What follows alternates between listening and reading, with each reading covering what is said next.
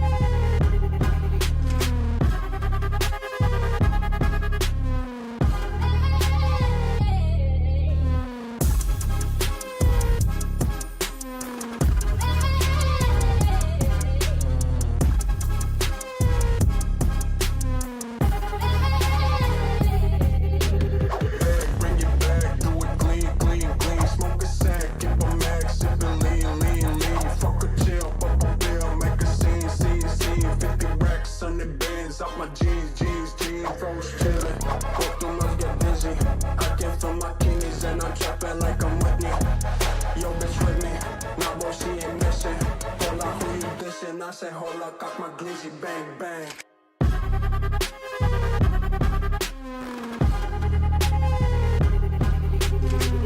I say, hold up, got my glizzy, bang, bang.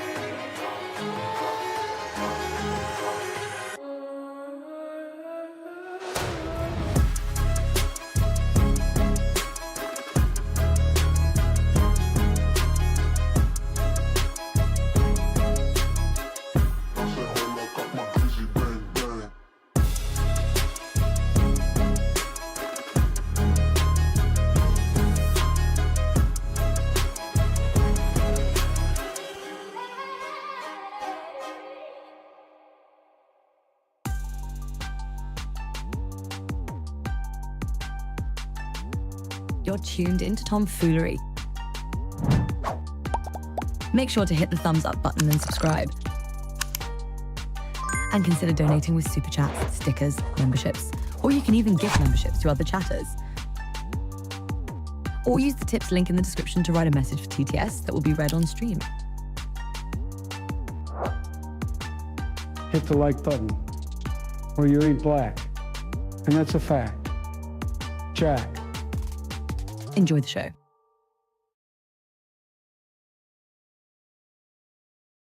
Oh, what's up, fools? Today is 12/9/2024. It is 1:35 a.m. Eastern Time.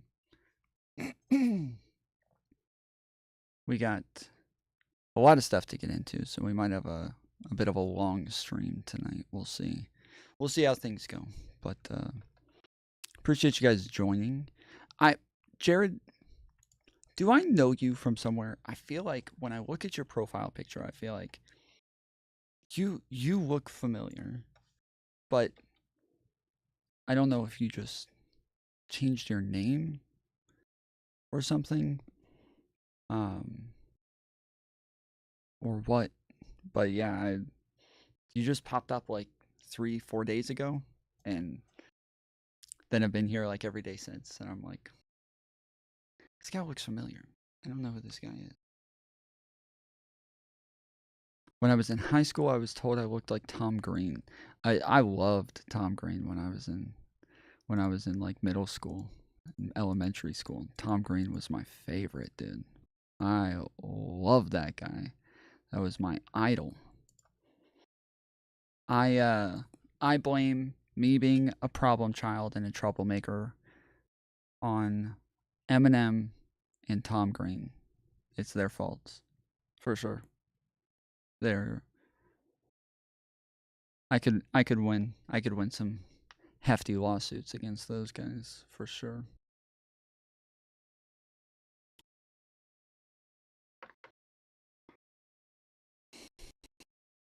The fucking Bum Bum song, dude. So good.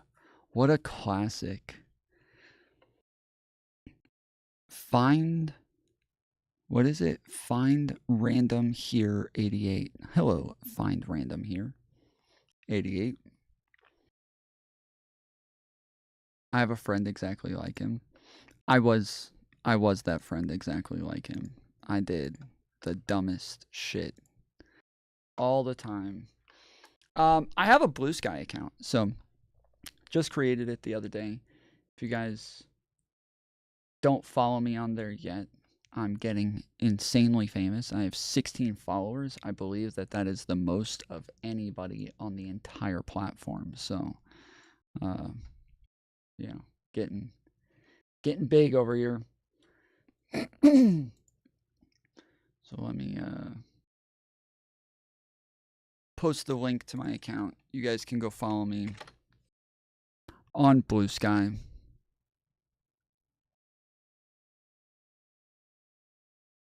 I listened back to my audio for a little bit yesterday, and it, at some points, so when I get close to the mic like this, which the night before, I felt like I had to be that close to the mic. But then when I listened back to it from yesterday, it was like it was a little bit too much.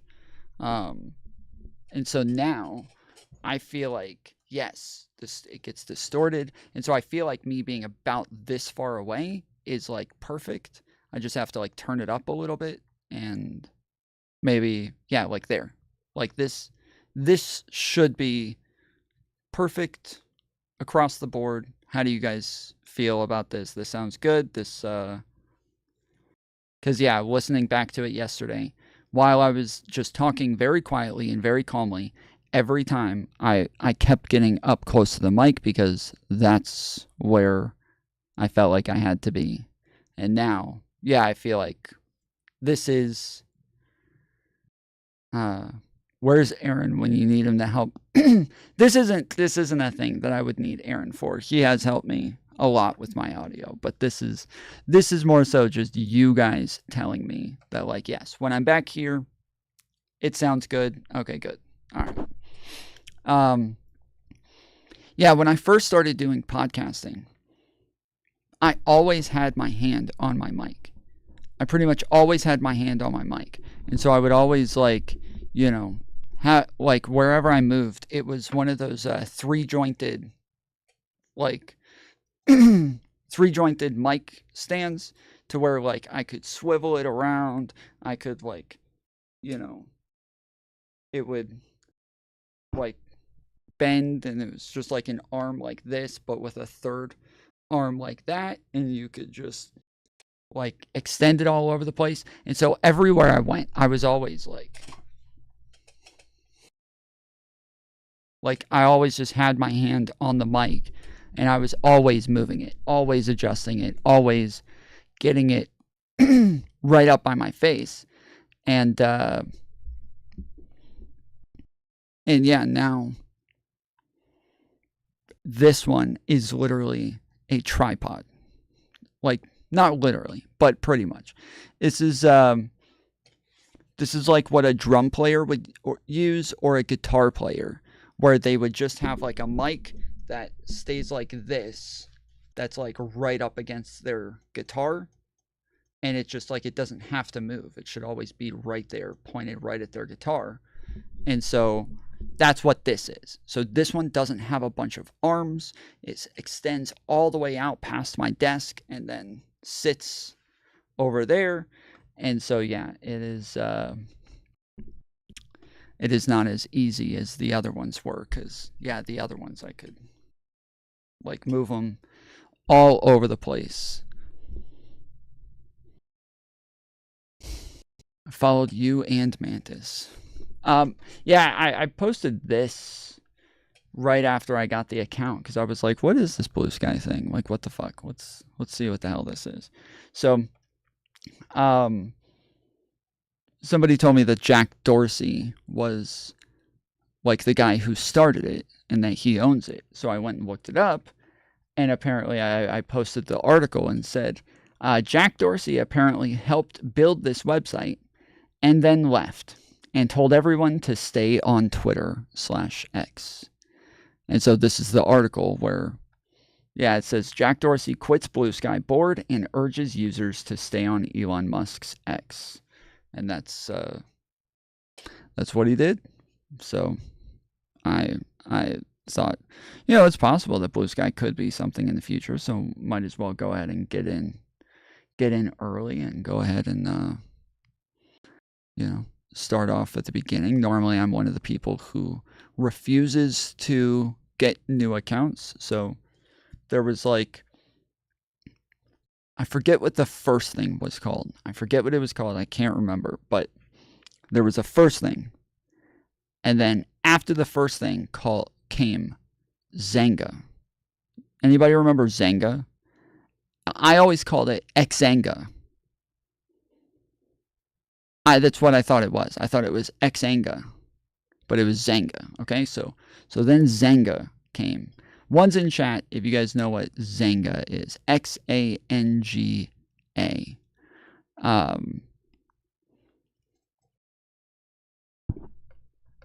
And then, after Zanga came MySpace.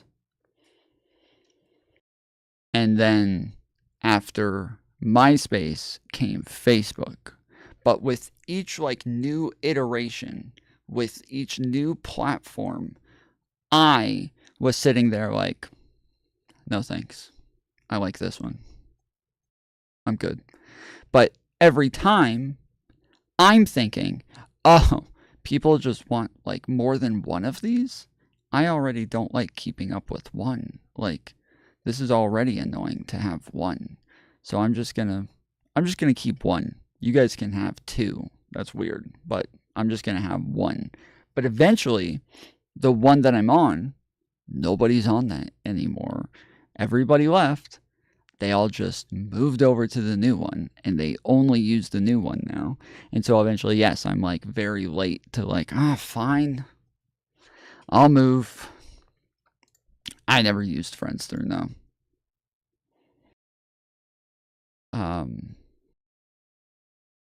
When are you reviewing the NBC interview that has already been proven to be toxic?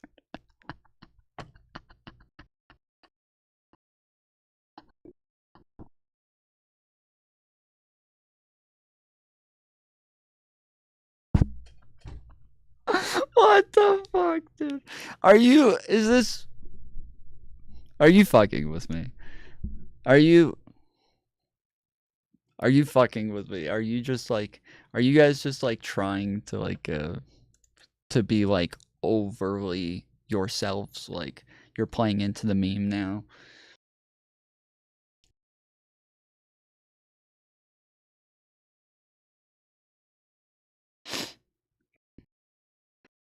Glad I can make you laugh, yeah. I was talking about this with somebody the other day, or actually not the other day, today. Uru, okay, so you guys know Uru. He owns my Discord. So if you're in the full cord, he is the owner of the server. He's one of my oldest viewers. He's been around for a very long time, and he is he's somebody. Obviously, he's not him and I don't really agree politically. He's mostly a conspiracy theorist, and such a great name, Uru. The full name is Uru Sama, and so that was his name, is Uru Sama. Isn't the interview where the host doctored out 6 words of one question to rephrase and make Trump look wrong? It just came out today, right? It just came out 6 hours ago or something like that, I thought. President-elect Donald Trump, welcome back to Meet the... Yeah, 12 hours ago. About the 14th Amendment. I don't know. I haven't seen it. So, anyways, but so Uru I've talked about this, when I first started streaming, initially I was just doing podcasting. And I was doing podcasting. I was inviting on like a bunch of different people from different ideologies, different thought processes, and I wanted to talk to them and understand them. My main issue was that, like, yes, when it came to YouTube, I could not ever find people who disagreed with me, who thought differently than me. I would always try to look up like left-wing shows, left-wing content creators, and I couldn't find them. And all I ever saw was just right-wingers or people that I agreed with, destroying them. And that was it. That's all I ever saw. But or I would hear like people like, Ben Shapiro and Steven Crowder and those sorts of people telling me what their beliefs were. And I always felt like, yeah, I would really like to hear it from them, because every time I hear it from you guys, they literally sound insane. Like, those people literally sound like insane people. They are, I cannot believe, it's hard for me to believe that those sorts of people exist. In my life, most everybody's fairly rational. They're able to think rational thoughts. They are Homo sapiens sapiens. Like, they're capable of being a normal person. They're not walking around saying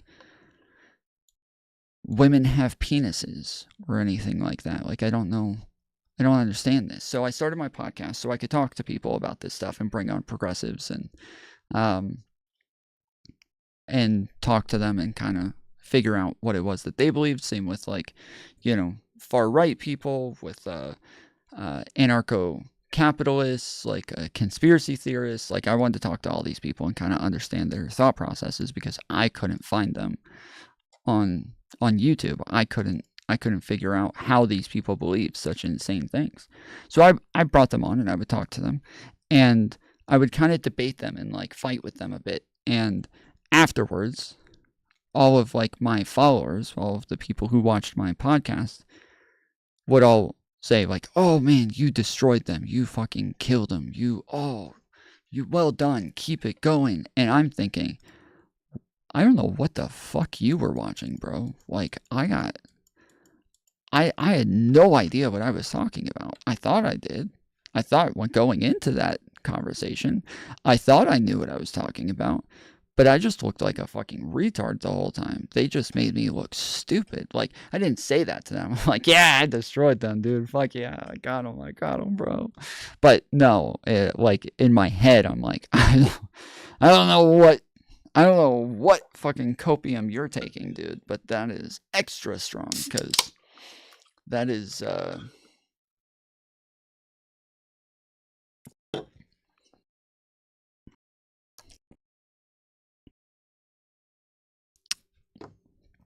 what is it?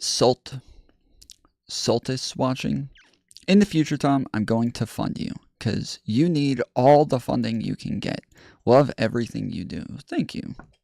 Appreciate it. I will accept your funding. The easiest way to do it is through memberships. So if you guys want to become a member, you can join below the video. Or you can send donos through tips. You can do it through super chats, stickers, and I think that's it. Super chats and stickers as well. But if you send it through tips, I get a larger percentage of it. YouTube takes 30%, but if you send it through tips, they take like 1%, and I get the rest. So, and I get it immediately, whereas YouTube takes 2 months to give me money. So there's a link in the description for tips if you guys want to send donations, and you can also write a message on there for TTS to read on my stream if you so wish. So anyway, so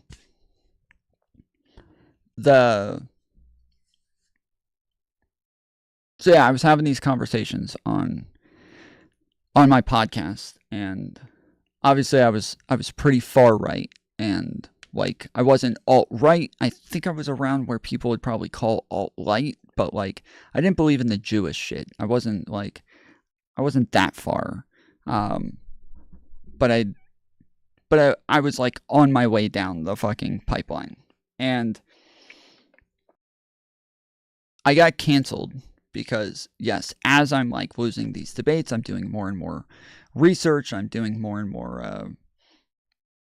I'm looking into things more and more and starting to find like what it is that I never even thought to look for, right? I would have this debate. They would bring up information that I've never even heard of. And then I would just stop and be like, huh, I've never even heard that. Is that true? What the fuck? And then I would go look it up and that's true. And I think, how is it that everybody I've listened to has talked about this topic 1,000 times and never mentioned this part? Like, this is weird. So yeah, so eventually I came out with a video called Why I Left the Right. And I was saying, I'm not really leaving the right. Like, I still have the same values. It's just that I'm realizing the people that I listen to are all liars. Like, every single one of them. They're all a bunch of fucking liars. Candace Owens, Steven Crowder, Ben Shapiro, everybody. They're all liars. I am leaving the right-wing consensus. I still have the same values. I still want the same things. I still believe in traditionalism. I'm still a Christian. I still want I'm still pro-life. I still want all the same stuff. But I want to live in the real world. And those people don't. Those people are trying their best to limit the amount of information that we get. They don't steelman the left. They never give us their real beliefs. They strawman the hell out of them and make their beliefs sound as crazy and as ridiculous as possible, because that's just much easier to destroy. It's just a much easier thing to destroy than their real beliefs. And so yeah, I was like, I'm done. I'm done with the right-wing consensus. Fuck these people. And when I did that, I got canceled by my own audience. I was, at the time, on Facebook. I was streaming on Facebook. I had started a streaming show called Streaming Saturdays, where I just streamed once a week, every Saturday. And I was averaging anywhere from 50 viewers to 200 viewers, concurrent viewers on Facebook. And then, yeah, when I came out with my Why I Left the Right video, got canceled hardcore, and Uru found my channel from all of the hate that I was getting. Just fucking piles and piles of hate from people. And so yeah,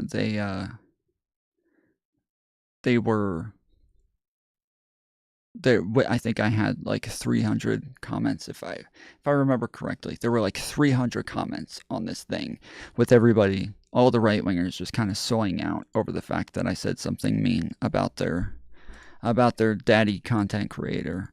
And Uru found me and he said, yeah, I can see that you're a socialist, a Marxist sort of person. I was like, the fuck I am, dude. I'm a right-winger.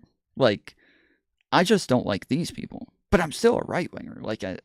I don't have to be a fucking, NPC in order to be on the right. And this is part of what I don't like about the right now, is that everybody has to say their programming talking points. They have to say the right thing, when being on the right, being a conservative, should be about just having the beliefs, having the right beliefs, having the right values, and fighting for that thing.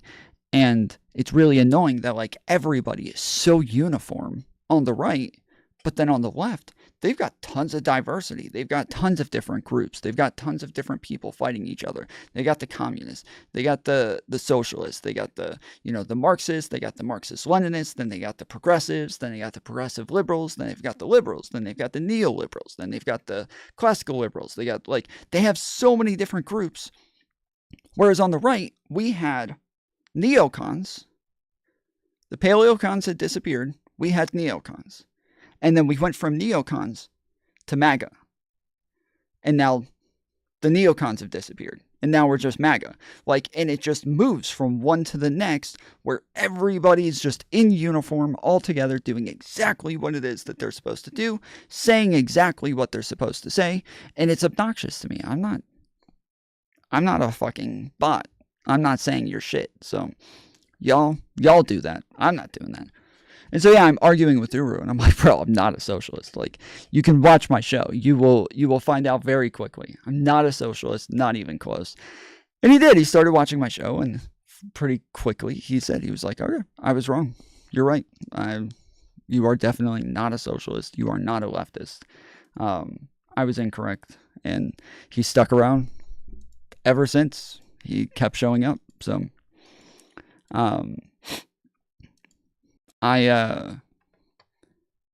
which is, it's embarrassing going back to like me arguing against those leftists on that podcast, because I also thought they were socialists. That is the narrative that I was being fed about people on the left, is that they were all socialists. I was so inundated with bullshit from the right that I literally said to lefties who came on my show, like, oh, okay, so you're a socialist, right? And they're like, what? No, I'm not a socialist. What the fuck? I'm a capitalist. Like, I'm just progressive. Like, that's not a socialist. What the hell? And I'm like, oh.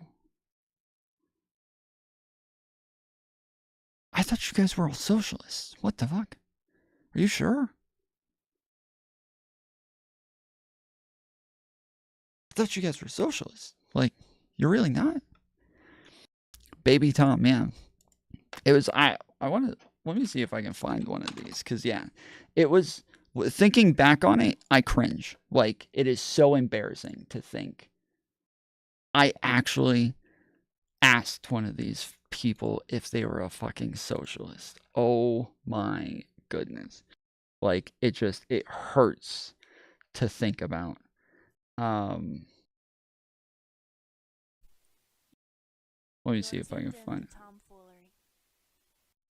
I think my audio is shit here. All right, Tom Foolery podcast here. We got Kat Silva on today. Thanks for coming on, Kat. Thank you for having me. So I thought it would be a good idea to have you on, especially right now with the government shutdown and a lot of it being over immigration. And I know that, here we go. You degrees for business or law or anything from science to, just anything you could think of, certifications. It's just all a power struggle. Okay. And that's with communism. That's always a little rough. But is Colombia not communist already? No, not at all. They're a republic. Okay. So that's I assume then a socialist more so, or no, not at all. It's kind of like the United States. You have you vote people in and they represent you. They have kind of like states in America, and you vote people in to represent those places, and then they make laws. They have certain things that people would say, like their healthcare, for example. You pay while you're working, and then you have healthcare. Like, you don't have to pay copays, you don't have to pay for surgeries, you don't have to pay for your prescription medicine, and it goes on until you retire and you're old and you die. So forgive me for my ignorance on these topics. I have not exactly researched Colombia. Yeah, most people wouldn't. They just know it's cocaine, emeralds and coffee. Well, and honestly, I probably get Colombia and Cuba mixed up sometimes in my head, and maybe that's where I'm going with the socialism. Sure, yeah. And so if here again, I don't know numbers on immigration. I assume you know the asylum laws. I look at and I say this seems fair.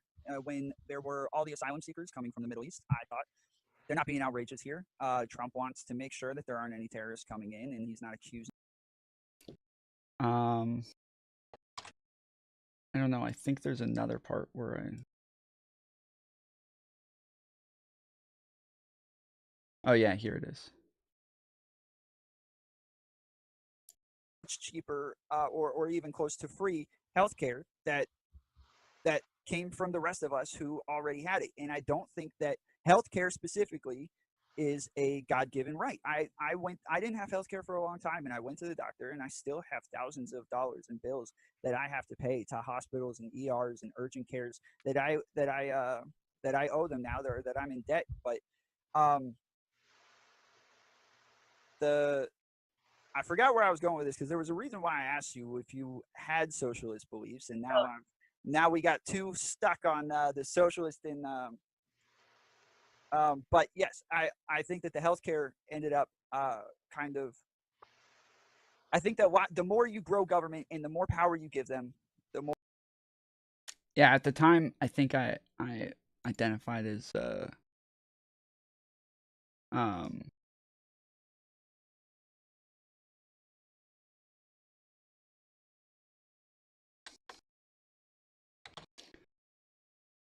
let's see. Okay, here it is. That's right. This is it.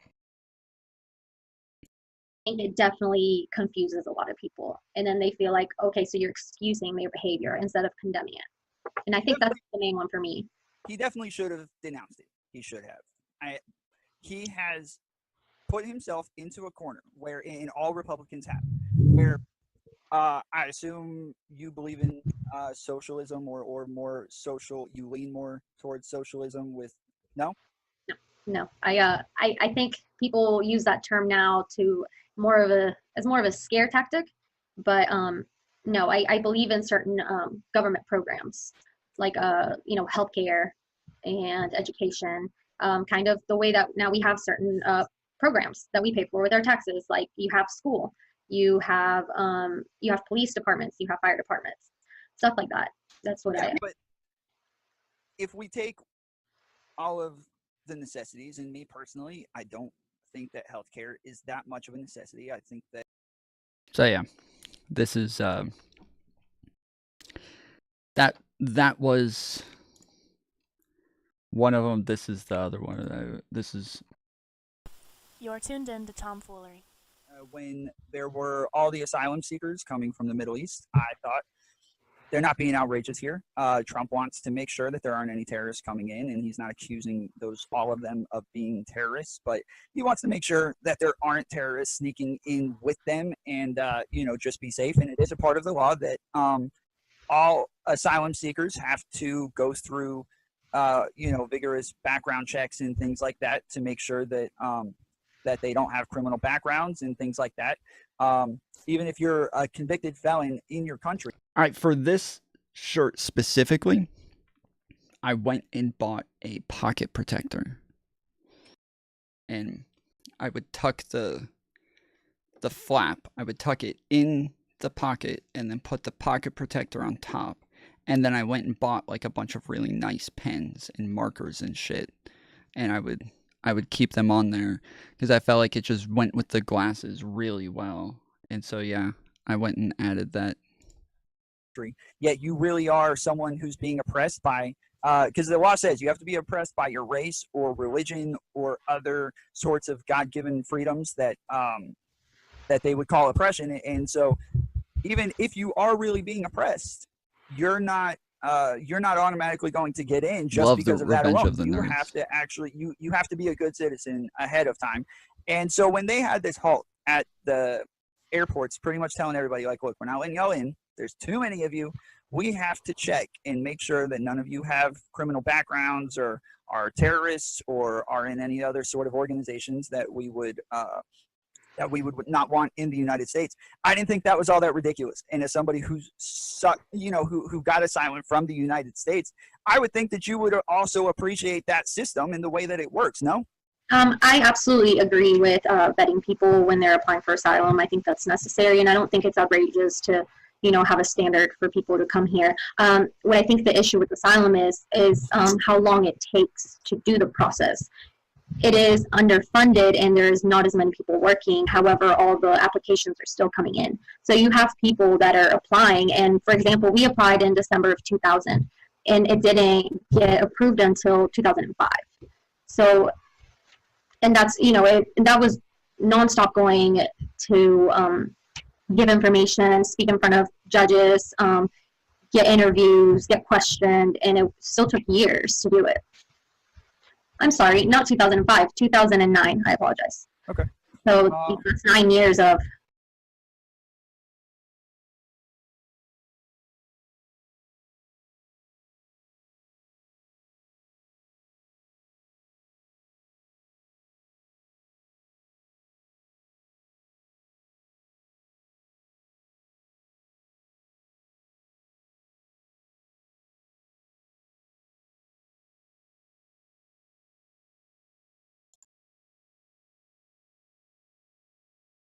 My mic messed up. But yeah, this is me arguing in favor of building the wall. And then there's even like, there were posts on some of my channels of me like arguing in favor of ethno-states and shit like that. And so, yeah, it was very, very different beliefs back then. But it was like having these arguments that kind of moved me over time. So like when Uru came in, I was... Oh, this one was fucking hilarious, dude. Lewandowski hearings go bad. This was fucking wild, dude. This is insane. This is one of my favorite videos from back then called Slapping Butts and Breastfeeding. And it's like me like arguing the subjectivity of what sexual harassment is, and that like there's so much like room on a fucking spectrum of like when it becomes sexual harassment, that like if somebody comes up and like puts their hand on your shoulder and then takes it off immediately, then nobody would ever consider this sexual harassment. But if they put their hand on your butt for the same amount of time or even less time, you'll consider this sexual harassment. And then let's say they do the same thing, but they move their hand up a little bit to where it's like on your back. Well, if they put it on top of your back, again, nobody thinks of it as sexual harassment. But if they put it on the lower part of your back, now we're, I don't know. And now we're not so sure. And so, yes, the argument here is like, yeah, kind of like bringing in like the subjectivity of sexual harassment. And then I don't remember what the breastfeeding part was about, but yeah, this is with the same girl. It's called Slapping Butts and Breastfeeding. This is me like debunking like alt-right beliefs and talking about how dumb the alt-right was. This on Facebook, this was like my most popular stream, going over the Caden Bayless child abuse, where apparently like all of the kids were making fun of him and he was crying, saying he wanted to die and shit like that. But then I think it turned out that actually the mom was the one making fun of him, and she was just trying to make him cry. And that's why he was crying, is because she was trying to get him to cry. And that's why he wanted to die and everything, was because his mom was pushing him. But I invited on like a co-host for this one, and he ended up having some insanely fucking edgy jokes on here that I was not prepared for. Like, this guy said some wild shit. I was not prepared for this. There you go. On Earth and normal to you, like out of the two, as of now. Out of Hillary Duff, Hillary Duff definitely. She's because Lindsay Lohan. I noticed most child stars. Damn, that his audio is scuffed. Hillary Duff, Corey Haim, what's the other guy? Corey Feldman. They all. Plus, you don't know how many child stars get through sexual abuse and all that. So yeah. Plus, they don't really have a childhood to begin with, a normal childhood. So they kind of put like, who's the other one? Like, there's Mary Kate and Ashley. There's lots of them, man. Amanda Bynes, there's another one. She has, because there's abuse in Hollywood. They don't have a real childhood. The ones you see have like a crisis going on when they hit like 19, 20, 21, 22. That's the ones that were. I when I first started doing this too, I made a huge deal about being able to change cameras from one person to another, from being able to go from like seeing everybody to just seeing the person that was talking. Like, I worked really hard on making sure that it just zoomed in on one person at a time. And then now I still think that's better, but people don't like that. When I ran panels and shit, the audio is terrible. You should have made a huge deal about that. I'm not sure if I think I do later. I'm not sure, but yeah. there were also times with this where I couldn't hear the problems, but the chat could, and it, like, on my side it sounded fine. So these are issues with Zoom. But yeah, I would love, when I do panels and shit like that, I would love to have, like, it zoom in and just have the person who's talking. But chat always gets upset when you do that because you can't see the facial expressions from everybody else while they're talking. And yeah, I don't know, for me, I would rather just zoom in on the person who's talking and be able to see them clearly and crap like that. And I just had to move away from it. I also hated when I first got on. I hated the fucking green lights around people. I wanted it to just show us. Just show us. Why do you have to put a green light around whoever it's showing? Just show us. What the heck? Really fucked up upbringing of the child stars. Amanda Bynes is a perfect example. Lindsay Lohan. What's another one? The twin boys from Everybody that get pushed in the spotlight. It's for the parent. The parents do it for their own. It's a two-way street. I mean, you could say that the parent try to push their child, Venus Williams, and they now when they just wanted to be, or too. I don't know. You have to wonder though. Like, if I had a chance, but, you know, I like that. Yeah, I wish my parents would have pushed me at, like, piano and, like, music stuff like that. I just chose stuff on my own growing up and really never had the drive or push. So I wish I did have a little bit of a push. Then that works. But if you look at, you say Serena Williams, Venus Williams, their dad pushed them. Look at the opposite side of that. Look at Michael Jackson. His dad pushed his own mind. That's why he liked kids and stuff. I think he liked hanging out with kids and all that. Yeah. I just started mine. Just dark. Well, one's a episode about borderline personality disorder, and the other two are just dark jokes, bullshit, or anything really. I'll talk about anything. It's just I just call it mental illness bullshit. Catchy name. Something stupid. Yeah, I think the name of his show was Mental Illness Bullshit. But he was out there. This isn't really my podcast. Like, this is a live stream that I do just once in a while, just to talk about current events, random stuff like that. My main podcast, like, we actually try to people argue the like button, like the page. You can still watch the stream on the page. That on my page was about that incest should be illegal. Prove me wrong. I think this and people are immediately like, yo, well, obviously, if you have children through incest, then you're going to have all sorts of deformities and things like that.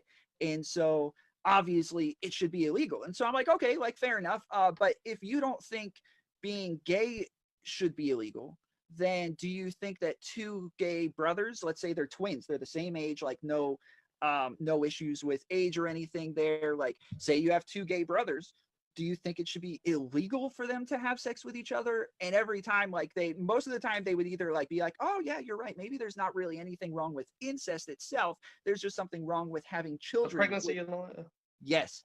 Yeah, there's issues with having a pregnancy within incest. And so like, it's disgusting to think about. Like, I don't want anybody to think that I am in favor of incest or anything like that. My sister just gave birth to an 8-pound baby boy. It's her second child and my first, so congrats on that.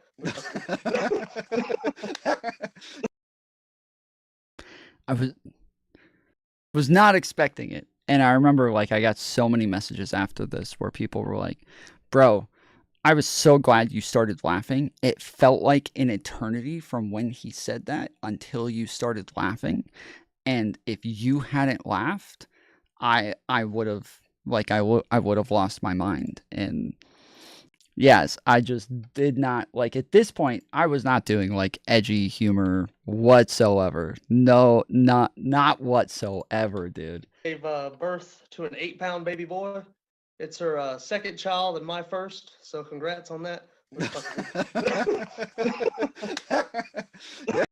So yeah, this is that guy was freaking wild. But anyways, yeah, eventually I came out with the why I left the right video. And there's like this guy was a COVID denialist and a conspiracy theorist. We even argued about, like, G5 for a while as well. This is the Dog and Chicken show. The first time I went on there to talk about the airline bailout, and they were all, like, really upset with the airline bailouts during COVID. this is me complaining about the lockdowns and how it's like ruining people's businesses and shit like that. This is me showing people getting kicked out of grocery stores and showing like how they're complaining about like people who refuse to wear masks, and same here again, people refusing to wear masks. And then once we got into the BLM stuff is where I started to see like hardcore what do you call it? Contradictions from my side, and was bothered more and more by it.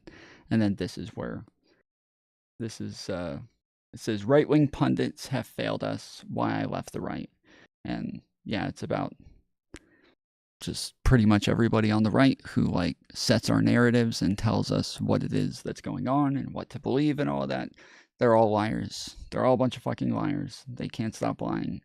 And then that's around the time that I met Kay Fellows. And then Kay Fellows came on and was my co-host for a long time. Kept talking to the people from Dog and Chicken. Did the Kyle Rittenhouse timeline. And then this is when I got on Twitch. And yeah, once I got on Twitch, things started to change pretty dramatically from there. So, because yeah, now I was able to talk to more people, especially lefties.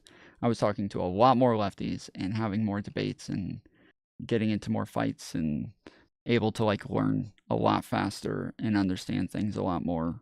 And then, and yeah, everything changed quick from there. So, this was a debate I was showing somebody the other day. You have a strong opinion on this topic that you over and over say like, well, I need to think about this, or I haven't thought about this much, or let me think about this for a little bit. Whereas these are questions that I've been going over for years and have been talking about for years and have been studying for years. And when other people who don't have any knowledge on these topics are running around telling all of the people who have a lot of knowledge on the topic that they're wrong, this is kind of how we end up with like Nazis and all sorts of conspiracy theorists and people like that. Are you fucking serious? Yes, I'm dead serious. So you're just gonna basically say my behavior is what leads to Nazis? Is that what you're saying? Yes.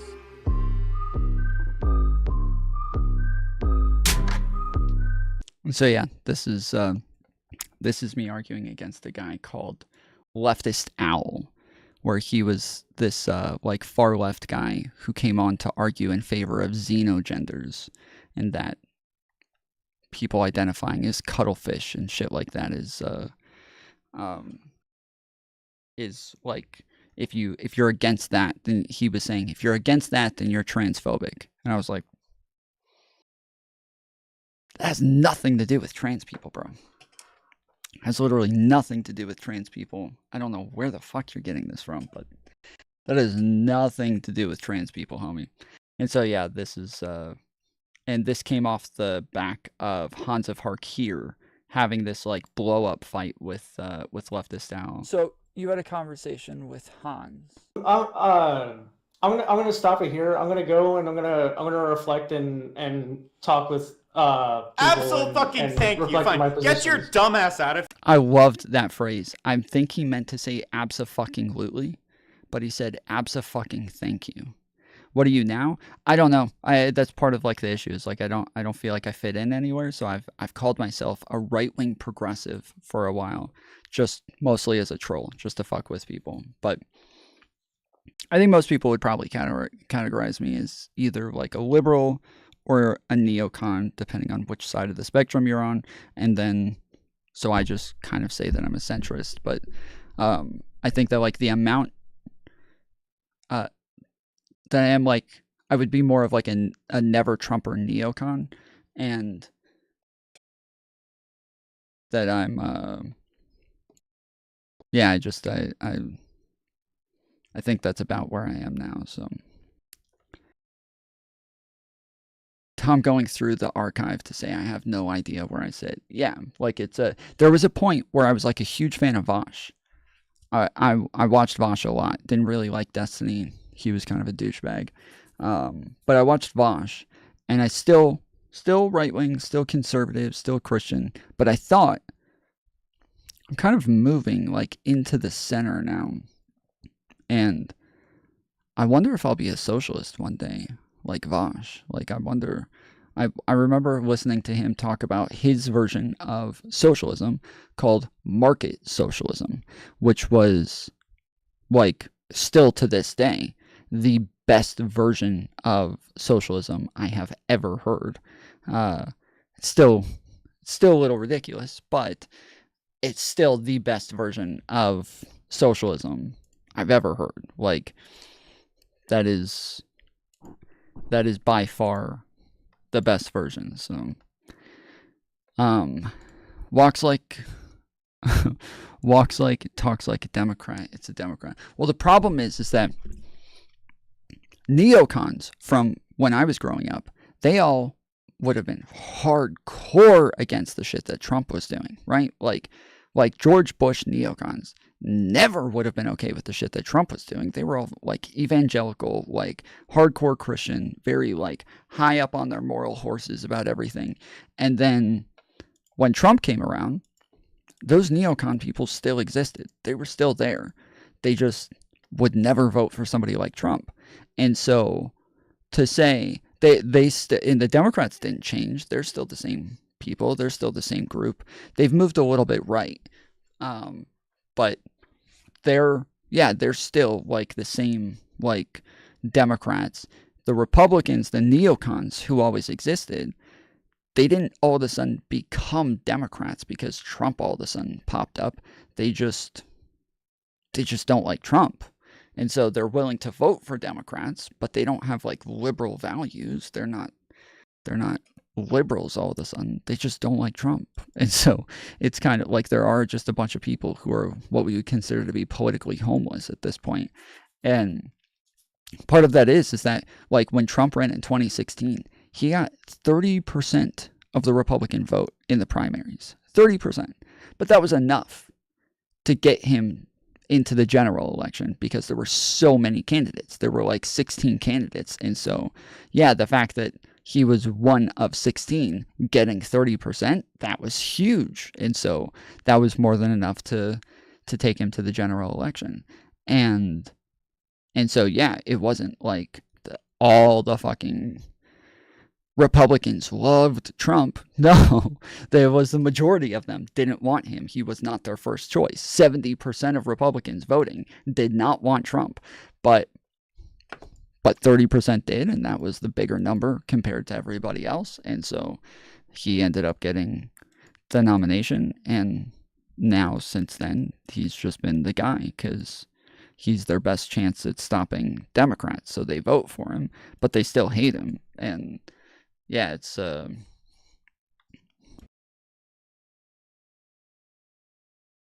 little odd to think like, oh, well, you say mean things about Trump, therefore you're a Democrat. It's like that's not how politics works, homie. And talk with Absolutely, thank you. Fine. Get your dumb ass out of here. You literally are talking all this shit, and you come on. You can't fucking defend any of your fucking shit because you haven't fucking thought it through. I have. My position is funny. He still won. And how many people switched sides from the DNC to the RNC? Not a lot, especially when you consider how many people switched from the RNC to the DNC. Like that was like record breaking, but Trump was able to pick up a lot more people who didn't vote before. And he was able to pick up progressives and like far left people from the other side that thought that like Kamala Harris was gonna like genocide the Palestinians. And then there was like the communists for Trump. there's the like populist leftist people like Shoe on Head, Joe Rogan, like people like that aren't Democrats. They were never part of the DNC. They were always populist. They hated the DNC, but they just leaned more towards the left. But they're populist, right? Like a Tim Pool, like all of those people. They never were really DNC liberal Democrats. They were populist left. And populist left has way more in common with the populist right than they do with the DNC. So they're more likely to just go over and vote for Trump, but they were never part of the DNC. Whereas the DNC picked up RNC people who were pro-establishment, people who were actually like neocons in favor of like institutions and like the Constitution and shit like that. They moved over to the DNC, which is why, Kamala Harris had a long list of like over 200 Republican representatives who were voting for her and backing her. She had over 20 people from Trump's own cabinet who were voting for her. Like, yes, but that's what you guys call them, rhinos, which it just doesn't make sense. Like the whole rhino thing is it is a contradiction in and of itself, which is why we talked about it last night, saying, like, it doesn't mean what they say it means. When they say Republican in name only, it doesn't actually mean anything. It has nothing to do with being a Republican, because they all say, Trump's not a Republican. He's an independent.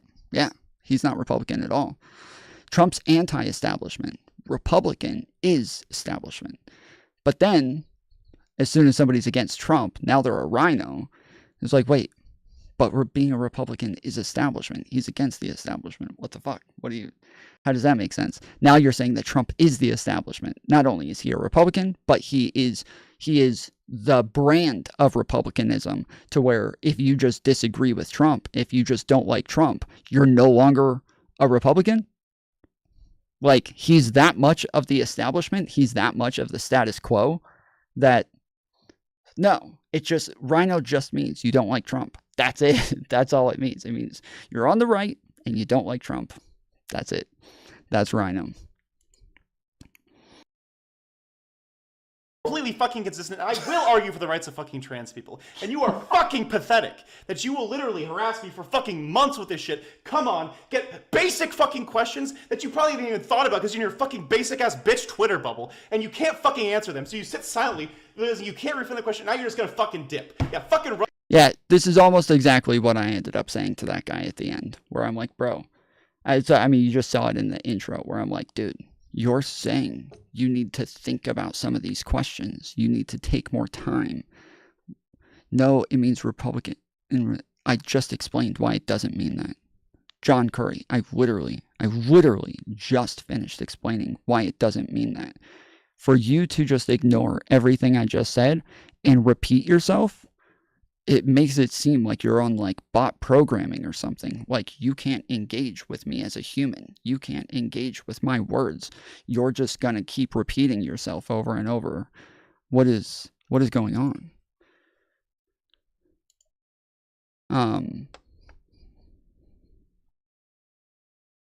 But yeah, I ended up saying the same exact thing as Hans at the end, where I'm like, you're saying you need to go think about these things, yet you've been running around calling everybody transphobic and shit like that, whereas you come and talk to me and act like I'm wrong and I don't know what I'm talking about, whereas I know the answers to these questions. I've been studying this. I've been thinking about these things for years. I've been spending hours and hours and hours for years and years, like every day for years, looking into this shit, studying it, talking about it, arguing it, reading about it, like...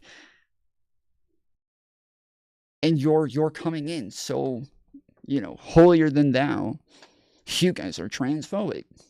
And then I ask you simple questions, and you're like, oh, I don't know. I have to think about that. Like, you're probably not the one to talk about this topic, homie. So, yeah, anyways. All right, let's get to the Trump interview. Oh, wait, hold on. Have you guys seen this? This is hilarious. I've always wondered what Americans sound like to other people, what English people sound like to other people. Ring is a politician who will do and say whatever to keep their job. Yeah, it's THEIR. But the problem is that, as I just explained, if you only call them that when they're against Trump. That's it. Again, you only use that term when they are anti-Trump. That's it. Lots of times they can just say one thing against Trump. You guys remember Tucker Carlson was rhino. Does anybody remember this? Once in chat, if anybody remembers when Tucker Carlson was a rhino. Once in chat. Anybody remember this? Anybody? It was a big deal. Like, it was a huge deal. When Trump first started claiming that the election was stolen from him, Tucker Carlson came out and he was like, that's absurd, okay? That's wild. All right. I know everybody says that I'm like a conspiracy theorist and like misinformation and stuff. The election was not stolen, okay? Let's get that part straight. That's wild. But, and then he would continue on. And this is when Fox apparently decided, like, hey, we got to stop saying the election wasn't stolen. Stop saying that. Like, we're losing viewers too fast. They were losing viewers because Tucker Carlson said the election wasn't stolen, and everybody said he's a fucking rhino now. He has betrayed Trump, and he's a rhino now. And that's exactly what they said. They went off about him being a rhino. Bro, chill. He's saying what the term means. And no, it's said when Republicans are believed to be placed as a Republican foe, the use of I'm sorry. That was a word salad. I'm happy to like read it again if you want to reword it, but I'm not. It looked like there might have been some what do you call it, like spell check things, or like your phone just like automatically changed some of those words to where it didn't make sense to me. But I'm saying, so the rhino stands for Republican in name only, but it doesn't mean that, right? It doesn't mean Republican in name only. I'm saying what it means is you went against Trump and you're on the right. That's what it means. But it stands for Republican in name only. So, yeah, this is apparently how people hear Americans. Pakistan Patan. We have to the border in Afghanistan. We near after the Afghani OCC border area. We have to the rocket launcher firing after the people 3,500 lost.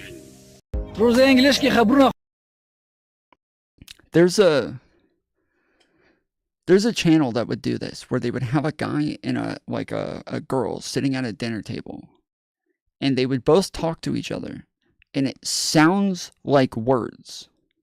It sounds like they're saying things, but they're not. It's all gibberish. And it really messes with your brain.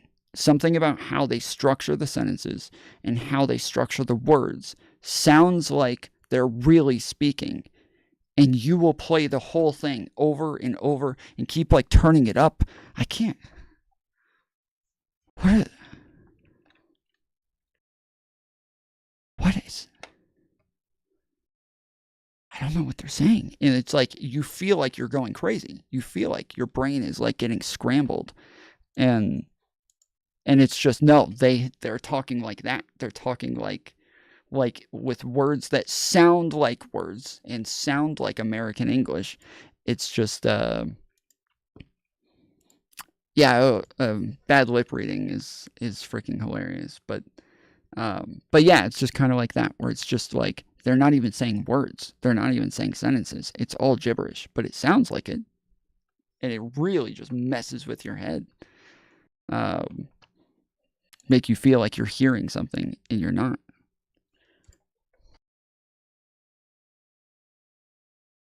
Jake, go back, change. Jake, go back, change. No green jacket, no hood. This is serious now. A lot of people have been DMing me, messaging me. You have to go back and change. This is not funny.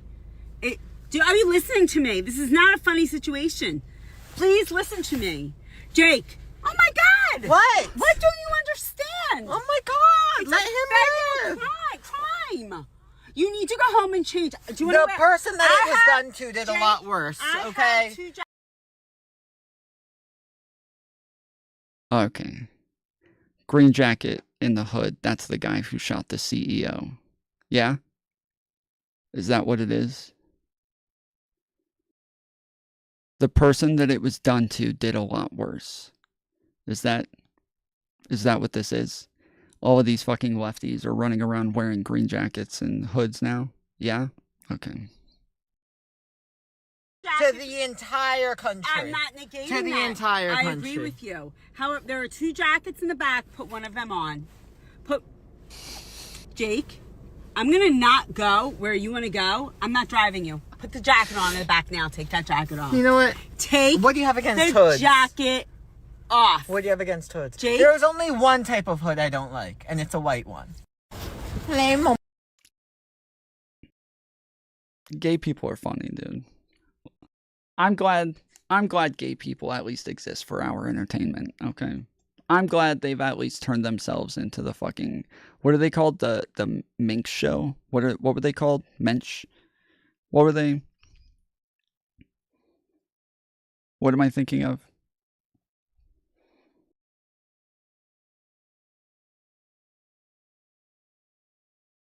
Right? We slay all day. Yeah, like this is what is the black people where they would like the white people would do blackface, and then they would have their like big red lips and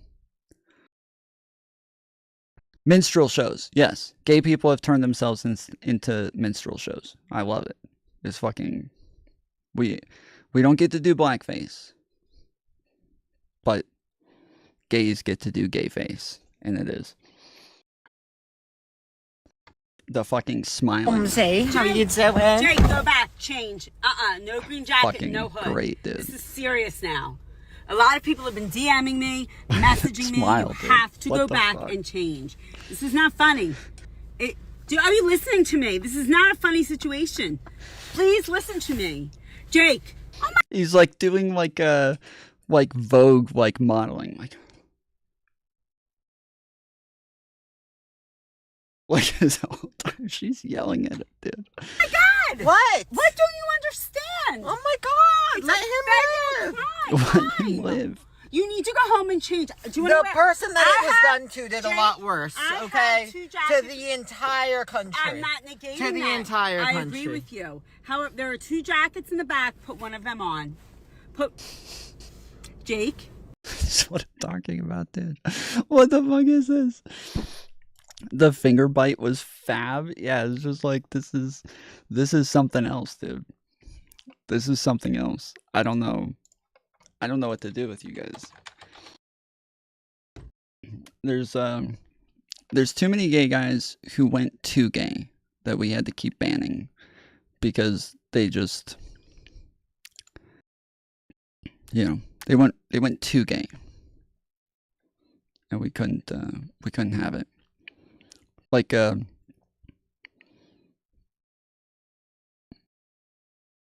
yes, like this. Yeah. Here we go. She's been a very stunty. What's it called? Brain? What's it called? Oh, smart? Brainy? Meta? No. Brainy. It's been very, cerebral. Good for me. I didn't Good get for why me. she was doing it. Can I see him because over the here? World of Wonder... 1 second. The World of Wonder... Okay, what? Oh, can I see over here? Yeah. I know what that word you said means. Cerebral. Mm-hmm. I know what that means, but for the viewers at home, could you just explain? It's because I worry that they don't always get our references. Our references. Okay. Can I see over here just for a second? Yeah. I'm actually very confident that they know what it is. They also found us on the internet, so they have access to the internet. I just don't want to waste people's time because they can find it on their own. And you already know what the word means, so... You're right. No, you're right. Okay. Can I see you back here? Wait, do it again. Sorry. Do it again. Do it again. Wait, hold on. Can I see you back here just for a second? Yeah. Just for my own, like, kind of peace of mind. What do you think cerebral means? Well, there's cerebral palsy, a condition. I'm gonna stop you right there. Can I see you back here just for a second? Can you spell cerebral? Yes. SIRIBR. She's been a very stunty. What's it called? And then we got straight guys pretending to be gay guys. Those are freaking great, dude. Josh, I'm serious, Josh. They like same thing. Like he has to like stop and like pose, like all the time. It's just like out of nowhere has to like stop and like stare at the camera and shit. Wait, look, okay? Jake, what the is this? That's fake. That was just a video that I did for MTV, and that was for my album Rollout, but the album is out now, and you can stream it everywhere, but it is out, so now we can get back to us. We can't even have a normal conversation anymore without all of these cameras around constantly. Who is that? This is no one. No one. I have to take this. Oh, you have to take... It's no one, but I do have to answer it. Yeah. Wait, give me 1 second. No, Josh, give me... Hi, baby, what's up? I see you fighting with Josh. No, you can't. No, you don't. No, I do. I'm literally... I'm literally behind you. I've got to go. Give me 1 second, okay? Josh, come here. They're running, Josh. dude. You're chasing him? Freaking running. Josh, come here. Josh. Okay, perfect. Josh. It's yeah, great. Love it. So good. Love all of it. And then we've got the Cardi B in like Nicki Minaj aesthetics that all of the gay men love. And so now they all want to be Cardi B and Nicki Minaj. Look at my girl. Oh, yes, queen. Sit. Take a load off. Look at how she's walking. Look at, yes, I have a man, thank you. For me, walk for me, sir, walk for me, sir, walk for me, sir. I'll see you after the function. Yes, make a scene, yes, Cardi B, yes, fuck your DP, yes, cut it, look at the hips, look at my...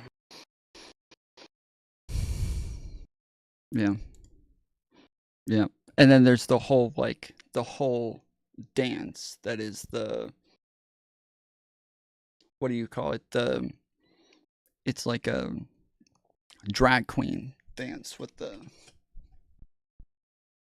what do they call that? Like poshing or posing?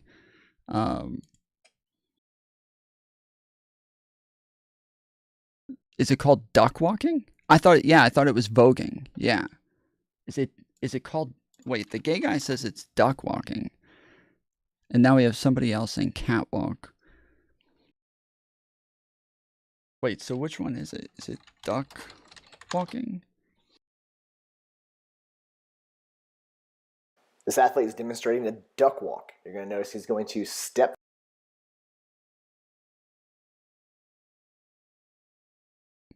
Oh, yeah, here we go. Class is now in session.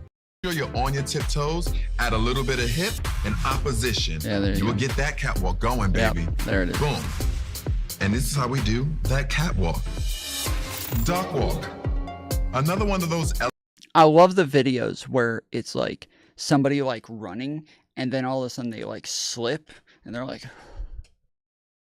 and then it like flips into like a gay person voguing and they're like, it's like they're falling onto the ground and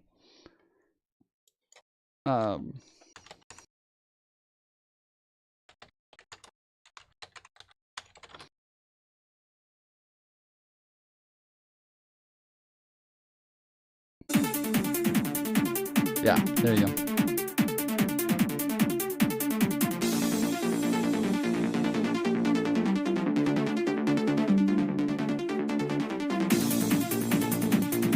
It's so good, dude. So good. So freaking great. All right. We're definitely totally watching the Trump interview now. For real. Definitely for real this time. Wait, what was this? Okay. One more. Okay, so what did the kids say? What did all the kids say when you said that? I have to shout out. Okay, go ahead. It said mother. They all said it? And what did the teacher do? Did she put you all in the corner? I didn't. I was the only one sitting in the chair. Oh, is your nose growing? Are you telling the truth? Yeah. Did they all say it? Yeah. Is her nose growing, Mommy? I can't tell. Yeah, it is. Yeah, it's growing. No. Did they all say it after you said it? Yeah. Leon Miller said mother. I thought you weren't going to say it anymore. I really don't like that word. Okay, I just have a. I hate that word. I don't. Dude, we got a freaking future debate bro on our hands over here. We got a debate bro on our hands over here. I am totally digging it. This is like the Listen Linda kid. That kid is going to be a full-on debate bro when he's older. Listen to me. Like I do this all the time. And if I go out at the house with the door, Matthew has his toys, and then Matthew has all his toys. Okay, but I have to yell at you guys. Okay, Linda, listen, Linda, listen. Okay, what? Like everything they do at this house, you can't trust everything at Grandma's house. Okay. Okay, then what? Then you're not listening to me.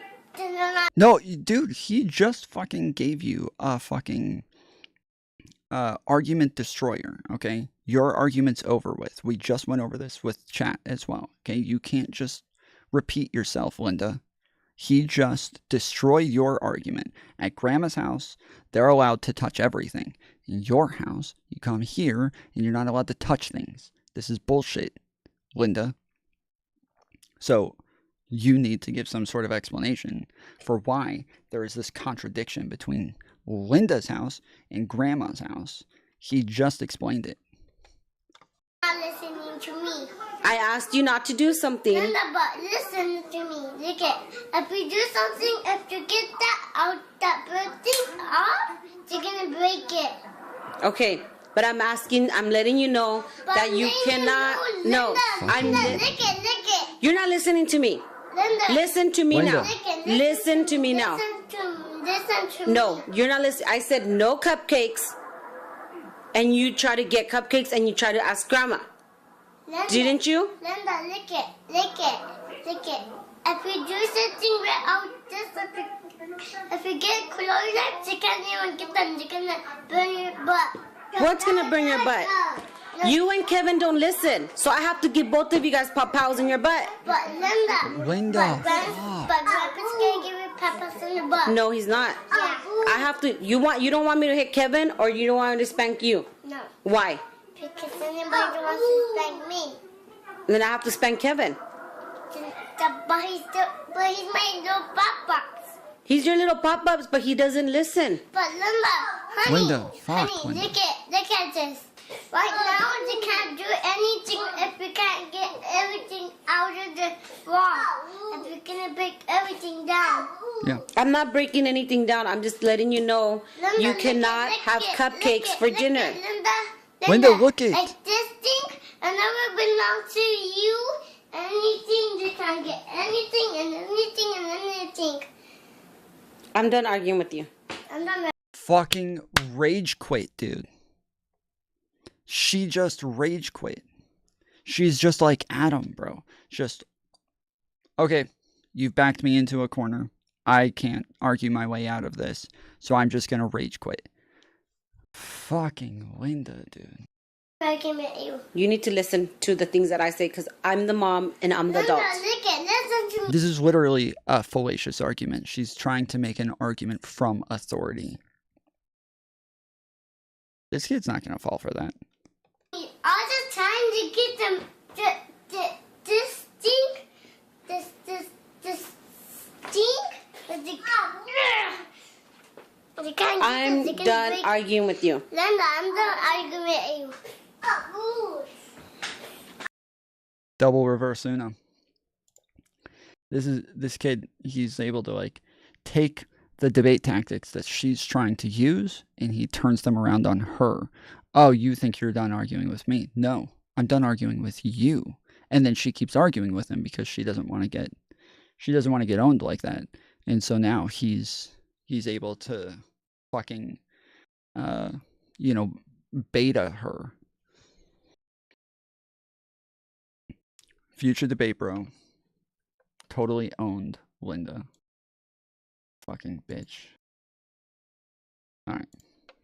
Press. Thank you very much. Thank you so much for being here. You are the first president since Grover Cleveland to win non-consecutive terms. Mm-hmm. Republicans now have control of the House and the Senate. Right. What do you plan to accomplish in your first 100 days in office? Well, we're going to do something with the border, and very strong, very powerful. That'll be our first signal, and a first signal to America that we're not playing games. We have people coming in by the millions, as you know, and a lot of people shouldn't be here. Most of them shouldn't be here, but we have jails being emptied into our country. We have... See, what the fuck, dude? I cannot believe he's still doing this. I seriously, I cannot believe he's still doing this. This is actually insane.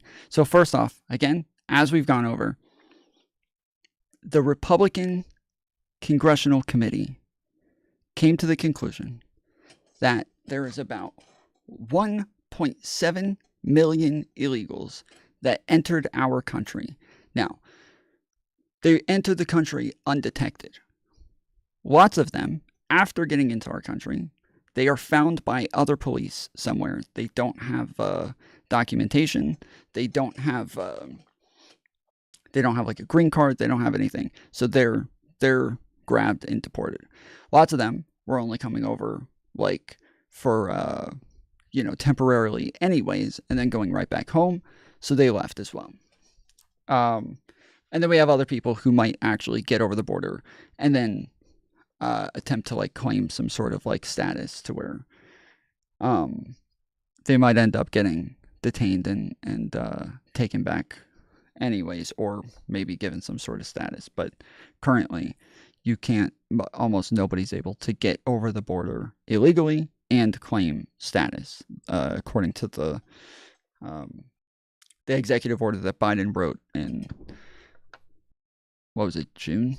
After the border bill didn't pass, he wrote an executive order saying that you can't really come over the border illegally and then claim asylum if they've gotten to the limit. What was it, like 2 million or something? Like there's like a limit for how many people they can detain at once.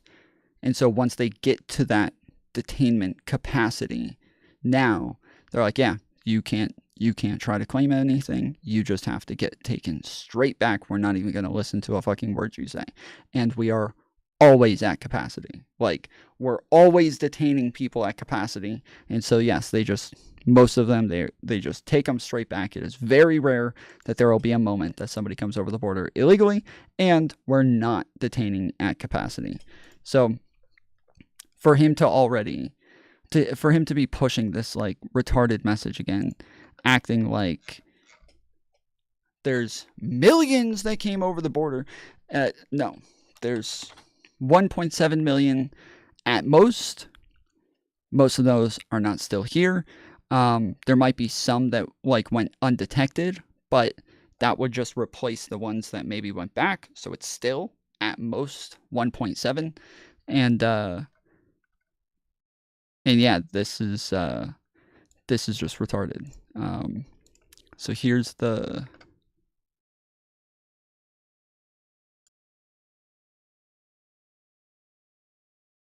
This is the Biden's border bust, House Committee on Oversight and Accountability, and the House Committee on Homeland Security release report on insights from Border Patrol sector chiefs at the southwest border.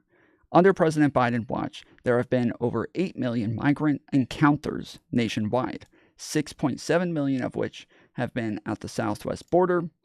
Worse yet, over 1.7 million known gotaways, illegal immigrants who have evaded patrol, are now living in the interior United States without documentation and without having undergone any vetting by immigration officials. So that's the number of illegals.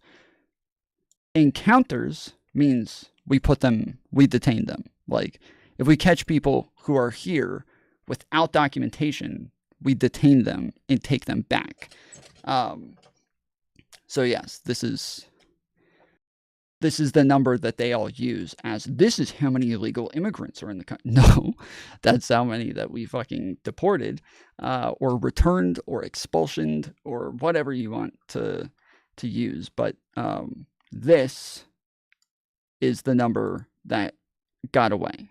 This is the number that got into the country without us catching them. And so, and we know that from, like, surveillance, people, cameras catching them, motion detection sensors, reports that people put in, shit like that this is how we know.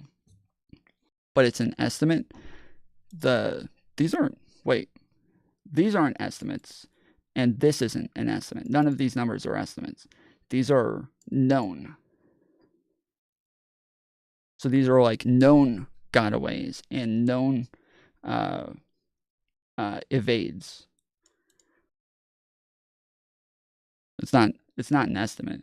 It's just that, as I said, the 1.7 million that we're saying, yes, we know that it's always less than that number because lots of them get caught and taken back, and lots of them were only here temporarily and snuck back over the border again. They might be like here to, like, I don't know, sell some drugs or some shit like that, and then they sell them, they go back home. But on top of that, we also know that there's some that we just don't know about. So we would assume the ones that we don't know about would be around the same number that probably went back or got deported or are currently being detained in some sort of like county jail or something like that.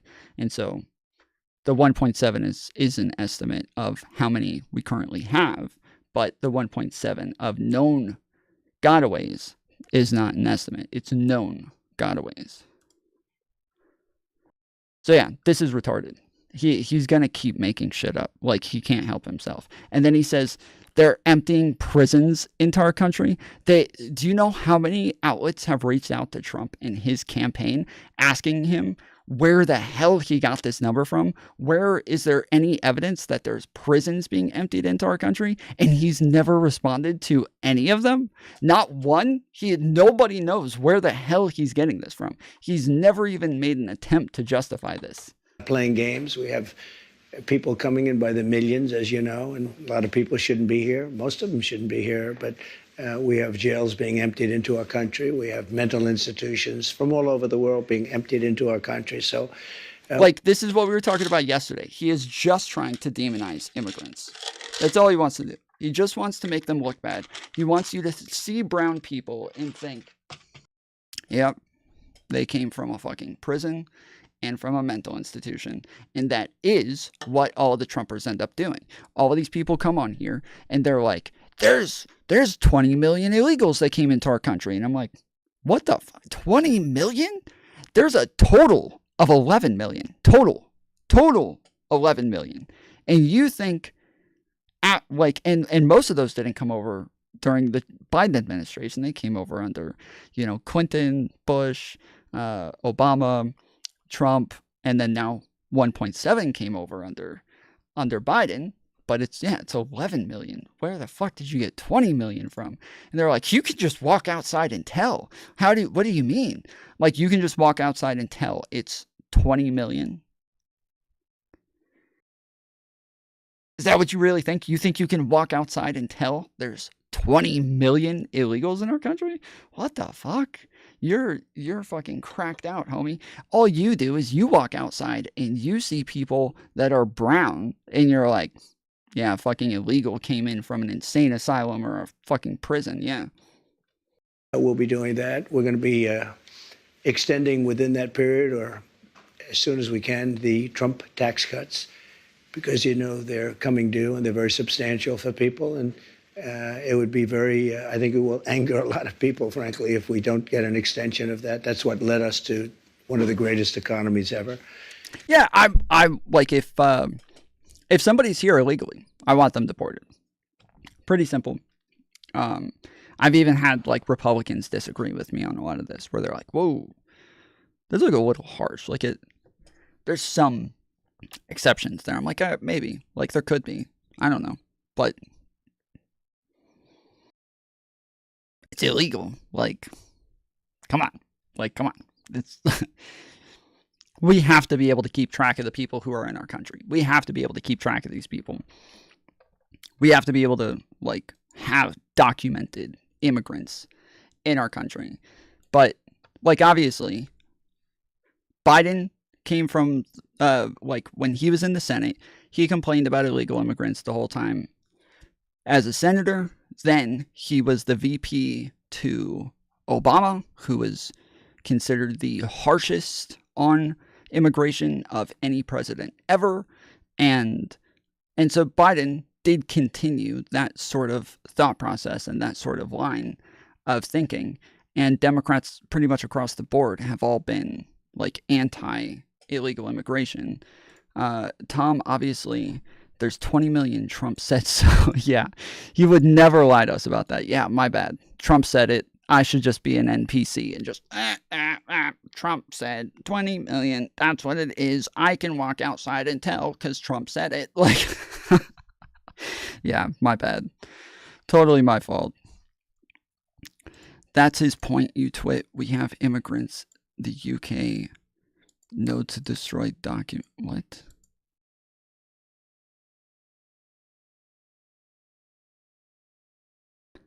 Wear it, you avoidant, shifty little turd. Are you having a...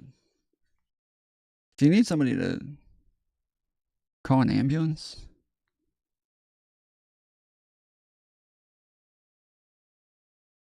There hasn't been, like, one coherent sentence in any of your fucking, like, 20 comments over the last 30 seconds.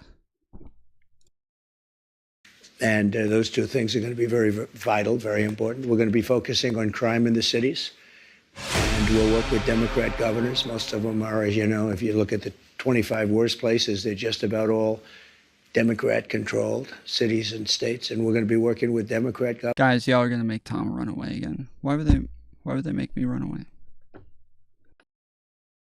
I'm too fat and out of shape to run. Governors and Democrat mayors, and I look forward to doing it, but we have to do something about crime, and mostly in our cities. And we're going to have a lot of other things. We'll be working on nominations. We're going to still be working on some nominations. I think they're going very well. We have, for the most part, I think they're going extremely well. It looks like Peter's doing well now. I mean, people were a little bit concerned. He's a young guy with a tremendous track record, actually. He went to Princeton and went to Harvard. He was a good student at both, but he loves the military, and I think people are starting to see it. So we'll be working on his nomination along with a lot of others. Because you're embarrassing yourself with how mentally deranged you are. You need help for TDS. Well, come help me. Jump on. Let's go over it. If you can explain it, if you can be the logical one and show me all the numbers, you can show me the evidence, you can show me, and you're not just going to say, of course I can walk outside and see it, or Trump said it, therefore it's true, but you can show, like, some sort of data, you can show some numbers, you can show me where you're getting this from, then hop on. Jump in the waiting room, or I can give you a number to call in if you want, or whatever, like, whatever platform you want. I will do whatever I can to make this easier for you. If you want me to do it on Twitter, if you want me to do it on StreamYard, like, whatever you want.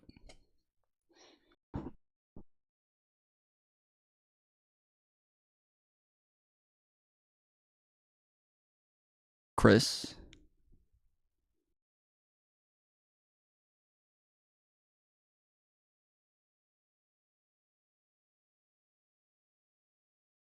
I need video proof, yeah.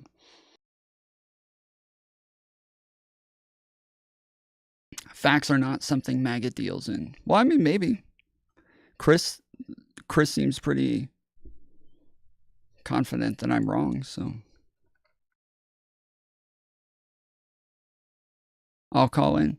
Oh, we got a different Christopher. Well, I want to give Chris Truth a second. I don't want everybody to think that he just completely pussed out and ran away or something, but what am I needing to do? I'm asking you. I'm saying, if you want to jump on Discord, there's a link in my description to where you can just jump on.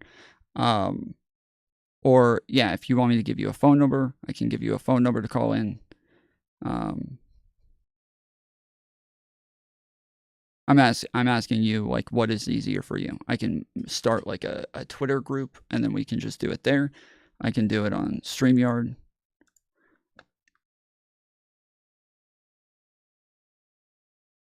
Oh, it's Chris Truth. Have I dealt with him before? Or you're just saying that's his name? Okay, what phone number? I don't have Discord or Twitter. Okay. Here, I'll put it on the screen for you real quick. Okay, there you go. This is the number.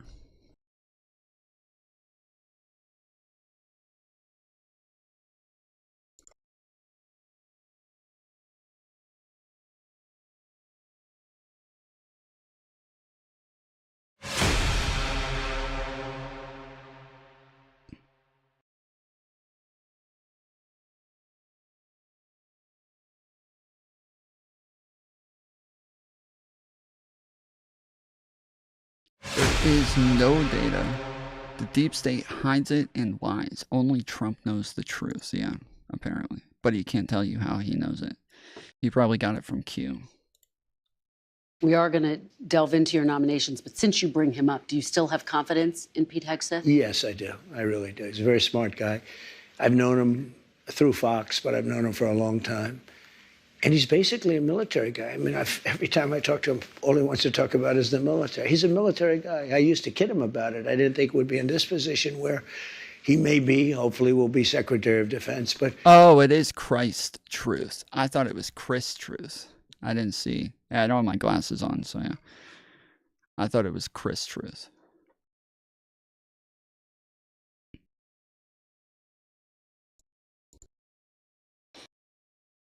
Chris? Or Christ, sorry, Christ Truth. If it's not going through, let me know. He passed out and ran away, guarantee. I just wanted to apologize, caught this randomly and said some shit. You're good, brother. Oh, appreciate it. Okay. Thank you. Yeah,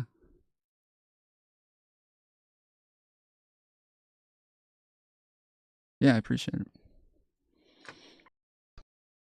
Yeah, it says Christ, sorry. I'm here 1 second. Okay, fair enough. I just wanted to make sure. There are times where the call-in number, it has issues. So if it has any issues, just let me know. The easiest way to do it is to just text me on there if it's not going through, and then I'll try to fix it. But it should go through. The last couple of times I've done this, it's worked just fine. So, yeah.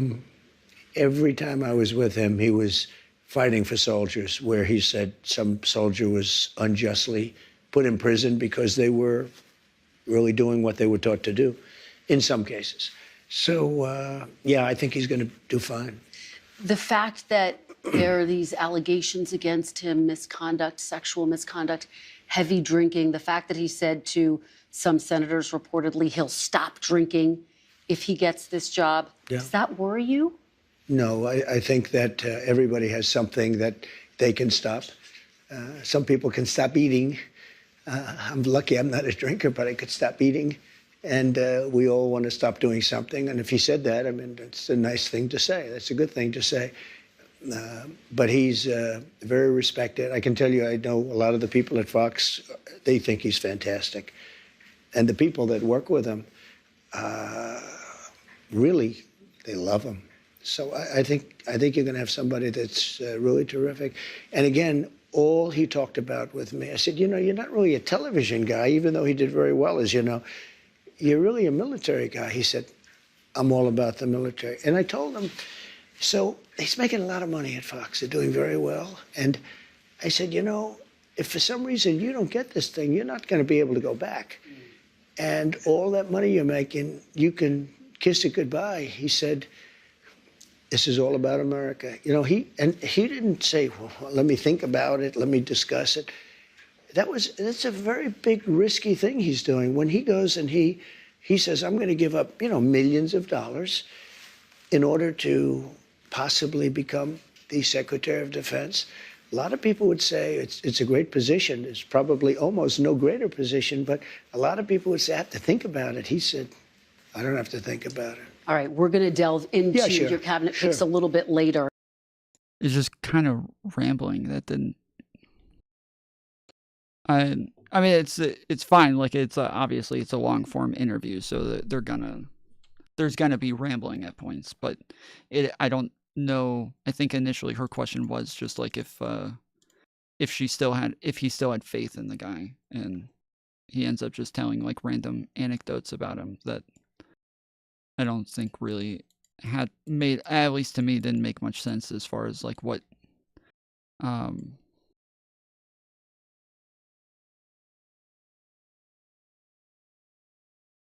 that had to do with his faith in him. But I want to delve into one of your signature promises on the campaign trail, which was to end inflation, to lower prices. You are now proposing tariffs against the United States. No, Woodstock was the school that I went to. It's a high school that I played football and basketball for. This was actually the baseball hat that one of my friends gave my brother, and then my brother gave it to me, my younger brother, and it just has held up really well. Like it's just a really like sturdy hat that's like held up really well over the course of 20 years. So yeah, I like it, and I've been looking for other. So I went and looked up this company, and I'm probably gonna get them to make the same hat just with my logo on it and say Tom Foolery on the back, and try to get like, yes, the same exact design and everything. But I'm probably gonna get it. I'm probably gonna get the black and gray logo instead of the pink and blue one, because I feel like that'd be a little much on a hat. But I'm not sure yet. We'll see. 3 biggest trading partners. Economists of all stripes say that ultimately consumers pay the price of tariffs. I don't believe Can it. you guarantee American families won't pay more? Oh shit! Finally! What the? How has it taken? How has it taken this long for this question to get asked? How has it taken this long for this question to get asked? This is crazy. I'm actually blown away that somebody's asked the question. I started thinking that he had like a negotiation like going into a lot of these interviews where he would say like, yeah, I'll come do your interview, but one, you're not allowed to ask me about the fake elector schemes or the charges. You're not allowed to ask about the felonies. You're not allowed to ask about the tariffs. You're not allowed to ask. Like, I assumed that they just weren't allowed to ask these things because they never do. $2 from Brandon said, make the hat red like a MAGA hat. Ooh, hey. Just a little bit ago when I was showing you guys my old videos and I was showing you the picture of me and Kat talking, and I was holding a red and white hat up to the camera. It was a hat from, I forget his name, but it said make Donald Trump again. Do you guys know what that is? Does anybody know about that? Make Donald Trump again. Make Donald Drumpf again in the final portion of the segment. Oliver, yeah, it's Oliver something, the guy from he's like that lefty guy who's like supposed to be a comedian or whatever. John Oliver, yeah. In the final portion of the segment, Oliver urges viewers to refer to Donald Trump by the Trump family's ancestral name of Drumpf. And they go over the ancestral name through his ancestry, and the name used to be Drumpf, but it changed to Trump over time, which I can totally understand. But Drumpf sounds like a fat, lazy kind of boring guy, whereas like Trump, like that's like, that's a trump card, or like they trumped that guy, or stuff like that's used as like an own, like you owned them, you got them, right? So to change it from Drumpf to Trump, so big shift in the name and the kind of like thought process with it. Every family name was butchered or shorter coming here. Yeah, my family's last name was just spelt different. And they eventually changed the spelling of it. And when they did, there was it was over like a family feud. Like there was like this big feud.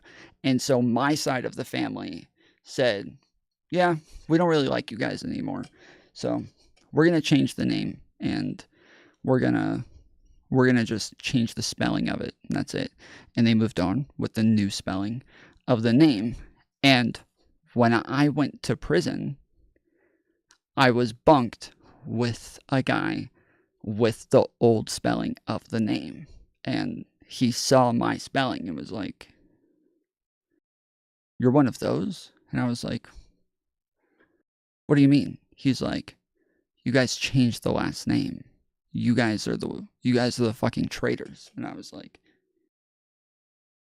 you know about my family's fucking feud shit? He's like, yeah, your like great grandfather or something like changed the name and spelt it differently. And I was like, how do you know that? He's like, there's a street in this town named after the with the same last name, just with the old spelling, right? And I was like, yes, yeah, that there's a street, yes, right over there with the old spelling. How do you know this? He's like, because that's my name, that's my family, we own everything on that road. I was like, oh shit, dude. I was like, my dad went down there one time. He got called to do some work and went over there, and they fucking kicked him out because once they saw the way his last name was spelt, they fucking kicked him out. Yeah. Are you the McGultys or McCoys? Yeah, that's what you would think. Yeah. Wait, I thought it was the McCoys and something else. What was the other family? It wasn't McGulty's, was it? Hatfields and McCoys, yeah. Yep. Yeah, I don't remember what the feud was over. But I believe there was like a shooting or some shit. I can't guarantee anything. I can't guarantee tomorrow. But I can say that if you look at my just pre-COVID. Are you Italian? No. From what I understand, my family was French. That like our first like arrival to this was like the Martin Pinzon who came over with Columbus and all of them, and then they started getting down with all the Native Americans. So we had the greatest economy in the history. Pay the price of tariffs. I don't believe Can it. you guarantee American families won't pay more? I can't guarantee anything. I can't guarantee tomorrow. But I can say that if you look at just pre-COVID, we had the greatest economy in the history of our country. And I had a lot of tariffs on a lot of different countries, but in particular China. We took in hundreds of billions of dollars, and we had no inflation. In fact, when I handed it over, they didn't have inflation for a year and a half. They wanted. So somebody remind me. We need to go over why Biden kept the tariffs. We need to do a lot of research into that today, because I've said this for a while that we needed to do the research, and we haven't. I've heard so many different answers to this. The main one that I kept hearing was because China already tariffed us back in return,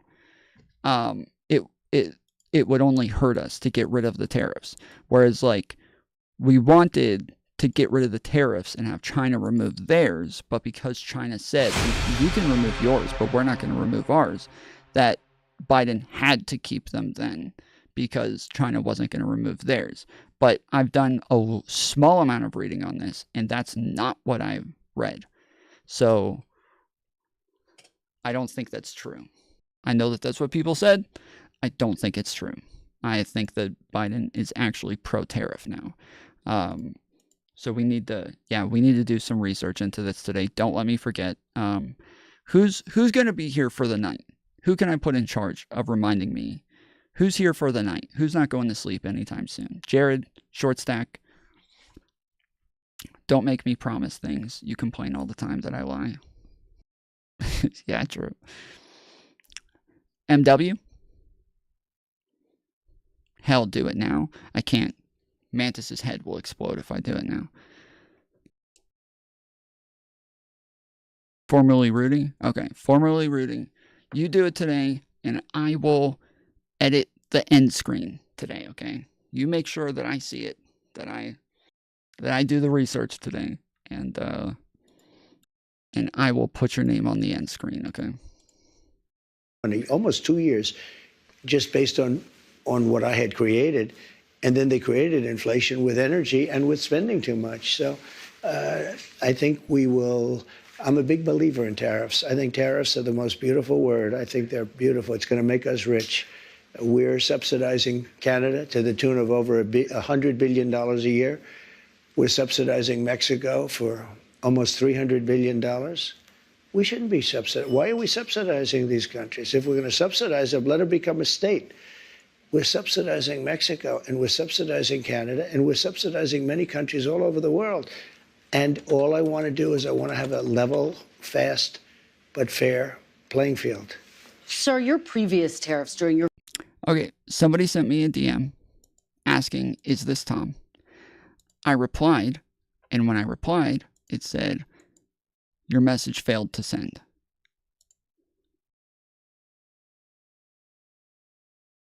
So it looks like whatever number you're messaging me from is not... I'm not allowed to reply to it. Your first administration cost Americans some $80 billion, and now you have major companies from Walmart, Black & Decker, AutoZone saying that any tariffs are going to force them to drive up prices for their consumers. How do you make sure that these CEOs... Yeah, from like a little bit of research that I've done on the tariffs that Trump had in his first administration, that his plan was, and it makes sense, it's logical, it's like commonsensical, is that, hey, if I make it to where China has to pay tariffs, right? So that means that if you do a tariff, that means that if China imports something and the American company is buying it, the American company pays a tax in order to get a Chinese import, okay? So the American company is paying more. China doesn't pay it. The American company pays it.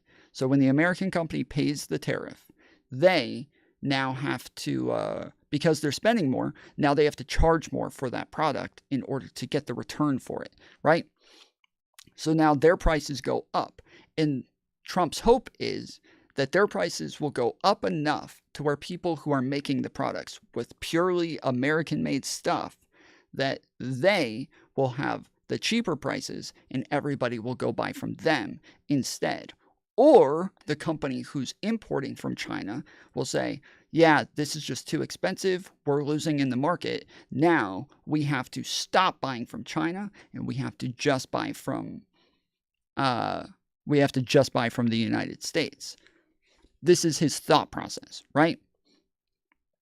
What turned out happening with most cases, apparently, is that a number of complications were there. One, the people who were buying from China just kept buying from China. None of them switched to American companies. They just kept buying from China. So their prices just went up, okay? But then the people with the American-made stuff who had cheaper costs were like, yo, the market just changed. We get to charge more for our products and we're still spending less. Let's fucking go, dude. And they just up their prices along with everybody else. And now they get to just still charge way more because the market changed. And so now there's value there that wasn't there before. It just created more value artificially. Then other companies that didn't want to up their prices still had some things that they were getting from China that were also tariffed. And so even though most of their stuff was made here, there were still some things that had to do with like machinery, technology, like if you're like making shirts and the fabric from the shirts, all like the cotton's grown here, the sewing is all done here, all of the printing is done here, but there's certain like inks and like coloring and stuff like that you're getting from China now. Now you have a bunch of things that are going up in price. And so now your shirts still go up in price, even though it's supposed to help you, it still ends up hurting you. And so from what I understand, there's one industry, one American industry that benefited from the tariffs. And that was, I think, solar. I think solar panels benefited greatly from tariffs, and they're demanding more tariffs. They're demanding, like, we need more tariffs. Please keep going up, keep going. Shows that these companies don't, in fact, pass on the cost of tariffs to their consumers. They cost Americans nothing. They made a great economy for us. They also solve another problem. If we were going to have problems having to do with wars and having to do with other things, tariffs. They did not make a great economy for us. I've talked about this 1,000 times. Trump had barely anything to do with the economy. He made very few economic decisions, and the few that he made all had net negatives. They would have some positives, but net negatives, meaning that they had more negatives than positives. So like, let's see.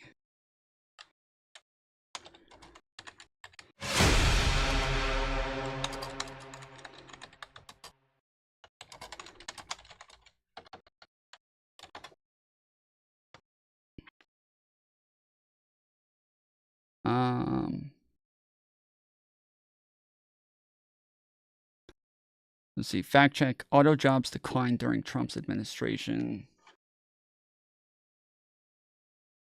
Speaking at a non-faculty, non-union facility in Michigan, Donald Trump falsely claimed that he saved American manufacturing in his first term. Actually, American auto manufacturing jobs declined during his presidency. Fact, during Trump's first year in office, motor vehicles and parts manufacturing employment in the U.S. declined from 788,900 to 783,200 in November of 2017. So that's a decline of 5,000, and I believe almost 4,000 of those were split between Georgia and Michigan. And Georgia and Michigan were the two that were like hit the hardest for manufacturing across the board. and GM had a net loss of 3,500 hourly manufacturing jobs in 2017. And we had an incline of manufacturing under Biden. So not only did we lose tons of manufacturing under Trump, but we gained that manufacturing back plus more under Biden. Fact, despite a 2016 campaign pledge to not let a single Michigan auto plant close, GM announced it would end production at 5 North American plants in 2018. Yeah, this is why Trump keeps complaining about the fact that auto manufacturing is moving to Mexico, but it's moving to Mexico because of him. And so they're saying like, yeah, dude, you're causing this problem. So, well, there was a pandemic, genius. So of course jobs were better. Then, LOL, there were less jobs well before he left office. Well, yeah, lots of these split these up into like COVID losses versus before COVID losses. And you can go to the before COVID losses and see that they are already on a sharp decline. Oh, I wasn't talking to you. Okay, my bad. A second Trump term would be a disaster for American work. Actually, no, not my bad. Y'all fucking at each other, please, so I'm not so confused. I'm just kidding. My message got through then. Want to call? I guess I put the number up for Christ Truth to call, but I haven't seen him say anything since. So I was really just trying to talk to him. If he's not calling, then yeah, I might do call-ins later for other things, but yeah, I was trying to specifically focus on Christ's truth. So yeah, a second Trump term would be a disaster for American workers. His first term was marked by numerous attacks on workers and their collective bargaining rights. Trump suggested moving auto production out of Michigan to lower wage anti-union states. Trump said, "We could have let Detroit go bankrupt during the financial crisis, and the auto industry lost jobs and closed plants in Michigan on his watch. President Biden is the first president to walk a picket line in solidarity with striking workers, and Trump was the first president to have a bank account in China." What the fuck? What is this, dude? Okay, fair enough, I guess. I have stopped wars with tariffs by saying, you guys want to fight, it's great, but both of you are going to pay tariffs to the United States at 100%. And they have many purposes, tariffs, if properly used. I don't say you use them like a madman. I say properly used. But it didn't cost this country anything. It made this country money. And we never really got the chance to go all out because we had to fight COVID in the last part. And we did it very successfully. And when I handed it over to Biden, the stock market was higher than what it was just previous to COVID coming in. It was actually higher. Tariffs are properly used, are a very powerful tool, not only economically, but also for getting other things outside of economics. Well, again, prices did go up on some goods in your first administration, washing machines, tires. Will you punish CEOs? Let me just explain to you. No. You mentioned washing machines. So you look at Whirlpool in Ohio. I got a call from Jim Jordan, one of the greats, congressman from Ohio. And he said, they're going out of business because South Korea and China are dumping washing machines into our country. And I put a 50% tariff on the washing machines coming in from China and South Korea. And Whirlpool and the companies that made washing machines, which are based in Ohio, largely based in Ohio, went through the roof. We saved thousands of jobs, tens of thousands of jobs. They were all going out of business because they were dumping washing machines. And when I put the tariffs on, they became successful businesses. No, it didn't. Not only didn't it cost people, it made our country stronger and more powerful, and it kept jobs. But how do you make sure that consumers don't wind up paying more? Will you punish CEOs who try to pass the cost of tariffs on to their customers? Well, the market's going to take care of it. I mean, actually, the market takes care of it. And if it doesn't, we adjust it somewhat. But in the case of Whirlpool, or let's say companies... It's too hot. I keep turning down the heat. Today is way hotter than it was yesterday here in Georgia. We were down to 20 degrees 2 days ago. And then today, it's up in like the 60s. So it's way too hot today. That made washing machines, they were all being put out of business by the Metro dumping Atlanta. from, in particular, South Korea and China. And when I put the tariffs on, very substantial tariffs, although peanuts compared to what people do to us, what countries do to us, it became a very, very powerful, successful company. Now, let's say I didn't do the tariffs. It would have gone out of business.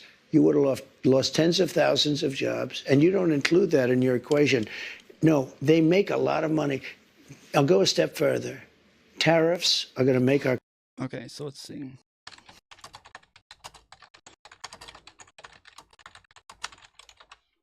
Washing machines under Trump.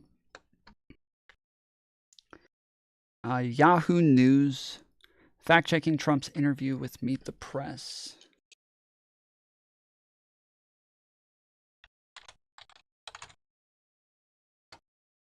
All right. He went on to claim that his tariff on washing machines coming from China and South Korea, which started at 20% and rose to 50%, helped companies that made them, including Whirlpool, which has a major plant in Ohio. We saved thousands of jobs, tens of thousands of jobs. They were all going out of business because they were dumping washing machines, Trump said of the imports of washing machines from Asia.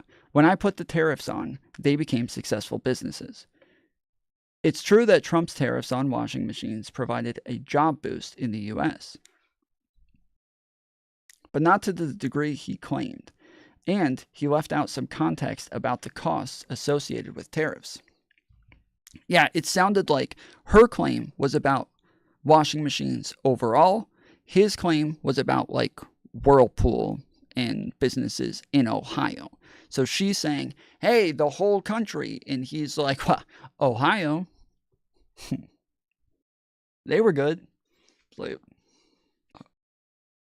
okay, so one state. Like, you're missing about 49 in that equation, homie. The International Trade Commission, a federal government agency, said in a 2020 report that Trump's tariffs had contributed to 1,800 new jobs in the washing machine industry, including 200 at Whirlpool. The rest of the jobs came from foreign producers opening plants in the U.S. Each new job, however, cost consumers $815,000, according to the ITC, because washers started costing more as American manufacturers hiked their prices to match their foreign competitors. So this is why earlier she asked him, can you guarantee that this is not going to cost Americans more money? Because in his first term, all of his tariffs ended up costing Americans more money. All of them. Hiked prices with some of the most bought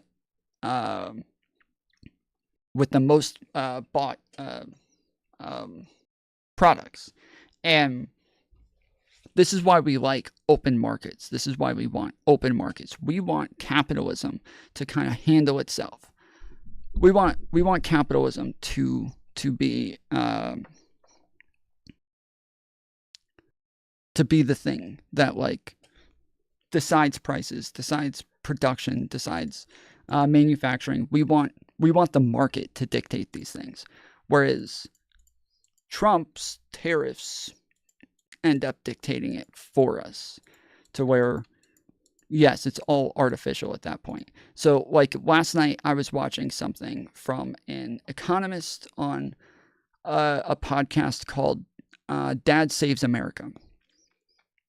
And he had an economist on his show. And this is a right-wing show, and so they're talking to the guy, and he says, you know, the title of the thing is like, what socialists don't want you to know about Hitler. And then they go in, and he's like, yeah, socialists actually changed the term from nationalist socialist to Nazi because they don't want you to know that Hitler was a socialist. Hitler wasn't a socialist. He didn't have a socialist country.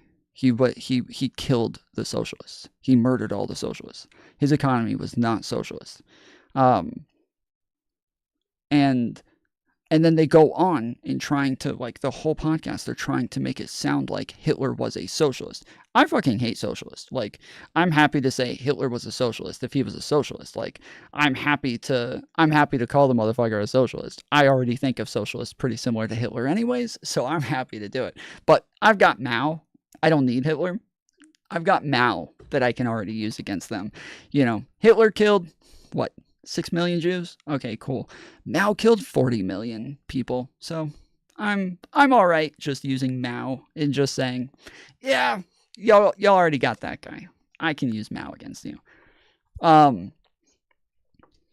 yeah, they use the whole thing saying, like, yeah, Hitler was a socialist. He was nationalizing everything. He was doing this, he was doing that. It was not socialist. Like, it was not socialism. Pull up the story about the air conditioner company Carrier with Trump. He promised the workers they would stay because of the tax break he was giving them, lol. They still offshored to Mexico. Okay. I'm assuming they'll actually, I think they're probably going to get to the people who have already seen this interview. Do they get to the air conditioning stuff here? Dude, I gotta just turn the heat off completely. What is the temperature here, bro? It is 46. Dude, it's gotta be like 80 degrees in here.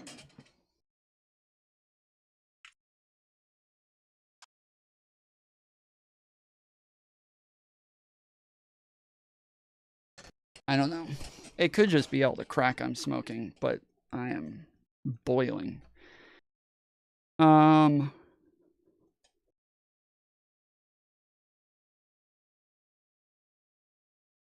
It's 51 in the middle in Georgia. It's 46 here. And raining, apparently. It's 61 here in Texas. Damn. Pull up the story of Biden shutting down the railroad and the maritime strikes. Are you saying railroad strikes and maritime strikes?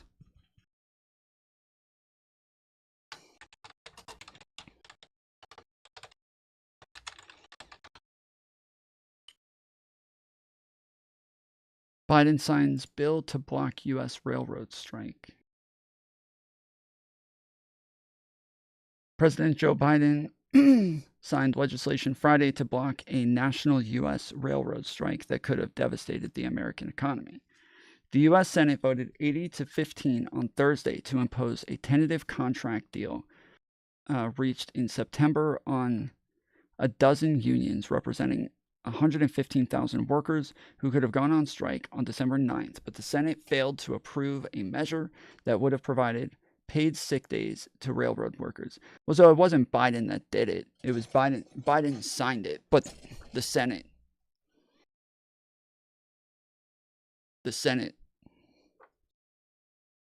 voted on it. It was tough for me, but it was the right thing to do at the moment. Save jobs to protect millions of working families from harm and disruption, to keep supply chains stable around the holidays, Biden said, adding the deal avoided an economic catastrophe.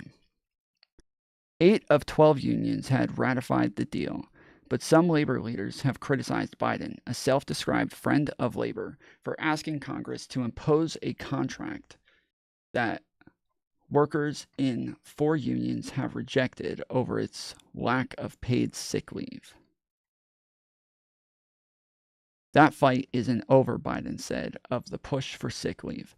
Railroads have slashed labor and other costs to bolster profits in recent years and have been... So Biden asking them to do this is... Yeah, I guess this is on Biden. And have been fiercely opposed to adding paid sick leave time that would require them to hire more staff. So why didn't they just add the sick leave on there? Because they didn't have enough employees to make up for it? Is that why?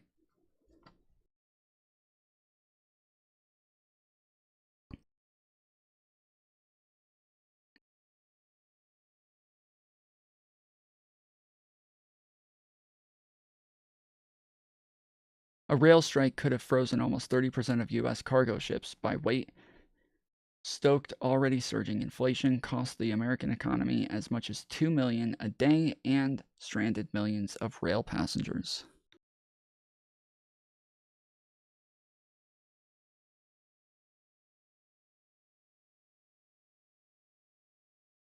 There are no paid short-term sick days under the tentative deal after unions asked for 15 and railroads settled on one personal day.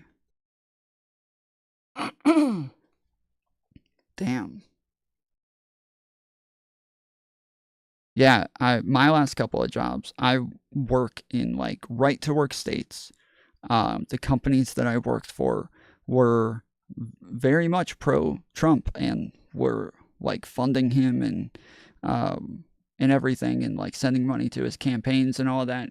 And they had every year, my contract had 2 weeks paid vacation and 2 weeks for sick days. So yeah, I had a total of like a month every year that I could take off. And then I even was able to add more to that if I wanted to, in different ways. And I was able to stack my sick leave and vacation days and everything. Like I had healthcare with them. Like, and we didn't have unions. We didn't have any of that shit. We just had really good contracts. Are you okay with Biden and a Dem-controlled Senate doing that? I don't know. I'm kind of saying I'm ignorant on this topic. I don't know anything about it. Except for what I just read, and I'm asking questions and I'm not getting answers here, so I don't really know.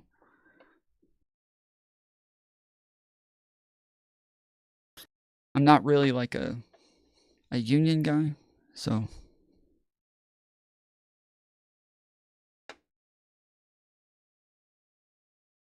Our country rich.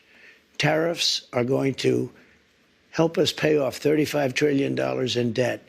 Tariffs are going to make our country safe because China, as an example, doesn't want to play games with us if we're going to do tariffs on them. They don't want to play games. And we have a lot of games being played on us right now. Well, I think, and that takes me to my next question. Yeah. Are you actually going to impose these tariffs, or are they a negotiating tactic? Well, I'll give you an example.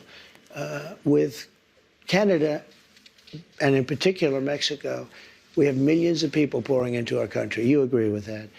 I spoke with both. I spoke with Justin Trudeau. He does this where he like, where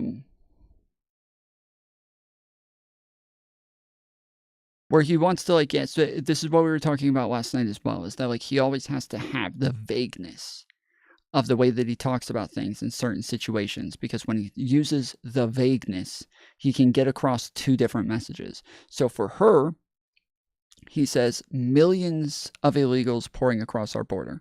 Well, 1.7 million, close to 2 million. So that's close enough to millions. She would agree with that. Sure, it's close to millions. Why not? Whereas everybody else who's a Trump follower hears 20 million, 30 million. 40 million. And so the vagueness of where every time he doesn't give you a number, he just says millions. It's like the vagueness is always helping him kind of move in different directions depending on the atmosphere of where he's saying it. In fact, he flew to Mar-a-Lago within about 15 seconds after the call ended. Yeah. He was at Mar-a-Lago. We were having dinner talking about it. I said, you have to close up your borders because they're coming in the northern border too a lot. Not like the southern border, but they're coming in the Canadian border a lot. And drugs are pouring in. Almost as importantly, drugs are pouring in, maybe more importantly, drugs are pouring in at levels never seen before, 10 times what we had. They're just pouring in. We can't have open borders. I think that we don't have open borders, bro. We don't have open borders. I from what I've seen, everybody stopped with the open border dumb shit. Like everybody figured out pretty quickly, like, okay, that we look retarded when we use these talking points. There's obviously no open borders. They are grabbing people and detaining them at high rates. They are like, you know, they did get in trouble for having like a humanitarian crisis with having too many people packed into their detainment centers at the same time that they're, yes, they are. Biden is obviously, you know, he was deporting people at high rates that, to the point that he surpassed Trump in deportations. And so it's not open borders, right? Now you can say, well, they still had way more people coming over. So like the fact that they were detaining a lot of people or the fact that they were deporting more people doesn't mean that they were doing better than Trump. That's true. I didn't say that. So don't get defensive. We're saying it's not open borders. That when they're deporting people, when they are detaining people, when they are making sure that, yes, people have some sort of documentation in order to get into the country, they're being vetted, like, yeah, it's Biden deported more people than Trump, both as a figure and a percentage. Correct. It's just it doesn't matter still, because it's still a very different situation. Like even with the percentage, it is a different situation because Biden had way more people coming over from the pandemic. It became more of a crisis, and it became, yeah, like it was just a totally different issue to where he had to deport a higher percentage than Biden or than Trump did. And so, yeah, it is just a different. Have you heard that drugs are pouring in? So I do believe that drugs are coming over at higher rates under Biden than they were under Trump.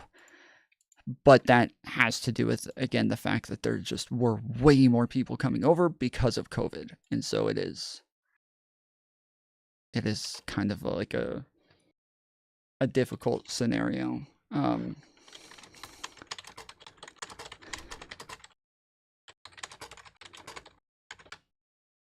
The Biden made it clear. So the president has very limited abilities when it comes to executive orders, when it comes to the border. Most of the border, that is Congress's job. That's Congress's responsibility. The president, over the last couple presidencies, it's become normalized that they do a lot with the border, but that's not really their responsibility. That's the fucking that's Congress's job. And so Biden did as much as he could. He set a record for most executive orders pertaining to the border and pertaining to immigration. He set a fucking record for the most executive orders. But then he kept saying, guys, Congress, you have to do something here. You've got to get something passed. Like, come on, do something. And so they had a Republican write the majority of a bill that got everything that Republicans wanted in it. Democrats added a little bit as well, and they said, okay, we'll give you everything you want. We'll, you give us what we want, and then we'll put this in there. Well, then there were a bunch of people who were saying, I'm not voting for that unless we add the Ukraine money in.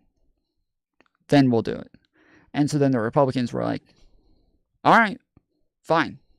You get the Ukraine money, but then we get the fucking Israel money.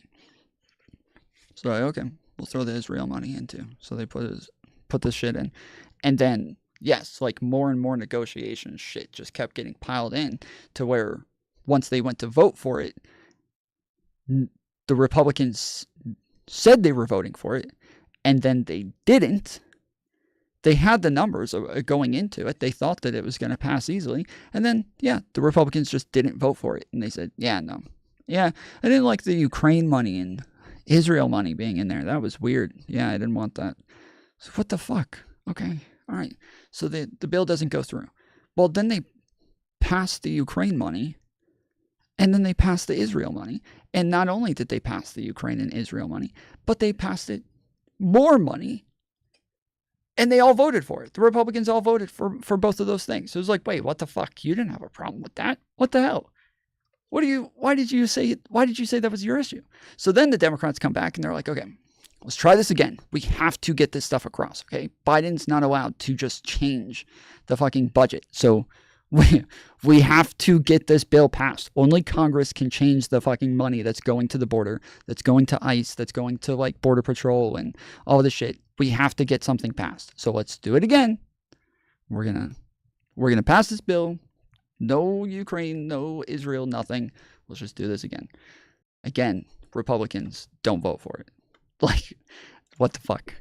What is happening? Like, it's just, but then the Republicans keep running around complaining. Wow, Biden's really fucking up this border. Yeah, Biden really just, man, he won't do anything about it. It's ridiculous. Like, well, you're the one who won't do anything about it. What are you talking about? Not Biden. Don't say Biden. You won't do anything about it. No one thinks Trump's rhetoric doesn't have an effect, even though he consistently says, our borders are open. They've never been so open, wide open, like Kamala's legs. How many times a week? Yeah.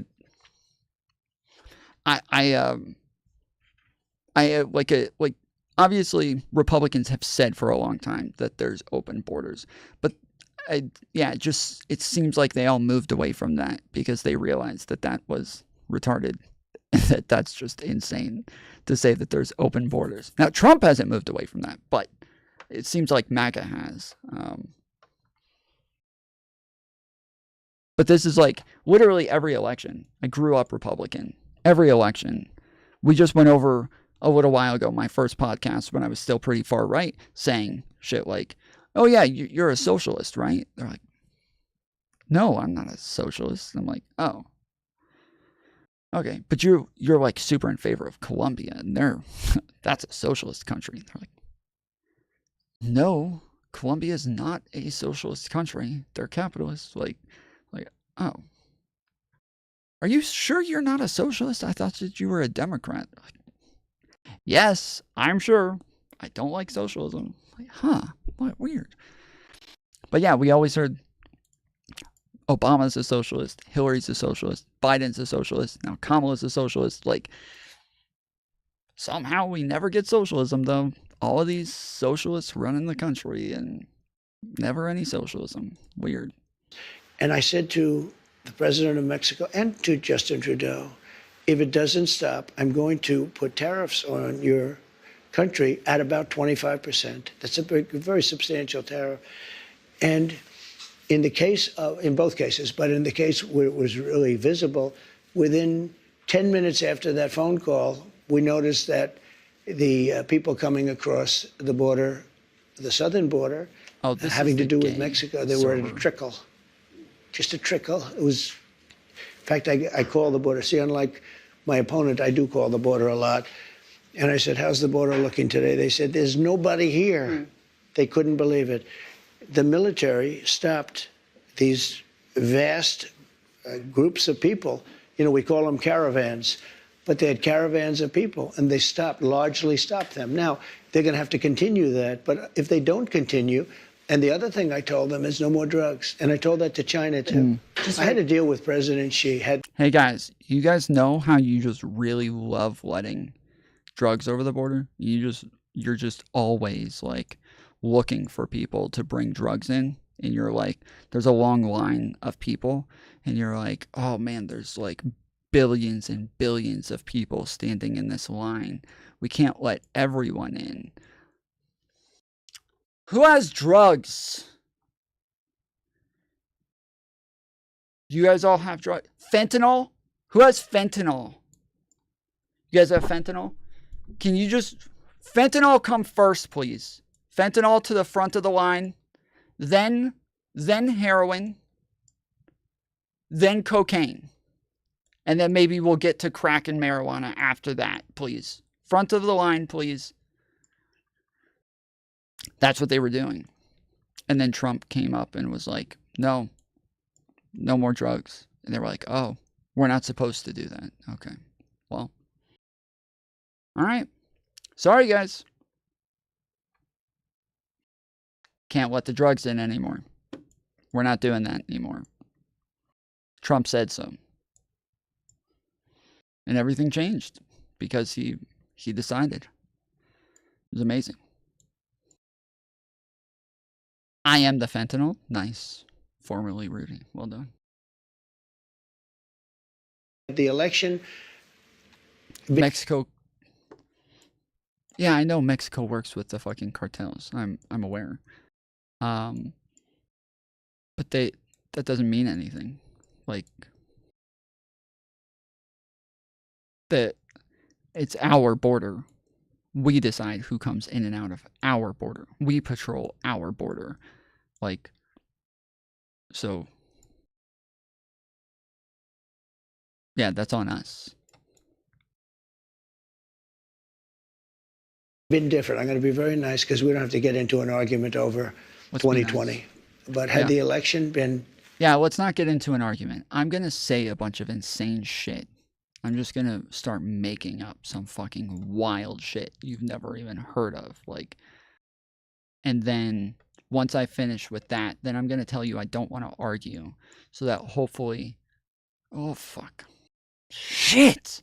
The fucking other slither that was blocking me on the other side died at the same time, and I could have, if I hadn't run that way, if I'd gone the other direction, I would have just been massive. So, okay, you close the border, you think that solves the drug problem? Well, exactly, it doesn't solve the drug problem. So, like, the border is closed, and it does, again, it was never open. There is no open border.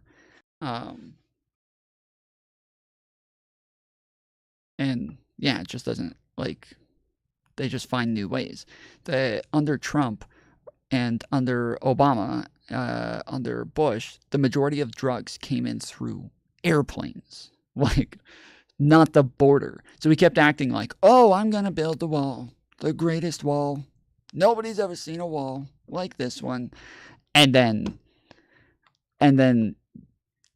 we're all like, wait, you think that's going to stop fucking drugs from coming over the border? They come in on planes, homie. That's it. Unless your wall is high enough to stop planes, like, I don't think it's going to make much of a difference here. Different. The result been different. We would have had China giving their maximum penalty, which is the penalty of death, to people that sent fentanyl into this country. But Biden didn't, unfortunately, finish that discussion up. I had an agreement with President Xi, who I got along with very well. We've had communication as recently as this week. And I had communication with him where they were going to give the death penalty to anybody sending drugs into the United States. This week you had that conversation. Not that conversation, but I had other conversations. Okay. But in the past, I've had that conversation. Let me ask you about another. What?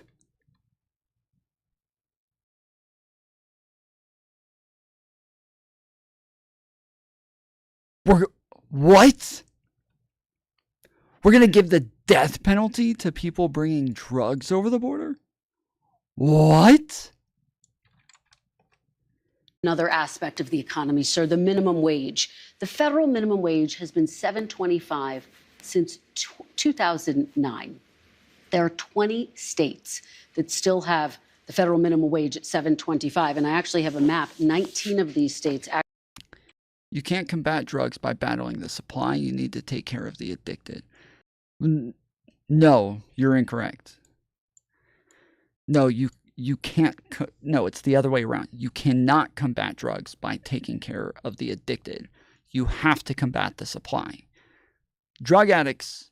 So there's an issue with, like, addiction where you can't, like, drug addicts can't just decide to get clean. They can't just decide, oh, you know what? I decided I want to get clean now. That's not how that works. Like, it is a very complicated and subjective process that normally most people who want to get clean have to want to get clean for a long period of time, and they have to try and fail, try and fail, try and fail, try and fail, until eventually they try and it works. And that's just how it works. Bullshit. Jesus, everything you speak, you're wrong. I was literally a fucking heroin addict. I was an addict for 5 years. I went to numerous rehabs. My friends were all in and out of rehab. I've worked with rehabs. I've worked with addiction centers. I've been to fucking classes. Half the people in my chat are all ex-addicts. Like, I don't know who the fuck you get your information from, but if you would like to talk about this, we can go over it. The majority, the rehabs have a 10% success rate, maybe even less than that. Like, as a fellow ex-addict, fuck that chatter. Yeah, like, there's nobody who is an addict thinks that that's how it works. Yes, you can. I decided one day, got clean on a program, clean 15 years. Yes, that you realize nothing you just said changes what I said. You realize that, right? You saying, well, I had this one experience and my experience was different, so you're wrong. That doesn't change what I said. This is like if I say, like, that road is dangerous. People are getting in accidents all the time on that road. It is built in a very dangerous way, and we need to fix it. And then you're like, I drove down that road and I didn't get in an accident, so it's not dangerous. It's like, that does not mean that it's not dangerous just because you drove down the fucking road and didn't get into an accident. That's not how that works.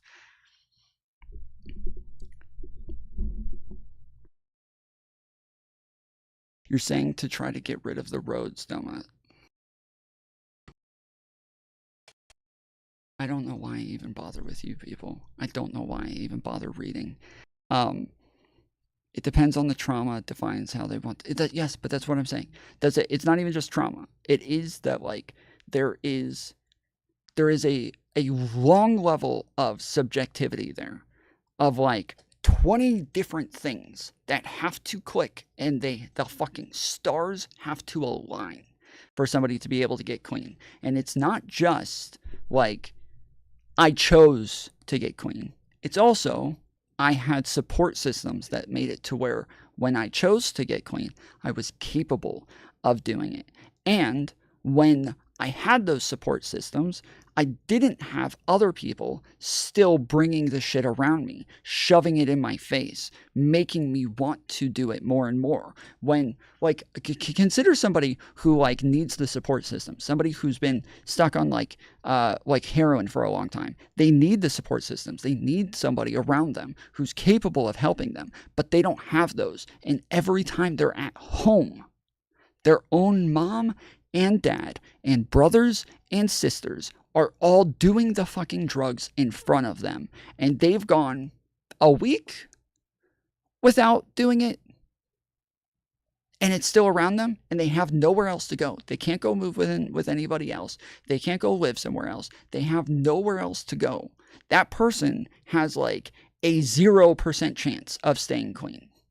And this is what I'm talking about. You cannot just say, I just decided to get clean. The stars have to align. You have to have the support systems. You have to have the ability. You have to have the trial and error. You have to have the like the surrounding circumstances. Like, there's so many things that go into it. And I agree. You got to have something to do immediately and drop the old crew. That's a given. Yes, but that's what I'm saying, is that's not easy for everybody. Lots of people, like, if I'm working a job, this is the only job that I can do. I got lucky enough to have this job in the first place because I already have a bunch of felonies. No other construction company is going to hire me with these felonies, but this one did. And this is the only way that I can make this level of money in order to pay my bills. But everybody at this job is always fucking drinking, and I'm an alcoholic. Like, you're fucked. You are totally fucked. Like, there's not a whole lot of options here. And And yes, like you're just kind of stuck in a scenario where there's like, yes, again, a 0% chance that you get clean. So saying we need to work on the addicted, well, you can work on them, and that's good, and I'm happy. I want them to have support. I want them to have the ability to do this stuff. I want them to have support systems and options and things like that. I want addicts to have those things. But as long as there is a supply, there will be addicts. You stop the supply chains. You stop the supply. You stop the addictions. Now, you will never stop the supply. You will never do that. That will never happen. You can't stop the supply. Correct. Yeah, that will never happen. You will never be able to stop the supply fully. But like you can't also say, oh, just stop the addictions and then the supply will stop. That's not going to happen either. Like that just doesn't work. No, like we're talking about like 99% of addicts don't want to be addicts. Like 99% of them are sitting there like, fuck, I hate this shit, dude. I hate my fucking life. I hate what I do every day. I hate that I wake up and the first thing I think of is going and getting fucked up. The last thing I think of is going and getting fucked up. My whole life revolves around when I'm going to go get this shit, and I hate it. And I hate the way that everybody else looks at me. I hate the fact that everybody else sees me as this like fucking piece of shit and this like just this baby who can't help themselves and who can't take care of themselves. Like they hate it. They all hate it. And then they keep doing it. Like these are not people who are happy being addicts. They're just, it's complicated. It's insanely complicated. And when people act like it's just a decision, you just have to choose. Just choose. Just feel like getting clean this time. So they felt like getting clean all of the times. All of the times they felt like it just didn't work. And so, yes, I'm saying there's a lot of subjectivity that goes into it. And I really don't like it when people act like it's just like, oh yeah, you should have just chosen to get clean. You should have just felt like it that time. Yeah, I don't like that. Actually voted for you, sir. Mm-hmm. Nah, you haven't talked to enough addicts. I don't need to talk to enough addicts. I can go over the research. I don't need to talk to enough addicts, okay? I have talked to enough addicts. I have. The fact that you think talking to addicts has something to do with this is part of the problem. The fact that you think talking to addicts is somehow giving you an education on this is part of the problem here. There's homeless dudes in the encampment downtown where I'm at, and half of them love being an addict. No, they don't, dude. They're fucking homeless because they're addicts. This is like saying people who vote for Trump love to be Trump voters. They don't, dude. They're embarrassed of it. They don't know another way. Yeah. Right here. I don't know if you remember this, but during the debate in 2020, I asked you if you would raise the minimum wage. You said you would consider it. And so my question for you is, now that you are going back to the White House, for these 19 states that voted for you, are you going to raise the federal It's a very low minimum wage? number. I will agree. It's a very low number. Let me give you the downside, though. Yeah. In California, they raised it up to a very high number. And your restaurants are going out of business all over the place.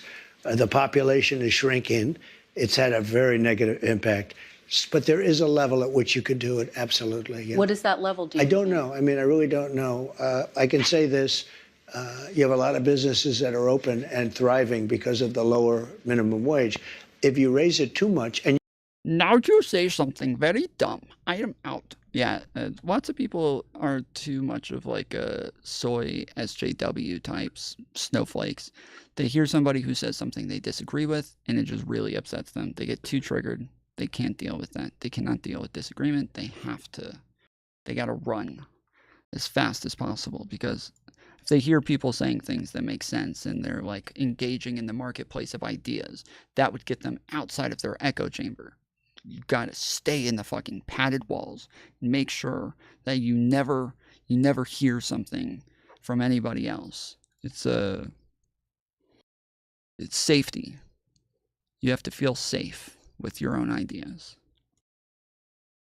You understand this. If California went crazy, they went crazy. And people, the restaurants are closing all over. Many more people are hurt. So I hear you saying, similarly to sort of what you said in 2020, will you consider, is this something you're going to look at? I'd want to speak to the governors. And the other thing that's very complicated about minimum wages is places are so like different. Josie? Mississippi and Alabama and great places are very different than New York or California. I mean, in terms of the cost of living and other things. So it would be nice to have. You didn't like Josie? Josie was sitting there. Fine. Fucking.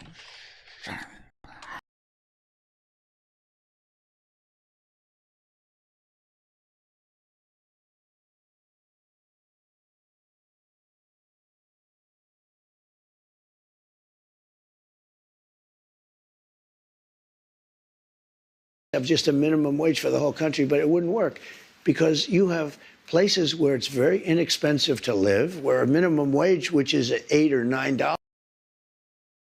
Wait, no, I wasn't. Was I actually muted? Wait, was I actually? Fuck. I was doing an impression of Josie for a second, but the fact that I was muted actually made it even better, so I'm glad. I was never a groiper. Shut the fuck up. Dollars might be, might have very little effect because the cost of living in certain places is really low. Before we move on to immigration, which I do want to talk about, the chairman of the Federal Reserve, Jerome Powell, said he will not leave his post even if you ask him to. Will you try to replace Jerome Powell? No, I don't think so. I don't see it. But regarding deporting, will Melania be sent back to where she came from? Yeah, maybe. That would be kind of funny. That would be kind of funny. They're like sitting there having dinner and like ICE agents come into the fucking White House and grab her and like, come on, you're coming with us. We got to put you in a cage. Let's go. Your kids too. I think if I told him to, he would. But if I asked him to, he probably wouldn't. But if I told him to, he would. You don't have plans to do that right now? No, I don't. Okay. Let's talk about mass deportation, one of your big agenda items. Bro, you're being racist. It's one of my favorite things to be. You've talked about prioritizing people who have criminal histories. Correct. But is it your plan to deport everyone who is here illegally over the next 4 years? Well, I think you have to do it, and it's a very tough thing to do. But you have to have, you have rules, regulations, laws. They came in illegally. The people that have been treated very unfairly are the people that have been online for 10 years to come into the country. And we're going to make it very easy for people to come in terms of they have to pass the test. They have to be able to tell you what the Statue of Liberty is. They have to tell you a little bit about our country. They have to love our country. They can't come out of prisons. We don't want people that are in for murder. So we had 11,000 and 13,000 different estimates, 13,099 murderers released into our country over the last 3 years.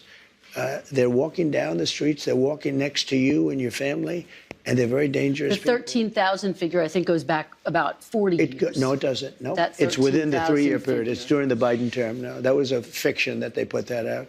This was done by the Border Patrol. It's 13,099, and it's during the Biden period of time. And these are murderers, many of whom murdered more than one person. So I think it. Wait, what did you say? Put that out. This was done by the Border Patrol. It's 13,099, and it's during the Biden period. 13,999. Wait, what? Wait, what? 1,099 murderers released into our country over the last 3 years. They're walking down the streets. They're walking next to you and your family, and they're very dangerous. The 13,000 figure, I think, goes back about 40 years. No, it doesn't. No, That it's within the 3-year 13,000 period. It's during the Biden term. No, that was a.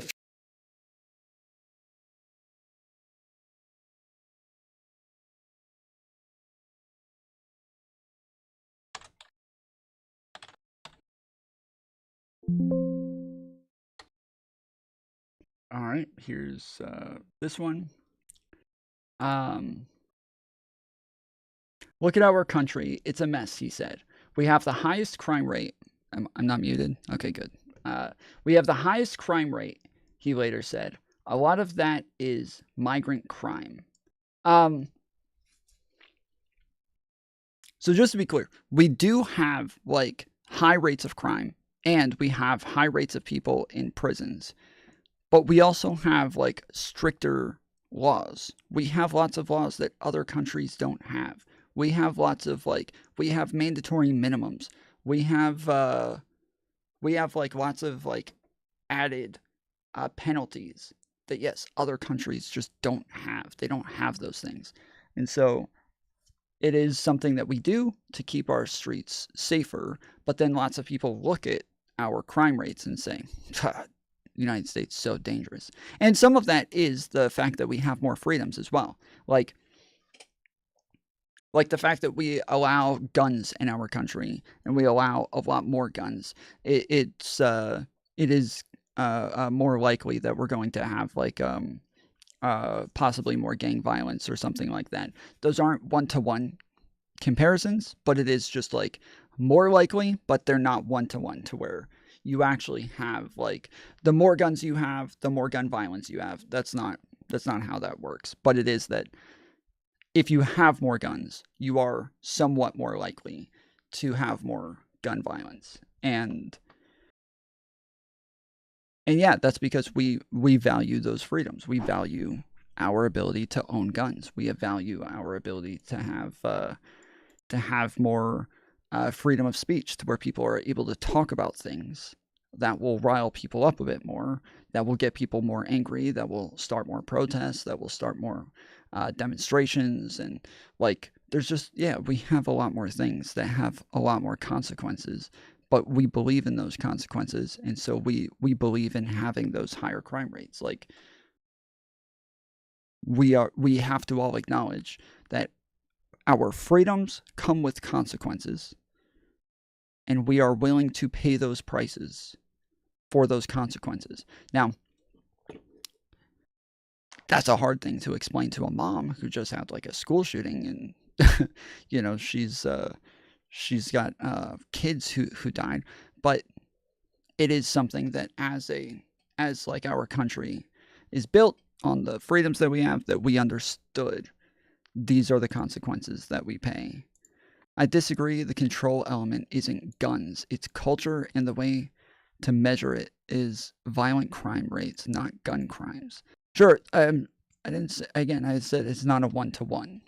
Culture is part of it, but the gun culture exists because of the freedoms that we have. Again, these are all still the same things. So, but anyways, there is no evidence of migrant-driven crime waves in the U.S., and crime broadly is down according to the most recent available data.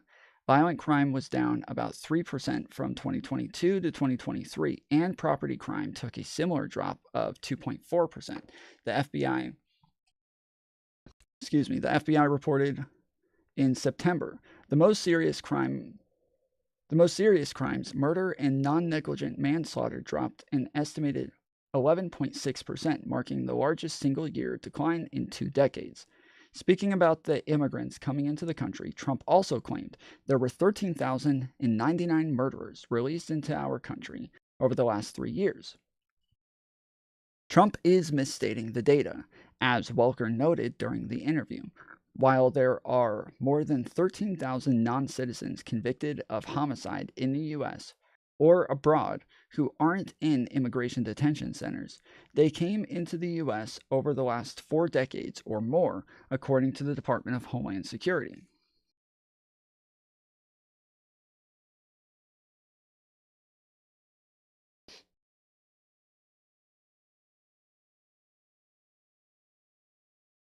Wait, what? Oh, the last 4 decades. I kept reading that it's the last 4 years. I was like, wait. That means that he's right and she's wrong. But it's the last 4 decades. Okay.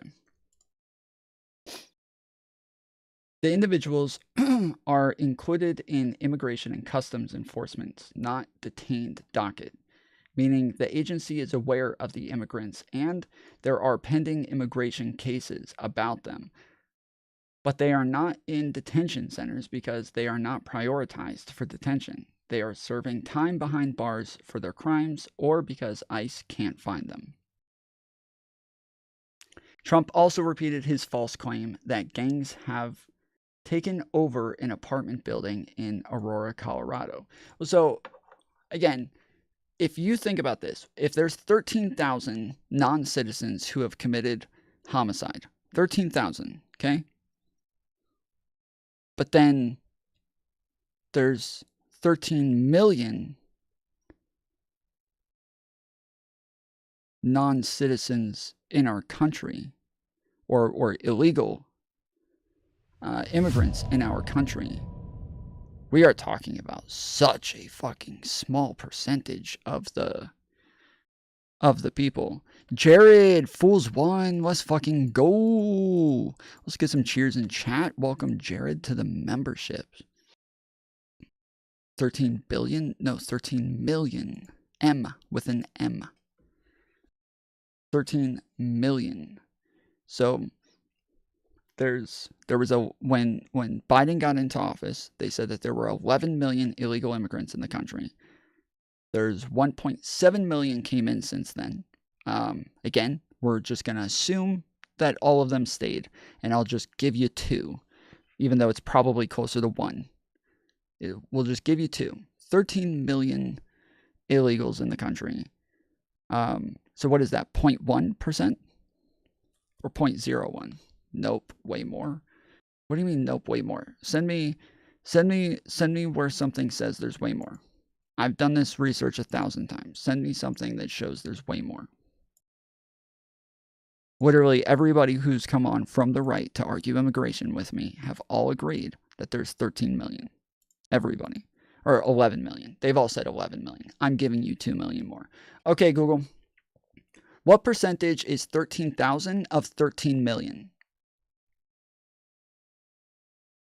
13,000 is 0.1% of 13 million.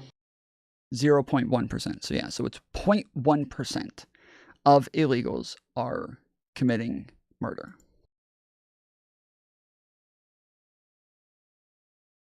We let 13 million in. No, we did not. Again, 1.7 million came in under the Biden administration.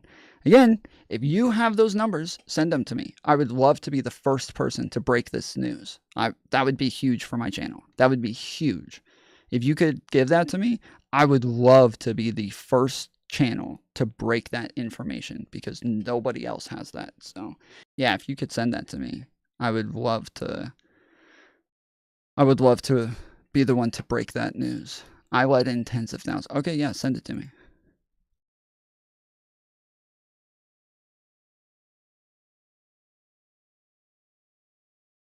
There you go. You can't post stuff in chat.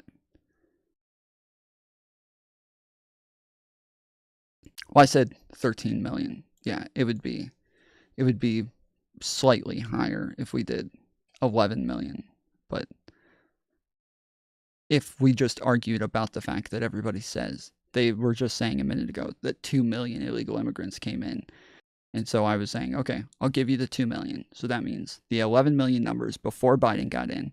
So now we'll add the 2 million on top of that. That's 13 million. I just went through the math. So,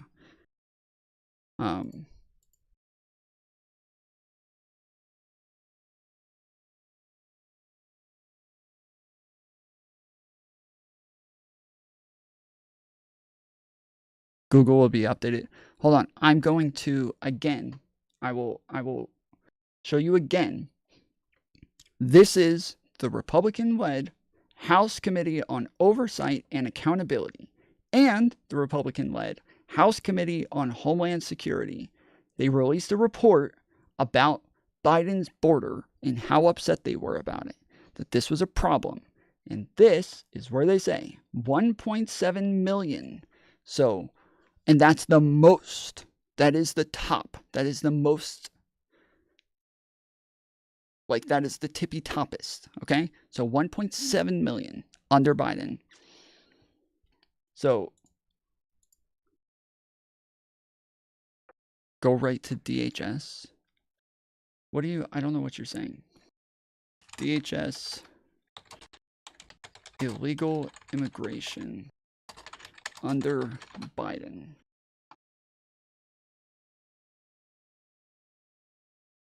Starting stats fact sheet, fiscal year 2024 ends with nearly 3 million inadmissible encounters, 10.8 million total encounters. These are encounters. These are not people who came into the country. These are encounters.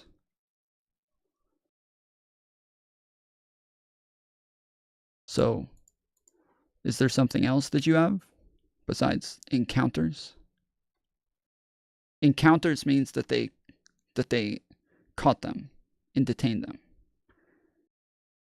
That's what encounters are. No, it's not. Encounters are people who get caught and detained, and then they go through a process of either deporting them and returning them, or expulsioning them, or they may get some sort of status.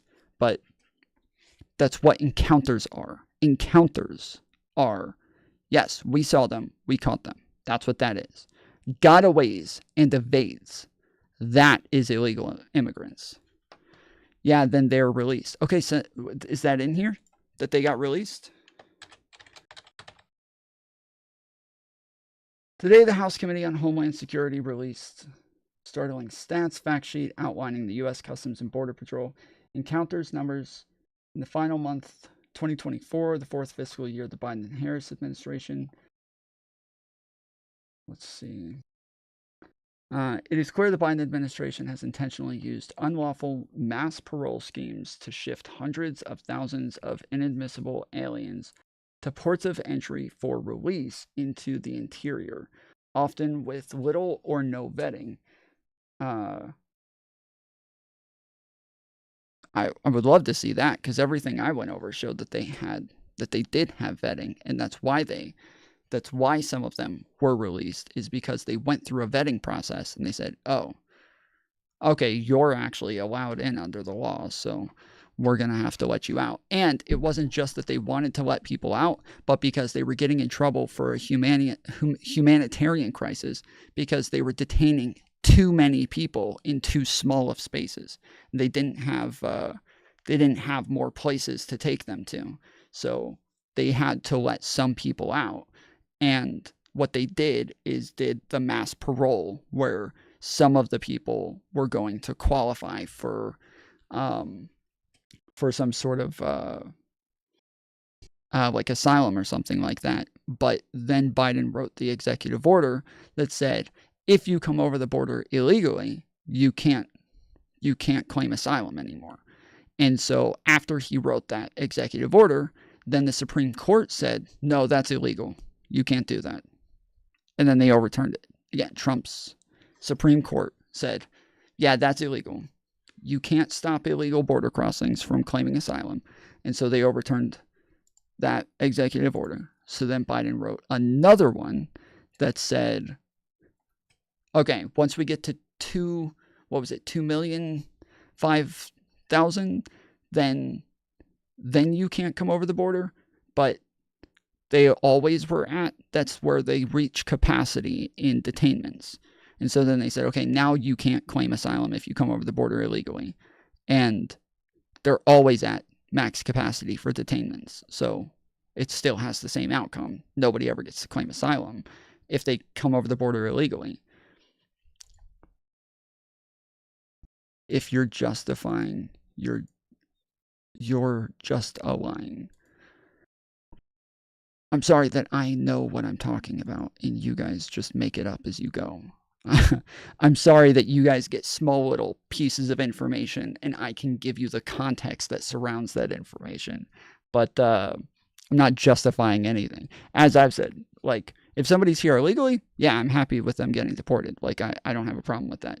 I don't want illegal immigrants being released. But if somebody's released on parole, that means that they are not here illegally. That means that they are here with documentation because they qualified for something under the law.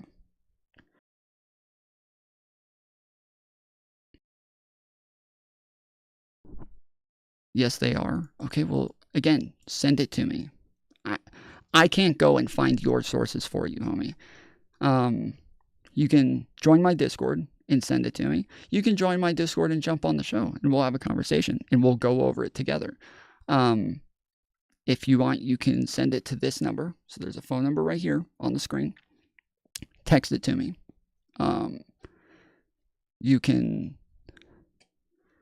You just read how illegals were released. No, I didn't. I read how they were mass paroled, you motherfucker. Did you, Jason Homan, good sir, do you see where this says that they were mass paroled? You're saying that they were released illegally, but they were paroled. That means it's not illegal. That means it's under the law. What does parole mean? It means that they're released with documentation, meaning they're on paper now. So if you're on paper, that means that they have some sort of surveillance. They have somebody who's like checking in on them. That's saying like, hey, we're going to have like a hearing, or you have to go to you have to go to some sort of like a meeting. You have to go through processes, and they have somebody who's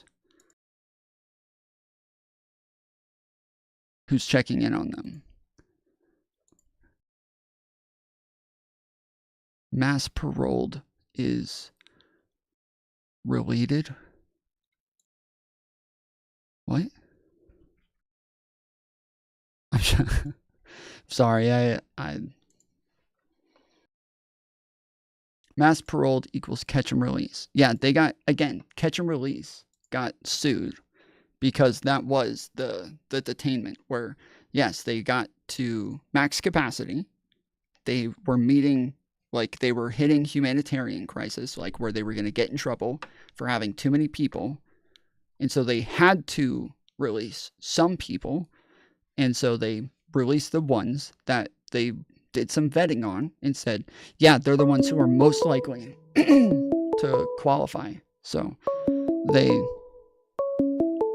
gave them entry. Call from Agent Burke. To accept, press 1. To send a voicemail, press Agent 2. Burke? Hello. Hello. Agent Burke, you're on the Tom Foolery show. Where did you go to school to learn what an encounter is? Where did I go to school to learn what an encounter is? So I went to I went to elementary school. Terms. We had a vocabulary quiz where they would use the word encounter, which means you run into somebody. That's what an encounter is. You guys come into each other. So you are encounter all those each people other. illegal? No, that's why they detained them. Yes, they are. Wait, I just said, hold on, wait. Maybe there was a misunderstanding. Hold on. Okay. I thought you said, are those people illegal? And so, or are they legal? Yeah. And so I was saying, no, they're not legal. That's why they detain them. And so I'm saying they are illegal immigrants. That's why they detain them. So an encounter means they're running into illegal immigrants, and then they detain them. And by far the majority of them were getting returned. Especially under Title 42. Where did you learn that? Where did you learn that? Yeah, I can. It's hard for me to pull it up on here. That's normally why I suggest people join the Discord, because I can share my screen with you there. Do you know how I know? Because I do it every day. It doesn't mean anything. Every day. That literally means nothing. I let in thousands. That literally means nothing. We let in over 150,000 a month. I don't know why you're continuing to repeat something that I've said over and over means nothing. I don't know why you would do that. No. You say it means nothing, so it means nothing?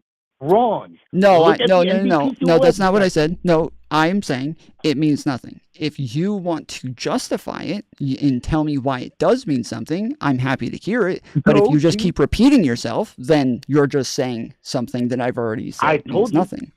Oh, I told you, go to the NBPC website. Well, hold on. Do you know what the NBPC is? Hold on one second. I'm pulling up the first thing that you asked for real quick. So Department of Homeland Security. .gov. DHS.gov. Hold on. I'm pulling up I the work first for thing that you asked CBP. me for. So 1 second.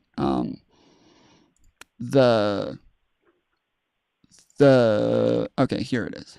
Okay. So this was we don't have the stats on They're on there. Hold on 1 You have to second. find Hold them, on, but they're hold on on, there. please. Or you can go. Hold on, please. Please. We have to actually move in one direction. We can't keep just like saying random shit. So, this is It's we don't not random. actually I've have told you, the. I don't know how many I times. don't know why you're talking again. I literally just asked you to hold on and allow us to move in one direction. So please, I'm pulling up the information that shows that when we were detaining high amounts of people through the fiscal year, that we through 2023, that we have the stats showing that we were deporting record amounts of people, or expulsions, or they were returns, and that we Do you know have the difference between a deportation, an exclusion, and a removal? expulsions? Yes, but the Okay, what's that's the what. difference? But so the deportations are not going to be from people that are encounters. Encounters are going to be for returns and expulsions, and so those are the numbers that we're going to look at for encounters as expulsions and VRs, returns. Removals don't count. Those are voluntary removals. They withdraw their claim to enter the United States, and they don't count. Yes, but they're going to. That's what I'm saying. They're going to be under encounters. No, Both they of don't those are count going towards to fall encounters. under. I'm saying. So when They people don't come count into as the encounters. what? They don't count as encounters. We don't count VRs. No. When you hold on. come I'm in saying illegally and you're caught, yeah. we don't count you as coming in before with a VR. That's a voluntary return. I've been doing this for over 15 years. Hold on. I've Okay, been so in you're national telling me security for over you're 25 telling me years. that they detain people after an encounter, and after they detain them, if some of them say, "Oh, I'm actually not even applying for anything. I'm not trying to make an argument that I'm supposed to be here, and so I'm okay with just being taken back." You're saying it's not going to fall under those numbers. That does not include them. Exactly. Okay? So what is that counted under? What number would I look at for that? Nothing. Nothing. Nothing. It's not. Yeah, it's not even there. Okay. Not so a you're thing. saying it Under doesn't. Obama, they stopped counting them, and they kept going on from there. I do this every day for a living. Go to the NBC website. Okay, so what is the so this is what I was talking about. It's the See, Biden this is what administration. you It do. says the Biden You have no administration idea took what you're office. talking about. Hold on. It says the Biden administration took office amid the heightened debate in some circles over the merits and tactics of deportation. Or wait, yeah, this is it. Yeah, okay. The 1.1 million deportations since the beginning of the fiscal year 2021 through February 2024, the most recent data available, are on pace to match the 1.5 million deportations carried out during the 4 years President Donald Trump was in office.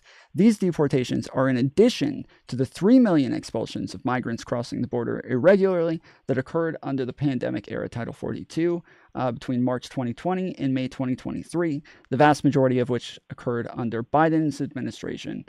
Combining deportations with expulsions and other actions to block migrants without permission to enter the United States, the Biden administration's nearly 4.4 million repatriations are already more than any single president's term since George W. Bush's administration, which You was know 5 why that million. is? That's a lot of things. That's all of Because the people that they're taking back. That's all of the ones that they're taking back over the border. They shut down coastal stations. They shut down northern border stations because they needed people down south, because we've never seen these numbers. Right. So even with all those that we kicked out, there were a lot more we let in. We let in millions. And vetting, this is my name and I'm from this country. This is my birthday. That's the vetting. Okay, so where are you telling me, where do I get the numbers for the people that they let in? Because the last thing you told me to look up did not have that on there. So where is that? What is it? Look up the National Border Patrol Council.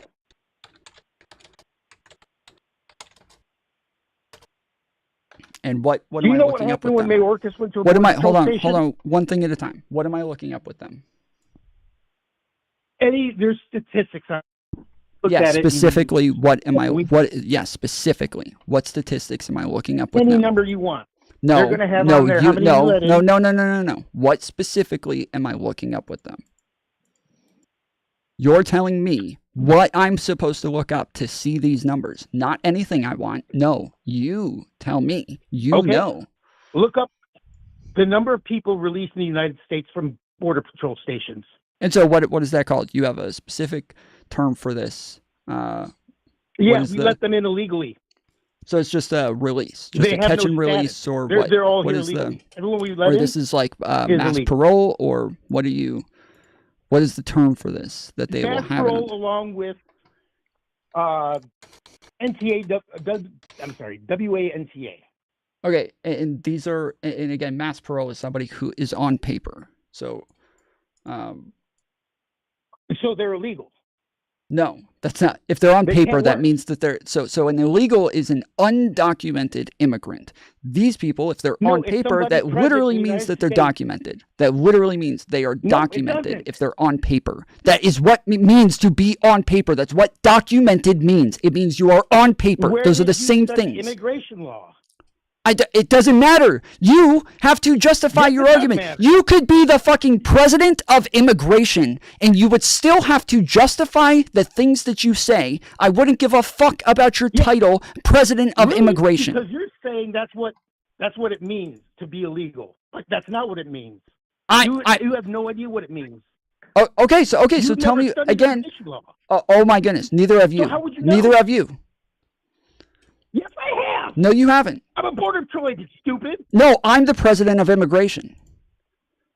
You're an idiot. No, I'm not an idiot. You have to justify your answers. I am the president of immigration. You are just a lowly border How patrol long agent. do they have to be in on parole? It depends. It's not one. There's not No, one it thing. doesn't. Yes, it does. They have Yes, there agents is. who work with these people. The agents are working with people. They're getting assigned to agents, and those agents are working with them. There's different types of extensions. There's different types of processes depending on what it is that they're getting paroled for. They're all paroled illegally. That's why the Supreme Court said you have to stop and reinstate MPP, which you never did. MPP stands for the Migrant Protection Protocols. Correct. That's You what I have said no earlier. Is they idea got what the fuck sued you're by talking Texas about. and Florida, and that they had to end the parole program. I said that earlier. Yeah. So you know Yes. what we did?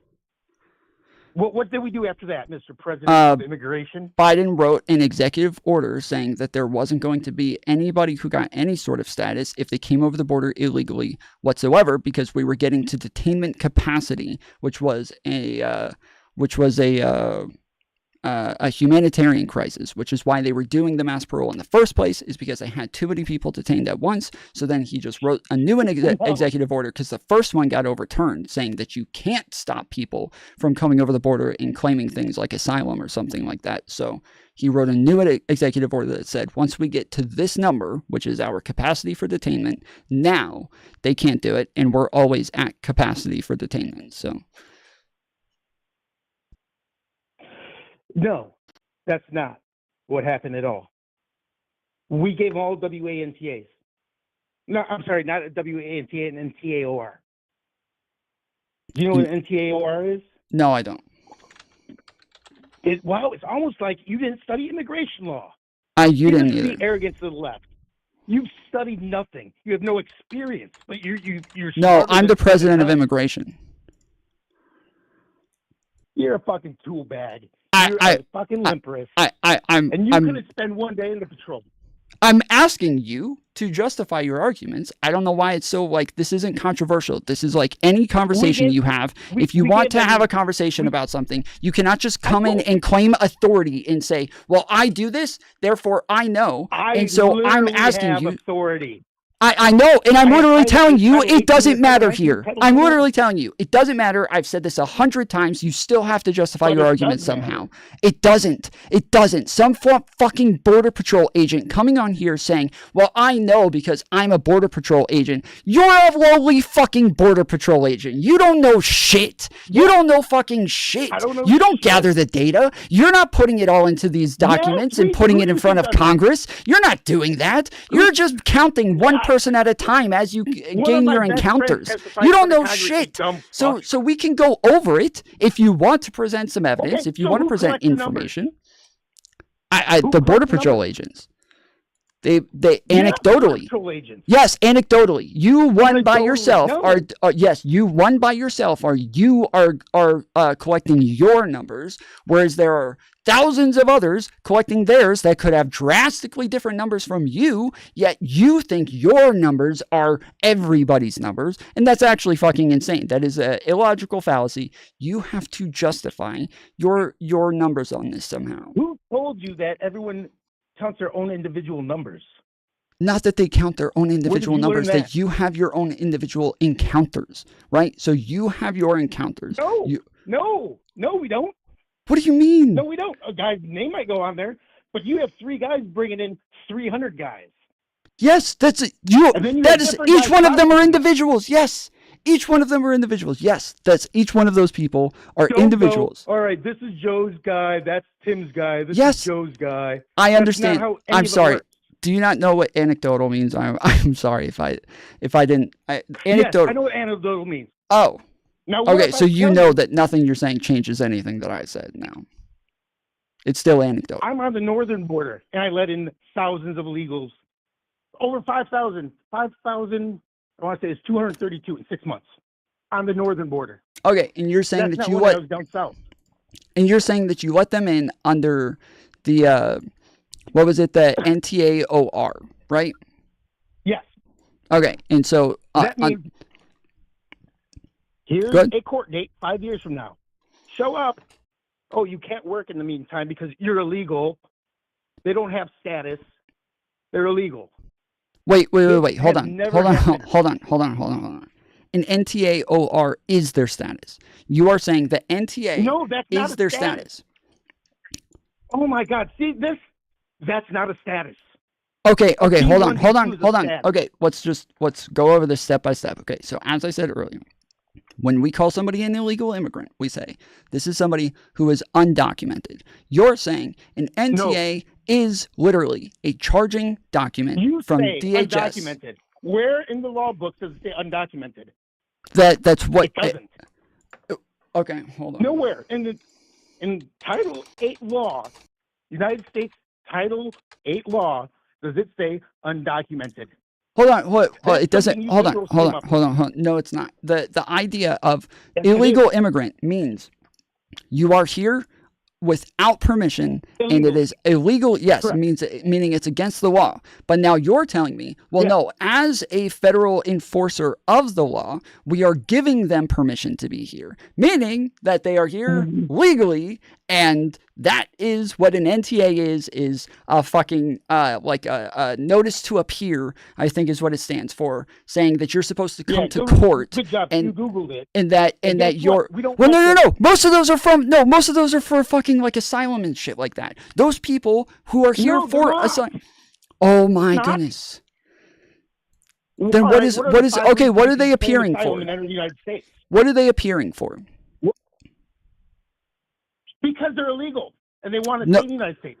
So Okay, we give them a why court were they date let in to then? show up in 5 years. Why were they let in then? Because that's what Biden told us to do, dumbass.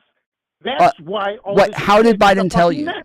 How did Biden tell you? Did he come to you individually, or did he write like a law that made it Well, legal? Mayorkas tells the chiefs of each sector. Uh-huh. Then those chiefs tell the PACs, and PACs tell the soups, and the soups tell us what to do. Okay, so yeah, so where can would I draw you a find line this? if you want. I Yes. can give you every name of everyone in that line. Well, no. What So I'm happened asking, where would when I find Mayorkas- this? Like an executive order, or like where would I find this? No. No. Where It's would I just find it? we're not putting anyone in bed space. Not that we have bed space for them, for millions. Well, So right. we don't have That's bed space, so we're just letting everyone go. Why do you think we had more numbers? There was once in the Border Patrol history before Biden, once that we had 6 figures in a month. Once. yeah. Then It's 'cause of- Biden gets elected, Yeah. gets inaugurated literally every month, except for the last 3. Yeah. Literally every month. Yeah.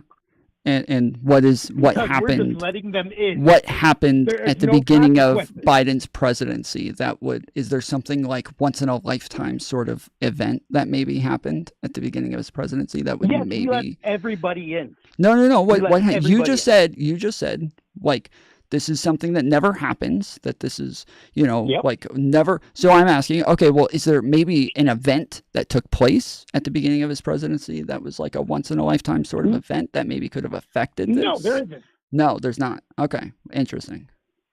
All right. Well, fair enough. What would that be? COVID. COVID happened where Well, COVID started before he was elected. Yeah, that doesn't. But we still had Title 42 in place, and so there were changes to Title 42 under him because when you use an emergency scenario he to got rid of write. it. When you use an emergency scenario to write something like this that technically goes against our federal laws, but it's allowed because of an emergency situation, that's what Title 42 was. And then as that scenario changes, you have to change the emergency guidelines, which is what they did. They changed them under judges numerous times. And then after, we were the first country, so the whole world shuts down their borders, the whole world has lockdowns, the whole world has businesses going out, and then the whole world has massive inflation. And the United States was the first one to recover from inflation. We were the first ones to have like regular wages peaking above what they were before the inflation and before the pandemic. And so then we were the one country that actually had business as usual compared to the rest of the world. And everybody was trying to get in then. No. We were letting them in. That's why they were coming. Because there's no consequences to their actions.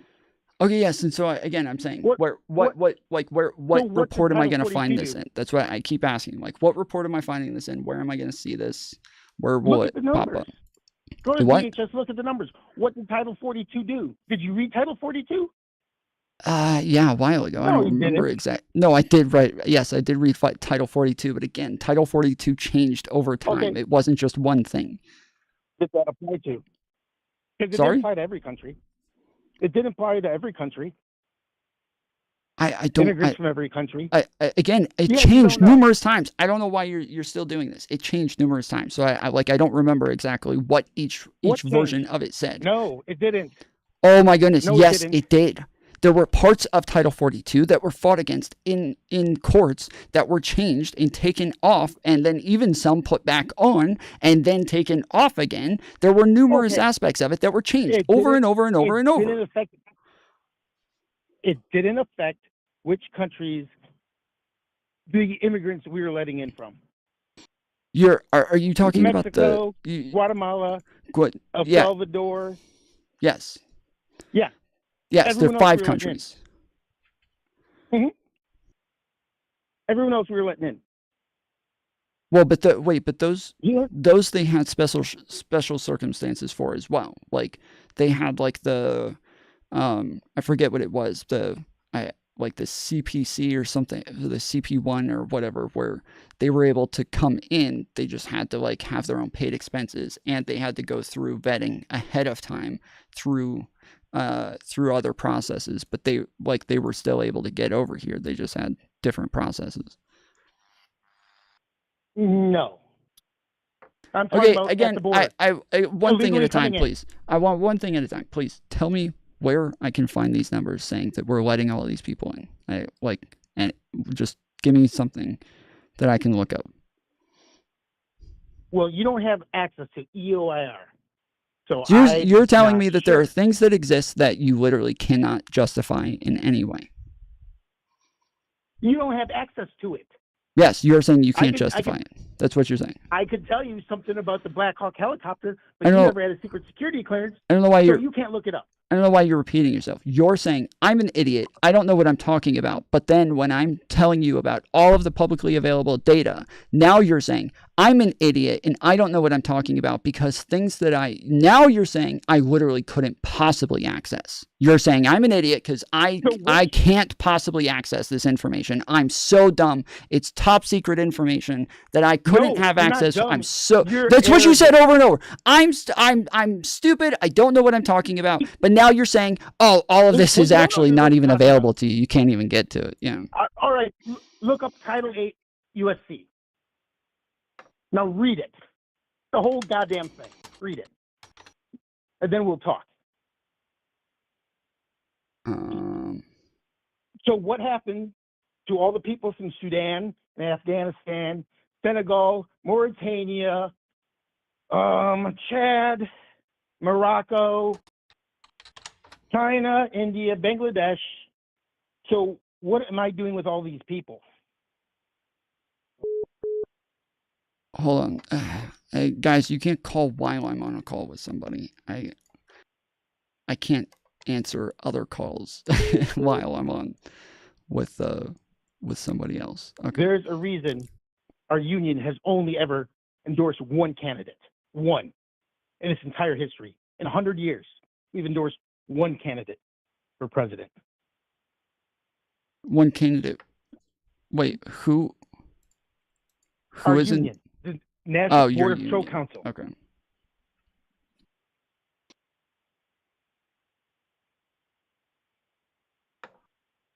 This year is the 100th year of the Board of Patrol. We've endorsed one candidate. So yeah, so this is Title if you 8 were paying under the United attention- States Code. USC pertains to aliens and nationality, essentially encompassing all federal laws related to immigration and naturalization with the United States, including provisions on who can enter the country, how to become a citizen, and restrictions on non-citizen activities within the nation. Key aspects include defining different immigration categories, setting visa requirements, and outlining procedures for admission and removal from the country. So when you're illegal, nowhere in that law, nowhere in Title 8 does it say undocumented. Nowhere. Well, no, once. I'm not. Hold on, I'm It not says saying that it illegal alien. says. Oh, you're saying the way that they define it. Yeah, of course, but that's. That's hold on. undocumented is not a legal term. The terms matter because they mean different things. Yes, but I'm saying that if you document them in order to give them access to the country under some sort of title, like a like saying that, like, yes, you're getting mass paroled, or you have to wait until you have like a court hearing. You're supposed to you applied for asylum and you have to go through numerous vetting processes, and then possibly you'll get a court hearing. Like, these are all parts of the process. No, they all get court dates except for the parolees. All the WA, NTA, and NTAORs all get court dates. There are processes for asylum now to have them. What do you There's call always it? been processes for asylum. What's the difference between Hold on. asylum and refugee status? You just jumped in like I wasn't even halfway through a sentence. There's processes for asylum now where they have the where they're able to, I'm blanking on the phrase, but where they're able to move them a lot faster, and they just give them to like an agent who's able, because they know that these are like very easy, very like simple, like they're obviously going to qualify, and so they do just like give them to agents and allow agents to just process them faster, and then just have judges sign off on them. And then there's a number of different processes based on how likely yours is to get confirmed for asylum, and then same for other things as well, based on how likely you are to get some sort of status. All right, who told you this? The legal processes for, we read through the claiming asylum Mm-hmm. don't have any claim. It's obvious. You can't claim from Mexico. Well, yeah, over 90% of them are supposedly rejected at the first part of the process of vetting and like confirming whether or not they have a claim. Well, no, they do show up. Well, no, they do show up again. Most of them most of them aren't claiming asylum. No, hold They on. just want to We be can't. here. Well, don't switch. We're talking about the ones who are attempting to claim asylum, and we're saying for the All ones right, who yeah. are attempting to claim asylum, most of them They do don't show show up because most of the ones at the very first point of saying I would like to claim asylum, the part of the process that they're supposed to go through, 90% of them do not make it past that first part and are immediately returned. And then everybody after that, What's the over first part? 90% of them, it is the part where they You have say to the have first a part. legitimate claim of fear. All right, what kind of agent can do those interviews? It's the, what is it? The USJ, the It's I don't. ICE. Well, ICE it's ICE, but it's not the ICE agents. It's some department that is that's handling the fucking cases. So when I'm saying they're assigned agents to actually take them through the process, and that are assigned to like keep track of these people and everything, that they're No. We don't keep track of anyone. Here's what happens. We look at it's called the hostel. We say, where are you going? And then we fly them there. But what we do for those illegal parolees, because that was completely illegal, is say, all right, you have to report to this guy 6 months from now. So tell me how we're keeping track of them. And then they don't show up because they don't have a claim to asylum. And then when they don't USCIS show is who up, I was thinking of. who? The USCIS. United States Customs and Immigration Service. Yeah. So yeah, they have that's not agents. I'm saying that they have agents who are starting the process of whether or not they have legitimate claims of fear.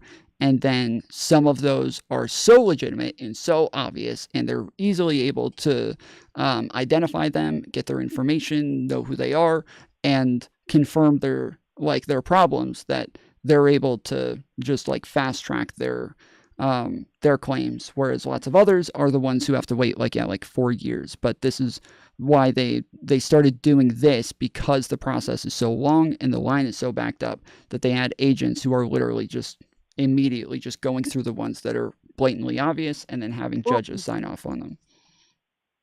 No, it takes years to get asylum status.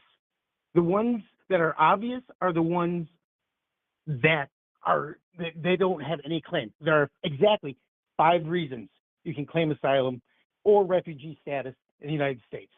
Mm-hmm. Most of them, the guys from northern India, China, maybe some from El Salvador, Haiti. These are the Afghanistan. These are the biggest ones. And you know what vetting we do before we let them into the country? I already told you. Here's my name. Here's where I'm from, and this is my date of birth. Well, That's it. yeah, according to the stats, about 90% of the people who claim asylum are rejected at the very first point of the process because they don't have a legitimate claim of fear, and then they are immediately returned. Or they don't show and up, then and the then people and then everybody absentia. after that has court dates that they're given, and then 90% of those people show up to their court dates because No, everybody gets a court date, except the parolees. But we haven't paroled anyone since the Supreme Court said, no, that's not what parole is, and you did it illegally, and you know you did it illegally. Because we all knew what we were doing was illegal. We all knew it. I almost quit my job in the middle of the night because I was fucking pissed off because I was illegally paroling people in. I was giving up my $170,000 a year job because it's that fucked. Most agents now cap out, which I think is like where I'm at, it's $186,000 a year. We're getting the fuck out of Dodge. Now we're happy that Trump's coming back, and they're talking about giving those of us that are eligible for retirement retention bonuses of another 10% beyond the cap. Yeah, according to this, and from everything that I've read, most people do not ever make it to a court date. Most of them are rejected long before they ever get to a court date, and that's the 90% that I'm referring to that are rejected at the very first point of like background checks and checking to see if they have a legitimate fear. There's no background checks before they get an immigration interview. I'm sorry, a asylum interview. There's no background checks. I mean, what background hold checks on, are we doing? hold on. When you say an asylum interview, that is what what I'm talking about. But I'm saying that comes before they ever have like a court date, and that would be part of the process of these people getting rejected long before they would ever get assigned a court date, and that most of those people, yes, are rejected and never get anywhere close to getting a court date because they don't have legitimate fears. Yeah. But you've said every time I've said that, you've said no. They all go to court. They all get court dates, and every time I've said that. Court dates. So how long from a Border Patrol agent to reporting to an ICE station is it? It's 6 months. You know where they're at? They're at 6 months. We don't. They give us an address, and if it's a valid address, in you come. Never be heard from again.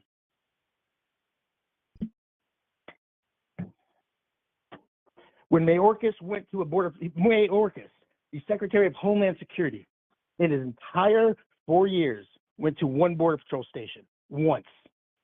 The entire muster room, which is our big meeting rooms where muster at the beginning of shift, stood up and turned the fuck around. He said, "Oh, you guys turn your back on me, I won't turn my back on you." To which a supervisor said, "You already did." We hate Mayorkas. We hate Biden because we see how fucked up it is. We're not making shit up. Why would we do that? We have no reason to do that. I get paid either fucking way. It's been 4 years sitting on my ass or on detail letting motherfuckers in.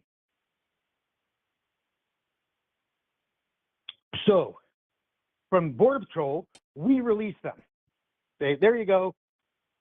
They had a funny idea of putting the GPS bracelets on them. Yeah, those didn't last to whatever. Okay, so give me one type of status that you would give someone when you release them. What is like one type that you would consider illegal when they have this status? Well, none of them are in status. Even when you're paroled, there's reasons to parole people in. You're not in status. You're not technically in the country when you're paroled in. And that's supposed to be like, let's say they would have to have some sort of status in order to be in some sort of process. They can't. How can they have a process forward without and be paroled or given some sort of access without having any status whatsoever? And I don't mean like legal status. I'm saying what status as far as like their processing. Give me some sort of status that they're given where you say like, oh, this is somebody who is in line for catch and release. Yes, I know they call them catch and release, but that's already been rejected under the law. And so, unless you're telling me that catch and release is still happening, and it's just okay, and so when you release them, I had a guy from Turkey. Okay, and when you release this person, what are they considered? Mm-hmm. Illegal. No, they're illegal. And we just release them. And here's your court date. That's it. There's no status. I'm saying when you say that they have, here's your court date, that is a type of status that I'm asking for. What is that status? What is that? What is that called? What is that person? It's not called anything because it's never been done before. This is what I'm trying to tell you. There is no status for that. A status would be F1, B2, B1, B2. A good one for this example would be U1 or U2. Usually U1, which is you're a victim of human trafficking, not smuggling because that's different. You're a victim of human trafficking, and you are going to testify, right, against this organization.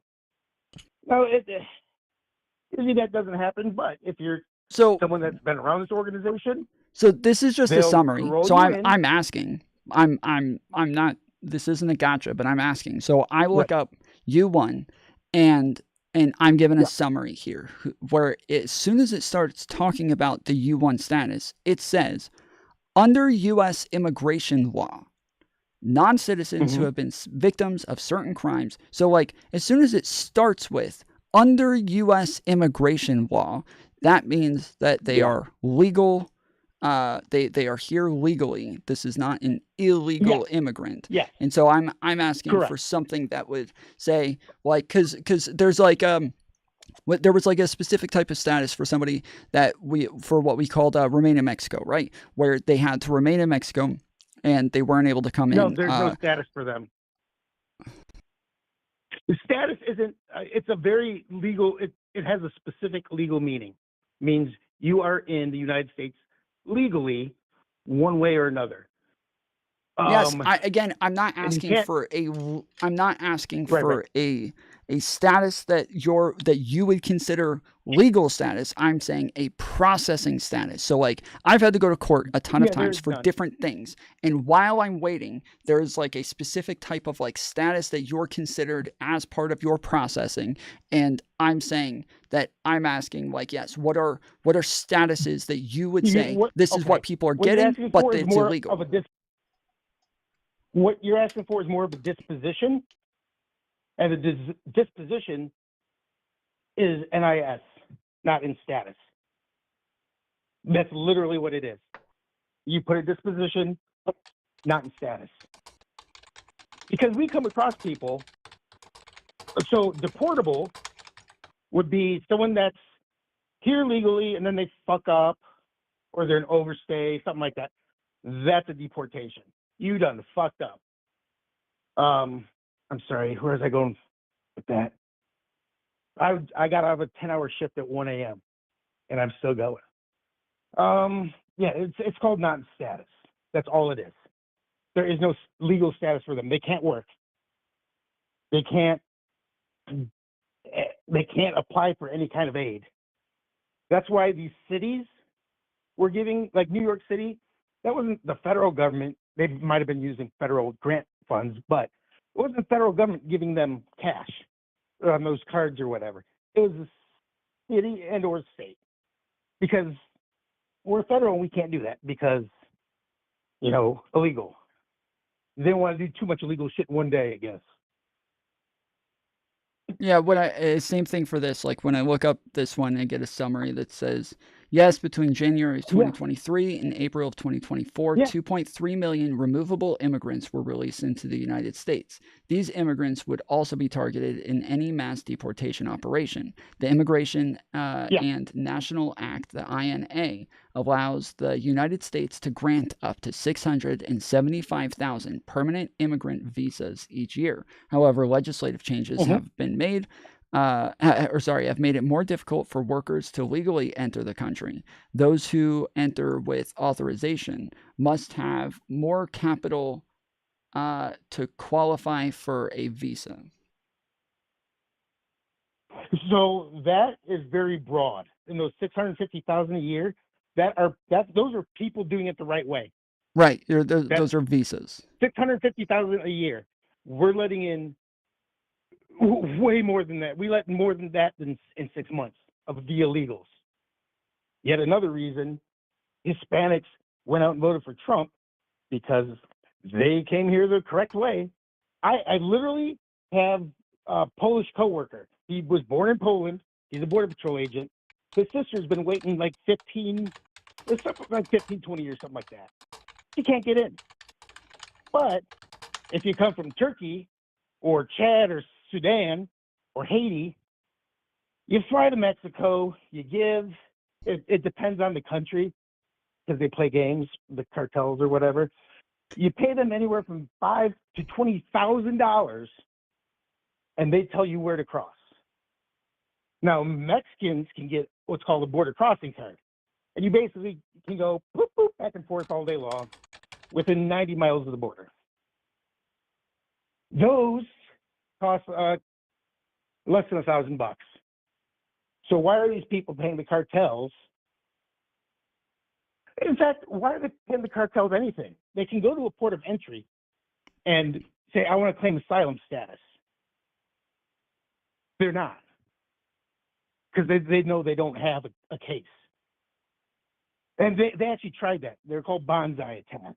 They're bonsai, what do you call them? Bonsai something or other. Where there'd be thousands of people running, and they end up just running through the port of entry because they don't give a shit. We have been letting in illegals, hundreds of 100,000 a month, easy. Okay. Except for, I think, the last 3-4 months. Don't quote me on the exact number, but last 3-4 months, yeah, it's been down. I just everything that I've looked up kind of consistently says that there is some sort of like legal status for all of these people, that they are not illegal. No, but that the ones that are illegal are the ones that are what was it called? You say known it's gotaways they have or some kind of status. if known So tell me gotaways what that or status is. evades. Yes, but that's what I'm saying is that like if we say, okay, this is we're going to release you into the country and there's some sort of process that you're heading towards, that is the status that I'm talking about. Is like they're saying, well, that's a disposition. And what I said is they're called not in status. So like that U1 you looked up, that's a status. That's a visa. Right? Even parole. Parole is kind of, it doesn't have a status code, but parole is weird because you're here. yeah, again, legally. I am talking about a disposition. I am talking about a status, that like a colloquial term, something that I can look up, something that would give me some sort of direction here, because there's just not a way for me to like verify any of this.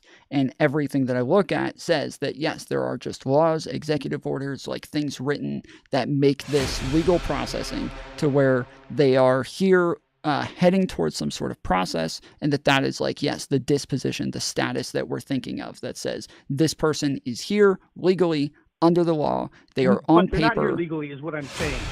They're not here legally. In no way, shape, or form Right, are they and that's here legally. and that's what I'm saying, is that's what I'm trying to look for. That's what I would need, some sort of like way to see this somehow, because yes, everything that I see just says yes, this is like a legal process that they're using to allow people to come in for some sort of like court hearing or something, because as soon as they're recorded and set and like put on paper, Right. you know, Pablo Maria Fernandez is here, Right. you know, awaiting, you know, an agent to meet for this reason, to see if he can get a court date for that reason, that like this is a legal process that they are heading towards, and that would be the disposition or the status that I'm asking for. All right, the disposition is not in status. That's we have drop down boxes on the computer. That's what it would be. Or they changed it. The last 10 years they've been changing our computer shit around. So when you go to disposition now, you're just crossing the border, right? Say I'm here legally. Your disposition is IA, an admissible alien. So I think that's what you're looking for, an admissible alien in the United States, which means they're illegal. They're not, because they didn't report for inspection. They're inadmissible, and they are to be removed or excluded from the country.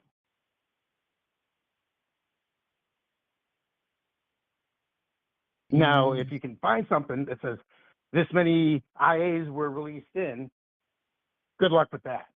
Honestly, I wouldn't even need that. I would just need to see that like this is part of a process. So like if they say like, yeah, like here it's saying something about like, yeah, they're filling out like an I-192 that is an application for advanced permission to enter the U.S. Like that again is like, I'm not trying to get into the semantics. I am more so like saying that like even with somebody who like overstays a visa, technically they are out of status, but that is the status of the type of illegal immigrant that they would be in some sort of colloquial usage. Is we would say, oh yes, that is like an expiry of work visas or something like that, right? That's the status that I'm saying. That like I'm trying to find some way to verify this somehow. To give you the short story of it, because it's federal law. It's fucking bananas. Mm-hmm. There are two different kinds of visas, right? There's immigrant visa and non-immigrant visas. Immigrant visas are what you would call green cards. They're lappers, legally admitted permanent residents. Non-immigrants, they could be here for, a day. Like if someone comes over, like most of the patrol's Hispanic, they still have a lot of family in Mexico. They come across, have a weekend or whatever, or a week. Or you come from Canada, you come here on vacation from England, whatever. Those, if you come here to work. Well, that's what I was talking about, even with like the 1.7 million known gotaways and evades, that even those, lots of them, yeah, they could be here for a day. Lots of them could have come over 2-3 times. Lots of them could have been caught like by some county or city later on down the line. And so people use the 1.7 million to say that's how many illegal immigrants are here. But those, we would assume, yes, lots of them are double counts, lots of them left, lots of them got caught and were removed. So, all right. So it used to be, when I was down in Santa Teresa, New Mexico, it's next to El Paso, I was processing a guy. It was his 100th entry. We just keep kicking him back. Until we did something with Mexico and he was never heard from again. But so that was not uncommon, right? And then under Trump, we said nobody's getting in. And that's what the MPP was, the Remain in Mexico. Mexico paid for these huge facilities. They could come and go as they like. And then we started getting them that were already MPP. And we're like, nope, you got to go back. And then that ended up dying down quite a bit because we just hundreds of thousands of them went missing. So they never even went through the process. So 2 weeks ago, a local police department calls us and say, hey, we got these 3 guys. They said they don't have, visas or anything. One speaks okay English and the other 2 no. One was from Cuba.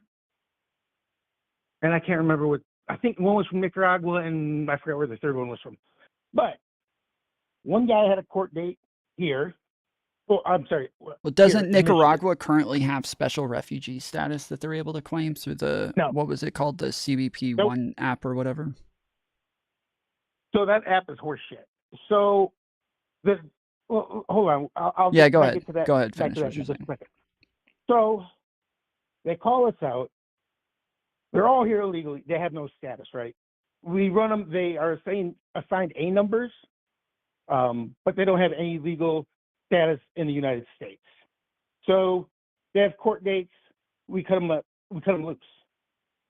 One had a court date within 30 minutes of where I am. One had a court date in Chicago. One had a court date in Florida.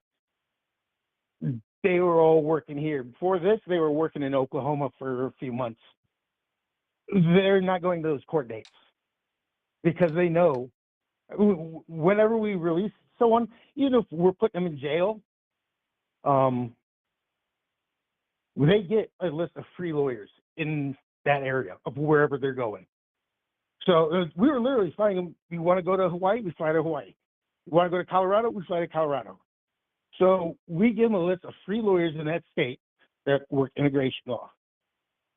So they meet with these guys, and the immigration lawyer says, no, you don't have a chance because you don't meet one of these 5 specific things.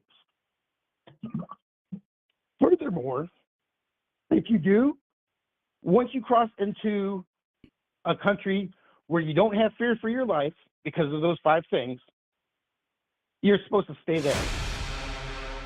So Mexico is supposed to hold them. Let's say they run from El Salvador, right?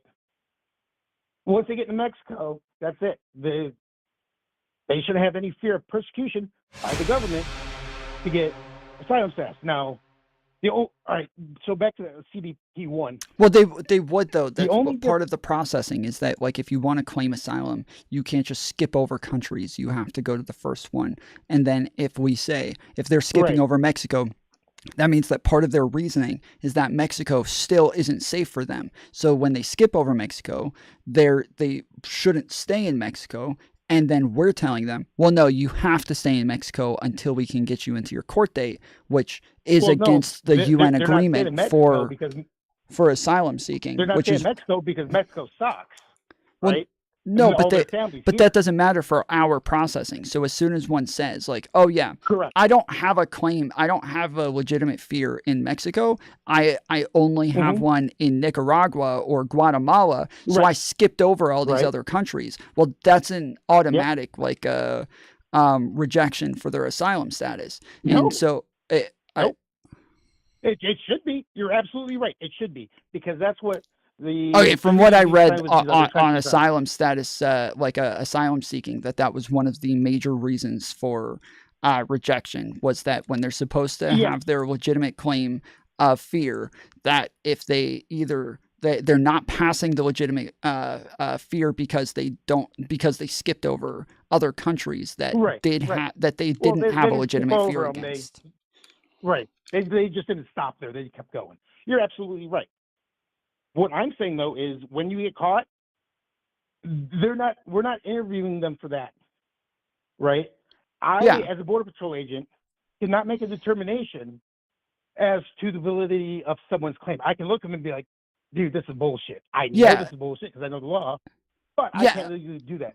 Trump tried to get us to be able to do that, to speed things fucking up, right? Yeah, but aren't you So, guys that's detaining what the them whole- and then somebody is meeting with them and then seeing if they like there's an agent that sees if they have a legitimate claim, and if they do, then they are scheduled for the next part of the process and allowed into the United States, into the interior, and if they don't, then they're held in detainment until they're returned? No. So you're saying the way it should be, and you're absolutely right. That is the process, but we don't have a whole lot of ICE agents. Yeah. I'm a Border Patrol agent. We catch them, we process them, I release them. Here's, like I told you earlier, that hostel thing. I look up their zip code. This is the closest office. This is when it's open. You have to report Wednesday, June 5th or whatever. 5 o'clock, 8 o'clock, whatever the computer spits at me. So they're getting released into the interior. Their interview, asylee interview, isn't for months. So in the meantime, yeah, they're just wandering out in the public. We've easily doubled the population of Hialeah, Florida. I've never heard of Hialeah, Florida in my life. Also, I'm sending thousands of people, just me, on the northern border. I'm sending thousands of people there. Guys down south are doing a lot bigger numbers. Because when I was down there, I was processing 50 to 60 guys a day, individuals, a day, just me, every day, 6 days a week. Yeah, it's just And that it these sucks. are things that like I'm not like able to confirm in any way because all I To can look do up, is right. go over like the Well- processes that we have, and then I can look at like the stats of like Right. how they go So- from one to the other, how many people show up, how many people are rejected. Like I can look at all the reportings on all of these things. And those would look like, under the law, they are detaining them until an agent meets with them, and then they are either getting a legitimate fear, or by far the majority of them aren't, and then they're staying in detainment and being returned, or they No, are yeah, getting they- legitimate fear, and that's the small minority who then is released, but they are released with a court date or another part of the process that comes a up further next. date. Yes. They have another reporting date. Yep. Right, and so then again, that's how it's all supposed to work. But yes, but that's not what, because but that's what I'm saying is that when I look at the stats look like that's what they're doing, Right. and that's what they're so yes, correct. What I would suggest is snoop around that NBPC, the National Border Patrol Council website a little bit, see what articles they've written. YouTube, Brandon Judd is I think he's still the vice president of national. He's either president or vice president. Those guys kind of bounce around positions every few years.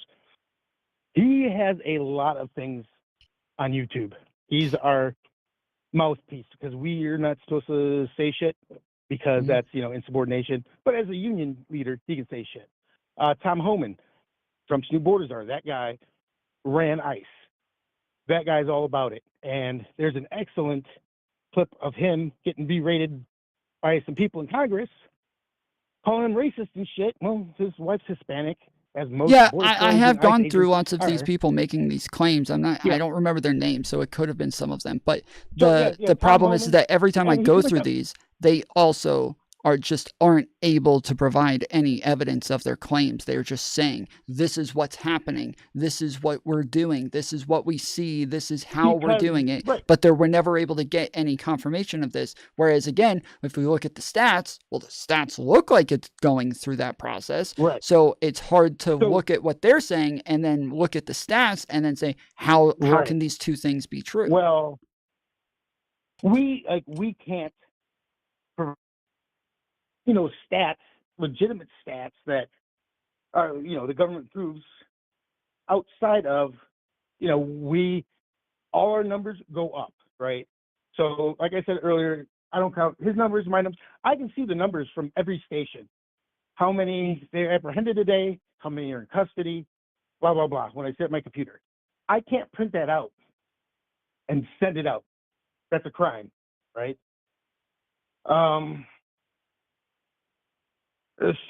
So, all I can say is listen to the guys on the ground.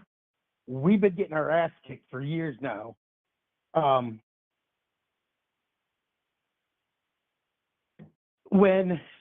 right, this will help. If I go down south, if I'm detailed to, say, Tucson, right? They have 600 agents at that station. Then they bring in another 150 from coastal, which is Florida, Puerto Rico, Louisiana, Alabama, and the northern border, the whole northern border. And they bring in another 150 just to that station, right? So we have, say, 750 guys there. I shit you not, ICE probably has maybe 24 tops.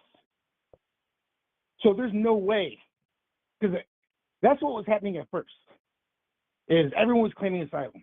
And I can't say, you don't have a claim to asylum. You can tell me all you want. It's bullshit. I just have to write down what they say. So there's no way they could do it.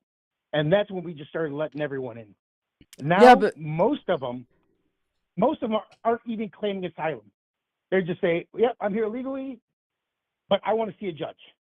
I just don't understand how most you're able to tell these people, okay, well, we're just going to let you in. But there is no stat that anybody's keeping track of that would show these people being let in with some sort of court date that's supposed to be coming up, or some sort of meeting with an agent that's supposed to be coming up, but they don't have any sort of status. They're not legal. They're not, and we have no way of keeping track of how many are doing this, yet somehow it's happening at higher rates than asylum is being granted, or higher rates than visas are being granted.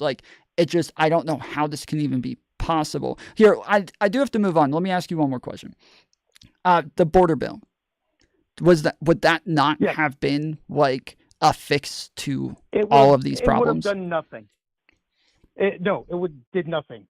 All it said is, when we get to, trying to word it correctly, we can only hold so many people, so we have to, if it says we can't try to do the shit the right way, if we get to a certain point, we have to just fucking let them go, knock them out left and right with NTAOR. They like to point out that, it was going to add 5,000 agents. 5,000 agents. Yes, ain't but not shit. not just agents, but also They're- processes to expedite these things, to get people removed faster, to get them returned faster, to get more judges to actually move processes a lot faster. Like, yes, But see, agents as well, no- but you're saying that one of the reasons that you guys have to let these people in is because you don't even have nearly enough agents to deal with the people. Now you're saying, oh, well, I mean, they're going to give us a bunch more agents, but it sounds like that was a major part of your issue. No, so 5,000 agents isn't a lot. There's tens of thousands of us. Number two, we are about 5,000 below what we're supposed to have. We're mandated by law to have a certain number of agents. We're about 5,000, 4,000 to 5,000 short. Because guys are retiring. So you say you can't find anything about how we're letting people go. How can this be? This is what we've been dealing with. This is why we're so pissed off.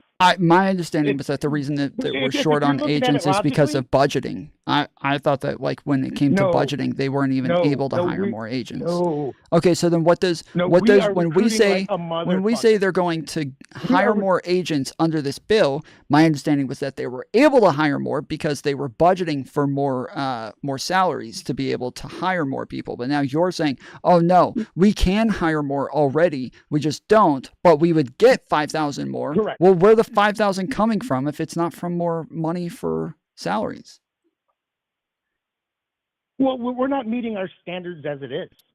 So that extra 5,000, it might as well be 1 million, because we can't keep the numbers we're mandated by law to have. Because guys are retired. I go to recruiting. Well, and then you guys were also supposed to get people from. People chase us off campus.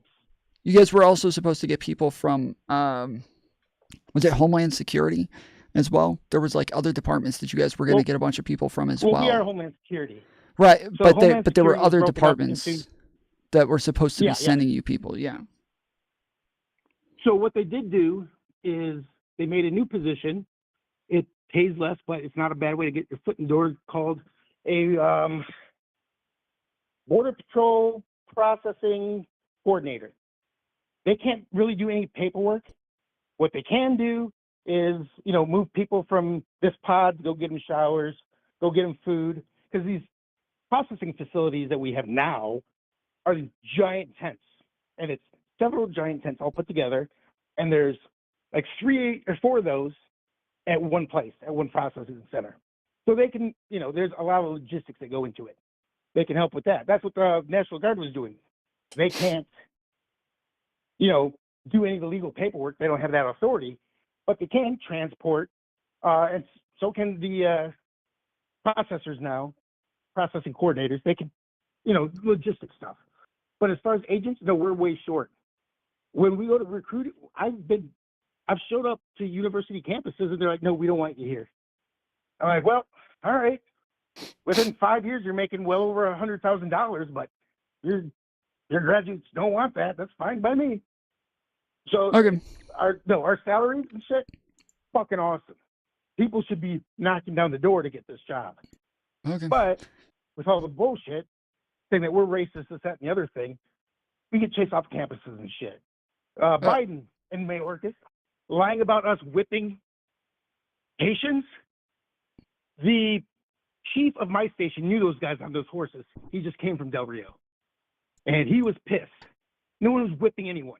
It's called open, God damn it, it's too late for me. Open reins. That's how you move the horse. You swing this leather around and smack it in the butt. But that goes out. They did nothing wrong. So what they got busted with, came from DC, is because there was an allegation made against them, they did not get their rebuttal in a timely manner, and they were put on the beach.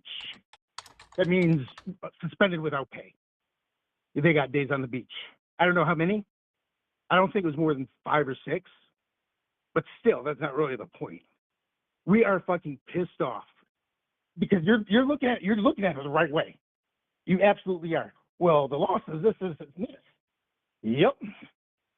Yeah, I was gonna say. I mean, I get what you're saying, and like, I guess from your experience, that's what you see. But yeah, like from my point of view, I can only go on what I'm able to like verify. I can only talk about the things that I have evidence for, and this is just like where things are at right now, to where, yes, unless somebody can go do some like undercover work showing them like releasing people with no sort of status, no processing, no no documentation, like, and then they're just allowed in technically. But yeah, so you can look up I haven't looked him up on YouTube. He should be on there. His name is Mark Hall.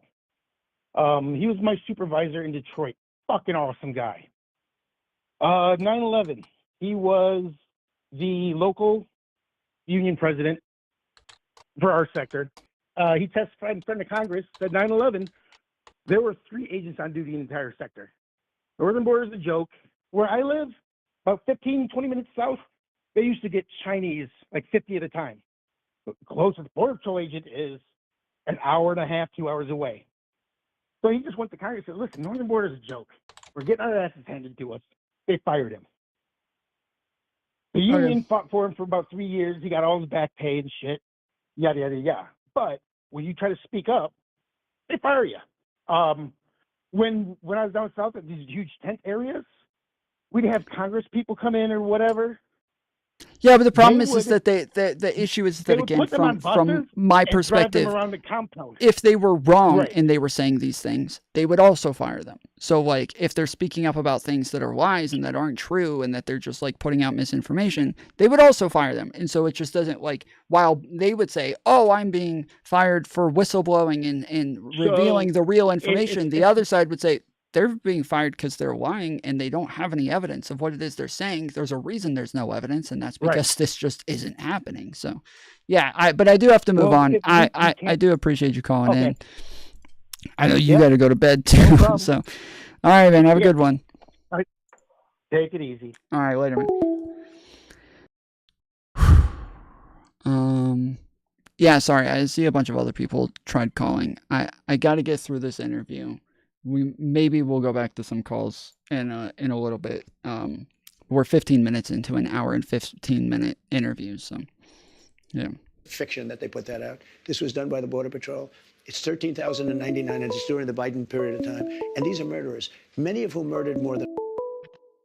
I'm sorry, I did just say that. I'm not going to be able to take calls for a little bit, and then maybe I'll try in a little bit. If there's something specific, you can you can DM it to me, or is that the same person who's been DMing me? Yeah, it is. All right, hold on. He said, Tom, any chance you can respectfully ask the current caller if I can share some pertinent information and interrupt this call?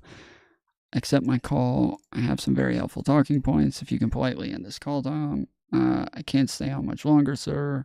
Your current conversation is going nowhere. Yeah, I was gonna say, if you wanna send me a DM, that one did just go on way too long, to the point that I am unfortunately kind of like rushed to get through this now.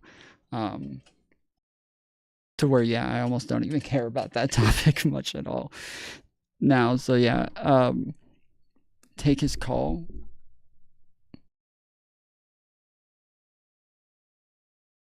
It won't be relevant later. Okay. All right. Well, all right. Let me go to the bathroom real quick. I'm going to go pee real quick. And I'll be right back. And then as soon as I come back, I will take the call.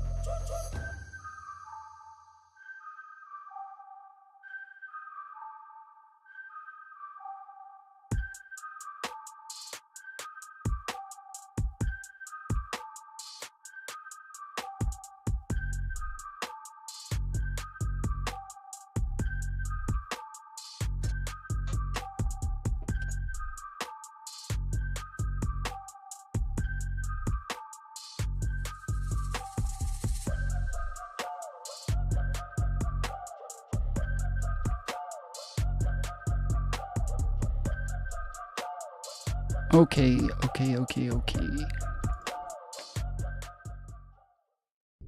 Okay, now, if you're still available, I will send you a DM real quick.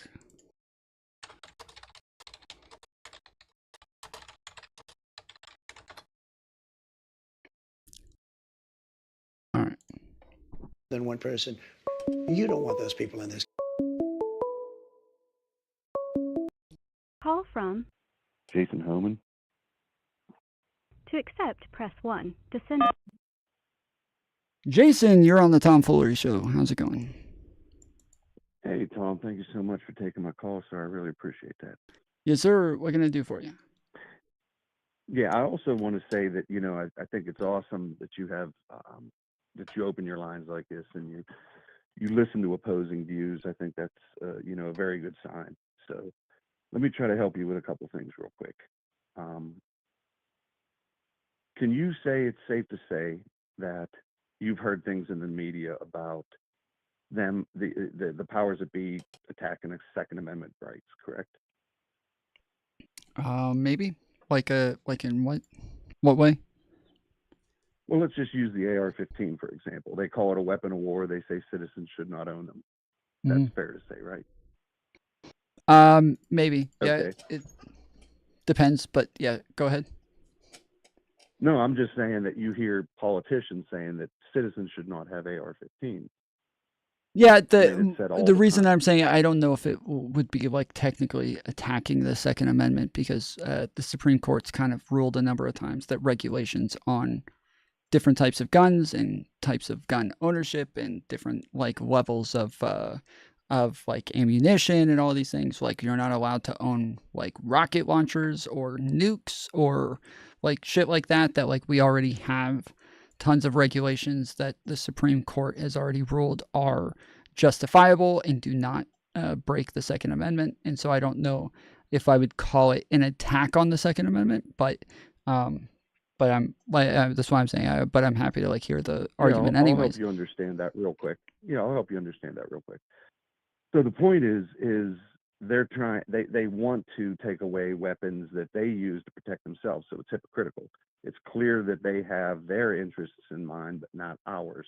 The whole reason the Second Amendment was created to begin with was so the people had the power to stand up against a tyrannical government. Okay, because England was tyrannical at that time, and they came around. They tried to take the citizens' firearms back in the 1700s. Well, technically, so they said, well, this ain't going to happen again. The Constitution technically says it's to stand up against another invading government because they want us to have militias, and the militias are supposed to have people who own guns, and that we are able to use our militias within states to fight back against an invading government. Technically, it wasn't necessarily about the our tyrannical government in our own country, though that is written in some of the Federalist Papers. That was not the reason that it was put into the Constitution. The reason was for us to have like home armies. Awesome. Yeah. But the thing was we were under England's rule at the time. England was trying to take our firearms. They said, how can we prevent this from happening again? We'll make sure our citizens cannot be disarmed again. So here's what I'm getting at. And it's going to paint a picture for you. It's one thing's going to lead to another.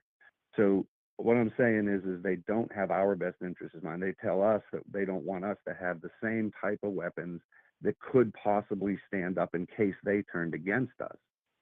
But they want to stay defended by the very weapons they don't want us to have.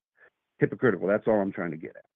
So now can you say that you've seen things in the media that said California was allowing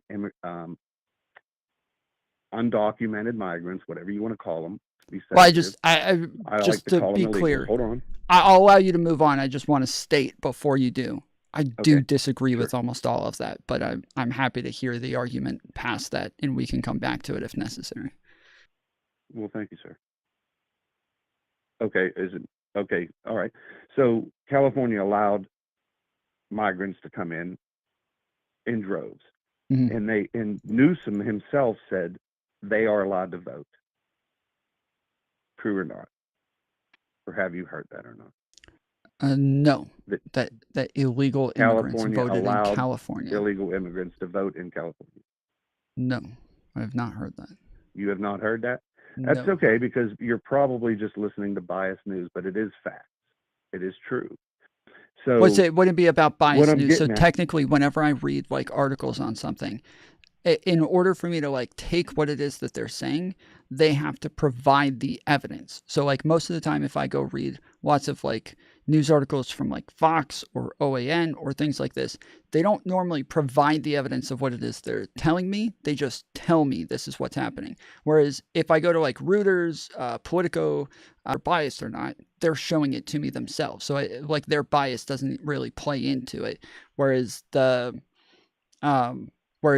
like once I'm reading it and I see laws right there in front of me, I'm able to kind of make a conclusion myself without whatever their bias is ever playing into it. This is generally why I use those sites, is because they show the proof of whatever it is that they're talking about. Yeah, I appreciate that. I mean, I appreciate you're doing research. But the thing is it's not in law. It's a law. It's laws that are already in place that were overridden. Okay, so when Newsom said this himself. So I wish I could have a link. I don't have all that stuff for you right now. If you looked it up, Gavin Newsom says that he allows illegals to vote. You'll probably find footage on YouTube or something where you can actually hear him say the words, "Illegals are allowed to vote in the state of California. We are not asking for ID from anybody." And that's the same here in Pennsylvania. Wait, okay? that's I'm in different. Pennsylvania. So he literally said so those are two separate things. Whether or not they request ID from someone is one thing. Whether or not they because at voting, California has never requested ID at voting. They request ID No, I hear you. at registration, and that's why they take longer than every other state, is because once you vote and you sign your vote, it has to match the signature that's on your ID, and they take a very long time to like process these things. And so, yeah, whether or not they have an ID and whether or not they're going to allow illegal immigrants to vote would be separate things. So you're saying he literally said the words, they are. "We are allowing They illegal are, but they're immigrants." similar. Well, I'm asking. Yes. Did they literally say? Yeah, he said that. Okay. Yeah. Newsom said it himself. We are allowing anybody in this state to vote at our polls. Okay. Well, And wait. certain they I'm did it sorry. in other I just states. I'm trying to clear this up. Did he say we're allowing illegal immigrants to vote, or did he say we're allowing anyone in the state to vote? You know what? I can't quote that verbatim. Okay, fair enough. But he did. It was very clear that it didn't matter whether you were a U.S. citizen or not. I'll put it that way. It did not matter whether you're a U.S. citizen or not. Come here and vote. Okay. Okay.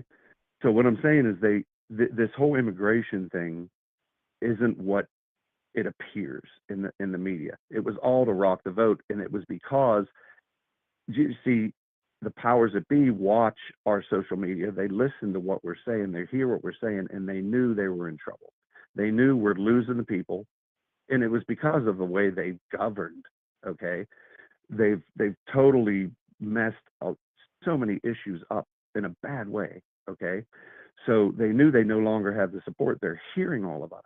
Okay, and that's why the vote appears to be the way it is, but it's even more dramatic than it looks on paper. Okay, so when they say that Harris won the county in Los Angeles, I don't know if it's Los Angeles County or if it's another name, just to use these examples, right? Or San Francisco County, to use examples. I don't believe that Harris even won those counties. I believe the only reason they were won was because of the bought votes from illegal aliens. They flooded these major cities because they know how the numbers work, right? Well, I mean, what I'm reading they here, say and to I win do California, remember. I do remember this now. To win California, we have to win LA and San Francisco and Sacramento. Yeah, okay? I do remember this now. They're where the majority of the electoral college votes are. Yeah, I do remember this now, though. And we did. I do remember going over this, and there was so they said we are going to allow everybody who wants to vote. That's what they said. Anybody Yes, who sir. wants to, they can Yes, vote. sir. But Yep. that was the statement, and that was what went around. Was Gavin Newsom says anybody who wants to can vote, and that is true, and that's always been true. Anybody who wants to can vote. But once they vote, they still had to be approved. They still had to double check their registration and make sure that they were legally allowed to That's vote. just silly, And so Tom. saying they're That's just allowed to silly. I'm vote not saying is you're the way silly. it's no. I'm saying that that's just the way it's always been. Is they've always been allowed to go and vote because they don't stop you from voting at that point of the process. They've always done it after that point where they check it with your registration and match your information and your signature with the voter registration, and then that Tom, you decides have to whether have or an not your open vote mind. gets counted. You have to have an open mind. There's a potential, and not just even a potential. I mean, it's fairly obvious that they were trying to steal the vote from the people. Okay, Well, so I listen, don't just think for anything a that you've couple said more even seconds. leans in that direction or is even evidence of that. Because this is supposed to be the main point of evidence, yet this is the way it's always I'll give been. you some. I'll give you some kind of evidence. You know, once again, it's not. I can't give you like Reuter quotes or anything like this, but okay, when they were doing the recount in Maricopa County, which is Phoenix in Arizona in 2016, you remember that? Mm-hmm. Okay, now do you remember they had the investigation going on in that high school auditorium, right? You're talking about in 2022. In Maricopa County, Arizona. Yeah, I'm sorry, in 2020. I said 2016, didn't I? Okay. So yeah, in 2020, when Maricopa County, when they demanded a recount because the people knew, you know, hey, this doesn't add up. You know, we know who we were supporting here. So they said, we want a recount. And so they started the investigation in that high school auditorium. Remember that? Yes, and this is the one where Okay. they said that they were Now, hold closing on. early, and then That's all I everybody got need. mad. That's all I need is a yes or no right now, because I'm going to help you understand something. Well, I'm asking So if when this. they started the I'm asking a investigation- clarifying question to see if I remember. I'm asking, is Okay, this sure, the go same ahead. one Sorry where about they were saying that they were closing early, and then everybody got mad that they closed early and said that they weren't supposed to? No, listen, they're Or this is having the one where they a reprinted federal. and they had to rerun the reprints of the votes because they No, said that they nothing to do messed with up the count. reprints. Just follow me, and I'll help you understand. There's So been they're in the middle of a there's been federal tons of investigation issues with recount. Maricopa County since 2020. So it seems like I've got lots of memories of problems in Maricopa. Okay, once again, nothing in what I'm saying I can back up with a website right here. What I'm telling you is what we all saw. Okay. And I'm sure a lot of your listeners and viewers right now are saying, hell yeah, I remember this. So follow me. So they're doing this federal investigation, this recount in Maricopa County in a high school gymnasium. They said, stop the investigation. We have to have a high school graduation. Our kids have suffered enough. So they packed up all these boxes and moved them into a storage room, let the kids have their graduation like it was the only building in this county that they could have had their graduation. Okay. And then they said they were going to take up the investigation afterwards. And then it all turned up inconclusive. Okay. It's such bullshit. So if you had some, like imagine this, somebody's murdered on a soccer field and they say, wait a minute, get the body off the field. We got a soccer game to play. Our kids need to play their game. It's just ridiculous, Tom. They should have never packed up that investigation. They did it because truth was being revealed and they had to hide the truth. Okay. Here's another fact that I know for sure. In excuse me, in 2020, actually it was probably late 2019 because toward the end of campaigning, okay, Pennsylvania, Butler County, which is the place where the first assassination attempt took place, north of Pittsburgh. Trump held a rally, bad weather, no entertainment. 50,000 people waited hours in line to get bussed in to hear him talk. Biden said, the Biden campaign said, we got to answer that call. Look at all these people in the Pittsburgh area, which is what we're counting on. Because Pittsburgh has a big piece of the electoral college votes in the state of Pennsylvania. Okay. Like Philadelphia. Philadelphia has more. Pittsburgh has the second amount. Harrisburg has the third. vice versa with Pittsburgh Harrisburg. I don't know, but bottom line is if they can get the electoral college votes from Pittsburgh, Harrisburg, Philly, they won the state. So they so Trump draws 50,000 people to a cornfield. Biden campaign says we have to answer that call. They throw a rally in Philadelphia Eagle Stadium where you could drive your car right up to the door and walk in. And they threw a free concert with Lady Gaga and John Legend. And they wouldn't even show the crowd because there was no crowd. So they're trying to tell us as Pennsylvanians that Biden won Pennsylvania in 2020. Okay. Now you can't throw a dead cat in Pennsylvania and not hit Trump supporting signs. The only Joe Biden signs you see, even in Pittsburgh, now I don't go to Philly, but even in Pittsburgh, the only Joe Biden signs you see are FJB signs. There is absolutely no frigging way. It's just like this election, 2024, when I'm going through Pittsburgh, very, very few Harris. I saw more Harris signs than I ever saw Biden signs. But if you gave me $1 for every Harris sign I saw, I couldn't buy a cup of Starbucks coffee. Okay. If you gave me a nickel for every Trump sign I saw, I could buy a Lamborghini. You know, there's no way they even come close to winning Pennsylvania. They're using these illegals to steal our votes. They're flooding our cities, our electoral college cities that sway the vote with these migrants. They're using them as pawns. They don't care what happens to them afterwards. Okay, they just wanted to get them here to get that vote rocked because they knew it was going to be too big to rig this time, to use Trump's term. Let's make it too big to rig. And that's why so many of us showed up.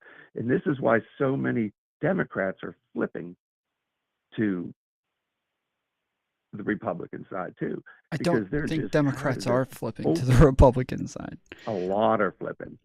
I don't think so. I think that there's people who were like inactive voters in the past who happened to vote this time. There were more people who became of age who were able to vote this time. And then there's also people who were like on the left but anti-Democrats, that were populists, that like hate the Democratic Party, that were, because they're populist, they're more willing to vote for a populist Trump because Kamala Harris is not populist. I don't believe in the Republican Party either, Tom. They all golf at the same country club. Yeah, okay? I don't agree with any of that. Their own interests. I don't agree with any of that. Just take another look at the maps. Which counties Harris won, and you'll see, brother. I was keeping up with them live as it was happening, and and you saw it, right? Look at California. No, I didn't see it. No. So when we're talking about painted red except for LA, San Francisco, and Sacramento. Yeah, I don't know what that means. You're saying that the biggest counties and the biggest cities with the most people had the most votes. Yeah, of course. That's how that works. That's how elections work. Okay, listen. Let's just use a number to make it nice and easy. Let's say California has 50 electoral college votes. Let's say 15 of those votes are in LA, 15 of them are in San Francisco, and 8 of them are in Sacramento. The rest are in all the other little counties. Okay. So if they can take the 15 from LA, they can take the 15 from San Francisco. They can. When you say the electoral votes, what do you mean? Don't matter You're just saying like that part of the population, like there's that many. The electoral votes aren't based on counties; they're based on the state, and then the state has an overall population that gets a certain amount of electoral votes. And are you saying that like there's so many people in this county that they would technically represent that percentage of the electoral votes for the state? Yes, sir, they do. Okay. Yeah. Yep. Yeah. So like Philadelphia has a majority of Pennsylvania's electoral college votes. So we have, I think, 19 or 20 here. And I don't know exactly how many are out of Philly, but it's the most out of all of our. Sure. And if I go look at those counties, are they also voting for Democrats historically for governors and senators. And okay, so generally we would expect those counties to just vote for Democrats one way or the other. This isn't like some grand conspiracy. We just expect generally speaking, to do it. Just like California, it's a good example, you Right. know. But California was, I'll bet you, if we really look back in history, California was a lot more blue than it was this time. Right now, this time, you basically just got those cities that they flooded with migrants, like LA, San Francisco.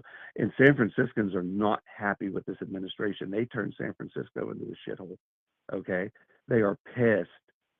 I know people in San Francisco. They are not happy. And I know I have liberal friends in San Francisco, and they are pissed at how their city has become. Okay?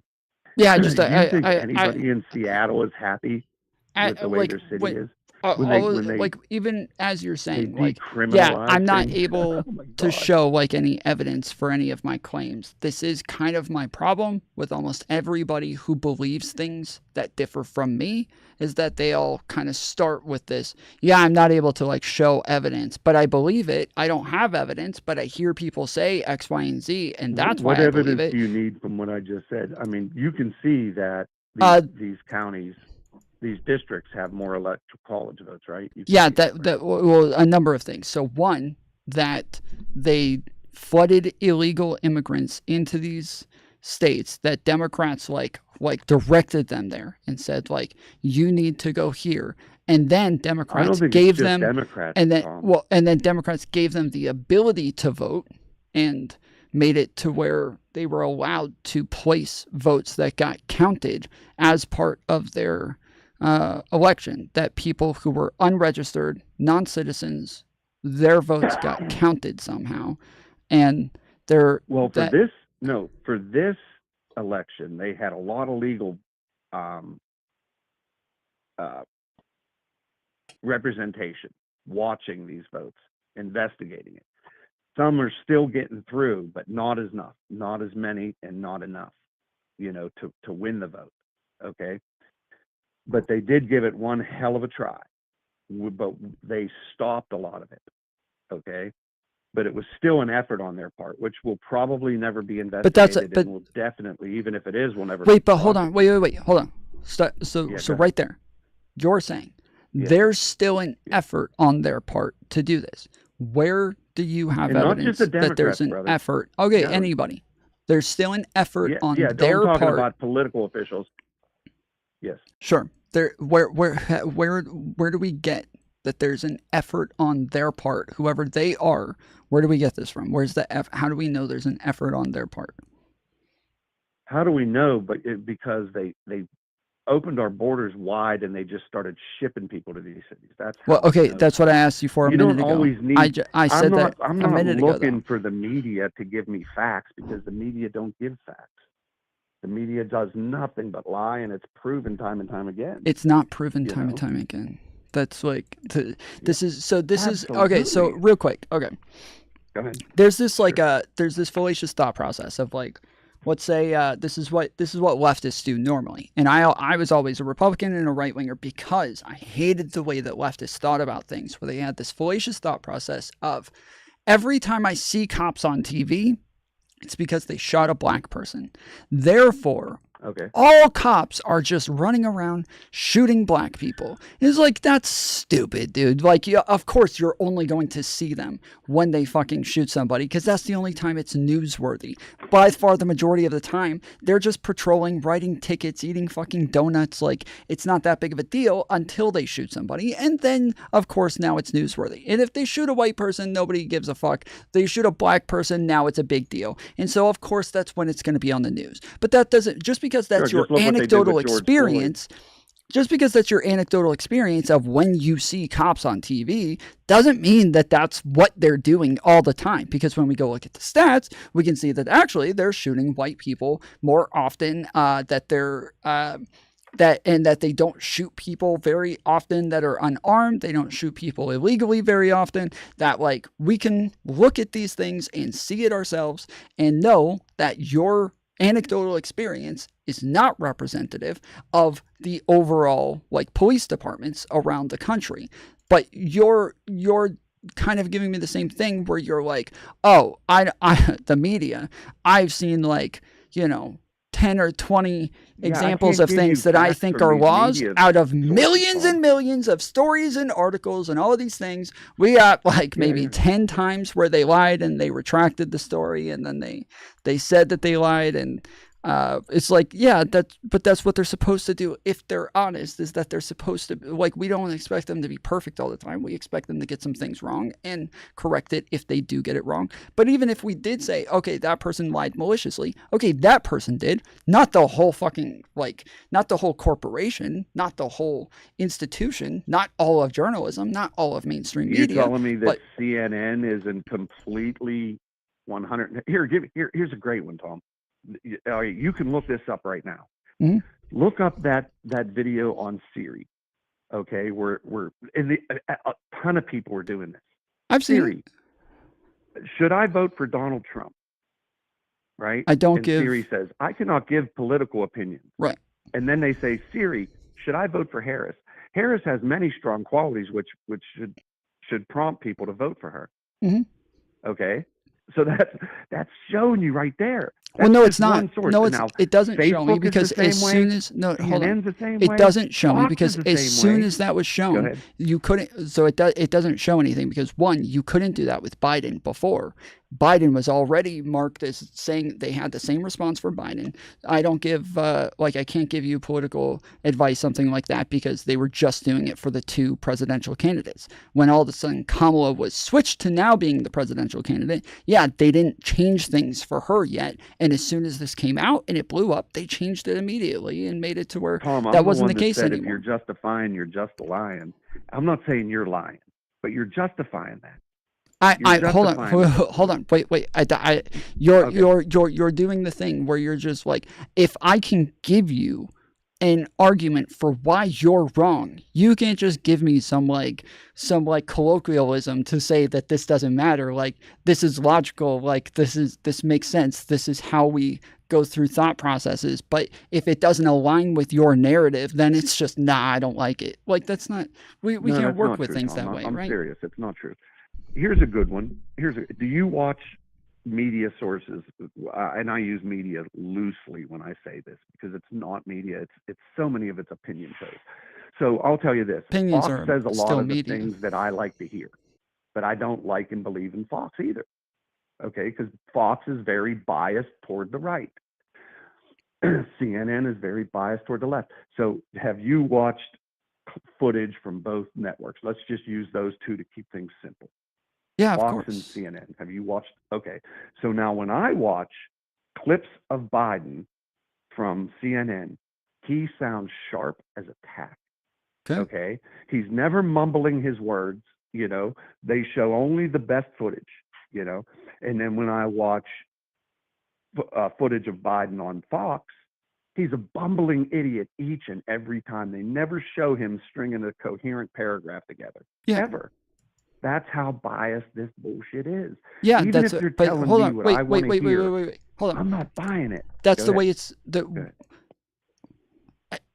you have like unrealistic expectations. Like, humans are biased. That's just the way the world is. If you expect something Media is to not be supposed to be. unbiased, Media is supposed no, to be you're just wrong. unbiased. You are just incorrect. When you say media, I am media. When you say media, the fucking Cartoon Network is media. I don't know where you're getting this from. No, that Cartoon like it's Network not media you are if it form has a of media. bias. Podcasters, streamers are a form of media because Yes. they're sharing information. But once again, loosely used term media. It's not Hold like on. it was in the Cartoon day. Network is Back in the media. days They're of not sharing Walter information. Cronkite and stuff Wait. in the 70s, The Cartoon. Wait. Go ahead. Hold on. I'm sorry. We're moving like Cartoon Network is media. Like Nickelodeon is media. These are the media is like a you're form using of the term entertainment. different. I'm Yeah. using it as media as a source of news. Well, so Okay, news, let's get on even the same news, page but one way or the other. My point is that you have this Maybe I'm unrealistic using the wrong expectation terminology. of humans not having a bias, and that is an impossible expectation to meet. That I go into these things saying, yes, they have a bias, and I know that they have that bias, and so I'm reading this with that in mind, and then I'm questioning things based on the bias You're that they absolutely have, right. and then I'm just checking You're the absolutely facts right. and I'm checking the Everybody is information. biased on some level, but when you're in a professional situation, you're supposed to be on. I'll give you an example. I deliver a commodity to the public. A portion of my public is on government assistance. Mm-hmm. I have coworkers who judge these people. I don't think it's right. I think we're supposed to be professional and be unbiased. We're not supposed to say, oh, it's just because these poor pricks, you know. We're supposed to say, this is a customer. No matter where they're getting their money, we're providing them a service. Let's treat them with dignity and respect. Okay. So now when you have news sources, they're allowed to have their personal opinions, but when they're in front of that camera reporting to the people, they're supposed to be unbiased and just stating facts. They no longer state facts. Okay, they so state what's opinions. what's You know The View, right? With yeah, Whoopi but and those clowns. but That's again, the way it doesn't CNN, matter to me. NBC, and Fox are. There's Yes, no but difference in The View. again, this is based on you have like a your worldview is warped to where you're looking at this like so oddly. So let's consider, okay, so we expect them to be unbiased, You're okay? looking at it oddly. Let's sure. So I'll give you an example. We expect Fox and CNN to both be unbiased. Both of them are going to write articles about Trump's rally, okay? So Trump goes, he does a rally. Well, yes, sir. Unless they're just literally just writing a transcript on every word that came out of his mouth and then just putting the transcript in the story and then just showing you the entire rally on television or in text form. Well, they're going to have to pick and choose what context they want to put in there. And that context is going to be based on what information they're trying to give you. So if one of them says, okay, I went to the rally, they were literally chanting, lock her up for Kamala Harris. And she doesn't have any charges. She doesn't have any crimes. She doesn't, there's not even investigations. Well, they did this for Hillary Clinton. Hold on, I'm just trying to give you an example. It's a hypothetical. So they're like, oh my goodness, this is crazy. They did the same thing. Hold on, I'm giving you a hypothetical. Please don't get triggered by the words. I'm giving you a hypothetical. So there's man, they did this for Hillary Clinton as well, and they got so much shit for it. I can't believe they're doing this again. So I'm going to write a story about the fact that all of these people chanted "lock her up" for Kamala Harris, and that they're doing it again after this whole thing. Whereas the person from Fox News hears the story and they say, Trump did a great job at explaining how tariffs are going to work this time. And a lot of people have had some doubts about this, but this time he really addressed a lot of those complaints. And so I'm going to write a story showing how he really addressed all of these complaints and try to get that information out to the people. No matter who reads these things, they are going to look at it and say, there's context left out of this. Yes, of course there's context, unless you literally want. It would literally have to go on forever, because even if we expected them to put the entire transcript of the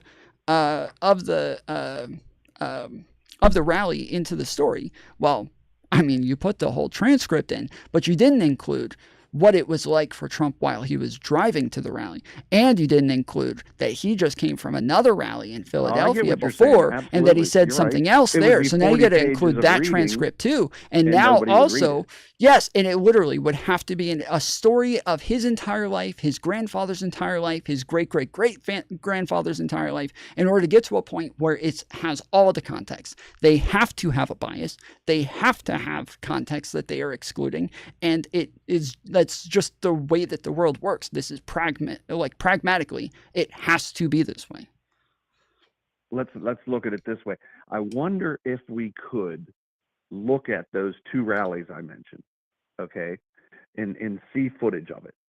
You will see the same thing I saw, which is they don't even pan the cameras into the Philadelphia Eagles Stadium because there was nobody there, and they don't want the people to know that. They want them to think they threw on this big, fantastic rally, and they had nobody show up, okay? And they did pan the crowd at the Trump rally in the shitty weather where they had to wait for hours for buses to get in, okay? They had to park miles away because it's in a cornfield in the middle of rural Pennsylvania, and people lined up in droves to go hear him, okay? Now, how many would he have gotten if he would have thrown that rally in Philadelphia Eagles Stadium where they could pull right up and park? So if he can draw 50,000, and they panned out, and that's all you could see was people as far as the eye could see. Why wouldn't they pan out in the Philadelphia Eagles Stadium and show that those seats were full? Because they weren't full, Tom. Because he didn't have the people's support. You know, these are the only facts I need to see. Okay, the facts I need to see is when I drive through the city of Pittsburgh, and I can't throw a dead cat, not hit a Trump sign, and I can count on one hand. Well, actually, I don't think I've seen any Biden signs in 2020. So you're telling me that he won the city of Pittsburgh, Allegheny County? There ain't no way, but they said he did in 2020. You know, I'm telling you, man, these people they're just in it for themselves. They want to stack the deck. See, here's another great fact. How many presidents have you known that have stood up and said, this is what I'm going to do, and that's what I'm going to do, and that's what I'm going to do? You're talking about the Biden. Did exactly. Hold on, just follow. Well, they did exactly that. I'm trying to ask a clarifying question. Let's look at Obama. Just real quick, because you've brought this up a couple of times. The Lady Gaga concert that was at the Eagle Stadium, that's the one from 4 years ago during COVID, right? The drive-in one, where it was just a bunch of cars. The same time period that Trump brought them all to the cornfield. Go ahead. Yeah, it was just a bunch of cars. It wasn't. Nobody was sitting in. Nobody was sitting in the. I'm asking. Nobody was sitting in the stadium, right? They were just sitting in cars, right? And you're saying that they didn't show all the people sitting in cars? If they were in cars or if they were in the seats, they didn't show them.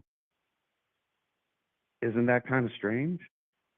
Yeah, sure. Yeah, show me some footage. If you can find some footage, then you can look at this whole conversation like it was bullshit, Tom.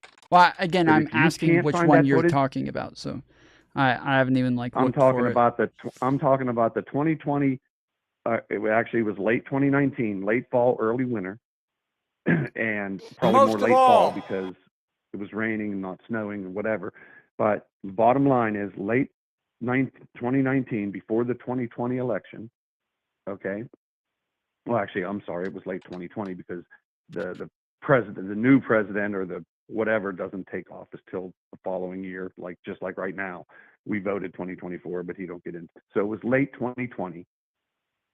If you can look up and see the Biden rally at Philadelphia Eagles Stadium 2020, if you can look that up and see it, and they show the camera panning out into the crowd and there's a crowd there, then you can look at my whole argument as it was nothing but biased bullshit. Yeah, I'm looking at it right now. There's an above view from a helicopter where they're showing the stage and then all of the cars pulled up, and then and then like a big screens up as well. And yeah, they show all of the cars lined up in front of the thing. And then they also had stuff about like they showed like apparently there were demonstrators who were there in cars who all started honking at the same time to interrupt the thing. And so they were showing the cars that were all honking and making a lot of noise to interrupt. And so they showed a couple of times the So you're saying you saw a large crowd supporting Biden at that rally? No, I'm saying that this isn't really large crowds because they're all in cars, so they don't really show large crowds. It's just a bunch of cars, and it's not even a lot of cars here. Exactly. Well, you're saying exactly. The thought isn't that there's not. The thought wasn't that there weren't enough people there. You're saying that they refused to show that there weren't people there, that they're like hiding the fact that nobody showed up. And I'm saying, well, no, they're showing the fact that nobody showed up because it looks like they had like a big limit on it. Because if they showed up in droves, because that's what they were trying to do. They were trying to match his energy, his rallies. So they said, if he's bringing all these crazy sons of bitches to a rainy cornfield, we better do something. So let's stack the deck in our favor again, and we'll have it at a super convenient place. We'll put it in Philadelphia Eagles Stadium, where it's very easy. We're in a highly densely populated Democratic city. People will show up for sure, and then we'll make it really easy for them. We'll even give them entertainment. Hey, Lady Gaga, come and support. Hey, John Legend, come and support. Sure, we're in. And people still don't show up to support? I mean, you would have thought even if they didn't like Biden, they'd show up just for the free concert. This was the one on show up, North man. Shore, right? No, Pittsburgh has. I don't know what Philadelphia, what the The reason structure of yeah, Philadelphia there's a bunch of them, and so there's Pittsburgh has a apparently North a Shore. I couple don't of know them about with Lady Gaga at like Biden rallies, and then other ones at Harris rallies, and it's hard to know which one is which or which one we're talking about, because the first one that I pulled up what did show the crowds. The whole point is, Tom, is if you're not seeing what I'm saying by now, you're probably never going to see it. You know, you'll see it. I believe you'll see it in the next 4 years. You're going to see how much this nation improves if he doesn't get too much resistance. Well, I'm of the opinion that what we need to start doing. Hold on. Yeah. What we need to start doing is we need to start posting things like this. Let's say Trump's speaking on the border policy, okay, and he's saying, "All right, listen, Congress, Senate, I need you to all get on board and vote yes on this issue so we can change this." And the senators and congressmen who do not support, post them for the people to see clearly. They're already in congressional record, but not too many people look up congressional record. If we make that information more accessible to the people we voted for Trump because we want the policies he's stating. And that's what I was getting at before when you kind of got sidetracked on me was how many politicians in the past have said, I'm going to do this, and then they got into office and they did the opposite. Like Obama. Obama came in and said, I'm going to reduce the size of government. First thing he did was start increasing it. He did absolutely opposite of what he said on so many issues. Obama killed our car market, absolutely destroyed it with cash for clunkers. He used the citizens' taxpayers' dollars to buy perfectly good cars and crush them. Okay? Destroyed our car market. He destroyed our healthcare industry. He made it so working people who pay for insurance can't afford to use their insurance because now we have high deductibles and all these co-pays and all these things. So we're discouraged from using it. So we could force a socialist program where the people who are out paying the premiums, who are now intimidated and discouraged from using their insurance, all they're doing is paying their premiums now, and they're not going and going to see their doctors. Yeah, okay? I they're getting all that money from the working class, and they're giving it to the non-working class. I just like, even again, the things that you're using to support your theories just like aren't true though, and this is like part of my problem. Like I've had a bunch of people come on and say like, yes, like obviously CNN's lying all the time, and I was like, okay, I would love like examples of this so we can go over it and like see for ourselves. And then they would come on and then they would show things, and then the way they saw it was very different than the way it actually happened, because they got like, it got clipped up and changed and then posted on Facebook and Twitter and Instagram. And then what they saw was very different than what actually happened in reality. And same with like Obama saying that he was going to shrink the size of the government. Obama literally said over and over, we don't need to shrink the size of the government. What matters is whether or not we're actually doing things efficiently and effectively. That's what matters. If we are like meeting the needs of the people, then who cares how big it is?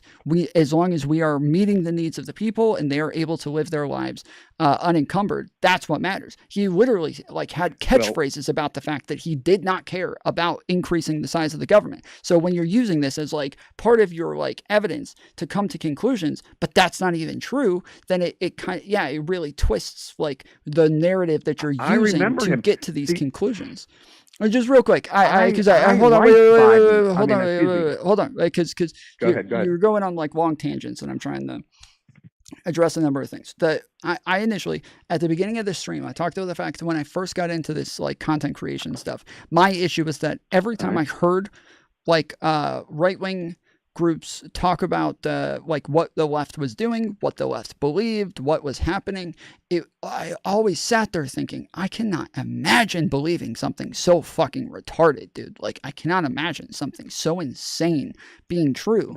I need to talk to somebody and see and like ask them, how the hell do you think this? Like, I need somebody to explain this to me. I don't know how they can think something so dumb. So then I started my show so that I can invite lefties on and ask them questions and talk to them. And it turned out they didn't believe any of the things that I was told they believed. And then I was able to go start like finding like left-wing shows, and instead of getting straw mans of their beliefs, I actually watched them give me their beliefs. And I'm like, oh my goodness, that makes so much more sense than I thought. And then all of a sudden I was getting way more context for things. And I read people like, Fox News, and I read a lot of Daily Wire, watched a lot of Daily Wire, Steven Crowder, like Candace Owens. And I noticed that whenever I went to CNN, I had never really been to CNN before. I was just always told they're liars. They don't know anything. They're just lying. It's just propaganda. But then once I started going to CNN articles to see what they had to say about things, I found out they gave way more context for things, way more information. They would include everything that Steven Crowder was saying. They would include everything that Candace Owens was saying. They just gave all of the outer context as well that totally changed everything that I was hearing from them. And I got really frustrated finding out that they were just incessantly lying to me and cutting out important context, to where I still have right-wing values. I still have very conservative values, and I still have very traditionalist values, but I want to live in the real world. I don't want to live in this like make-believe world that they're all trying to set me up in. I want to live in the real world. I want to see proof. I want to see evidence. I want to go through logical processes, and somebody just telling me something exists obviously exists. We all know it exists. Obviously, no duh. You can see it, but I don't see it, and I don't have any evidence for that. I can't go along with that. I don't know why anybody would. Okay.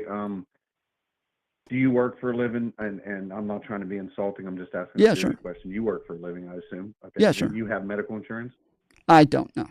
How do you don't? Okay. No. Well, if you did, you'd find out it's really kind of an illusion. It's unattainable because of the high deductibles and things. And that's what I'm saying. That's how our, because before, let me see. And this was back in 2010. I mean, I had one of those Cadillac plans. It was a zero deductible, zero copay. I mean, I could go for anything. Nothing was questioned.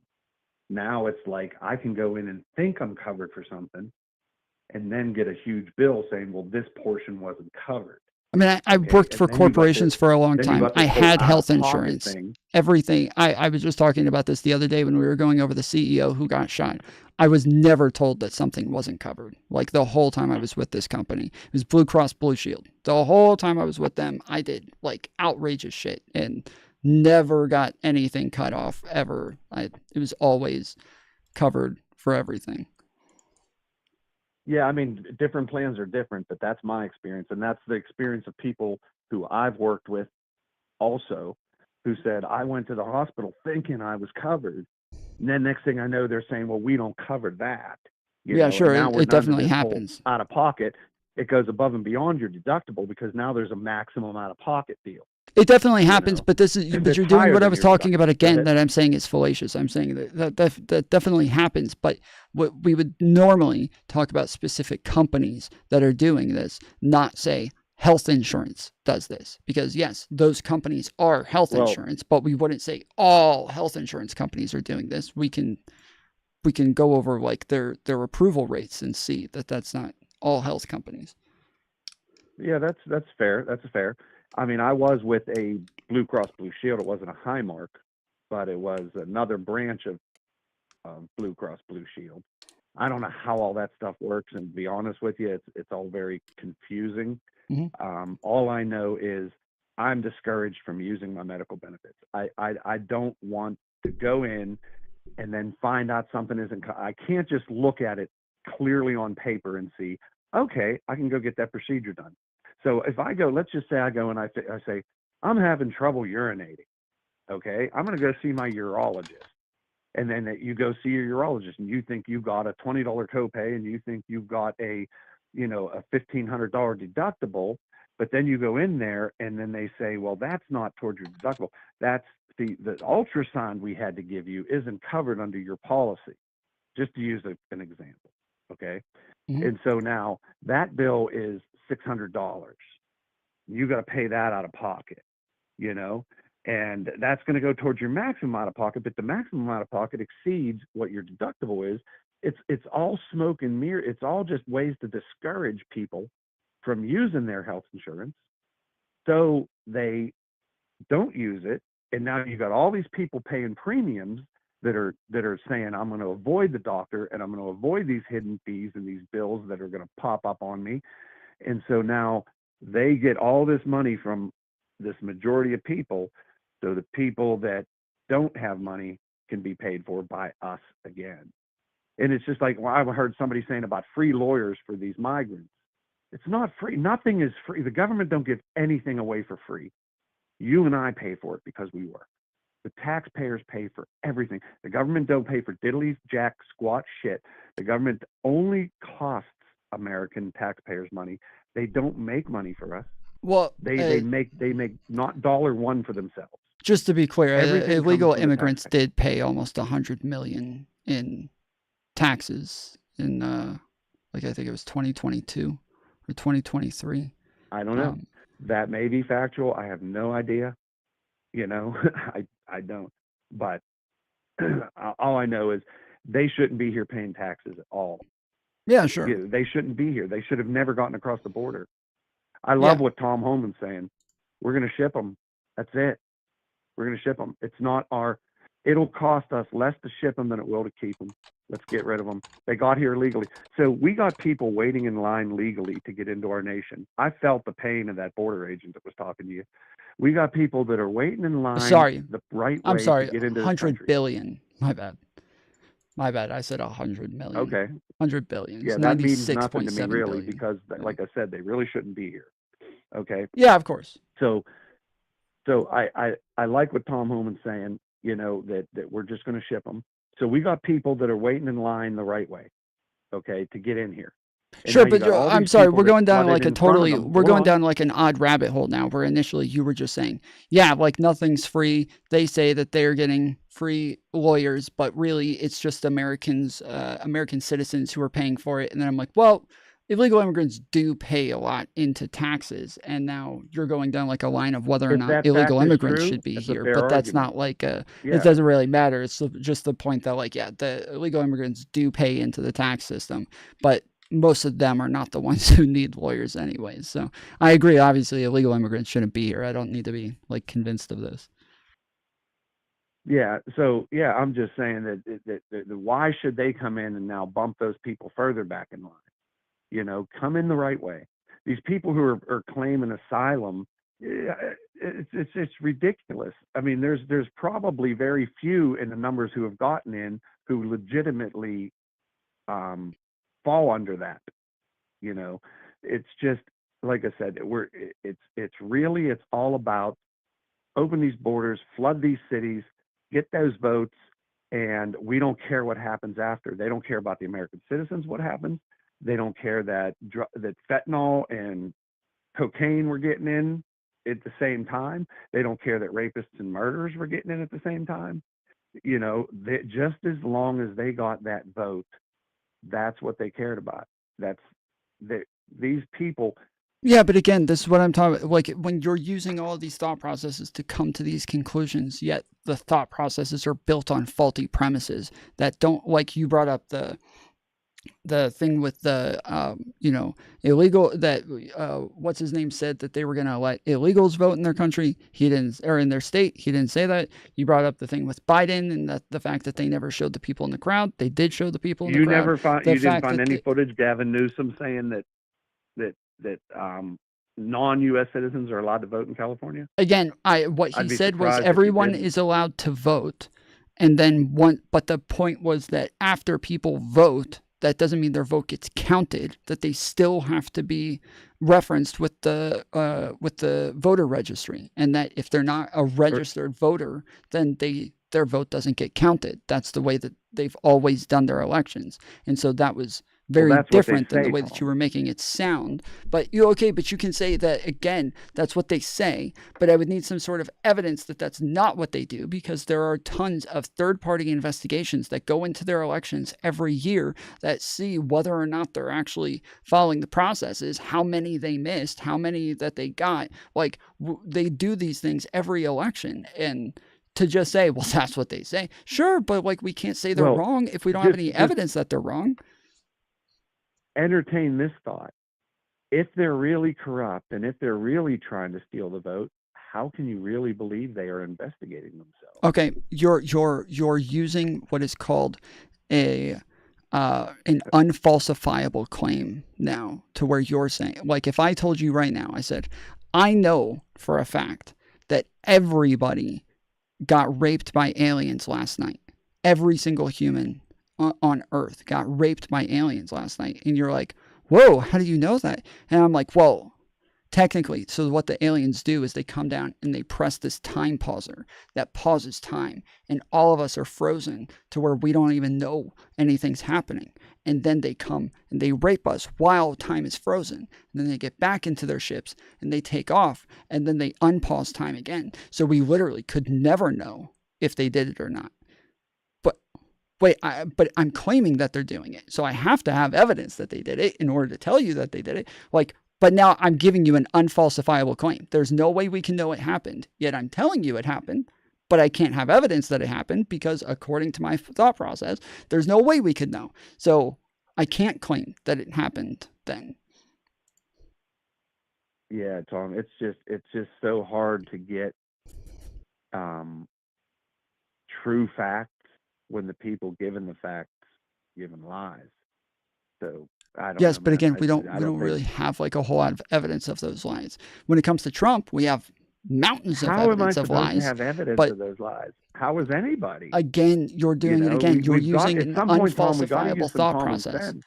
Yeah, no, We no, just we gotta don't. look at what's going on around us. Look at what's happening in our country. I mean, there's senior citizens out there where the cost of living is doubled. Common okay, for sense all of us. is not very common in my experience. I'm sorry, but it is just I not can very see common. that. That like I think can tell. logical thought processes, we believe that these are innate to Homo sapiens sapiens, that this is what brings us common sense. Going down logical thought processes using premise conclusion to come to a conclusion that is common sense. But to just say, I walk outside every day in Chicago and I can see that there's a bunch of illegal aliens all over the place.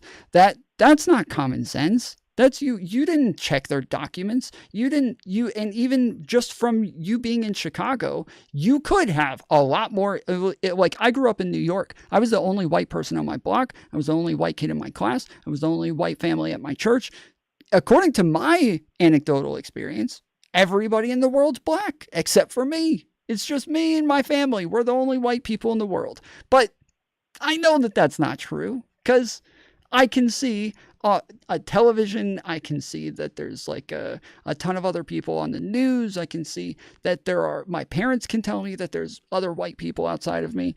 But without me ever experiencing it, if I just think that all of television is just fake news and it's all lies, me and my family are the only white people in the world. Like I can't go on my anecdotal experiences to come to conclusions broader than my anecdotes. I can't do that. And you can't do that. None of us can do that. The world's too big for that.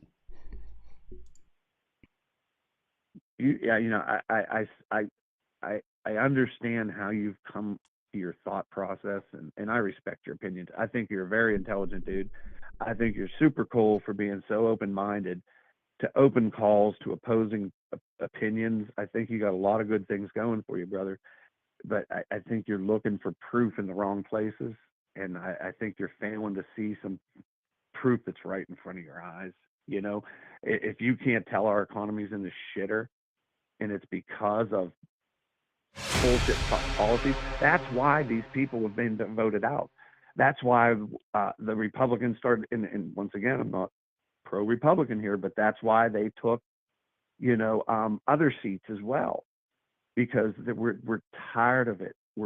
The American people are exhausted with it. There's no more room for it. Yeah, the problem is that you guys are going to keep making the same claims about those people too.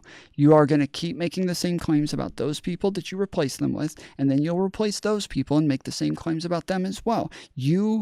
From my experience, I feel like people on the right just have a victim complex. They need to feel like they are always being persecuted. They're always being hurt by somebody. Somebody's after them. Somebody's trying to get them. Someone's trying to hold them down. And no matter how many people they replace and how many people they get into office, they're never going to get the things that they're looking for because the things that they want fixed don't exist. And so they can't fix problems that don't exist.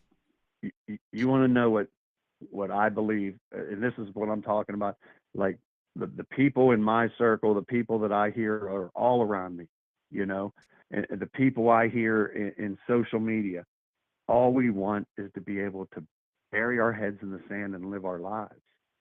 Well, they woke a sleeping giant by taking advantage of us. And now we're getting up and now we're speaking.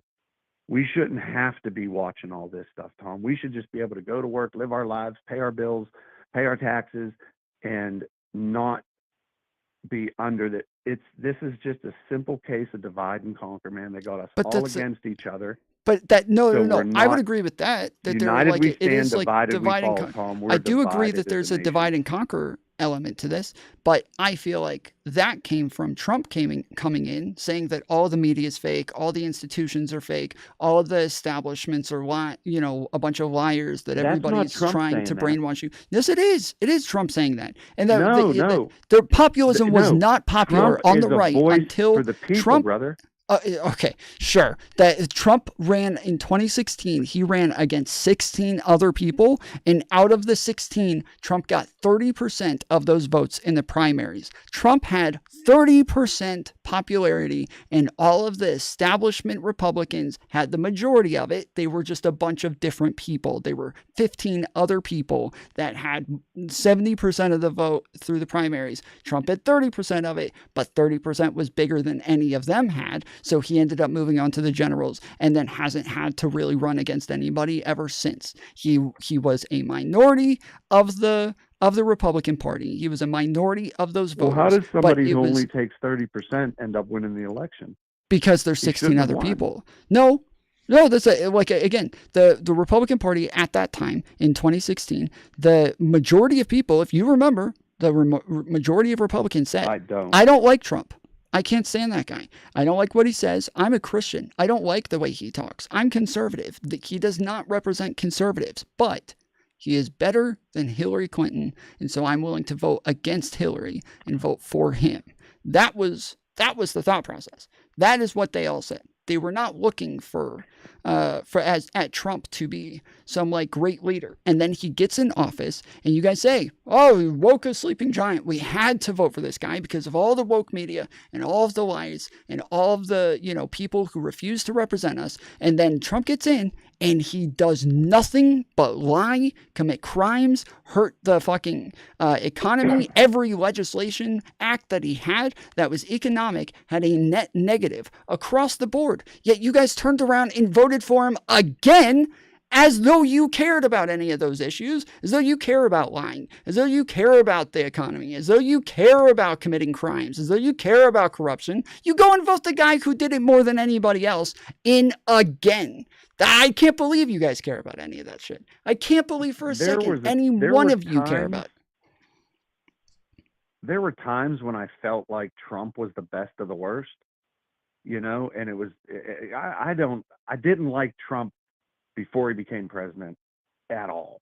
I mean, the guy's obnoxious, his tweets as president are embarrassing, but it's because he knows how to play the game. But, the way he's led since he's been in has impressed me, and he's won me over. I still wish he would do things different. I wish he would word things different. I don't like the mudslinging he gets involved in. I was kind of embarrassed when they tore Biden down for his portion of the debate. I was tearing Trump down for his portion because they were asking Trump questions that he has amazing answers for. And as soon as they asked him a question, he flipped around and started tearing Joe down. And I'm like, Trump, why the fuck are you doing that? Just answer the question, dude. That's all the people need to hear, bro. We don't need you to convince us. He didn't have answers. He's never had answers. Huh? That's been his strategy since he ever got into politics. It's just attack the other side and create boogeymen. This is what populism is, though. That's what populism is. It's about creating boogeymen and bad guys to convince everybody that they're after them. Yet those boogeymen and bad guys they're doing are it to him, broad Pump, generalities. so that's why he's slinging it back. You know, but do they're- nothing but tear him down. So he's just fighting Bro, back. It's like okay. the schoolyard.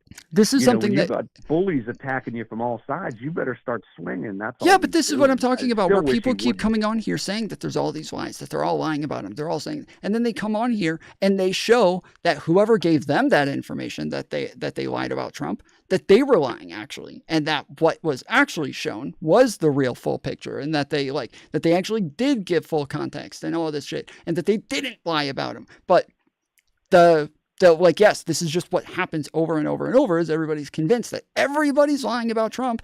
And then like with the case in Georgia, right? Fulton County charging Trump. Every time I say, yeah, if you guys look at this case, it proves beyond a reasonable doubt, well beyond. It's got mountains and mountains of proof that Trump tried to steal the election. They've already admitted to it. 4 of his lawyers have already pled guilty to saying, yes, we tried to help him steal the election. We lied about the election being stolen from us. They've already done this in numerous states, in numerous cases. Yet when you go through the indictment and you see all the proof, there's no way you can be convinced that he didn't do this. But when all of Trump's voters come in here, they say that's fake. And I say, well, how is it fake? Did you read the indictment? No, I don't have to read the indictment because that's from those people are corrupt. Those are corrupt Democrats. I don't have to read the indictment. So you're literally saying you're not going to look at the evidence. That's insane. Tell me this. What's your opinion of the worst thing he was accused of? Convicted of? What's the worst thing that you think he was convicted of? Well, so far he only has one conviction. That was a felony case. I heard in the media he's got 40 convictions. No. He has 40 felony convictions. He has 34 counts in one case, but he still has another 50 something in the other cases that are for election meddling and trying to steal the election. He used. Okay, tell me what you think he's like guilty of that is worthy to not trying allow to steal him an to be election. president. Trying to steal the election. Or even what? Trying to steal the election. In 2020, he tried to steal the election. There's proof beyond a reasonable doubt. It is proven. In 2020, the election was stolen from him, brother. No, in 2020, again, his lawyers have already pled guilty to this. They have already admitted they lied about the election being stolen from them. They already admitted they don't have any evidence of this. And they have already pled guilty and agreed to testify against Trump. So the people that you saw out there saying the election is stolen, we know it, we've got the proof. Giuliani, the lady who said that, the dead guy was using computers to steal it, like all the shit, they've all pled guilty and said, yes, we lied about the election being stolen. We will help testify against Trump as well.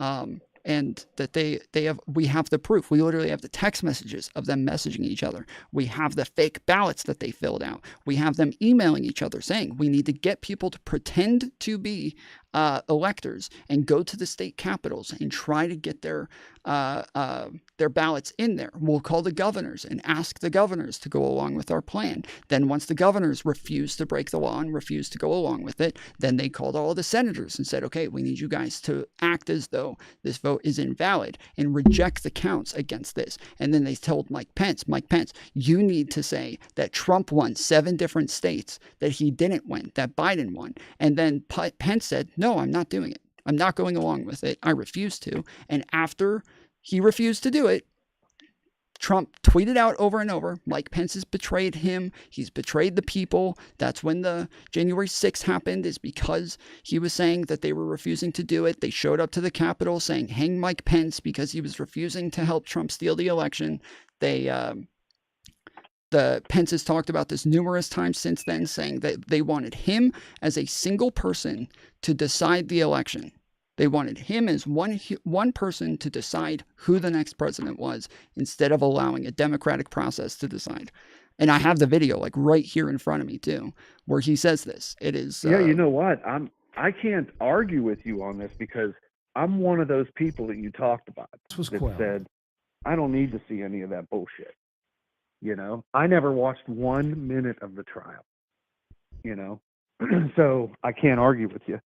And like I said, I'm impressed, you know, with the research you've done at the very least. I don't think, you're still not swinging me to your side here, but I have respect for you. I have more respect for you now. I've been like a little insulting on your live stream with some things. I'm like, can you believe this goofball? Yeah. I don't see you as a goofball anymore. But I will say, I was one of the people who voted for Trump in those primaries. I love Trump. Trump was my favorite before anybody else liked him. I loved Trump. I thought this was a great fucking idea. Let's vote for the guy who will run the country like a business, who will get things done, who will lower the deficit, who will actually represent like fiscally conservative voters. That was me. I was all about it. And then I saw him talk more and more and more and lie more and more and more. And I said, oh, okay, never mind. No one's going to vote for this fucking guy. He's a clown. Like, this is insane. No, especially not conservatives. Especially not conservatives. Conservatives will never vote for this guy. Christians, no shot. And yeah, I became, like, pretty quickly a never Trumper. And now I'm considered a Democrat because I am that opposed to somebody like Trump who attempted a coup and has committed these many felonies. Mark my words. 2028, you're going to wish that the president could have a third term. I'm telling you. Well, that's what they said after his first term, but I couldn't wait for him to get Well, actually, impeached. this is Trump's third term. You know, Okay. I've been saying this forever. This is Trump's third term because he's been serving our country all through the Biden calamity. He's been working diligently. Only president in history, well, I don't know, I can't say that for sure. The only president in history to turn down the salary. He just wants to serve. You know, he wants to end this. And he's admitted to things like some of the things I respect about him is he says, okay, these tax laws, you know, the blah, blah, blah, that they're accusing me of abusing the tax law. He said, all these wealthy people do it. All these supporters of the Clintons all get the same breaks I get. I'm not breaking the law with my tax code. I know the tax code better than anybody. Yes, I take advantage of it. Yes, I write off whatever I can. Why wouldn't I?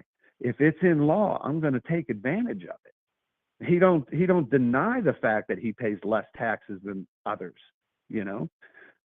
So I don't know. All I'm saying is you're going to have a different change of opinion. A lot of people are. A lot of people already do. All we needed to do was see the last 4 years to know, you know, something's rotten in Denmark here.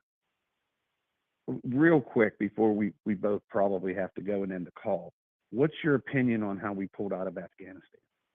It wasn't great. Like it wasn't good, but we had been trying to get out for so long.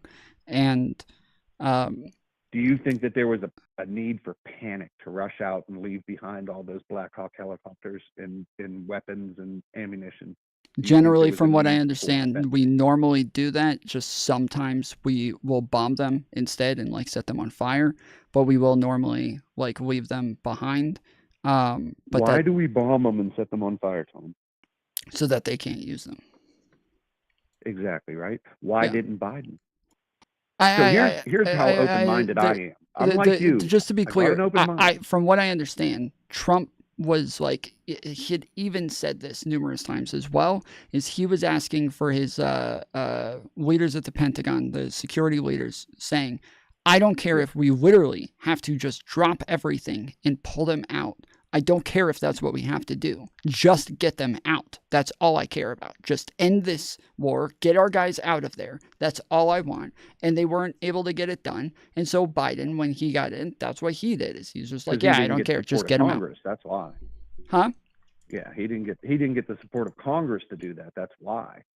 But well, I don't he think didn't Trump get the had support any of the intentions Pentagon. of leaving our technology in their hands. It was because So he didn't that- have the support of the Pentagon. You know that soldiers have died trying to destroy fallen Black Hawk helicopters, so they didn't get the technology. Even a helicopter that was crashed, they didn't want them to get in there and get any of that technology, and they fought and died to destroy that technology so it didn't fall into their hands. He left them there fueled up with the keys in them. That's an act of treason, Tom. It's that simple, brother. There was no need to panic like they did and pull Wait, out that's like not. Hold on, that's not treason. Go ahead. It's not treason. Yes, it is. No, it is not. When you leave when you leave weapons in the hands of an enemy who's a sworn enemy and out to fight us and kill us, and we leave our technology in their hands so they can use it, and not only use it but duplicate it or sell it to other nations. How do we know Afghanistan didn't sell a Black Hawk helicopter to China to study our technology? They could have that, but And you're China calling is- it treason. We give technology to other countries all the time. And who decides that? Our don't give 'em fucking Black Hawk commander in helicopters. chief is the We don't one give who 'em that makes kind that of decision. technology. We give 'em That old if you want to AR-15s. say, if you want to say that's treason, like we can start going off on like Trump going as the president of the United States, going and shaking hands with Kim Jong-un is treason because he's giving him No, the it's not. It's legitimacy building of a relationship. Wait, but that's what I'm Cooling saying. the That's what I'm waters. saying. That's what I'm saying. That's not like nobody would say that because like that would be ridiculous. He is the commander in chief. He makes that decision, and that's his This is choice. apples It's and not oranges, though, treason. No, it's not. It's not. You're saying No, that leaving you our don't want Black them. Hawks No, in no, the no. hand You're of the- saying Hold you on. don't want them to have that technology. So you're choosing, whereas I'm saying no. The fucking commander in chief is the one who makes that decision. I'm not saying that this is the It's not preferable me way that of getting doesn't want out. their technology. No, you're saying It's you not just don't want me. them to have the technology. I'm saying that you, if Biden decided, yes, we are giving them the leaders don't technology, want them we're to have the sending them all of the blueprints to give them the technology, that still wouldn't be treason. He's allowed to do that. He is the commander in chief. Just as Trump was allowed to make his decisions on how he wanted to deal with things as well, that lots of people didn't like, but they can't call it treason because treason means you're going against Hold the on. fucking government, Okay, and he here's a is the great one who example, makes Tom, that and you'll decision for the understand government. this. Hold on. Here's a great example, and you'll understand this. What would you think if you heard the facts of a legal case, facts, that a U.S. pilot, the U.S. Marine pilot, took a Black Hawk helicopter and flew it to North Korea and gave it to Kim Jong-un for $1 million and then wanted to come back to America and spend that $1 million? What would you think of that? Would you not see that as treason? Yeah, if they're going against the fucking commander in chief, the one who decides whether or not we do that, then of course now it's treason. But So again, you're saying the commander in chief could do no wrong? no, not no that they matter can do what he no decides, wrong. it's right? No, hold on. Okay, when Trump fired Comey, who was literally in the middle of Tom, investing. No, hold on. if you Stop. can't see that point, Stop. When Trump fired Comey, and who was in the middle of investigating him, right? Comey is in the middle of investigating Donald Trump. When he does this, a bunch of people look at this and they say, "Wow, that's interfering with an investigation. That is him." And he like literally told Comey, "I want you to stop the investigation. Do not investigate anymore." Those sorts of things. Telling Comey not to investigate him or his family, that is interference of an investigation.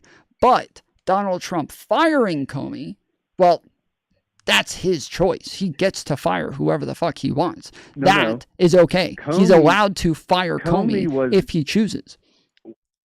Comey was investigating Trump on bogus charges to interfere with the election, Tom. Wait, the election was over. Trump was the president, and they started the investigation because Trump asked him into the office and was prying to try to find out if there was an investigation. So once Trump did that, it's a form of it's a form of it's a form of election interference because they were trying to take him out of office. We voted him in. we don't have any now evidence. They're trying of to that. get him out. We don't have any evidence. They're trying to foil our investigation. After We don't the have any fact. evidence of that. Still, So you might feel that way. Your vibes might tell you that, but evidence does that's not tell us valid. that. That's valid. I think it's obvious, but your point is valid. I'm not going to argue. But that's what I'm it's saying is just that he something but he that fired millions Comey. of us are saying, It that's is all. somebody who's in the middle of investigating him. That if they do an investigation and they come up short of evidence, Congress was the one who was going to hold them accountable for that. So he could have let them go through that process and really fuck shit up and look stupid in the end. But instead he fired him. He's allowed to fire him. That is his personal decision on who is the head of the FBI. And so he can fire him all he wants. What he can't do is go and interfere with the investigation and tell them to stop investigating him and try to do this whole like mob boss thing where he's like kind of making it sound like a deal they can't refuse, right? So where you're saying, oh, so they can just do no wrong? No, I'm saying there are some things that are their purview, that is their responsibility, that is their job. Whereas there's other things that are not their purview. This is outside of their purview and they are not allowed to do this. And how we handle things as commander-in-chief, what he decides and what it is that he wants to do, that is his decision. He is the commander-in-chief. It can't be treason. I just think that I just feel if he's firing him because he's not really doing his job, but he's acting as a puppet of people like Pelosi and Schumer, and then yes, he's justified in firing him. When the Mueller investigation happened, they proved that he was interfering with the investigation. Mueller did his investigation and showed that Trump did interfere with the investigation and that he was lying and that he was trying to get in the way. So while you're saying this, we already have the Mueller investigation that shows that that's not the case. Yeah, I'm not saying Trump's a saint here, and I'm not saying he's never violated any laws, especially when you're talking about financial shit. I have no idea, and I really don't care. Well, they didn't have the collusion was what mattered. They wanted to get collusion. They didn't have collusion. There was no colluding with Russia to steal the election in 2016. That didn't exist. They had interference, but how could Hillary Clinton be charged charged with certain crimes? They ask for evidence. She burns the evidence. She wasn't charged. The investigation goes away. She wasn't charged. And she runs for president. She wasn't charged. First off, she was already running for president when the investigation started. So she was running for president. Okay, they started an investigation. My timeline might be a little off. All yeah. I know So is real quick. I don't know how she got away with that. Who else would get away with that? Tons of Let's people. say you or I didn't pay our taxes. Wait. Hold on. You asked the question. I want to respond to it before you start going on. Tons of people get away with it. So that's your question. Who would get away with it? Tons of people. The crime that she had committed was having classified documents in places that they were not supposed to be, right? That was her crime. Well, Obama also had documents that were supposed to be in the National Archives. Tons of presidents have taken classified documents outside of the White House and taken them home. They go on vacation. They take them with them so that they are able to still answer calls and do work from home and tell people what they're supposed to do, not supposed Trump to do. Did as well. And then they never take them back and they forget about it, right? But when they're made aware of this, so Biden also did this. Biden also had classified documents at his house. They asked him for it back. He gave it back. That was the end of it. Done and done. Trump was asked for them back. He refused to give them back.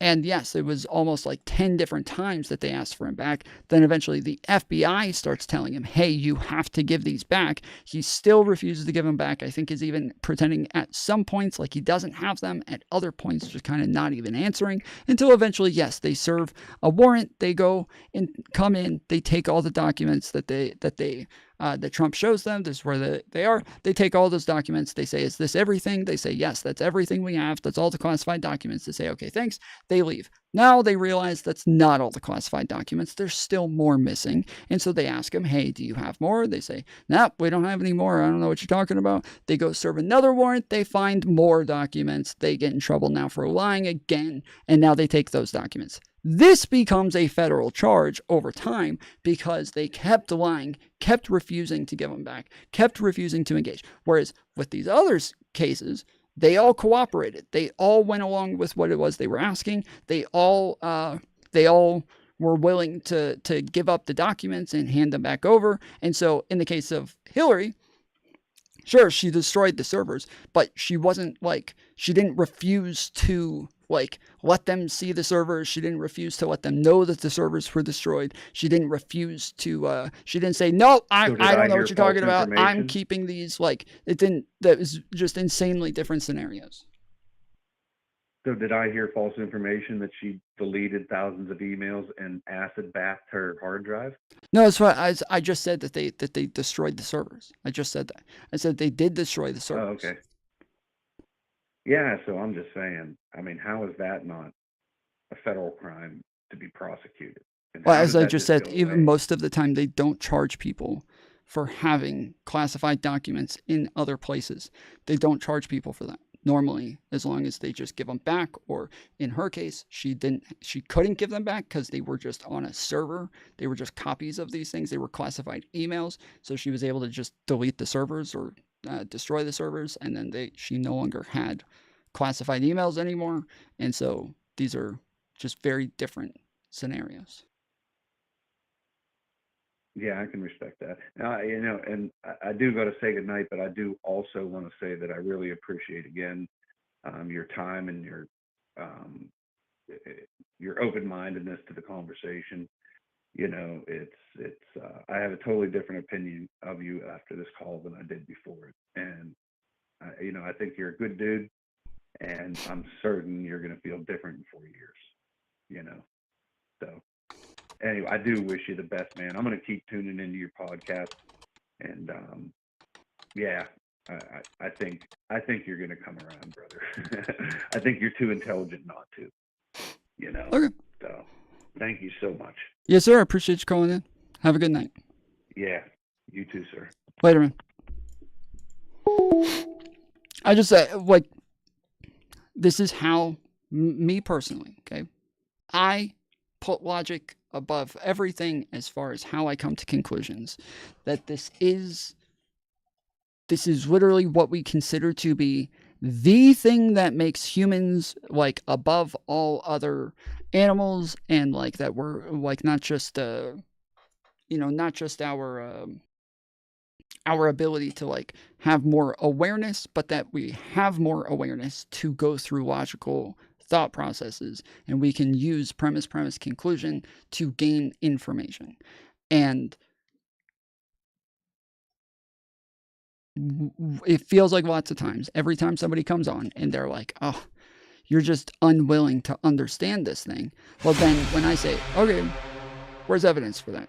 Can you show me the evidence for this? Well, no, I mean, I can't show you evidence, but it's just kind of obvious, right? Well, without evidence, how can it be obvious? Like, something is only obvious based on evidence. Like, how do we think something's obvious? How can we come to a conclusion? How can we ever believe something without the evidence? I just think it's, you got to use your common sense. Like, I'm just not getting anything. You're not telling me anything. You're just saying you believe it, therefore you believe it. Whereas I'm saying I believe this because X, because of Y, because of Z, because of all. I can bring tons and tons of evidence, tons of information, and this is how I come to my conclusions. Now, with that said, I want to be clear. I don't expect everybody to put the amount of time, effort, research into their thought processes on these things. Nobody has the fucking time to do this shit, all right? Nobody does. You don't have evidence of 90% of what you said so far. I'm going to say to you what I say to everybody.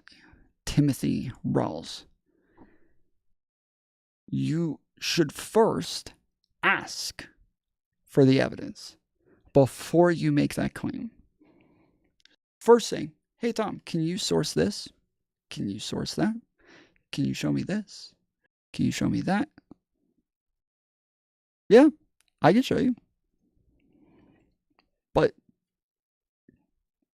if you're just making the claim, I don't have evidence for it. I don't know where the fuck you got that from, but I didn't just make it up. Promise you that.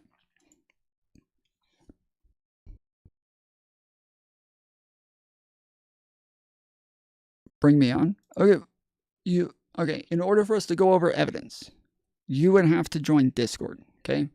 Discord allows me to share my screen with you. And when I share my screen, you can see what I'm showing you. So instead of me just telling you I have a thing and just telling you about it, if you join Discord and jump in my waiting room, I will pull you on and I will show you my screen and I will show you the evidence for whatever it is that you want to ask for. There's a link for the Discord in the description. Just click the link in the description and then it'll just have you accept the rules. And then once you accept the rules, you can join the waiting room in the Discord.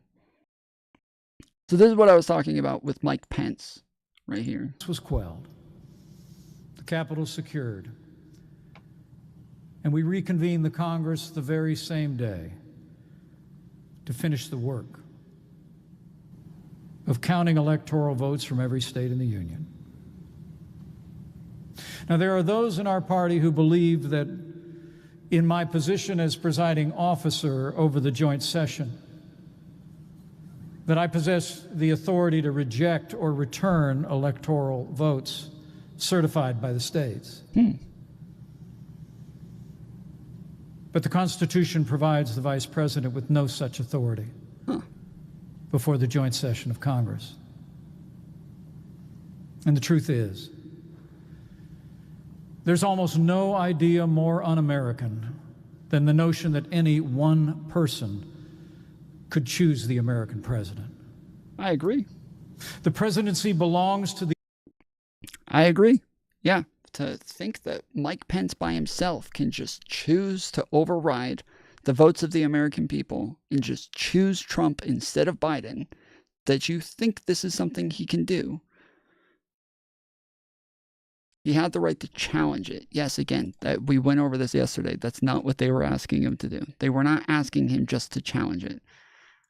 What did that prove? I said, I literally just said it before this. If you're not paying, you're literally never paying attention. Just a minute ago, you were saying that I was pro-choice and pro-abortion. Like, I'm like this close to just fucking banning you because I think that even if I say, yeah, my name's Tom, 5 minutes, 5 seconds later, you're gonna be like, he's never even told us his name.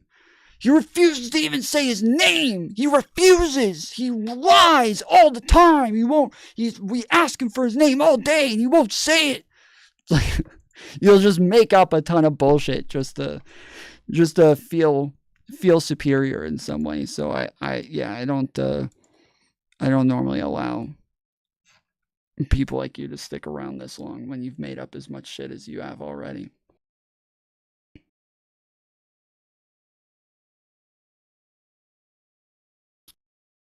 Then where did the missing 10 million plus Dem voters go? Hint, Dems cheated. So what do you mean, missing 10 million? What does that mean? Nobody help him. Don't help him. Just leave it alone. What does that mean? 10 million missing Democrat voters. What does that mean?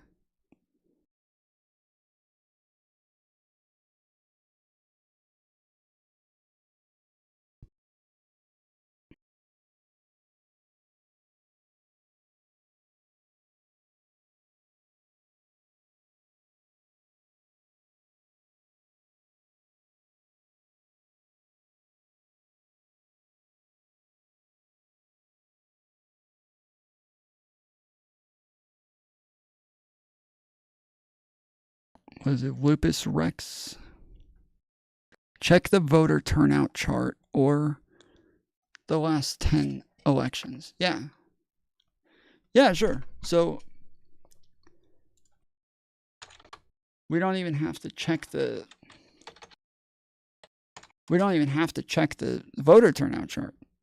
This is simple math. We can just look at it ourselves, right? This is pretty simple. I don't think we need. We're not going to depend on fucking somebody to tell us, right? We're going to do the research ourselves. Do your own research is what I always say, right? So, yeah, we're going to do this ourselves. Fuck that. We'll figure out voter turnout on our own. So let's do it, okay? So here we go. Kamala Harris had 74,946,837 votes. All right. We'll add that to Trump's 77,237,942 votes. All right. So we got 152,000. So this is 2024. 152,184,779. Now let's do 2020.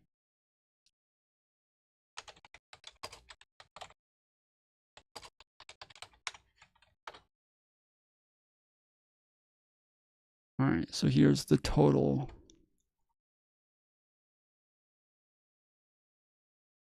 For 2020. So let's clear this. All right. So Biden had 81,284,666 votes. And then we'll add that to Trump's 74,224,319 votes. Okay. So now we got 155,508,985 votes.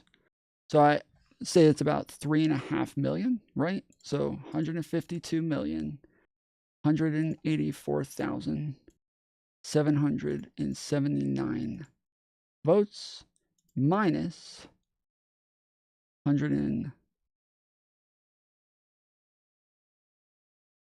55,508,985 votes. 3,300,000. 3.3 million difference from one election to the other. Now, Biden, obviously, you said just Democrats, right? So Biden had 81 million votes. How many did Kamala Harris have? Kamala Harris had 75 million votes. So there's about difference of about 6 million there, right? 6 million. Different people, different elections, different circumstances. 2020 had mail-in ballots, way different scenario, right? The most new registered voters ever in an election, but how were there more in 2020? Because they 2020 had a bunch of special circumstances where one, there was COVID, right? So they had late registration. So like in Georgia, where I live, Republican state, Republican governor, Republican decisions. This was not Democrats. Republicans did all of this. We were allowed to register on the day that we voted. They had late voter registration. So and this was most states. So like a lot of people kept running around saying, voter registration ends in September. And when you look at the amount of people in Pennsylvania registered at the end of September, this is less than the amount of people that voted in November. They obviously cheated. Well, no, they had late registration. You were allowed to register the day you voted. And so in Pennsylvania. And so they had way more people registered after September, but they used the numbers from September and then applied it to November, which just wasn't realistic. But then, what's up, American Voice? How's it going, man? Let's look at this, okay? So let's look at most votes for president in history. So let's look at this. Consider this, okay? Donald Trump ran for president in 2016. He got 62 million, about 63 million votes. But yeah, let's say 62 million here, okay? 62 million in 2016. The very next election, Donald Trump got 74 million votes in 2020. You guys think that it's a big deal that Kamala Harris and Joe Biden, two totally different people with two totally different circumstances, had a difference of only 6 million. The same person in two elections in a row had a difference of 12 million votes. And then in the next election, he had 77 million votes. So 77 million compared to his 62 million here, he had 15 million more votes 2 elections later. The same person. This is the same person each time. 15 million more.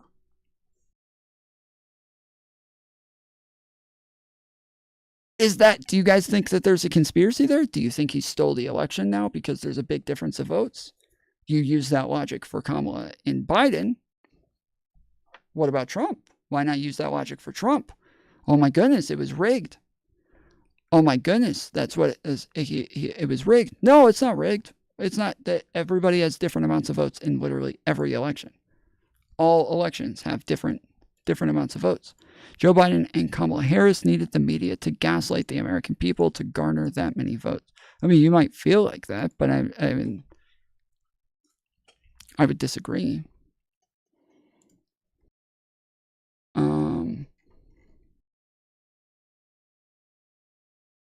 I see somebody just joined the Discord, but they're not in the waiting room. On the left side of the server, there's a spot called Voice Up with 2 monkeys with their hands on their ears. And if you look below that, it'll say Community VC, Community Streaming VC, and then Waiting Room. And if you just click on Waiting Room, just click on that and click Join, then I can pull you on from there.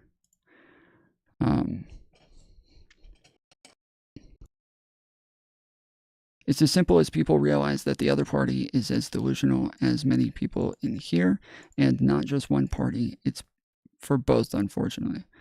Well, they got more votes.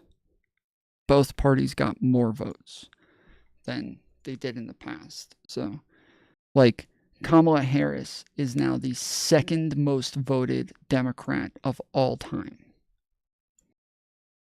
So, going into this election, we expected there to be about 10 to 20 million less votes than there were in 2020, because 2020 had mail-in ballots in day of registration, whereas 2024 did not have that. So we expected there to be way less votes. And it had COVID, like it was just a whole thing. But 2024 didn't have that. We expected there to be way less votes. And then there ended up being more. But then you guys looked at it and you were like, there weren't enough votes. Not enough. That's way more than we expected. What are you talking about? There's way more. Nobody expected there to be that many freaking votes. What are you talking about? Mail-in ballots, no countries do that. That's not true.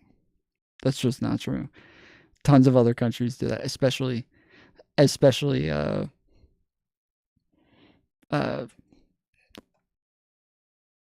first world countries do that.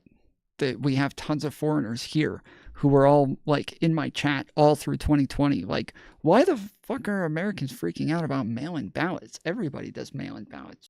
Why are they acting like this? Everybody does mail-in ballots. I didn't even know you guys didn't do those until now. Until all of a sudden these people started freaking out about them. We thought, which ones? Just wondering. I think Australia, the UK, I think Ireland, let's see.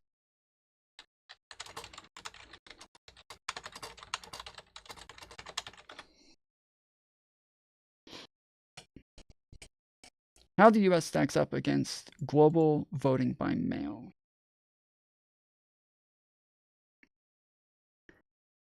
Ahead of the Tuesday, November 5th general election in the United States, some aspects of the U.S. electoral system stand out globally, particularly its innovations to make voting more accessible, such as postal voting. Ahead of Tuesday, November, we already read that. Several terms are used in the United States to describe different voting forms. Absentee voting traditionally refers to voting methods available to people who cannot make it to a polling place on election day. The voter can either mail the ballot or drop it off in person. Voting by mail is when voters can request and cast mail ballots. The terms tend to use interchangeably. In the U.S., all mail or mostly mail elections are when all registered voters are automatically, when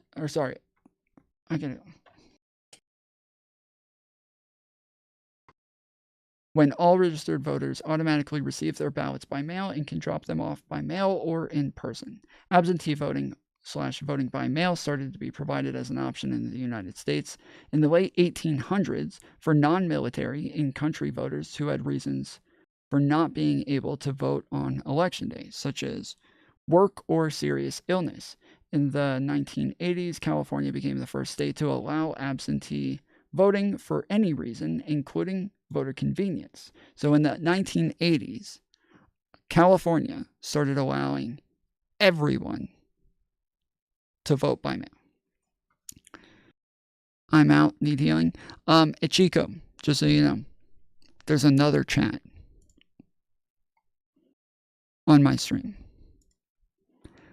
We for sure have mail-in ballots. You have to request for Fed and state elections, but local elections are 100% mail-in in Australia. Yeah.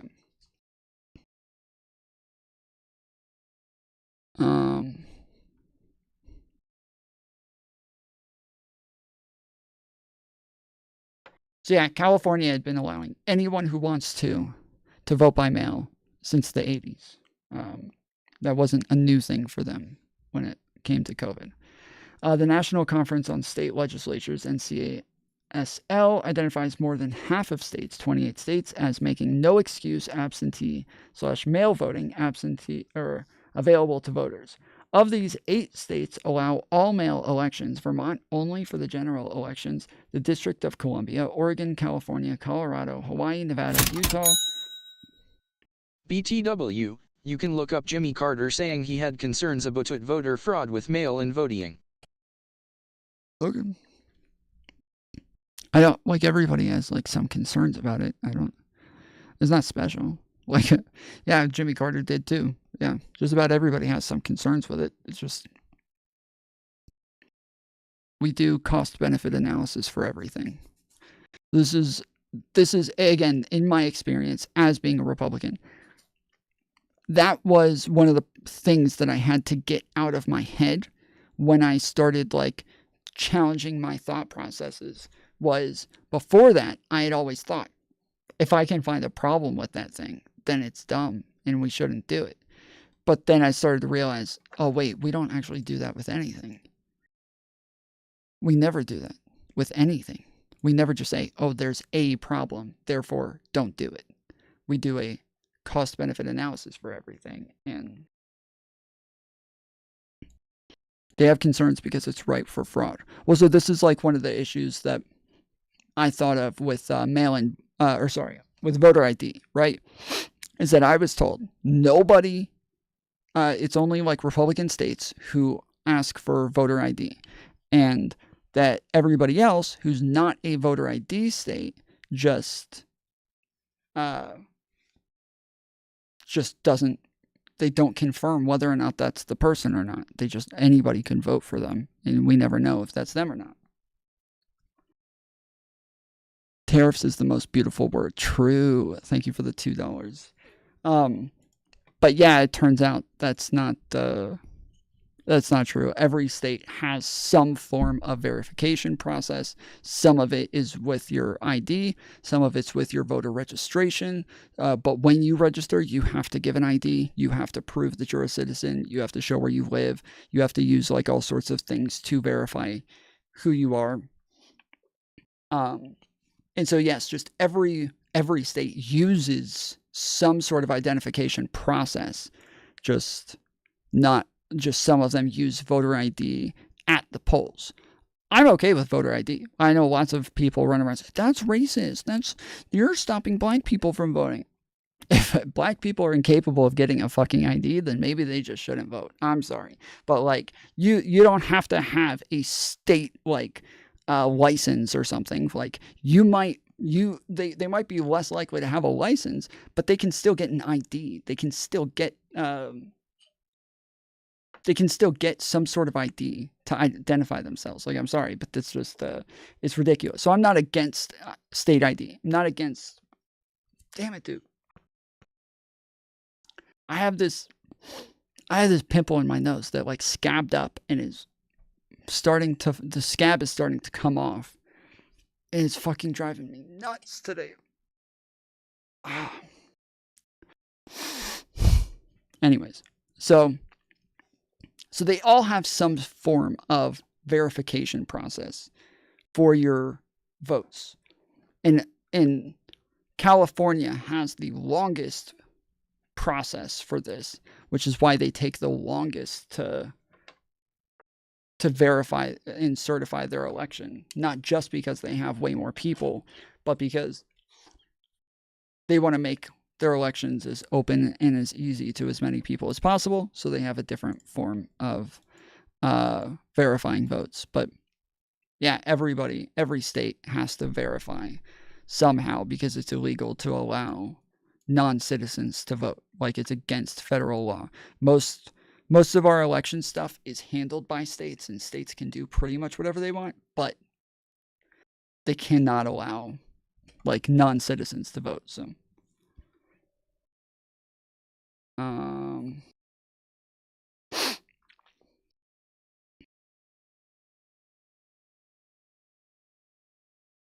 yeah, all states have been required to allow military to vote from overseas. The president, I know, has always voted by mail. So like even Donald Trump, the year that he was screaming and yelling about mail-in votes, he voted by mail that year because the president always votes by mail because they're in Washington, D.C., and they're not technically a citizen there. They have to vote in the state that they're a resident, and so they...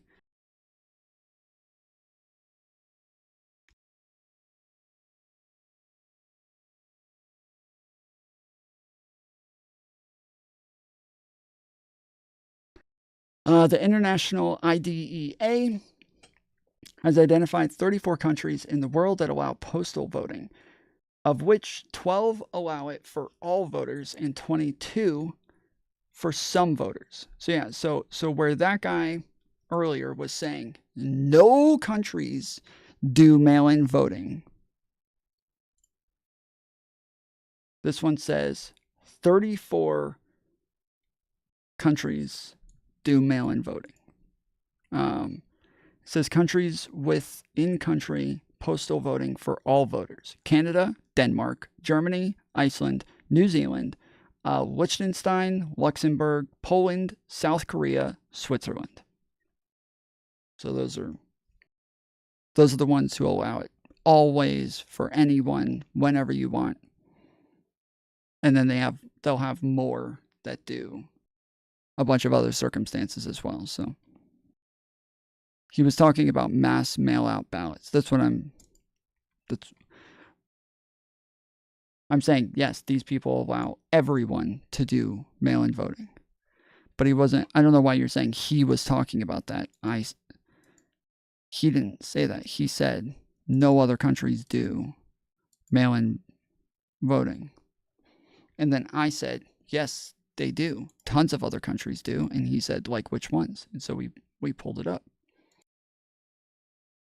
So if he was talking about something else when I said, yes, they do, I don't know why he didn't clarify at that point, because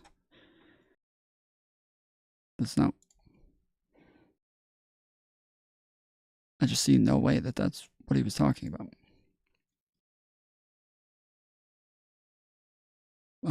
Let's see.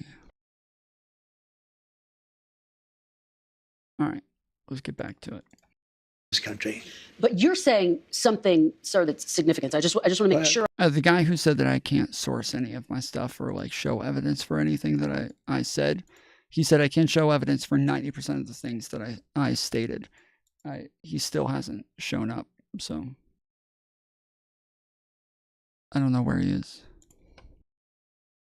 I'm clear, which is that you're saying, yes, you're going to focus on the people with criminal histories, but everyone who's here illegally has to go. I'm saying this. We have to get the criminals out of our country. We have to get people that were taken out of mental institutions and put them back into their mental institution, no matter what country it is. Do you know that Venezuela... Your evidence is Google and then the first CNN article. Hey, Reg.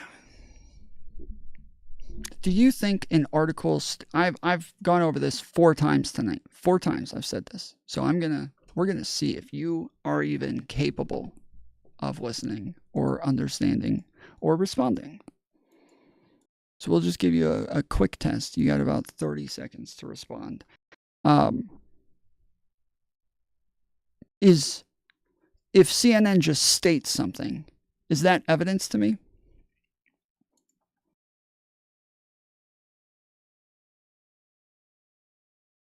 Because I've explained this, like I said, I think 4 different times tonight. So apparently. Okay, what did I say? Did CNN claim a woman was calling for peace when actually she was calling for blacks to burn down the suburbs? I have no idea. Can you answer my question? What did I say? What did I say I do when I pull up articles and get information? Do you trust CNN? I trust no one.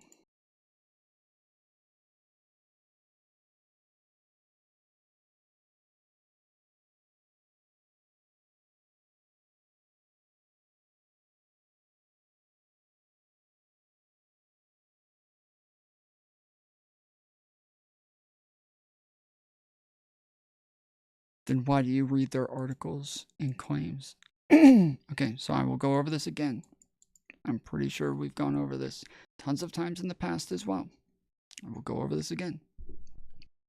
When reading an article, the article has to prove it to me. They can't just tell me a thing. They can't just say this thing. They have to prove it to me. So they can tell me, we got this information from this source. Well, I'm going to go check that source then. The only thing that I'm going to get from them is quotes. That's it. That's all I can get from them. That's all I can trust them on is quotes. And I'll trust anybody on it. You know, Fox, OAN, whatever. If they say, we reached out to this person and they said X, then sure. Okay, fine. But when it comes to like, we fact check this information. And when we go to the INHS website, it states that X amount of people did Y amount of things, blah, blah, blah. But I don't have to trust them. I can just go check it on the fucking website myself. They're telling me who they sourced to give me the information. That is them proving it to me. That is them giving the evidence, right? I don't have to trust them at all. I don't trust them. I don't trust anybody. I want evidence. This is what I said. This is what I do. This is what we do on this channel. We spend a lot of time going over this shit. And when we're looking for information, we do a lot of research on it. So, did you vote when in prison? No. No. You can't vote when you're locked up. I think there are some states that might let you, but here we don't get to vote. So just being locked up takes away your right. And then once you're convicted of a felony and then you have to stay in prison, your right, you get your rights taken away. Then normally you get so in Georgia, maybe not in all states, but in Georgia, you lose your rights while on paper. As soon as you're off paper, now you can get your rights back. Some of them you have to apply for. So if I wanted to go buy a gun, I can go apply to get that right back. Right now, if I just went and tried to buy a gun, even though I'm off paper, I would still get denied. I have to apply to get that overturned. And that's all. That's all I have to do. Whereas yeah, the right to like vote, I just have to register to vote once I'm off paper. So on paper means like on probation. Tom, Discord, 2 reasons not to trust CNN and MSNBC, especially this interview.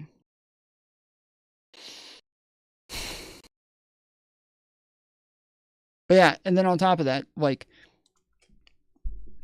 I do my research live in front of everybody.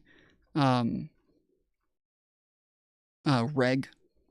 So when I do my research in front of everybody, I have people coming on and saying, no, actually, there's other sources that say this. Or they send me Discord links and say, hold on, there's the other sources that say this.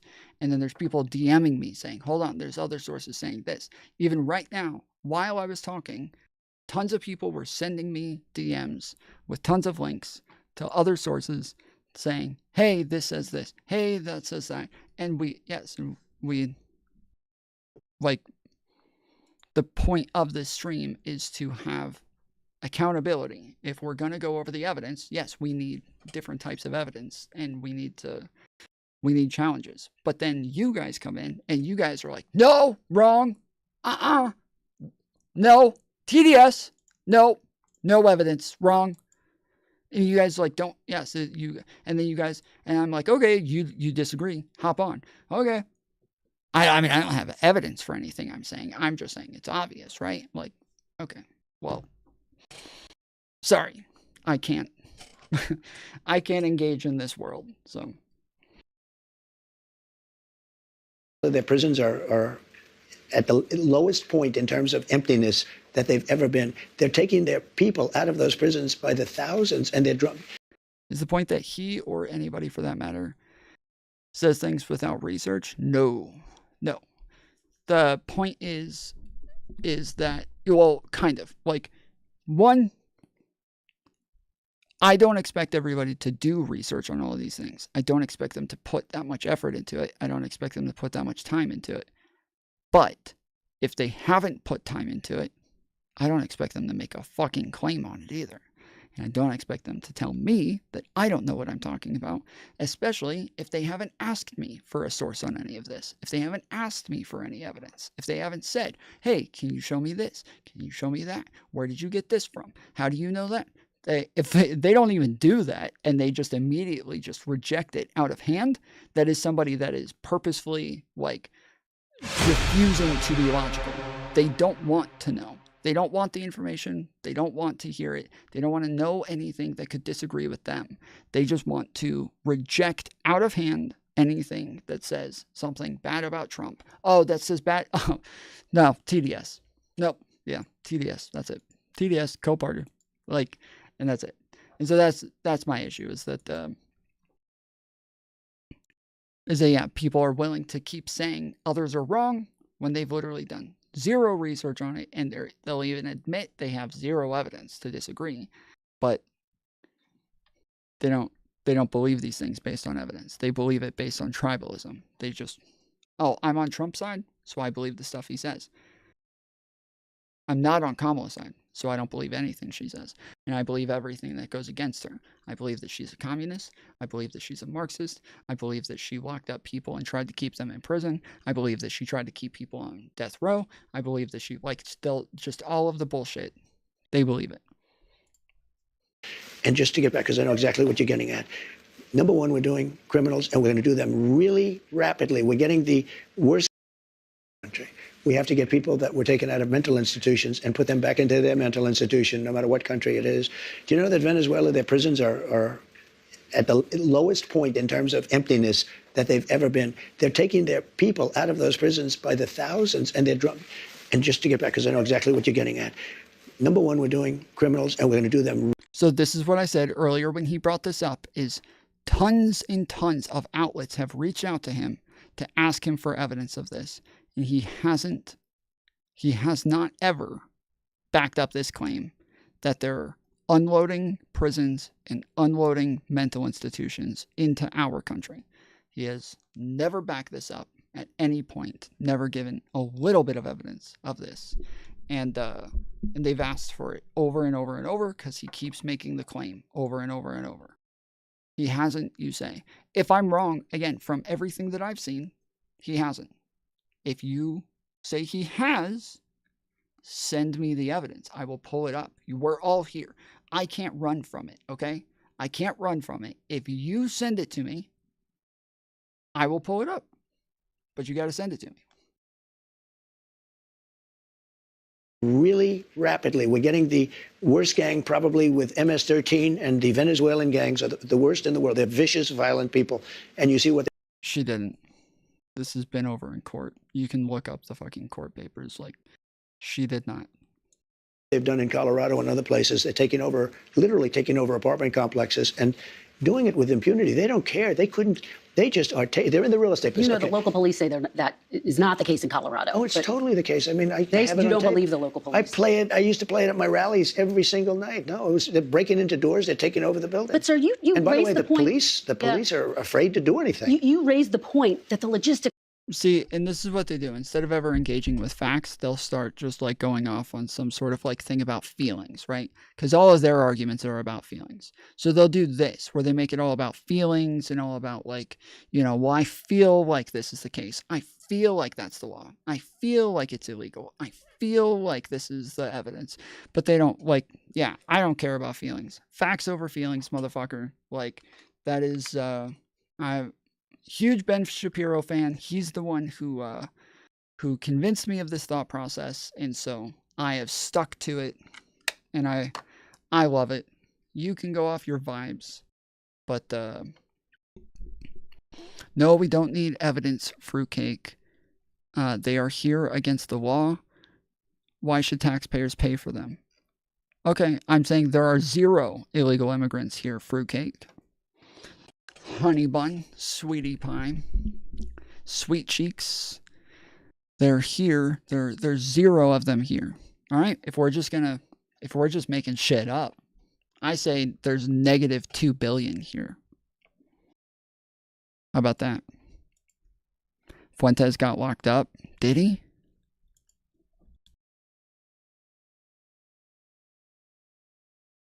Wait.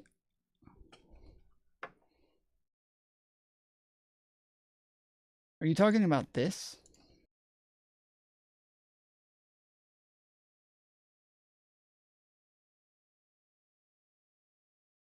What the fuck? Nick Fuentes pepper sprays woman immediately after she rings the doorbell. Hi. Oh my God! What are you doing?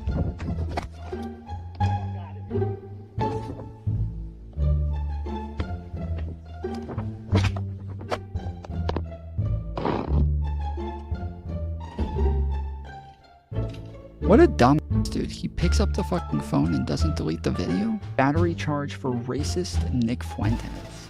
Alright. December 6th, Nick Fuentes, the notorious far-right, racist anti-Semite, has been charged with battery for a confrontation outside his Illinois home.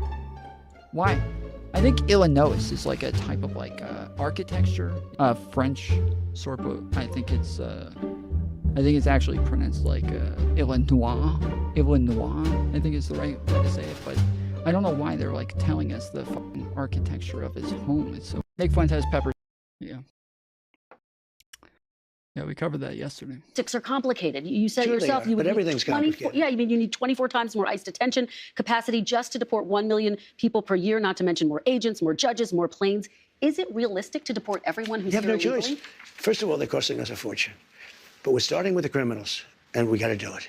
And then we're starting with others, and we're going to see how it goes. Who are the others? Others are other people outside of criminals. We have convicted murders. We don't mean people that are even on trial. We have people that have murdered numerous people are on our streets and in our farms, and we have to get them out of our country. What about dreamers, sir? Dreamers who were brought to this country illegally as children. You said once back in 2017, they, quote, shouldn't be very worried about being deported. Should they be worried now? The dreamers are going to come later. And we have to do something about the dreamers, because these are people that have been brought here at a very young age. And many of these are middle-aged people now. They don't even speak the language of their country. And yes, we're going to do something about the dreamers. What does that mean? And what are you going to do? I will work with the Democrats on a plan. And if we can come up with a plan, but the Democrats have made it very, very difficult to do anything. Republicans are very open to the dreamers. The dreamers. Everybody take a second, hit the thumbs up button. Appreciate you joining us. If you haven't subscribed yet, hit those subscribe buttons. I see lots of people subscribing today. And follow me on Twitter. There's a link in the description for my Twitter and the link in the description for my Discord. We're all in there every day, hanging out, chatting, and when stream is over, like you think like, oh, well, the chat's gone, so nobody's chatting anymore. Wrong. They are all in my Discord talking.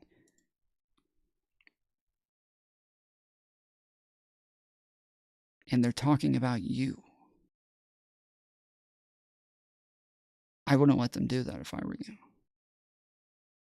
I tried to stop them. But they're saying some fucked up shit about you. And I would not let that stand. So, you should join the Discord. There's a link in the description. You can put a stop to this. Don't let them get away with this.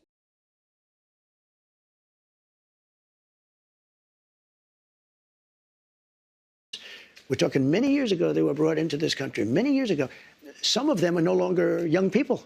And in many cases, they become successful. They have great jobs. In some cases, they have small businesses. Some cases, they might have large businesses. And we're going to have to do something with them. Where's my name? I told you, if you remind me today to do the thing that you already forgot about, then after today, I will go and add it. That's what I said. Do not forget about tariffs. I'm not going to forget about tariffs as long as you remind me at the end of this interview. We're here for another 10 hours. And you want them to be able to stay. That's what you're saying. I do. I want to be able to work something out. And it should have been able to be worked out over the last 3 or 4 years. And it never got worked out. You know, Biden could have. Tom Foolery Show, you were trying to goof around, but Illinois was originally French, and you pronounced it correctly in the original name. Yes, I know. It was actually an old wooden ship in the industrial era that they used to transport goods from France to America, and most of those goods ended up in that part of the country, of that settlement. And so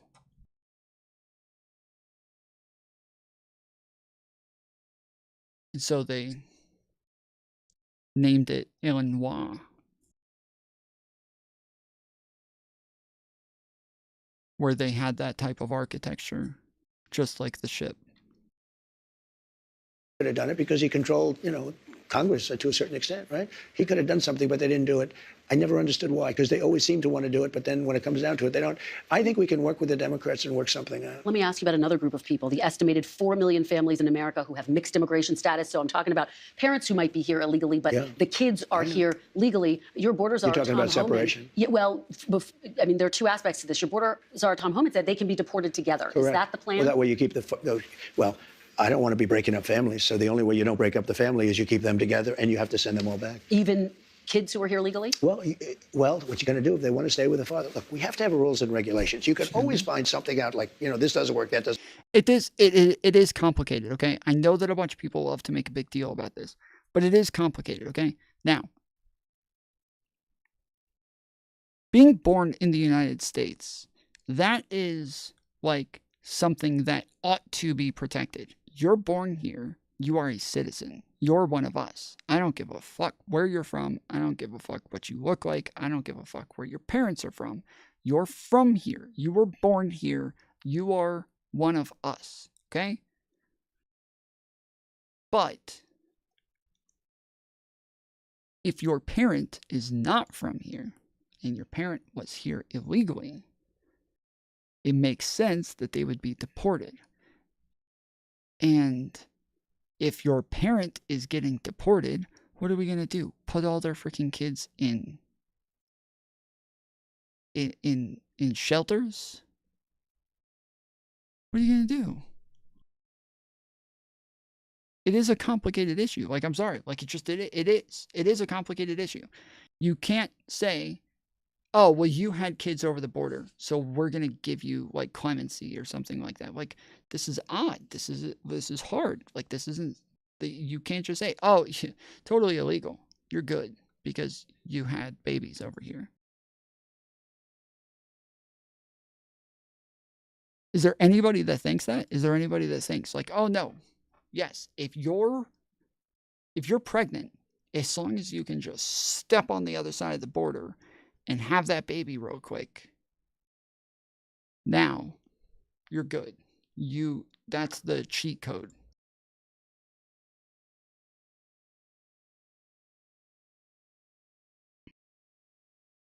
It's a complicated issue, but we can't be standing on an issue forever. Sure, like truly, I don't care what they decide. I don't care. As far as it goes for that is such a small issue. It's not big enough to make a big difference. I generally, I think it's just, it doesn't set a good precedent to say, yeah, have a kid over here. Now you get to stay. That just does not set a good precedent. If they decided to say, we're going to leave it alone, not a big deal. Who cares? Whatever. As long as you're still like, deporting other illegal aliens and everything, like it doesn't matter all that much. But yeah, it's not a huge deal one way or the other. I don't care one way or the other. I don't think it's a horrible thing to say that they need to be deported. And then when they say, well, what about the kids? Well, I don't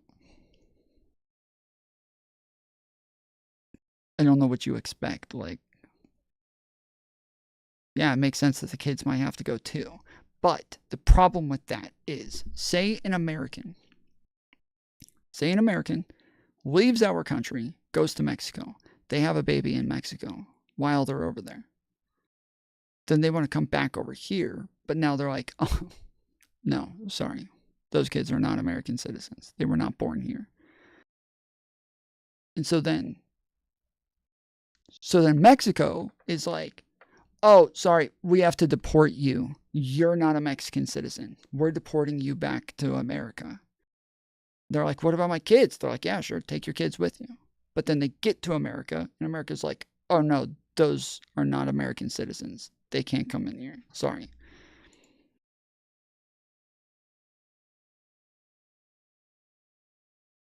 Like, that's essentially what we're saying would happen to Mexicans who, if the Mexican mom is here illegally, and then we deport her with her kids who are American citizens, then when they get over there, well, now Mexico's like, no, those aren't American citizens. They got to go back. Or sorry, they're not Mexican citizens. You're a Mexican citizen. They're not. Those kids got to go back. Like, now, how do you naturalize the kids? Like, it is complicated. And you're literally describing Ted Cruz. Damn. Shit. That is the only way to do it. I don't think it is. I don't think that's how we've always done it. It's not the only way to do it, and I don't think that's how most countries do it, but that is, as I'm saying, that is how some countries do it, and I don't think it's like insane. I think a lot of people treat it like it's insane. I don't think it's insane. Pretty much all New World countries have birthright citizenship. Right. Makes sense considering you people are just European rejects. Right. Well, hold on. I'm saying birthright citizenship makes sense. So, yeah. Doesn't work. I'll tell you what's going to be horrible. When we take a wonderful young woman who's with a criminal, and they show the woman, and she could stay by the law, but they show the woman being taken out, or they want her out, and your cameras are focused on her as she's crying, as she's being taken out of our country, and then the public turns against us. But we have to do our job, and you have to have a series of standards and a series of laws. And in the end, look, our country is a mess. We have the highest crime rate, and during the debate, a man whose ratings have gone way down, David Muir, said to me, no, crime is, because I had to debate 3 people, not one.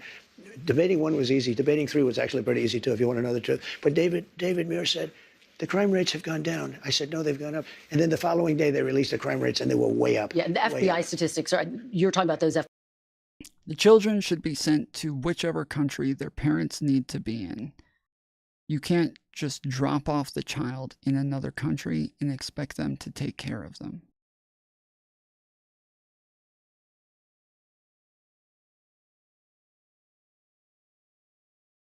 Wait, that's what I was just talking about. That's what I was just talking about, though, is saying that, like, yes, if we deport the kids with the parents, it's possible that the country could have a thing to where, yeah, well, the kids are now illegal aliens. You're a citizen, they're not. Like, and so that's what we were talking about. Child can apply for citizenship in the country their parent was born in. The parent is the anchor of the family. Right, but that we're saying that they can't do that here. In the same way that they could. Well, no, they can. We do have birthright citizenship. So I think Ted Cruz was born, I think somebody brought up Ted Cruz, I believe, was born in another country. But yeah, it's just like it's possible that another country wouldn't have that. And so what if that's the case? What if it is the case that we're deporting somebody to a country that doesn't have that?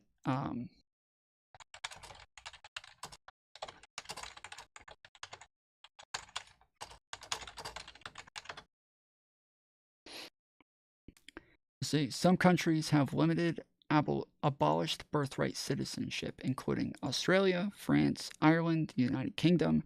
In the United States, all people born in the country are U.S. citizens, regardless of their parents' immigration or tax status. However, people born in American Samoa are American nationals, but not U.S. citizens.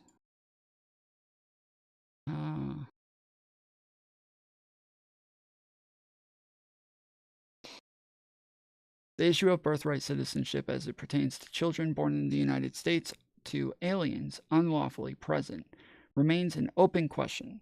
Although this fact would appear to be resolved in the public imagination, it has not actually been ruled upon this positively by the Supreme Court. President Trump's assertion that he would end birthright citizenship by an as yet unpublished executive order has brought this issue into focus. Should he issue an executive order, it would provide the Supreme Court the opportunity to resolve the issue once and for all. Citizenship is currently offered to all children who are born in 39 countries, with the exception of children of diplomats.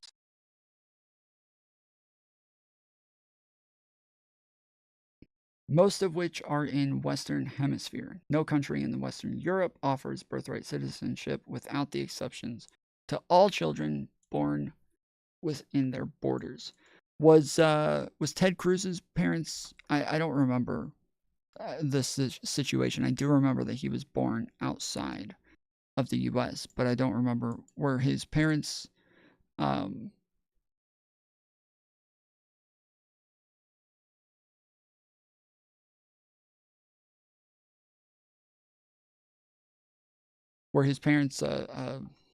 diplomats.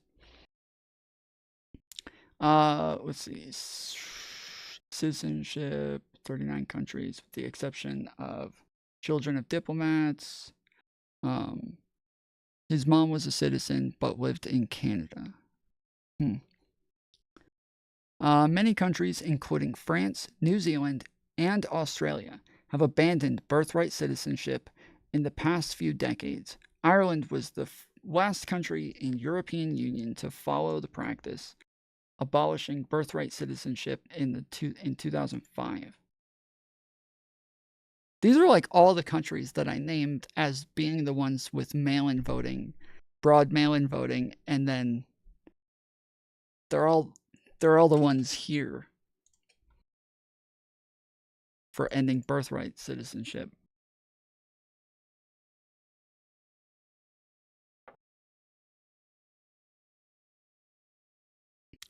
The costs of births for the children of illegal aliens is staggering. The Center for Immigration Studies, CIS, estimates that in 2014, $2.35 billion in taxpayer funding went to pay for more than 273,000 births to illegal immigrants.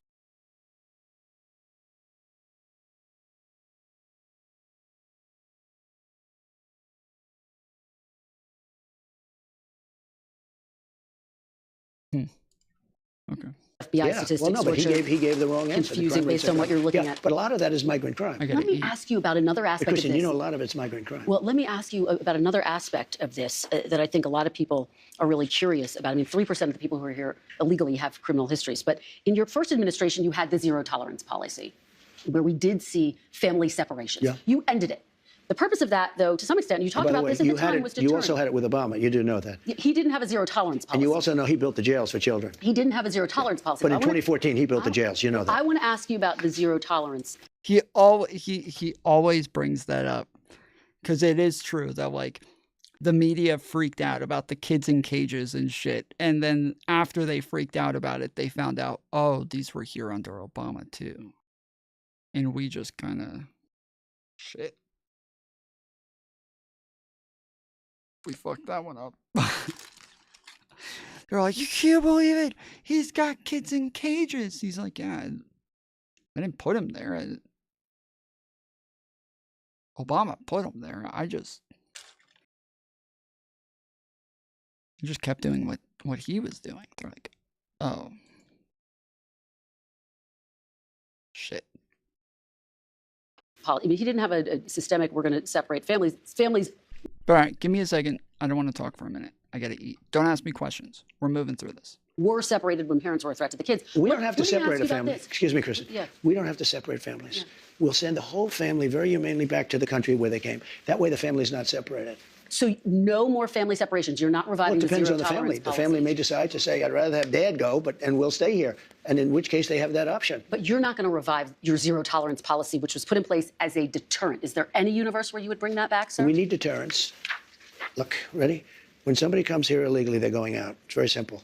When they come here illegally, they're going out. Now, if they come here illegally, but their family is here legally, then the family has a choice. The person that came in illegally can go out, or they can all go out together. And that was made very clear by Tom Homan. So you're not, at this point in time, planning to revive that zero tolerance policy where kids are well, if you call separated. that, yeah, I'm doing what I just told you I'm going to do. You know, I don't want to send the family out. I don't want to send anybody out. But I'll tell you, we have to. I was about to say, what's the difference between that and the zero tolerance policy? It was the same thing.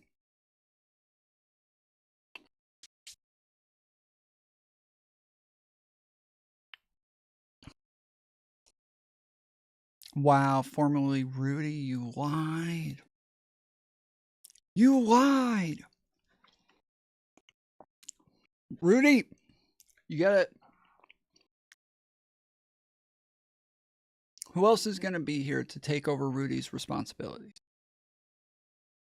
Because otherwise we have no country. If we don't have borders, and if we don't have voting, good voting, fair voting, do you know they're still counting votes in San Diego, California? Listen, they're still counting the votes. This is almost 4 weeks. They're still counting the votes. If we don't have fair elections and honest voting and machines that work quickly, you know, if you had paper ballots, every election will be over by 10 o'clock in the evening. Sir, let me ask you. You understand what I'm saying? Let me, before we get and you get a much more accurate count. Before we get to all of that, let me ask you about some of your other promises on this topic. You promised to end birthright citizenship on day one. Is that still your plan? Yeah, absolutely. The 14th Amendment, though, says that, quote, all persons born in the United States are citizens. Can you get around the 14th Amendment with an executive action? We're going to have to get a change. We'll maybe have to go back to the people, but we have to end it. We're the only country that has it. Through an executive action? You know, we're the only country that has it. Do you know, if somebody sets a foot, just a foot, 1 foot, you don't need to, on our land, congratulations, you are now a citizen of the United States of America. Yes, we're going to end that because it's ridiculous. Through executive action? What the fuck is he talking about? We're not the only country that has that. We just went over this. What the fuck is he talking about? We're the only country that has this. I don't know. I don't know where I've...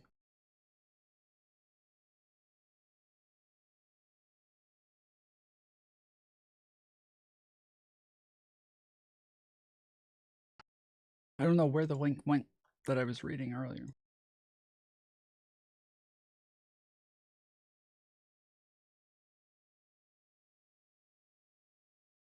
Where did it go? Oh, here it is.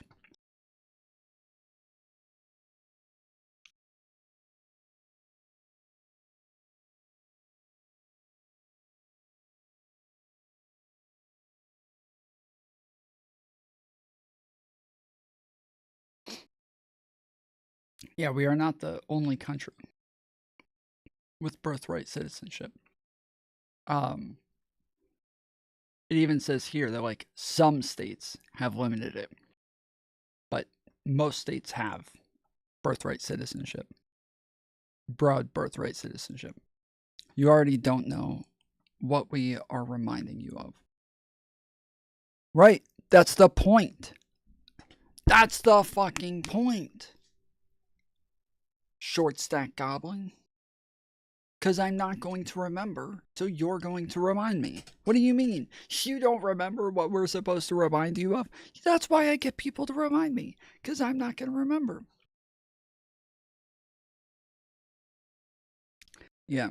Oh, Trump? He's anti the Constitution? What a surprise. Oh my goodness. I didn't know this. This is new. This is total news to me. Trump, anti-Constitution. What? Oh my goodness. Since when? When did this happen? Well, if we can, through executive action. I was going to do it through executive action, but then we had to fix COVID first, to be honest with you. We have to end it. It's ridiculous. Do you know we're the only country in the world that has it? Do you know that? There's not one other country. What about the legal challenge, inevitable legal challenges that'll come? Do you know we have thousands of judges? Somebody walks onto our land, and we have to now say, welcome to the United States. They could be a criminal or not a criminal. We release them into our country. It's called catch and release. We release them into our country. Wait, just 1 second. And now they get them lawyers. And the lawyers are good lawyers. And everybody has a lawyer. And you know how many judges we have? Thousands. Thousands. Now, here's what other countries do. They come into the land and they say, I'm sorry, you have to go. And they take them out. Okay? With us, once they touch our land, we're into litigation that lasts for years, costs us hundreds of billions of dollars. We have judges, and I'm sure they're all honest, but I don't know that for a fact. You can imagine what's going on with the judges. But just so you, because I have a lot of judges, I tell you what, I know more about judges than any human being in history. Look, we have judges. What? He knows more about judges than any human being in history. Wow. Damn. That's amazing, dude. He knows more about judges than anyone. That's freaking crazy, bro. That's so wild.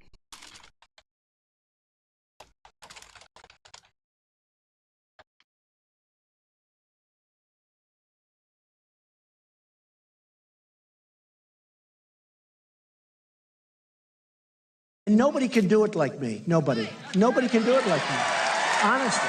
Nobody's stronger than me. Nobody has better toys than I do. There's nobody bigger or better at the military than I am. Nobody loves the Bible more than I do. Nobody builds walls better than me. Nobody's better to people with disabilities than me. Nobody's fighting for the veterans like I'm fighting for the veterans. There's nobody that's done so much for equality as I have. There's nobody more pro-Israel than I am. There's nobody more conservative than me. There is nobody that respects women more than I do. Nobody would be tougher on ISIS than Donald Trump. There's nobody's ever had crowds like Trump has had. There's nobody that understands the horror of nuclear better than me. And nobody even understands it but me. It's called devaluation. The sale of the uranium that nobody knows what it means. I know what it means. Nobody knows more about trade than me. Nobody knows the game better than I do. Nobody in the history of this country has ever known so much about infrastructure as Donald Trump. I know the H-1B. I know the H-2B. Nobody knows it better than me. Nobody knows politicians better than I do. Nobody knows more about taxes than I do. Nobody knows more about debt than I do. Nobody knows the system better than me. Which is why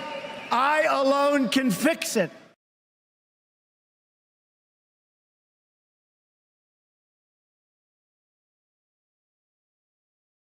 So true, King. So true. Every time somebody puts 2 feet or even 1 foot on a piece of our land, it's welcome to long-term litigation. Other countries, every other country, when somebody walks on and they see that they're here illegally, they walk them off, they take them back to where they came from. We have to get rid of this system. It's killing our country. Let's talk about health care. I've been talking to Republican lawmakers on Capitol Hill. They say it's no longer feasible to repeal and replace Obamacare because it's so entrenched in the system. Do you see it that way? Is that now off the table, repealing and replacing when John Obamacare? McCain let us down by voting, and Murkowski and Collins and whoever it was that voted against, but they really let us down. They did us a great disservice because we would have had great health. Obamacare is lousy health care. It's very expensive health care for the people. It's also expensive for the country. Bro, you didn't have a plan. Shut the fuck up. You didn't have a plan. Shut up. We all were here. We were alive. We know what happened. Okay? You didn't have a plan. You had nothing.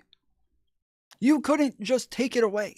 All of those senators got so much shit when they were talking about going along with your plan.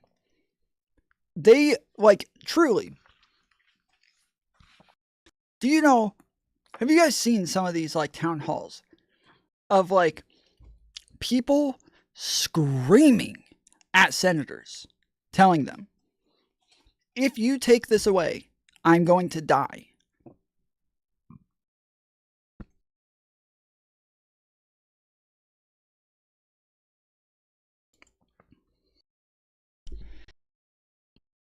Dude, you're retarded. Obamacare is a crime. I don't know why you're saying I'm retarded. I said nothing about that.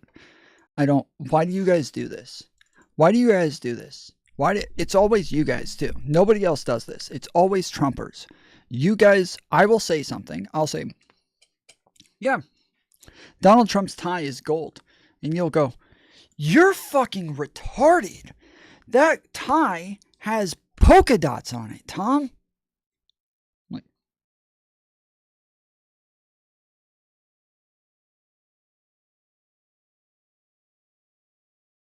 what?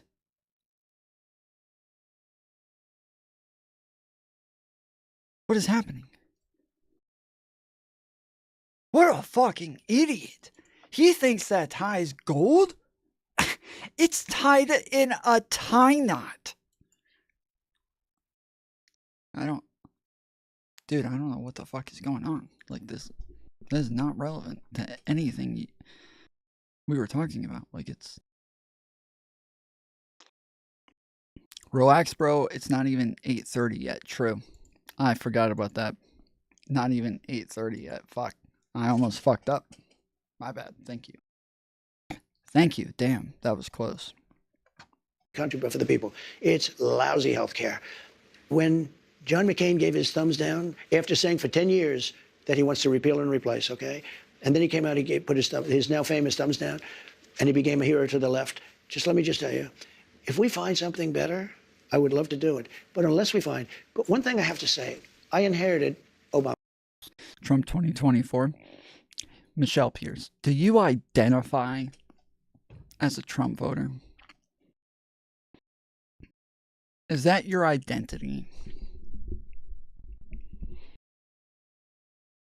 Do you just feel real strong about your identity as a Trump voter? You really just want to walk around and just let everybody know what you voted for. Being stupid is yours. Well, why don't you tell me what I'm wrong on at some point? Why can't you do that? Why is that so hard?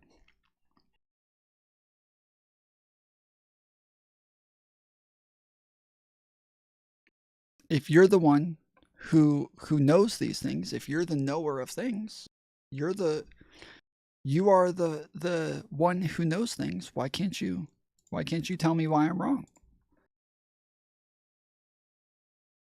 Learn us something. Let's get the knower. I identify as an American, you socialist. Also, you bought Tramp up, you tard.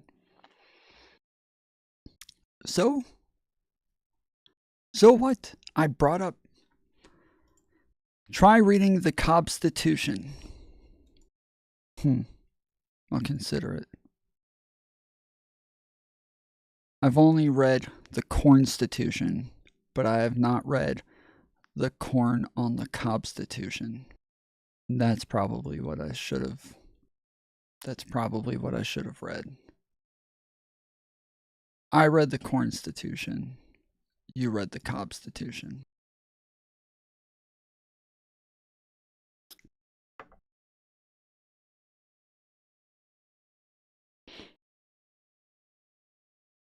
Michelle Pierce, why didn't you tell me what I was wrong on? What happened? Are you getting scared? Did you get scared? Don't be scared. I'm a nice guy. I'm a nice guy. You can tell me I'm wrong. What was I wrong on? The government can't force citizens to purchase a good or service. Okay, I didn't say anything about that. Can you tell me what I was wrong on? Can you read that shit? Yeah. Can you type? What was I wrong on?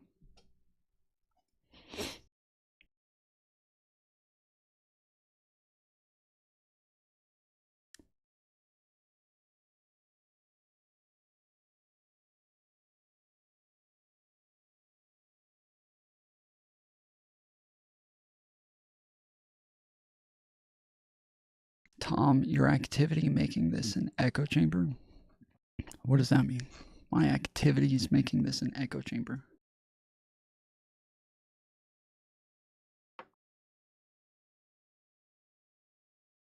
Can we, Tom, when you're muting opposing views? I'm not muting opposing views. What the fuck are you talking about? Oh, you're talking about the bot. The bot mutes people when they spam, when they type in all caps, when they use slurs, stuff like that. Nobody got muted for opposing views, and it wasn't me. It's the bot. The bot literally says in chat, at person, do not use capital letters, all caps, blah, blah, blah. It literally says it in chat. It literally says it. I don't know why you think it's me when the bot literally says, hey. I'm sorry. It's okay. I care about diversity. I care about diversity, and I want opposing views. And so, when you look at the makeup of my community, it's currently 37% liberal, 18% centrist, 28% conservative, 18% progressive. So, in order, that's 37% liberal, 28% conservative, and then 18% progressive and conservative, or 18% progressive and centrist. We got a pretty good makeup here. I think we're doing really well.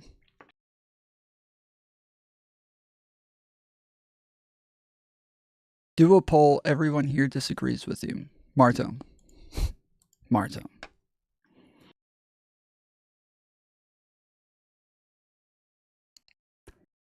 You and Michelle both have yet to tell me what I said that's wrong or that you disagree with.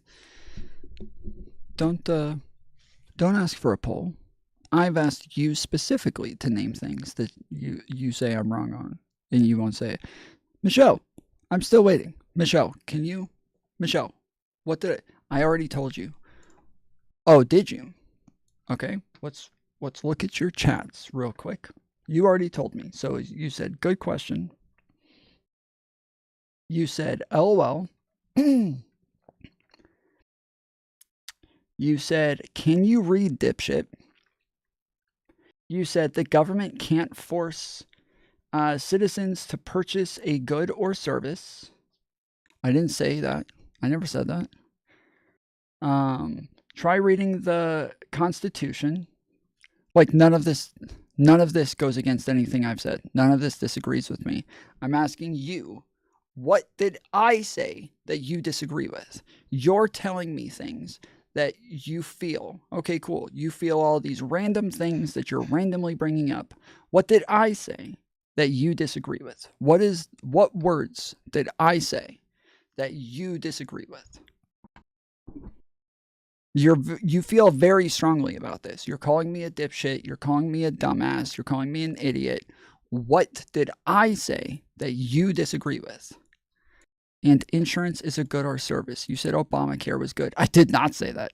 I did not say that. I did not say that. I don't know where the fuck you got that from. I did not say that. I never said that. And those aren't feelings. Those are facts. That's a fact that I said that.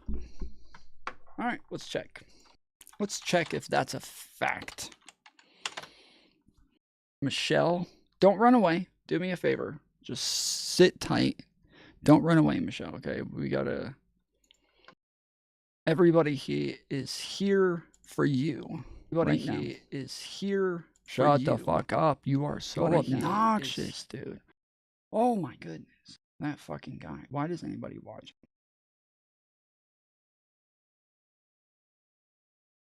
Why is that so hard?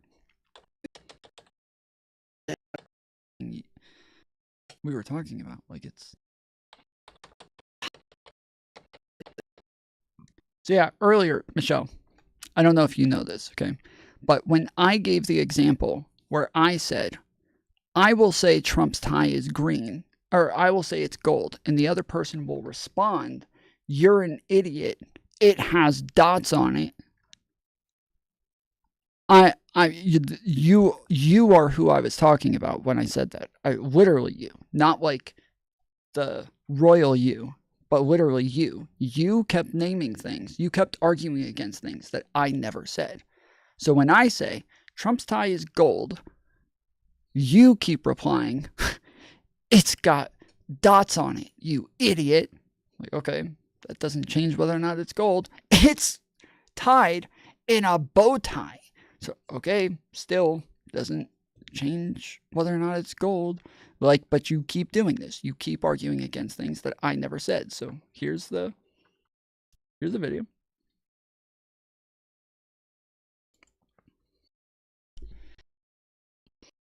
Dude, you're retarded. Obamacare is a crime.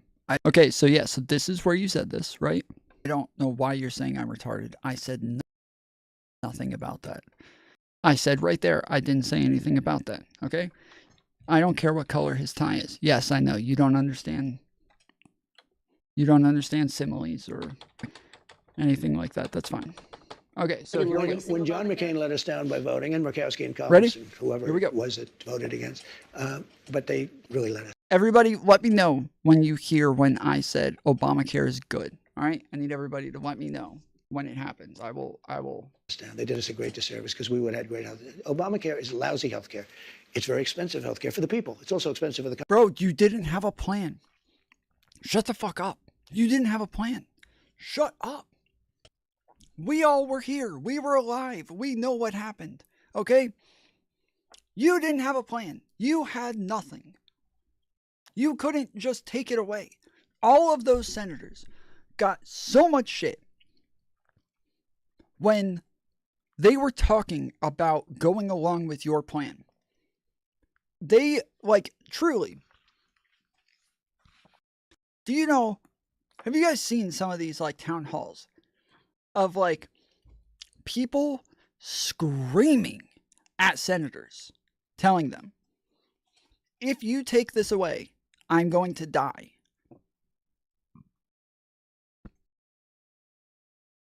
Right there, you said, it's better than nothing.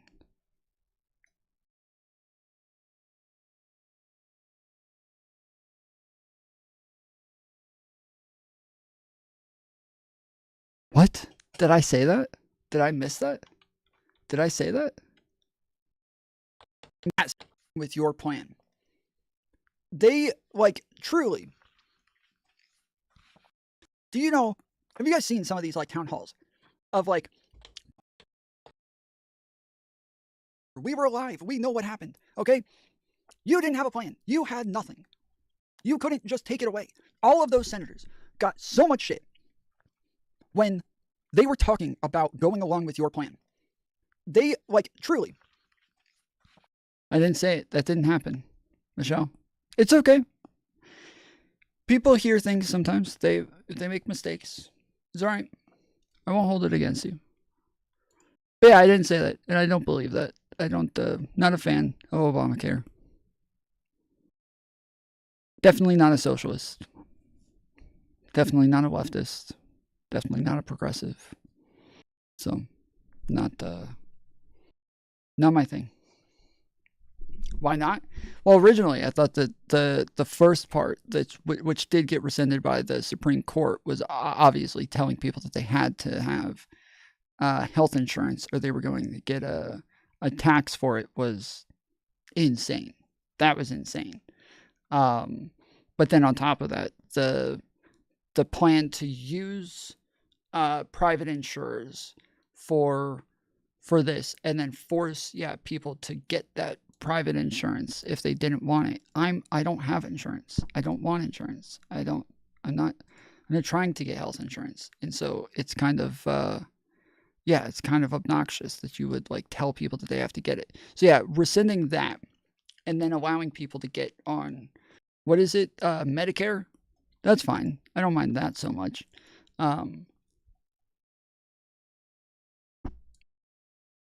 But yeah, the initial Obamacare plan was kind of wild.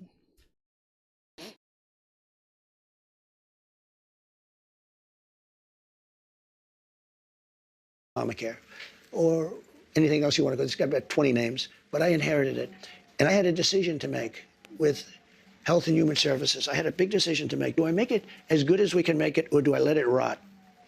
And a lot of political people said, let it rot and let it be a failure. I said, that's not the right thing to do. And I had very good people in the medical area that handled that.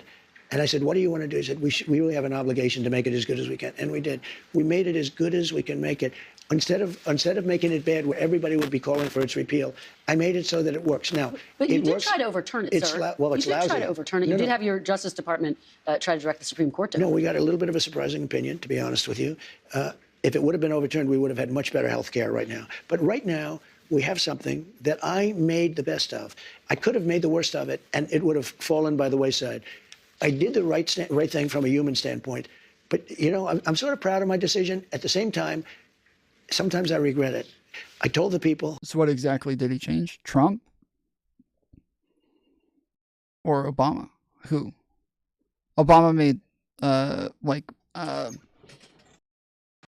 I think initially it's been changed so much since Obamacare was out that, yeah, they were trying to repeal and replace. Trump wanted to repeal and replace. That's what he promised over and over. Repeal and replace, repeal and replace. But then it came time and he only had a repeal plan. He didn't have a replace plan. And so that's why, yeah, John McCain was the deciding vote that stopped them from being able to go through with it.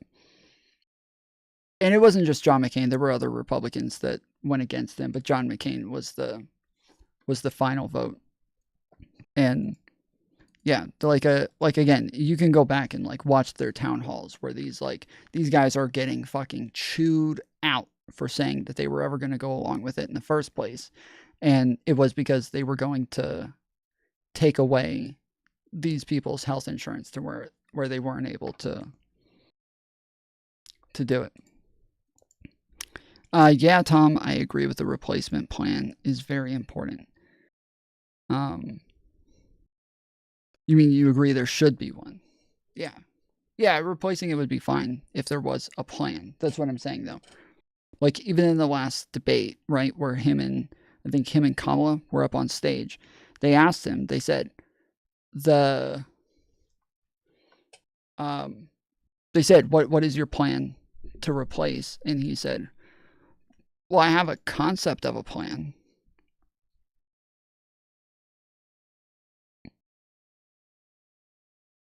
Eight years after you said you had a plan. 8 years later. You still don't have a plan.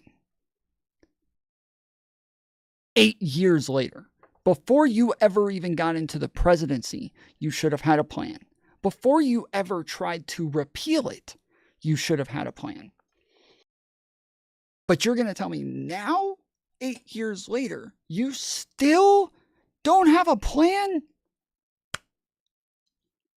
What? Yet you want to get rid of Obamacare. I'm saying Obamacare is technically gone. They have, like, as I said earlier, the ACA is changed. But, oh, you're saying Trump. Trump wants to get rid of, back in 2016, yes, that was his plan. And so, yeah, they just, imagine being a liberal after the last 4 years.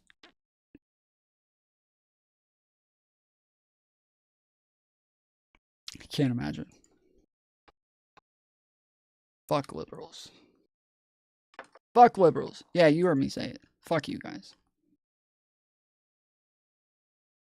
And I gave them the money to do it. I said, fix it, make it work. Still being? Nah, fuck that. They never should have been liberals in the first place. They fucked up by ever being a liberal in the first place. Because people would have suffered. But it's too bad that they voted. Why would you want to be a socialist? Socialism has killed millions and millions of people.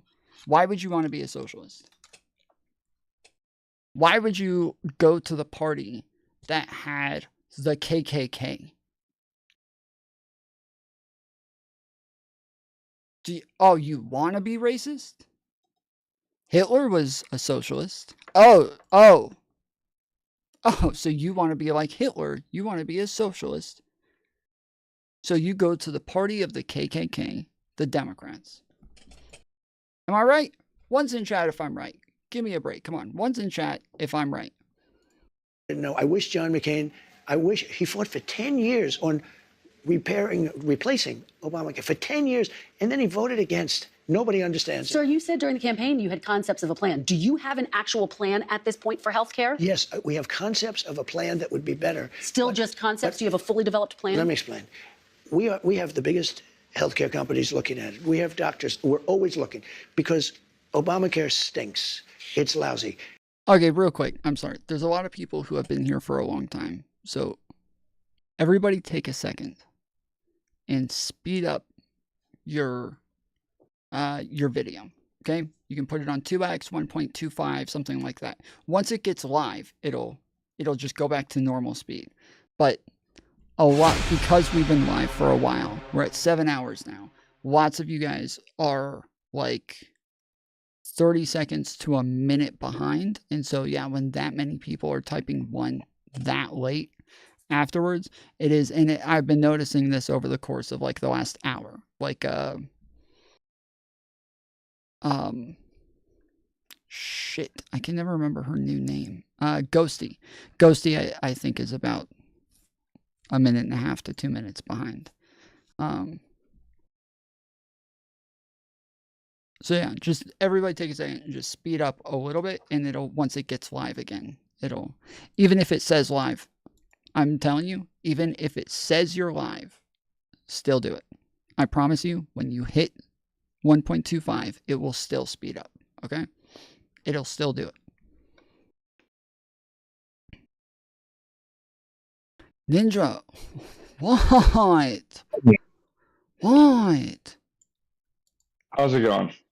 It's going great. Yeah, so you can hear me. Good. I'm actually a half hour behind. I sped up to now, but you were talking about the birthright citizenship stuff. And I think most people, especially Democrats, kind of get this wrong. There's multiple ways to get citizenship. And all countries do. The standard one that's been for forever until the 80s when we invented birthright citizenship, which is still a terrible name. But it's whatever the citizenship your parents have, the child has. So if I have a kid with a Canadian, they would automatically have dual citizenship in Canada and the U.S. Automatic. No matter if we have that baby in outer space. That's all countries follow that. The citizenship of the parent moves to the kid. Yeah. Okay. Then we added another route to get citizenship, saying that the ground underneath the feet of which you give birth in now gives you a route to citizenship. So the baby born of a Mexican mother on U.S. soil now is a dual citizen instantly once we added that. Now he has, or she has, U.S. citizenship and Mexican citizenship. Automatically, instantly. Yeah. Dual citizen. But both parents could be Mexican. Right. Or Guatemalan. Or whatever. Yeah. So you said that this is the only way that America has to have this. I'm like, no, we didn't for the longest time. No country did. Wait, I didn't and say then that. we did it. Yes, you did. You said that there's... Oh, shit. Fuck, you didn't say it. No, I didn't. I was watching Destiny yesterday when I normally watch you, and it got stuck in my head that he was going off on how stupid the citizenship stuff was. And then you kind of did it a little bit about a half hour ago, and it triggered me. I'm like, why does no one understand how citizenship flows? That there's multiple ways to be a citizen. That's why you should never Get watch citizenship. Destiny. Watching fucking blue-haired SJW. I don't know. He kind of said the same thing you did. That's why it triggered me. That I'm like, you doing this again? No, I Back, literally 33 minutes started. ago, you were talking about citizenship stuff. Yeah, but I you started off by saying also like made this it. is like really complicated, and that this isn't as simple as people want to make it. And there are. I did It's say actually that. really simple. I did say that there's And- lots and of they got it countries that wrong. have the That same reading thing. in So the Donald 80s Trump, is hold on, completely wrong. wait, hold on. Donald Trump initially started off by saying that like no other countries has this. No other country has this. No, just They us. didn't. We're alone. But it's not true We that invented no other country. It doesn't matter. It doesn't matter. Currently, tons of countries currently. have that. Dozens and dozens of countries have it. I think it's around like 30 Have something. added it. Have the thing where whatever land you're on, like if you're on our land when you have a kid, that kid is now a citizen here. Like that's It was a stupid interpretation of one of our slavery amendments because they skipped the part that says where you have jurisdiction over you. So their way of doing it to make sure that all black people got citizenship in the U.S. are all at least slaves. They said that the land underneath you when you're born for the new ones coming in but has jurisdiction over you. Well, when you come from a different country and then they don't have jurisdiction over you. The other country you came from did when you're over. So it was a poor interpretation of that. But then other countries wait. saw it as a way. I don't agree. I don't agree with this. So the Constitution says, all persons born or naturalized in the United States and subject to the jurisdiction thereof are citizens of the United States and of the state wherein they reside. That is what it says. Yeah. Yes, so that is But if saying you come that the over the land that border, you're you are on, not subject to the jurisdiction thereof. That is a terrible interpretation of what that meant. It says, was not hold on, interpreted wait, that hold on, way for, like, hold on, 50 hold on, to wait, 100 years. hold on, wait. All persons born in the United States and subject to jurisdiction thereof There you are go. citizens. And subject to. Yes. Subject to. They are not subject to. They are born in the United States, but they are not subject to because they are subject to wherever their citizenship was. They are just there. Just like they could seek immunity at their embassy and say, I'm blank citizen, blah, blah, blah, and try and get out of other stuff. They are not subject to our jurisdiction because they are not our citizen. Hold on. They do not have our I think it's saying rights. both. They don't. I think it's saying both. I think it's saying like one No, or the that's other. the word I think and. you're saying And yes. It and is the means word you and. need Hold on. both to Hold be on. a citizen. No, not always. It can mean like these are the two things that can get you birthright citizenship. It can mean that. No, then as it well. would say or. That'd be the It word can or. no. It can say. I'm saying it can have both. It can be both. Like saying all persons born or naturalized in the United States and Yes, subject to the if you're a liberal jurisdiction judge, you will read that thereof. word and as an or.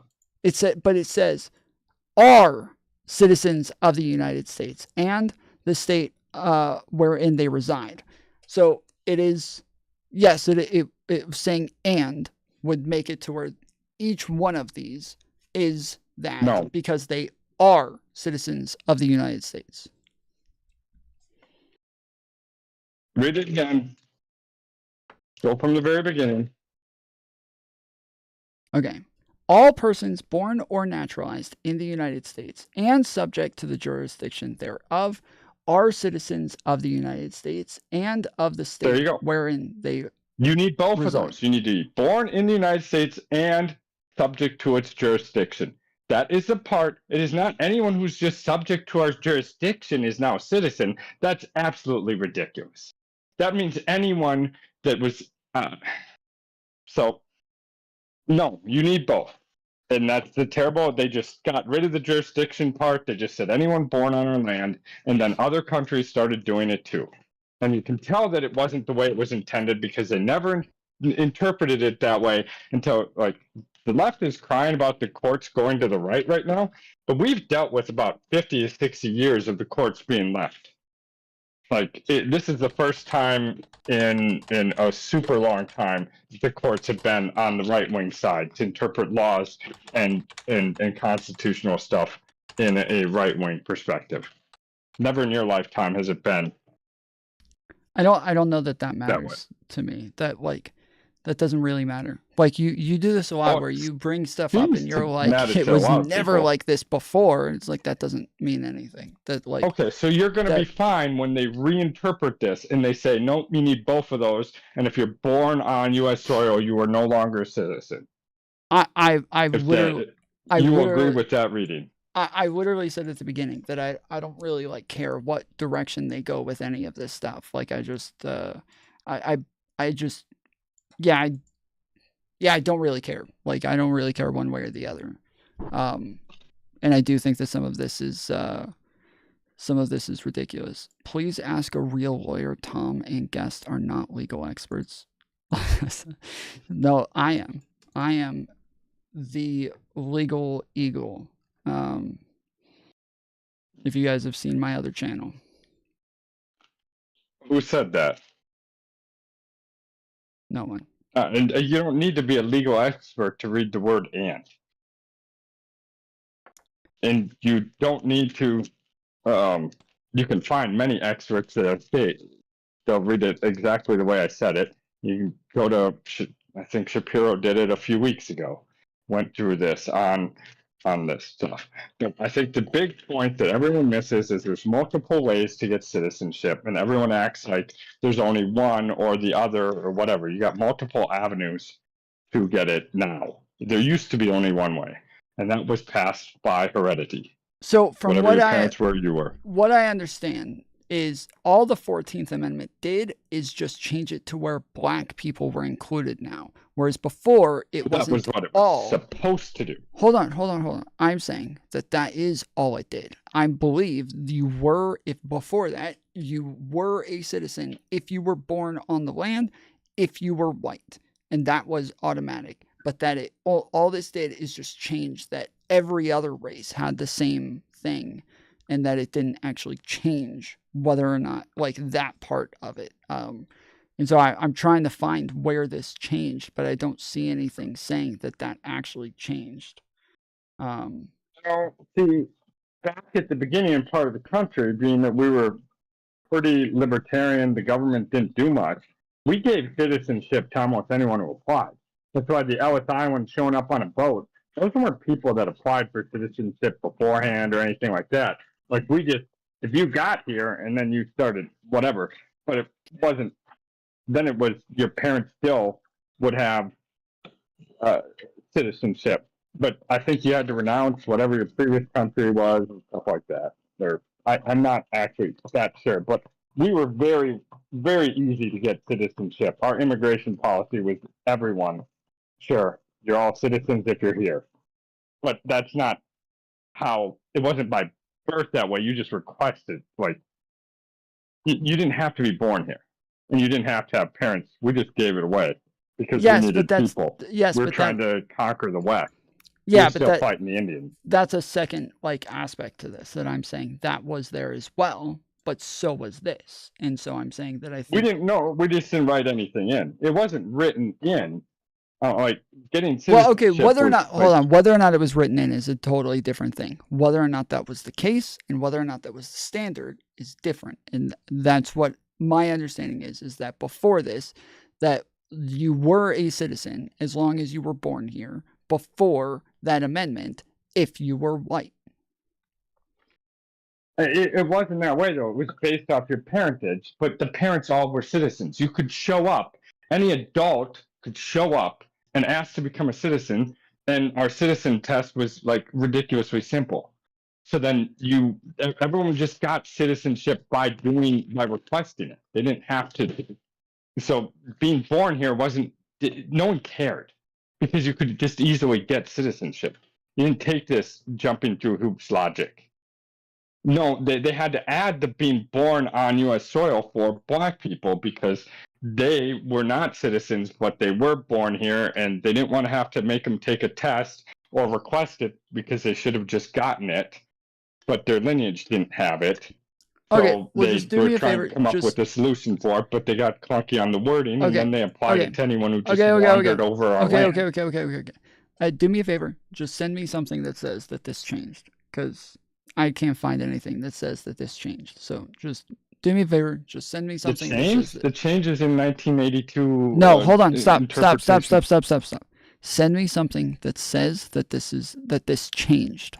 That this is not the way it was before for white people, that just being white and having a baby on this soil did not make that baby a citizen. I need to see something that says that, because my understanding is that was the case before, that this just changed it to where black people... Just find the court case in 1982 that changed it for people who were from a different country. Hold on. Stop. Ninja. My head is going to fucking explode. My head is going to explode. I gotta hang up. If you have a court case that changes it, then that's what the previous point of it had to be the change. Okay, I gotta go. I'm sorry. My head's gonna fucking explode. You're ignoring me, and you have to explain to me why you need that when you could have the court case that changes that amendment's reading. Okay, you telling me. Okay, so listen. How about this? You and I argued a while ago about the anti-Semitism law that was being introduced by Congress, right? And I didn't care about that thing at all. Okay, I don't care. When they brought this up, I said this changes nothing.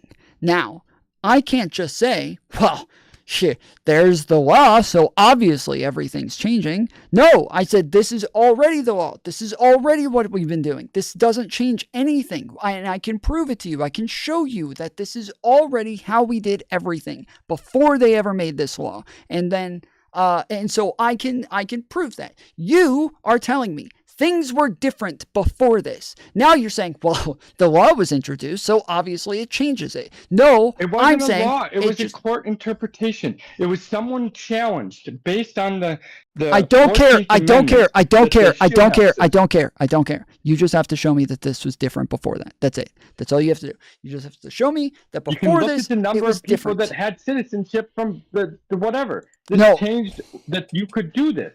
Hold on. Before this, I don't. Tell me what it is that I'm asking for. Tell me what it is that I'm asking for. Tell me.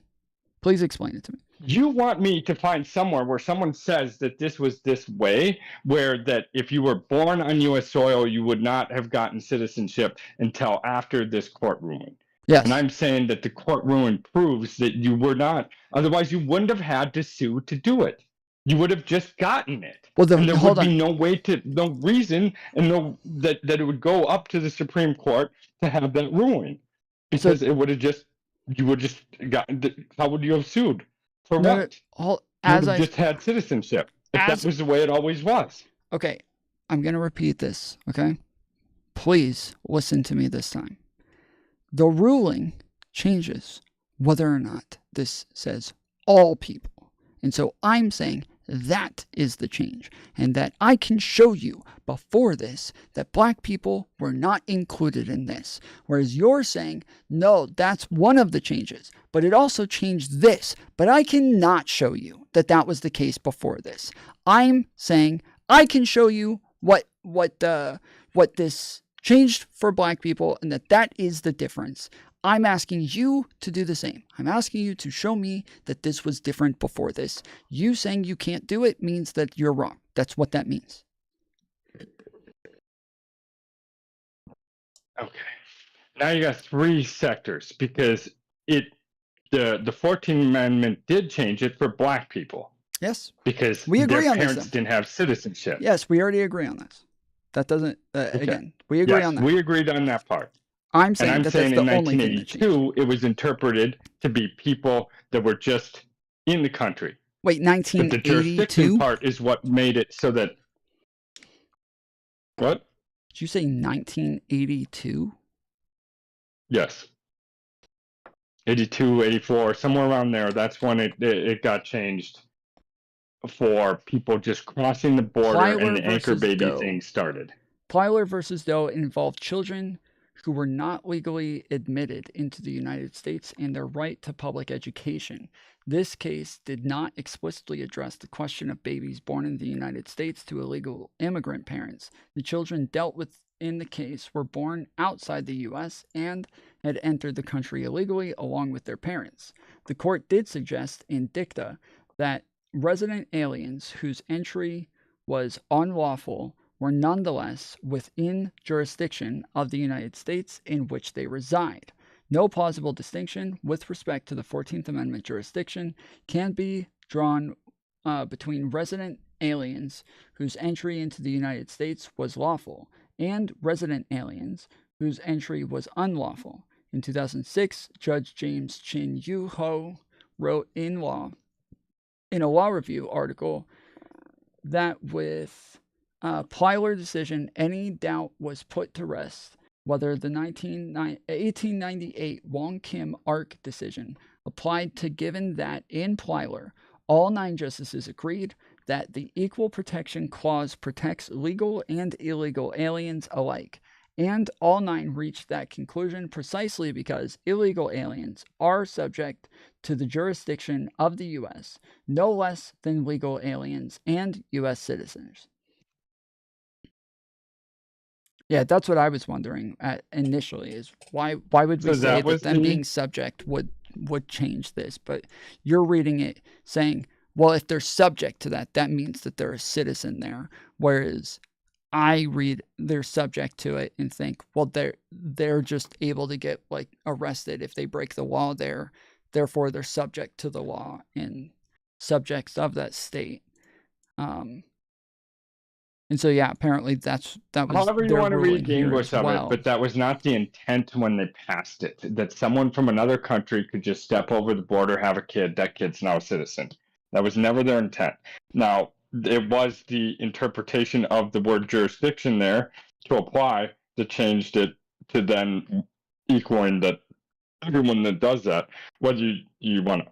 You can argue the semantics of the words and how it was written, and maybe it is correct on how that's written. I don't think that that's what they intended, and I think when they were saying jurisdiction back when they first wrote it, they were trying to say people that were subjects of that nation, but not just people who were standing within the bounds of the nation. Otherwise, why put it in there? It would have just said born over whatever soil. You wouldn't have had to say subject to the jurisdiction of. It's whatever. My only point was multiple routes to citizenship. I think that people seem to act like if we got rid of birthright citizenship, that people won't have a route to citizenship. My thought process on them being a subject to the law is that they are that they're not diplomats. That diplomats have immunity, and so they're Yeah, not but they're still subject to the subject to law. some of our laws. I mean, they're Sure, still but subject but to. but we would consider. I think that was what it meant by subject to the law, is that they are not an outside diplomat that is not like actually held by the law in the same way, whereas like anybody else, any other person is. And so I to me that would exclude diplomats, but not anyone.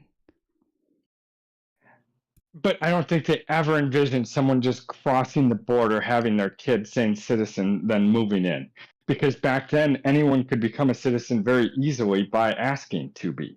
Diplomats or foreign armies, of, yeah. Like, why would you do all that work when all you could do is go to the immigration office and ask to become a citizen? They give you a simple test and you become a citizen.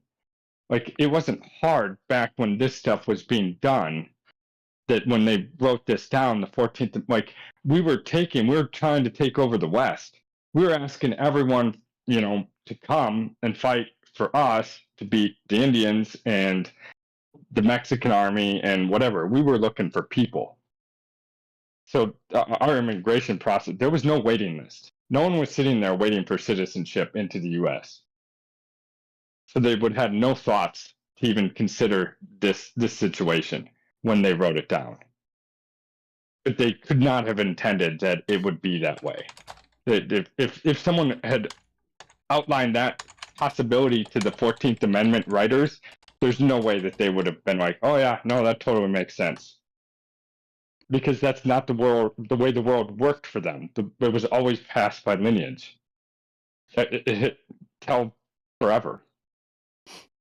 Yeah, it literally says, this 1790 Act set the new nation's naturalized procedures. It limited access to U.S. citizenship to white immigrants, in effect, to people from Western Europe who had resided in the U.S. at least 2 years and their children under 21 of age. It also granted citizenship to children born abroad to U.S. citizens. So this even says that like immigrants in the U.S. just having kids here, they were naturalized in 1790 if they were white. So this is also saying the same thing, that this is how it was before the 14th Amendment. And did they change that again? My understanding is they went through multiple waves of changing that. I don't think that it was that way when we got to the 14th Amendment. But again, multiple routes to citizenship. Yeah, again, my understanding is that this is how it was, but that case was there because they were denying Plyer versus Doe. So let me just look up the actual case and see. Plyer versus Doe was a landmark decision in which the Supreme Court of the United States struck down both a state statute denying funding for education of undocumented immigrant children in the United States and an independent school district's attempt to charge an annual $1,000 tuition fee for each student to compensate for lost state funding. The court found that any state restriction imposed on the rights affordable to children based on their immigration status must be examined under a rational basis standard to determine whether it furthers a substantial government interest. The application of Plyer versus Doe has been limited to K through 12 schools. So yeah, so this was about the fucking whether or not they were able to go to the school, not even whether they were technically a fucking citizen of the federal government. And so it was Texas that was trying to prohibit them going to school because the parent was not paying taxes. And so since the parent's not paying taxes, they don't want them to go to the school. And so they're saying, well, no, they're a U.S. citizen. Therefore, they get to go to the school. And because they made that decision, that set the precedent that said, based on this reading of this already decides that they're a U.S. citizen. Because they're a U.S. citizen, now we know that they are allowed to go to the school, regardless of whether or not the parent is legal. But they weren't a U.S. citizen until they made that interpretation.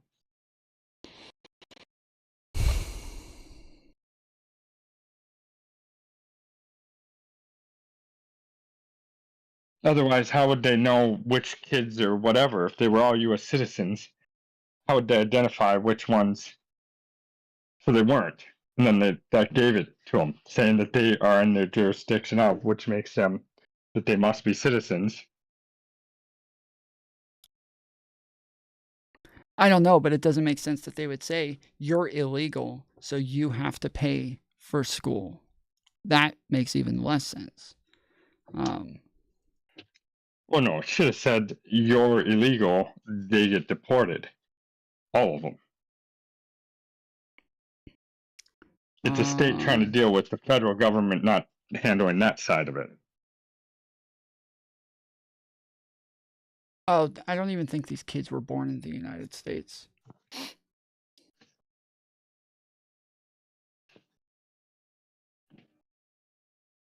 Well,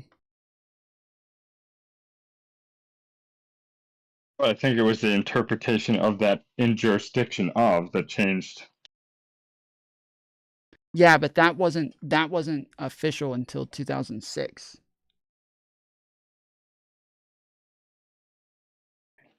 That was still like up in the air as to whether or not that was the reading until 2006, when I'm sure there's a whole convoluted trajectory of how this all came about, because that's usually how all this stuff comes about. That one thing leads to another based off of a domino set, and then you end up somewhere that no one who started the dominoes intended. So yeah, it says Texas officials argued that illegal aliens were not within the jurisdiction of the state and thus could not claim protections under the 14th Amendment. The majority rejected that claim and found that no plausible distinction with respect to the 14th Amendment jurisdiction can be drawn between resident immigrants whose entry into the United States was lawful and resident immigrants whose entry was unlawful. In short, the most prominent takeaways from this case were that the court reasoned that unauthorized immigrants and their children, although not technically citizens of the United States or Texas, are people in any ordinary sense of the term and therefore are afforded 14th Amendment protections, since the state law severely disadvantaged the children of illegal aliens by denying them the right to an education and because Texas could not prove that the regulation was needed to serve a compelling state interest, the court struck down the law. Yeah, I can't even tell if this. I don't see anything about this kid being born in the United States. It doesn't matter. It's all on the interpretation of the jurisdiction part. Now, anyone, whether they're a legal citizen or not, are under our jurisdiction. Once that's in place, then you go back to the 14th Amendment. Now, anyone born here is under our jurisdiction. Then. Because then you go to the first part of the word "and." It wasn't a direct case. It was an interpretation of that word. So but I think you agree with that interpretation of that word. They said okay. So it says in 2006, Judge James Chin Yu Ho wrote in a law review article that with the Plyler decision, any doubt was put to rest whether the 1898 Wong Kim Ark decision applied, given that in Plyler, all 9 justices agreed that the Equal Protection Clause protects legal and illegal aliens alike. So they used the Equal Protections Clause to say that this applied in Plyler, that it was so it was equal protections there, not necessarily the 14th Amendment. The 14th Amendment was part of it. But they say that because the 14th Amendment says this, but then you also have to have equal protections, that it has to apply. And then they said, and all 9 justices reached the conclusion that precisely because illegal aliens are subject to the jurisdiction of the U.S., no less than legal aliens and U.S. citizens. So yeah, it is using both. It's saying both of those things. Equal protections. I know, but it's the interpretation of the under our jurisdiction part that changed with that decision. Because they were saying that before that, under our jurisdiction meant citizenship. Okay. Yeah, I would have to see something that says that it was different before that. How was Texas trying to not give them? They were saying that they weren't under their jurisdiction, hereby they didn't have to give them schooling because they were I don't know, but it could be that this was the fucking first kid that they're doing this with. And because this is the first kid that they're doing this with, that's why it was taken all the way to the Supreme Court now, because they hadn't done this before. So, like, or it could be that this is how they always did it, and this is just the first person to actually fight back. We don't know. So again, I would have to see that this is actually a change to things. But yeah, I don't know. Either way, multiple routes to citizenship was the just point. If one of them went away, it's not like we'd stop making new citizens. Then it would just follow lineage. And right now, you have both. So that was the point. People act like if this isn't the way you get citizenship, how would you? And you go back to the standard lineage way. Now, maybe America, I didn't think that we were just giving, I thought you just asked for citizenship. If we were just giving it at the hospital also to illegal, or I guess there was no one who was illegal though back then. Everyone was just an immigrant. Like when you got off Ellis Island, I don't think there was anything that was considered an illegal immigrant. All right, so hold on one second. Okay, so it says original meaning. During the original debate over the 14th Amendment, Senator Jacob M. Howard of Michigan, the sponsor of the amendment, thought the citizenship clause was written by Senator Wade, described the clause as having the same content, despite different wording, as the earlier Civil Rights Act of 1866, namely that it excludes American Indians who maintain their tribal ties and persons born in the United States who are foreigners, aliens, who belong to the families of ambassadors or foreign ministers. Others also agreed that the children of ambassadors and foreign ministers were to be excluded. Concerning the children born in the United States, to parents who are not U.S. citizens and not foreign diplomats, 3 senators, including Senate Judiciary Committee Chairman Wyman Trumbull, the author of the Civil Rights Act, as well as President Andrew Johnson, agreed, asserting that both the Civil Rights Act and the 14th Amendment would confer citizenship on them at birth, and no senator offered any contradictory opinions. So then why wouldn't it apply to the diplomats and the Native Americans? But don't we give any Native American is a U.S. citizen also, aren't they? No. Okay. Within.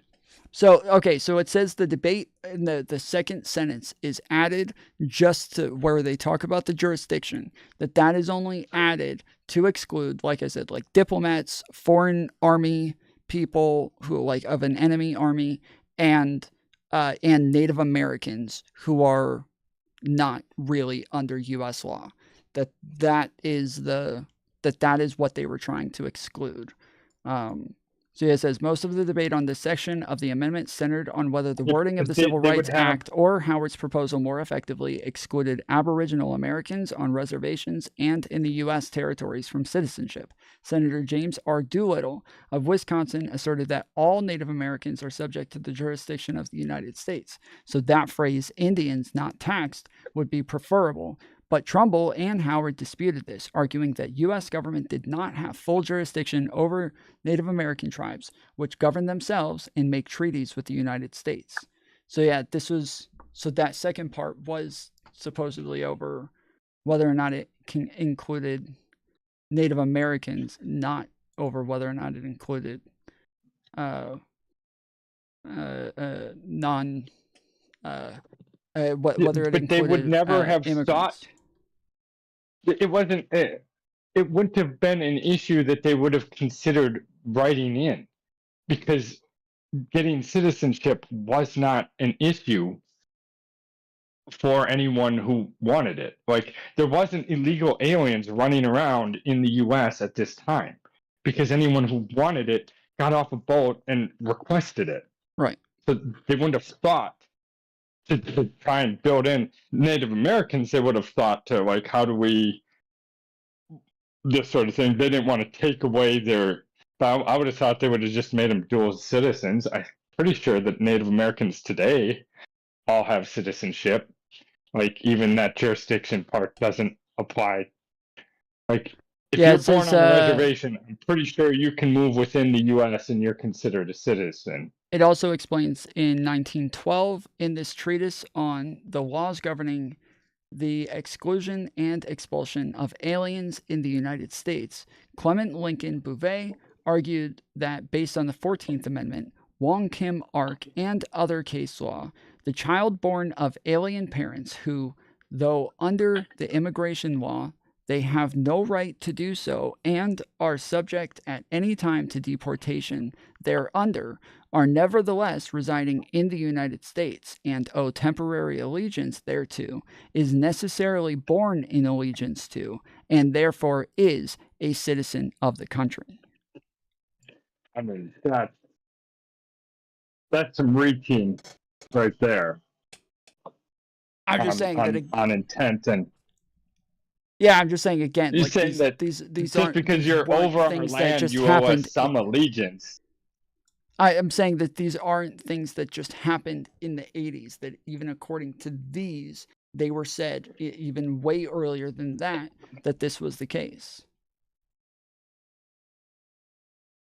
The problem did not seem to be manifesting until that point. Then either it got publicized by that case, and then people knew it and they started doing that.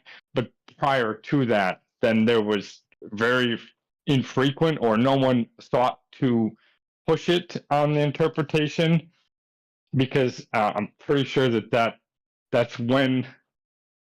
Then it might just be a publicity thing, and based off of that case of the school kids getting whatever, and then everyone knew that they were under the jurisdiction of, and then publicization of whatever the loophole is what causes, further. It's not a problem if people don't do it. Like, if your door is unlocked and no one goes through it, it's as good as being locked, even though it's unlocked.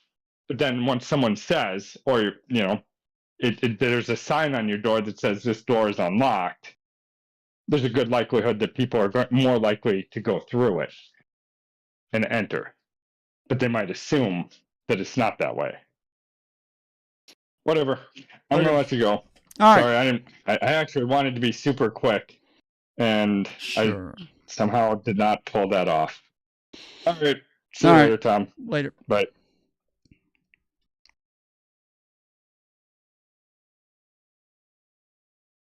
Yeah, I don't know. That is a little confusing, but I still, I just feel like all I would have to see is something showing that it was different before, and that's it.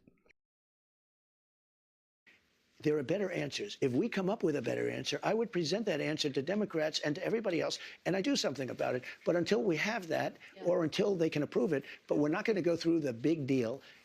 I am the one that saved Obamacare, I will say, and I did the right thing. I could have done the more political thing and killed it, and all I had to do is starve it to death. You did try to have your Justice Department effectively kill it, though, No, sir. kill it from a legal standpoint, but from a physical standpoint, I made it work. In your concepts of a plan, sir. Yeah, fuck those bitches, dude. I'm here to come, and then I'm out.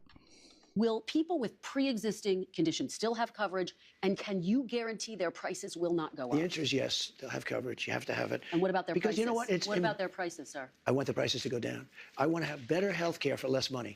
And there are ways of doing it, I believe. And I have the smartest people in that world. You know, that's a separate world unto itself. I have the smartest people in that world looking at it and trying. And if they come up with something, I will present it.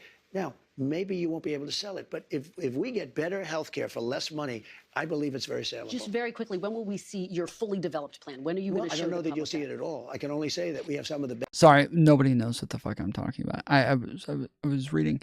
The ninja said that he was trying to be really quick, and he failed at that. And so Zen's in chat said, I bet your girl knows what it's like to be super quick. And so I said, yeah, I fuck those bitches. I'm just here to come, and then I'm out. Unless, yeah, I don't. Sounds really dumb now that I'm explaining it. So I wish I didn't do that. Yeah. best healthcare people. I've always tinkered with it. I think it's a little hard to explain. Obamacare, when I took it over, was a disaster. And I made it Has insured 20 million people. Yeah, because of me. Because of me. If you look at what I did, I was the one. I made it good. You tried to legally. repeal and replace it. You tried because to kill if I it, repealed sir. it and replaced it, we would have had a better system because we wouldn't have had health care. And the Democrats would have been forced to do something. If we wouldn't have had it, the Democrats would have been forced to do something that they wouldn't do if we have it. Let me ask you about another aspect of healthcare. You talked about this on the campaign trail, right. IVF. You promised free IVF for all who want it, either through the government or through mandates with insurance companies. I've been hearing from Republican senators, some of them, who say they're not going to support that plan. How are you going to get that passed? Well, we're going to see. We want them to pay, ideally the insurance companies to pay for it, the fertilization. I came out very early for a Republican especially, and I think they were looking for my guidance, my great wisdom, right? They were looking for it. And I got a call from Katie Britt, who's a terrific person, senator from Alabama. And she said, sir, we just had a really negative ruling from a judge in Alabama, conservative judge, that all... Tom Foolery Show, do any Trumpers criticize him saying he has a concept of a plan? That's a really obvious thing that everyone should scoff at. No. Nope. No, Trumpers do not. Obviously, they don't criticize him for anything. They literally refuse to criticize him across the board. This is like one of the things that we kept talking about during the Biden fiasco where he pardoned his son, and you see yes, across the board, all of these Democrats coming out, all of these liberals and people doing shows coming out saying, I don't like this. This is bad. This sets a really bad precedent. We should not be okay with this. Nobody should allow this sort of thing. This is this hurts our norms, blah, blah, blah. But then they all turn around and they're like, but yeah, Trumpers don't get to complain about this. None of them said a fucking word when Trump did this shit over and over and over and over. Not only giving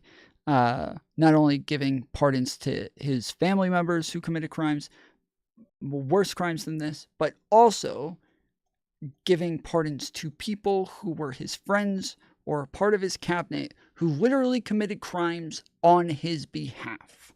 They lied to the FBI to help him, or lied under penalty of perjury, and then perjured themselves, and then they perjured themselves for him, and then he gave them pardons for it.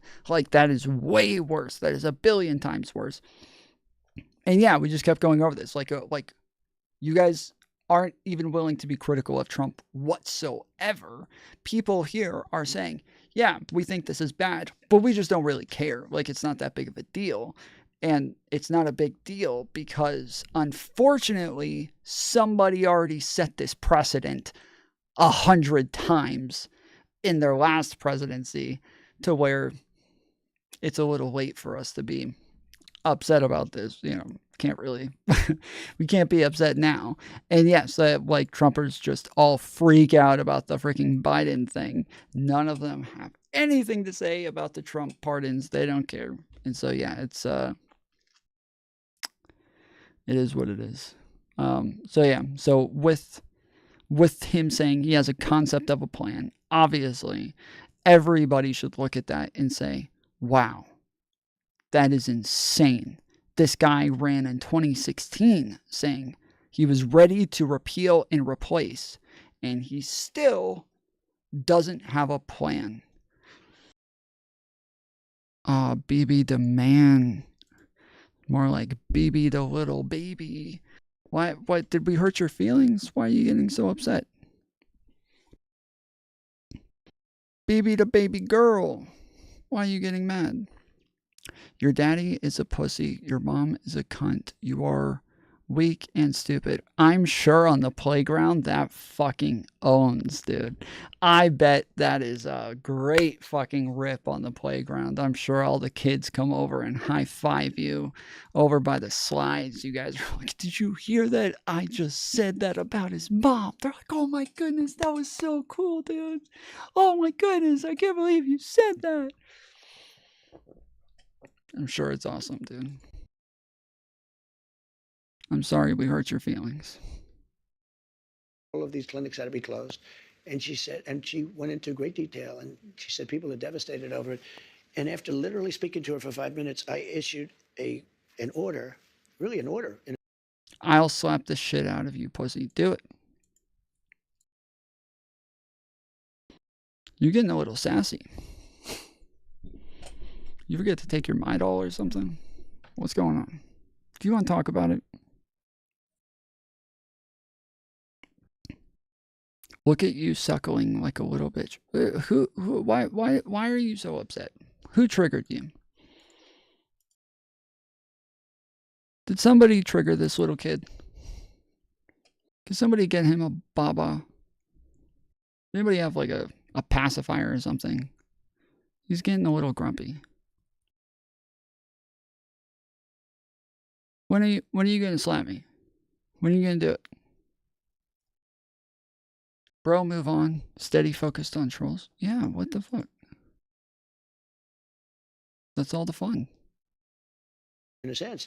And it was a statement from the Republican Party that we are all for IVF and fertilization. You want to talk about the mothers. Alabama legislature met the following day and passed it. It was a beautiful thing to see. And I consider myself to be the father of IVF in a certain way. And the Republicans were very strong on the issue. But, sir, I want to understand where it falls in your list of priorities. I mean, is this something we can expect to see you try to move on in the first 100 days? We're going to be talking about it, and we're going to be seeing. We have a lot of other things. I have tax cuts. You know, we'll be submitting in either the first or second package to Congress the extension of the tax cuts. So that might very well be in there, or it'll come sometime after that. Let's talk about abortion, sir. You have taken responsibility for overturning Roe v. Wade. You've said that abortion is now a state issue. There are steps that you could take, though, as president, to restrict abortion through executive action Rudy. without Congress. More than half of abortions in this country are medication abortions. Will you restrict the availability of abortion pills when you're in office? I'll probably stay with exactly what I've been saying for the last 2 years, and the answer is no. You commit to that? Well, I commit. I mean, do things change? I think they change. I hate to go on shows like Joe Biden. I'm not going to give my son a pardon. I will not, under any circumstances, give him a pardon. I watch this, and I... But you'll give your son-in-law's dad a pardon. Interesting. Oh, wait. He's saying that Biden said this? Maybe I misunderstood that. You commit to that? Well, I commit. I mean... Abortions. Will you restrict the availability of abortion pills when you're in office? I'll probably stay with exactly what I've been saying for the last 2 years, and the answer is no. You commit to that? Well, I commit. I mean, do things change? I think they change. I hate to go on shows like Joe Biden. I'm not going to give my son a pardon. I will not, under any circumstances, give him a pardon. I watch this, and I always knew I was going to give him a pardon, and so I don't like putting myself in a position like that. So things do change. He just goes on his feelings. He's just all about his feelings. It's all about his vibes. He can't be logical. He can't work through a logical thought process. He just has to always go based on his feelings. Oh, I just feel like Biden was always going to do it. That's just my feelings, bro. I have no evidence of that, but my feelings very strongly saying that he was going to do it for sure. Very, very much like a real strong fifis on this that like BB the man over here, real strong fifis, really guide me in the right direction. Change, but I don't think it's going to change at all. Okay, let's talk about some of your picks to fill out your administration. You named Kash Patel to be the next FBI director. He has a list in his book of 60 people that he calls members of the so-called deep state. It includes Democrats like Joe Biden and Hillary Clinton. It includes former members of your cabinet, from Bill Barr to Christopher Wray. You campaigned on destroying the deep state. Do you want Kash Patel to launch investigations into people on that list? No, I mean, he's going to do what he thinks is right. Do you think that's right? Do you think that's right, sir? If they think that somebody was dishonest or crooked or a corrupt politician, I think he probably has an obligation to do it. But are you going to direct him to do it? No, not at all. Not at all. We have two great people there. We have him and we have Pam. And Pam Bondi has been like a rocket ship. She's very popular and very good and very fair. And Kash Patel is very fair. I'll tell you, I thought Kash may be difficult because he's, a strong conservative voice. And I don't know of anybody that's not singing his praises. The other day I was watching, and Trey Gowdy, who's a moderate person and very smart and very respected in the party, he's Kash's biggest fan. He said, this is the most misunderstood man in politics. He's great. I guess they worked together on the Russia hoax or something. And Trey Gowdy became a fan. Trey Gowdy. Everybody respects him. And, just like him, others also. I don't know of one negative vote. I don't think he's going to have any negative votes. Is it your expectation, though, that Kash Patel will pursue investigations against your political enemies? No, I don't think so. Do you want to see that happen? If they were crooked, if they did something wrong, if they have broken the law, probably they went after me. You know, they went after me and I did nothing wrong. Well, let me ask you this. You said President Biden, quote, that you're going to appoint a real special prosecutor to go after Joe Biden. You said that Where during did I say that? the campaign. Where? You said that on Truth Social, June 12th, 2023. I will appoint a real special prosecutor to go after the most corrupt president in the history of the United States, Joe Biden, and the entire Well, that Biden part is crime true. family. Are you going to do that? Are you going to go after Joe Biden? I'm really looking to make our country successful. I'm not looking.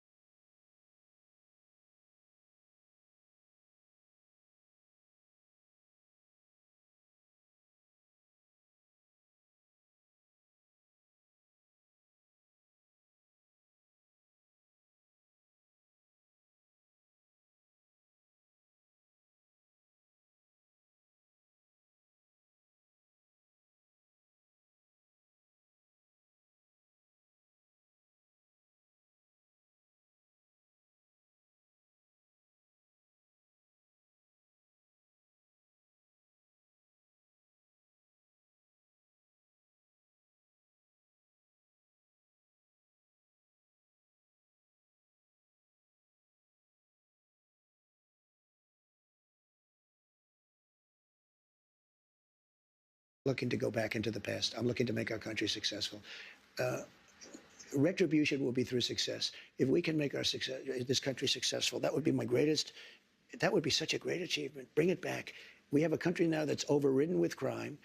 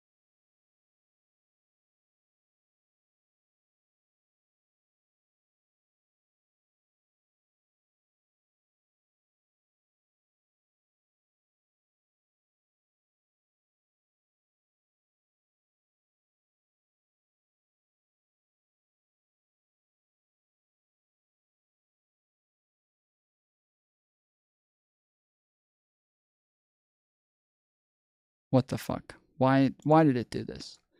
Why? The deep state's been muting my fucking stream, and I'm getting sick of it. Q just messaged me over on the side, letting me know that the deep state's been over here muting my stream. It's not okay. It's not cool, dude. Fucking deep state. They're all worried about what I'm going to say. They don't want the truth getting out. That's why they keep muting me. Don't let them do this to you guys. Don't let them try to keep the truth from you by muting me, okay? You can't let them get away with this.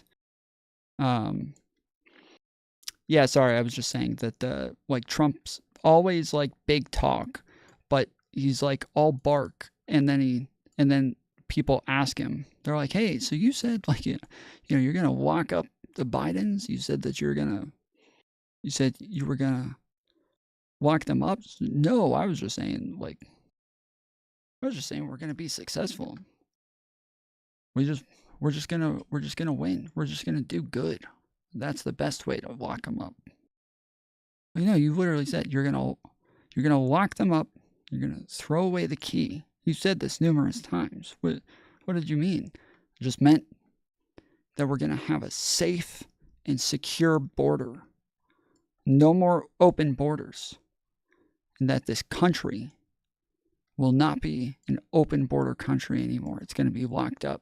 And we're going to throw away the key. We're going to make it safe and secure that we'll never have to worry about it again. That's what I meant.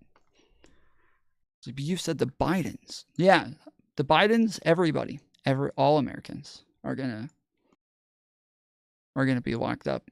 And we're going to throw away the key. We're going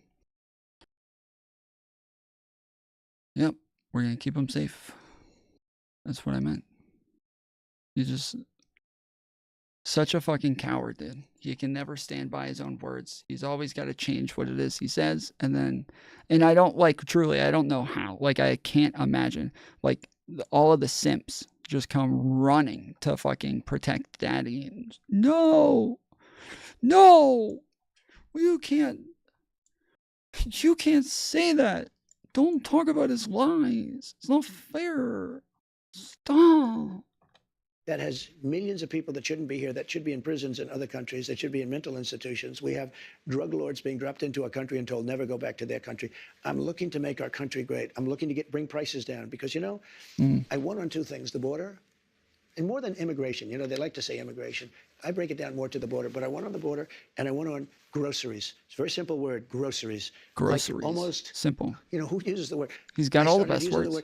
The groceries, when you buy... Who uses that word? It's a new word. He made it. He made it up. It's a, what? Simple word. Oh my goodness. I just got so lucky, dude. What the fuck? You're a fool, sir? No. Apples, when you buy bacon, when you buy eggs, they would double and triple the price over a short period of time.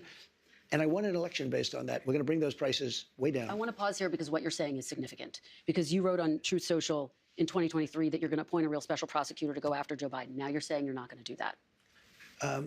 I will say this. No, I'm not doing that unless I find something that I think is reasonable. But no one was talking about groceries before me. Yeah. Nobody even knew what groceries were. He knows the most about groceries. Groceries. Nobody knows more about groceries than him. That's not going to be my decision. That's going to be Pam Bondi's decision, and to a different extent, Kash Patel. Assuming they're both there, and I think they're both going to get approved. But I, you know, while you ask me that, what they've done to me with weaponization is a disgrace. We'll get to some of that. No, sir. wait. Hold on. Yeah, hold on. In the history of our country, nothing like So this mean. has ever happened. Nobody has ever committed crimes and been held accountable for them. Never. We've never seen anything like this. Someone commits a crime and then they get charged for it. It's never happened. Especially not a white man.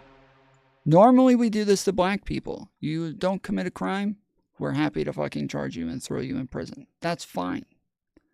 But when we do it to white people, this is a disgrace. Okay? This is disgusting. You can't have this. And now, for the first time ever, they're even doing it to orange people. It's discrimination. And I've won these cases. I've won every one, and the rest are in the process of being won. Deranged Jack Smith is on his way back to The Hague, where he can execute people. This is where he should have stayed. I think he's dangerous even being there. But I'll tell you what they've done to me in terms of weaponization, indictments, impeachments, and everything else. And in the end, it probably helped me because I got the biggest vote, the most votes any Republican's ever gotten in history. Pam Bondi talks about investigating the investigators. Do you want her to investigate Jack Smith? I want her to do what she wants to do. Do you want to see Jack Smith investigated? Well, I think he's very corrupt, but I want her to do whatever she has to do. Are you going to direct her to prosecute I'm not. Jack She's Smith? a very smart person. She was a great attorney general in Florida. She's very experienced. I want her to do what she wants to do. I'm not going to instruct her to do it. See, again, he's already said that he's going to do these things. And then now they're like, well, wait, you said you're going to do it. Or you're not going to tell. Oh, no, they can do whatever they want. What? You literally ran on this. You literally said this at your campaigns, homie. You literally said this over and over. You're going to investigate them. You're going to get them locked up. You're going to throw them in jail. You said this over and over and over. And now that you got elected, now you're over here like, oh no, well, I mean, whatever. I don't know. They can do whatever they want. I don't care. Sir, are you going to fire the current FBI director, Christopher Wray, who you appointed? Well, I can't say I'm thrilled with him. He invaded my home. I'm suing the country over it. He invaded Mar-a-Lago. So bad. I'm very unhappy with the things he's done. And crime is at an all-time high. Migrants are pouring into the country that are from prisons and from mental institutions, as we've discussed.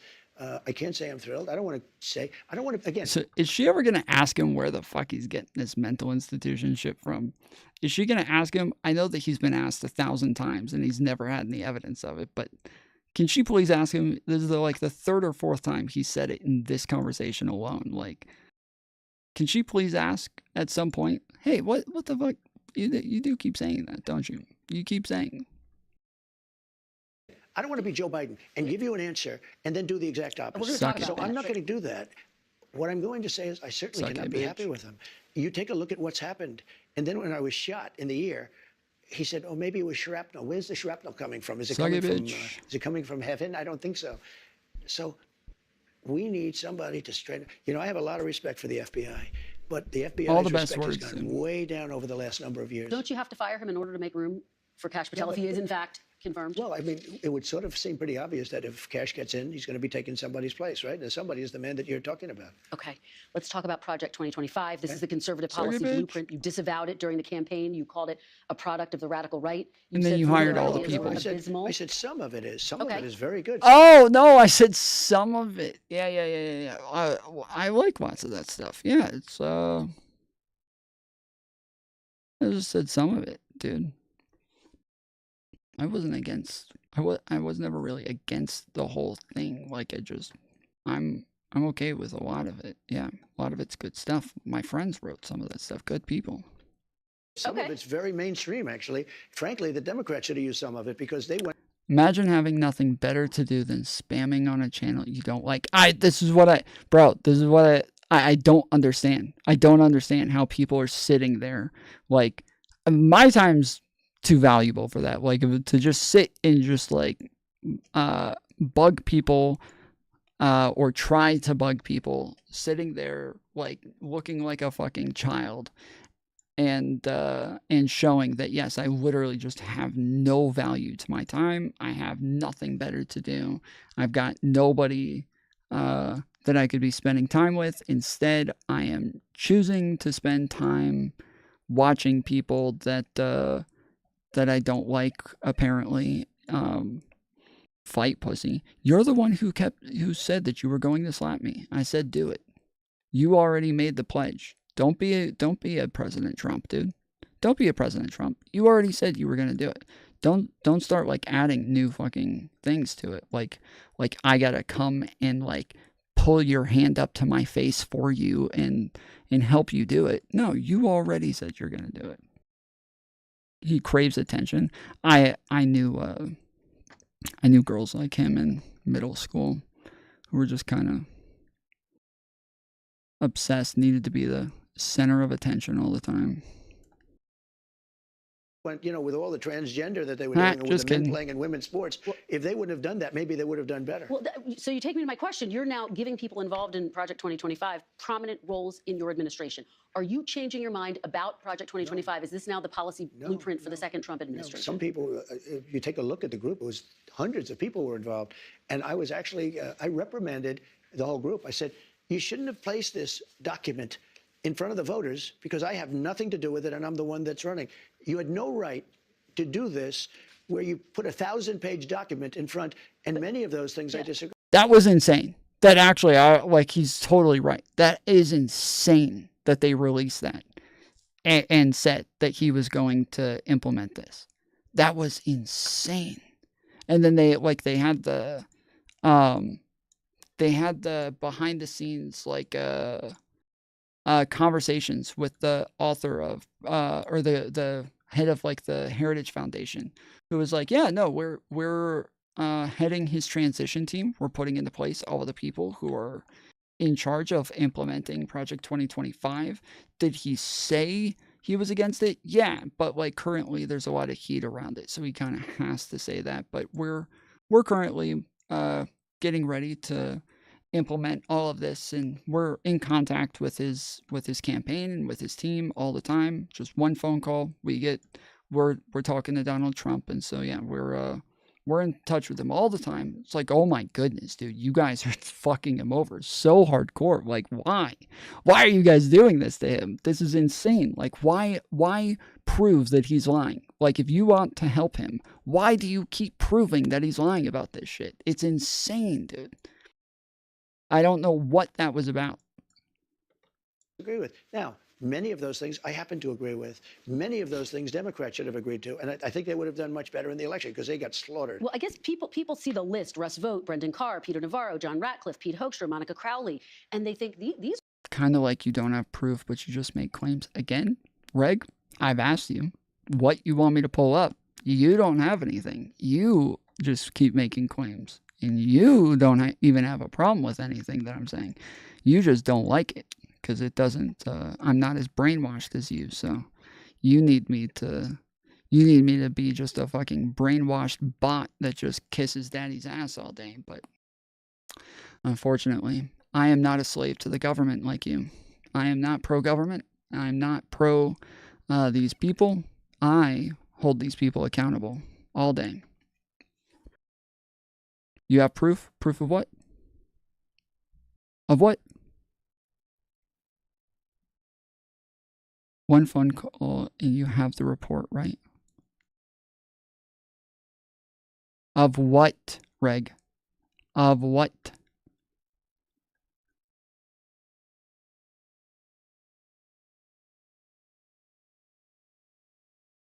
I can link it if anyone would like to see it.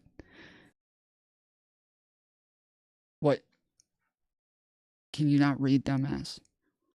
You said one phone call and you have the report, right? I don't know what you're asking. Trump is one phone call away from 2020 Project 2025. Yeah.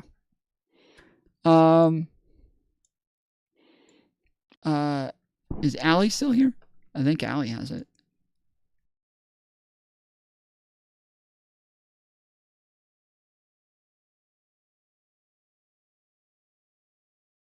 You said Trump is one phone call away. 2025, show the reports. Yes, it was an undercover camera that was recording the guy from Project 2025.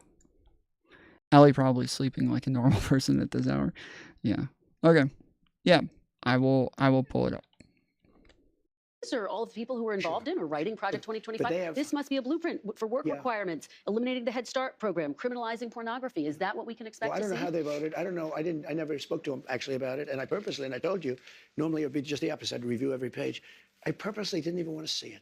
Because when somebody like you asks me a question about Project 2025, I can honestly say I've never seen it. I have nothing to do with it. I didn't read it, but I did hear some things in there that I would totally disagree with. And I said to the people that were really the people behind it, you know who those people are? I said, you really had no right doing this to me. Yes, you know who those people are too. Yeah, you hired all of them, put them on your transition team, as they said you were going to do. It's freaking crazy. Because they used it as a soundbite, the Democrats.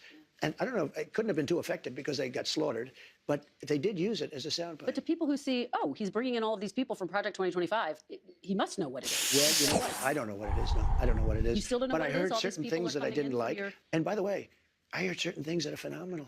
Okay? Like what? Like law and order. We want law and order. Okay? Oh. Little things like let's put prisoners in jail. Let's not let people come out and rape. Let's put prisoners in jail. That's, dude. That's a great idea. Let's put prisoners in jail. Let's get them out of prisons and let's put them in jails. You know, state prisons are too full and we need to start unloading them into county and city jails. That's That's an interesting one. I read Project 2025. I don't remember that one. Let's put prisoners in jail. Huh. Need every drugstore in Manhattan so that we have to put glass up and every store is going out of business. Let me ask you about something you've referenced a couple of times in this interview. I asked you last Suck it, time bitch. we sat down for an interview if you were going to pardon yourself. You said no. But now that President Biden has pardoned his son, Hunter, are you reconsidering? Might you pardon yourself? I didn't do anything wrong. I I was didn't do given the anything. option. I didn't do anything wrong. Shut the fuck up. That's not what she asked you, bitch. You got convicted in a court. You got convicted. What the fuck? You already got convicted.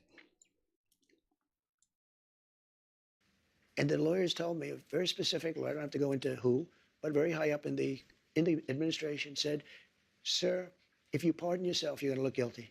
And you did nothing wrong. Oh, I had that option. I could have saved myself a lot of legal fees, but it turned out that I was right. Look at what's going on. Everything's being dropped. I still have a Fonnie Willis, a total hoax. That's a total hoax. It's all being dropped. It's all been discredited. It's been dropped. There are those people that say, and this would be the first time in history, that it has not all been dropped. He is lying. It has not all been dropped. He is lying. Motherfucking liar. It has not all been dropped. It is not true.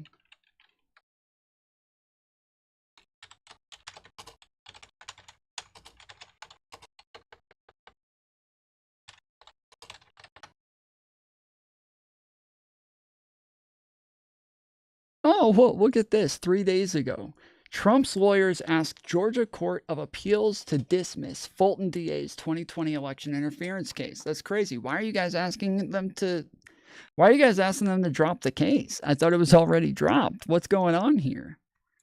Interesting. So yeah, no, it doesn't look like it's been dropped. Yeah, no. Don't think it's gonna be. Yeah, don't think that's happening.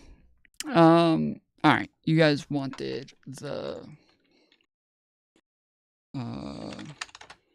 Project 2024, Project 2025, whatever they call it.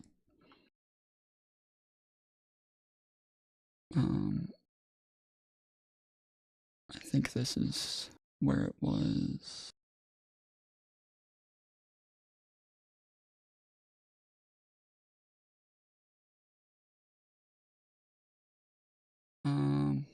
Okay. I have a bunch of different videos here. I can't remember which one it was, so I think this is it. Oh, wait. Yeah.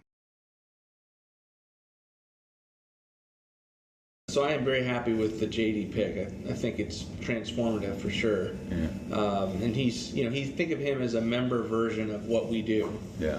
So there's no think tank, no policy organization, no battle plan creator other than us for the worldview that I think Donald Trump has and that JD has. The best example is like the campaign selected me to be the platform because of their views on my policy ideas, and they're not running from all of the negativity that I get from the press. I see. So they haven't been spooked on you as a person, you don't think? No, I mean, I don't think I'm going to be their transition pick because then they have all these kinds of stories. Yeah. But no, the relationship is great. The head of the Trump transition team has not yet been appointed, but Vogt says that no matter who is named, he'll be able to hand over his Project 2025 battle plans directly.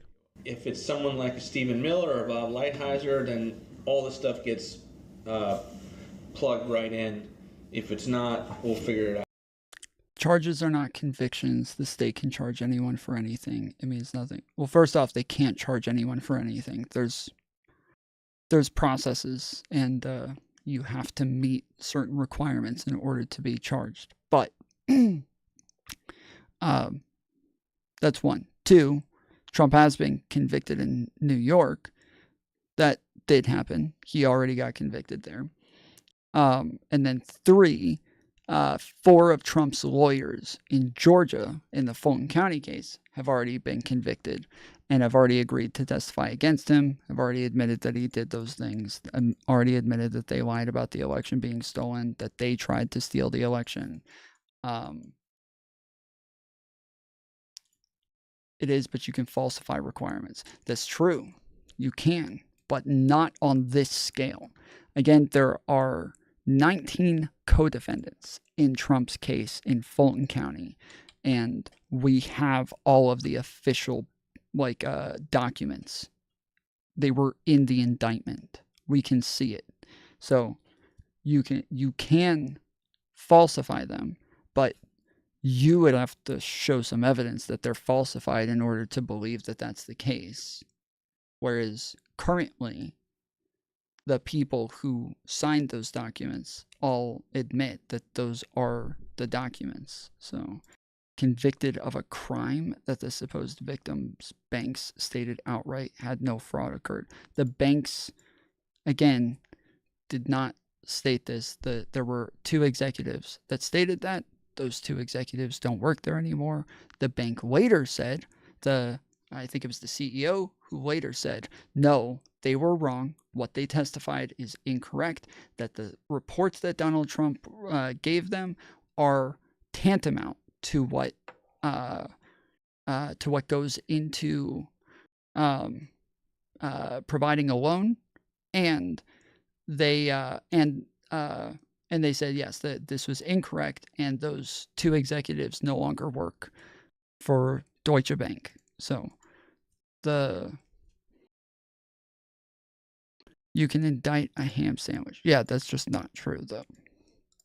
The last time I said people who say you can indict a ham sandwich are idiots, everybody got mad at me. They're like, nobody actually believes that. That's just a saying.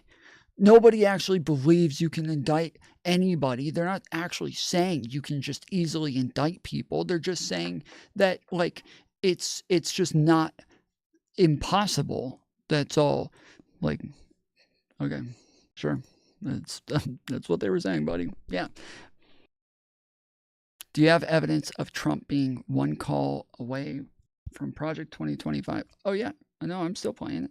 We're only halfway through the first video. Hold on, we got others. Wow. Okay. But all of it will be designed for a theory of the case that President, if a battle plan is out there that will do what he wants, there are the people like me that have his trust that will be able to get it to him. In whatever position we're at, or I could be at Center for New America, but the relationships will be there, the trust level will be there. And are you going to rebrand that second phase at all? For what I do, yeah, the brand's not important. And you're not worried that if it has Project 2025 on, he's going to go no. And you're not going to publish those? No. They go straight to. Yeah, they're very, very close hold. Okay. Brilliant. It's been an education. Appreciate it. Thank you for your time. Thank you so much. Yeah. Anytime. Thank you very much. You can show us that. Okay, that's the first one. This is the other one.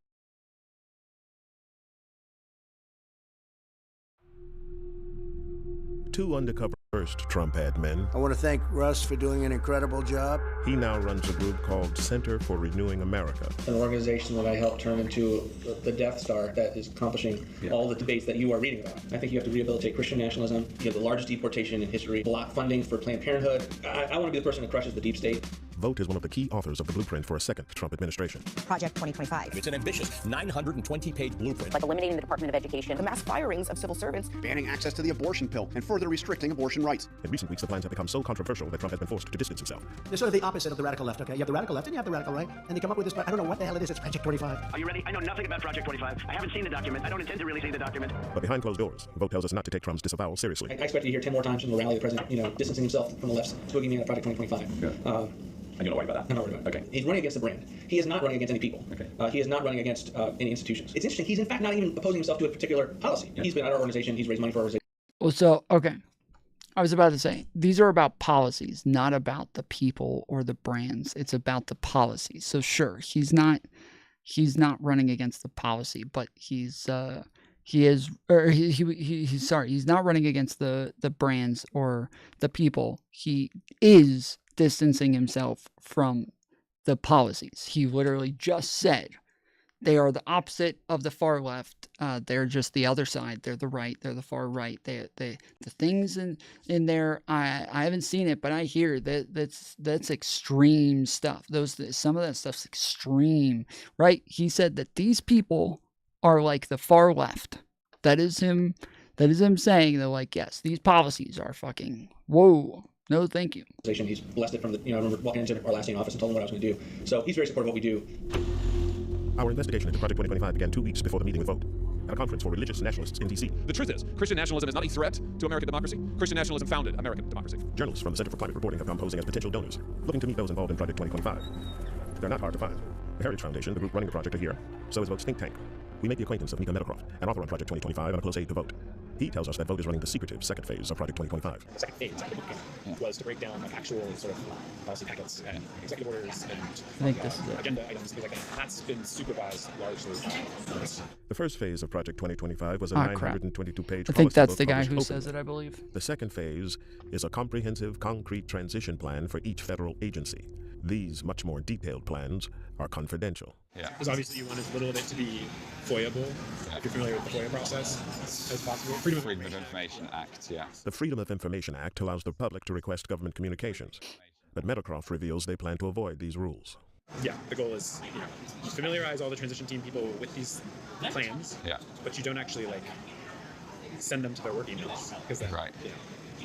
You could just give the handbooks to everyone. Be like, this is the game plan for the admin. Yeah. But if the press knows that that's what you're doing, that they're going to immediately just say, I request all of your emails from Heritage. Okay. You right. worker. I see. So we'll see. Interesting. Meadowcroft offers to set up a meeting with his boss, Russ Vogt. You could put me in touch with somebody who looks after his diary or whatever. Yes, I can put you in touch with his schedule. Yeah. Amazing. So, yeah. Great. Yeah, so just tell me when to do that. We want to meet the man writing the game plan for Trump's second administration. Vogt believes that in his first term, Trump's agenda was frustrated by what he calls the deep state. By the time the trial takes place, half of what they saw in the indictment is never seen by the jury in the actual trial. That can sometimes be true, depending, but that's not generally true. No, generally that is not true at all. Most of the time, things that are in the indictment are key points to their case. Whereas, other times, they may not need it in the end. But most of the time, no. What's in the indictment is going to be, a super important part. So I don't know where the fuck you got this from, where you say by the time the trial takes place, half of what they saw in the indictment is never seen by the jury in the actual trial. Can you name a time that happened? Since Reg, you're sitting there saying, Tom won't mention that. Why don't one of you tell me where that happened? No, that's true. Sure. Okay. So where did that happen? Where is that the case? So Vogt is planning a radical centralization of government power under the president, firing civil servants and ending the independence of agencies like the FBI and DOJ. 80% of my time is working on the plans of what's necessary to take control of these bureaucracies, and we are working doggedly on that, whether it's destroying their agency's notion of independence. They're independent from the president. Vogt has also been preparing documents based on fringe legal theories, arguing the president has the power to use the military against protesters. George Floyd obviously was not about race. It was about destabilizing the Trump administration. Right. We put out, for instance, a 50-page paper designed for lawyers to know that the president has, the ability both along the border and elsewhere to maintain law and order with the military, and that's something that is going to be important for him to remember and his lawyers to affirm. But we've given them the case for that. With loyalists installed in key government agencies and armed with his playbook, Vogt believes a radical Christian nationalist agenda can be realized under a second Trump presidency. For example, on abortion. So I think the president's actually come up with a strategy that works, so long as you are giving people like me in the government the ability. So you're not going to answer, Will Pink. You're just gonna use some other thing to try to hide from answering. To block funding for Planned Parenthood, block funding for fetal tissue research. What I told people is, he had the most pro-life record ever. I've never seen him stand in the way of a pro-life initiative that actually was real, politically, with momentum. And for vote, Trump's pick for vice president shows he's serious about pushing this ideological agenda when in power. So I'm very happy with the JD pick. I think it's transformative for sure. And he's think of him as a member version of what we do. So there's no think tank, no policy organization, no battle plan creator other than us for the worldview that I think Donald Trump has and that JD has. But as public backlash against these plans builds, the Trump campaign has been scrambling to distance themselves from Project 2025's authors. It's complete and utter bullshit for any reporter to write that this is the way it is. The president's made it clear these people do not speak for him. They do not speak for the campaign. But Vote tells us that behind the scenes, things are much friendlier. The Trump campaign recently picked him to write the Republicans' policy platform, making him essentially Project 2025's man on the inside. I think the best example is like the campaign selected me to be the platform because of their views on my policy ideas, and they're not running from all of the negativity that I get from the press. I see. So they haven't been spooked on you as a person, you don't think? No, I mean, no, I don't think I'm going to be their transition pick because then they have all these kinds of stories. But no, the relationship is great. The head of the Trump transition team has not yet been appointed, but Vote says that no matter who is, two undercover reporters pose two of the key architects of Project 2025, the radical plan for Trump's second term, in a hotel suite rigged with hidden cameras. Nice to meet you. Would you like a coffee or something? I'd love coffee, yeah. Meet Russ Vote. Russell Vote, the former director of the Office of Management and Budget. He's been called the most dangerous MAGA diehard you've never heard of. I am opposed to the Department of Education because I think it's a Department of Critical Race Theory. The Russ Vote, we're comrades in arms. Formerly a cabinet Yeah, I don't know which video it's in. member and chief lieutenant in the first Trump admin. I want to thank Russ for doing an incredible job. He now runs a group called Center for Renewing America. An organization that I helped turn into the Death Star that is accomplishing all the debates that you are reading about. I think you have to rehabilitate Christian nationalism. You have the largest deportation in history, block funding for Planned Parenthood. I want to be the person that crushes the deep state. Vote is one of the key authors of the blueprint. All right, hold on.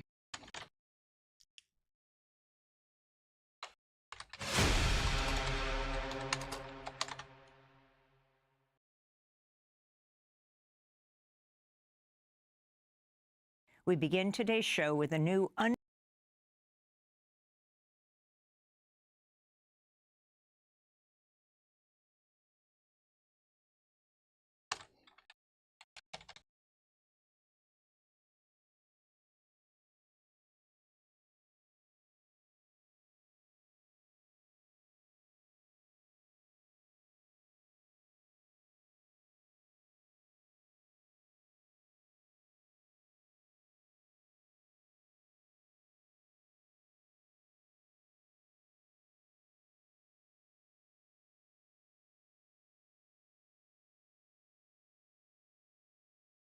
Why does this keep doing that?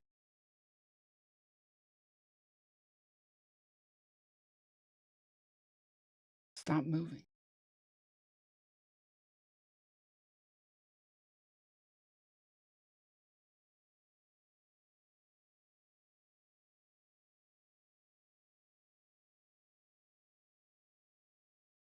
All right. I don't know why I can't get it on here, but yeah, you did hear him say that he is in constant contact with the campaign, so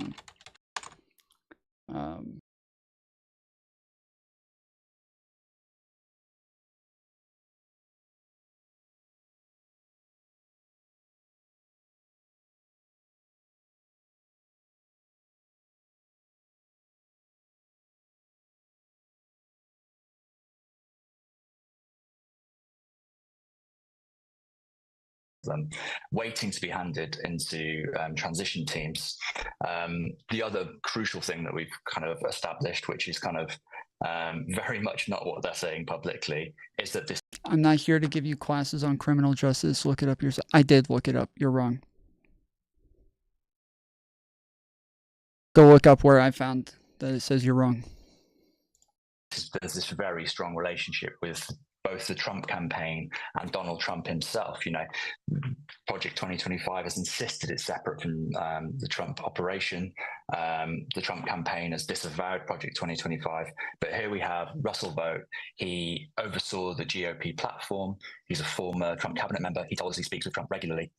He's writing the party platform for this year's election, whilst at the same time overseeing this kind of pipeline of documents, blueprints for the next administration as part of Project 2025, and that's certainly not something that they would talk about in public. So yeah, very interesting that Kevin Roberts, the head of the Heritage Foundation, has this new. So yeah, all right. All of those fake indictments, they were going after a political opponent. There are those that say that I actually did better in the election because of it. Now, that would be a first. I think you would agree, because normally that's like you go back to the microphones, you say, I'm leaving right now. I will leave office. I'm going back to my family, and I will fight for my name. Well, I had to fight for my name in public because I didn't leave office. But no, I didn't want to pardon, and I didn't want to pardon myself. I had the option to pardon myself. And you don't want one now? You're not going to pardon yourself now? What do I need one for? First of all, I've won almost all of the cases. What if And President the ones Biden, that I didn't win are. He has done one case, he was convicted. One case, he was convicted. He's won almost all of them. He's done one. He was convicted. What does he mean? He's won almost all of them. What the fuck? Slim Shady, what's up, dude?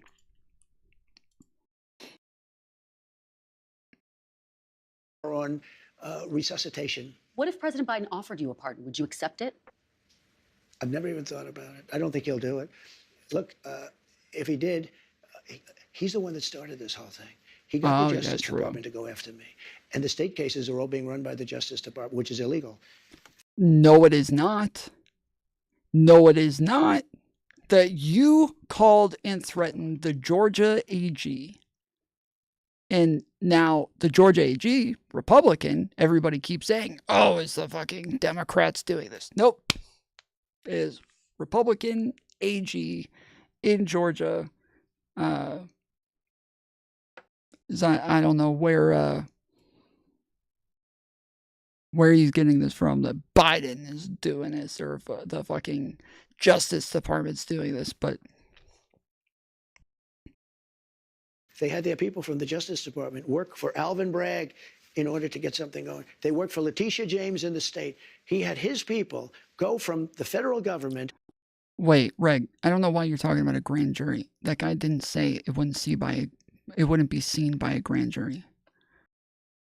That's not what he said.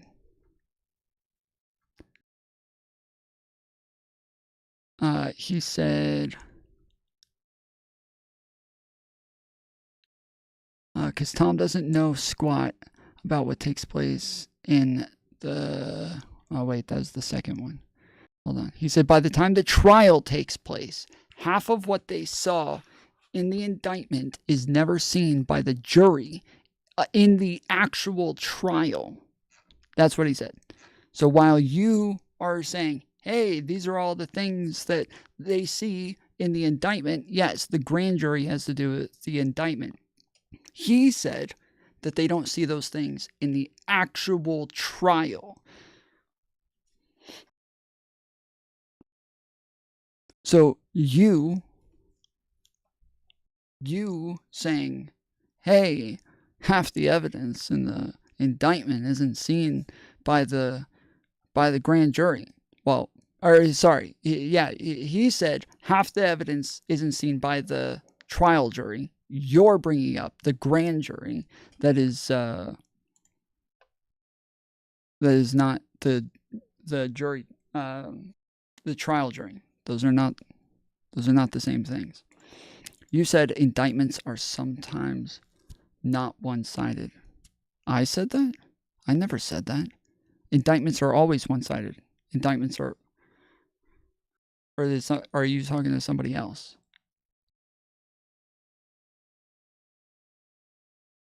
Are you talking to somebody else? Knives, is he talking to you? What's going on?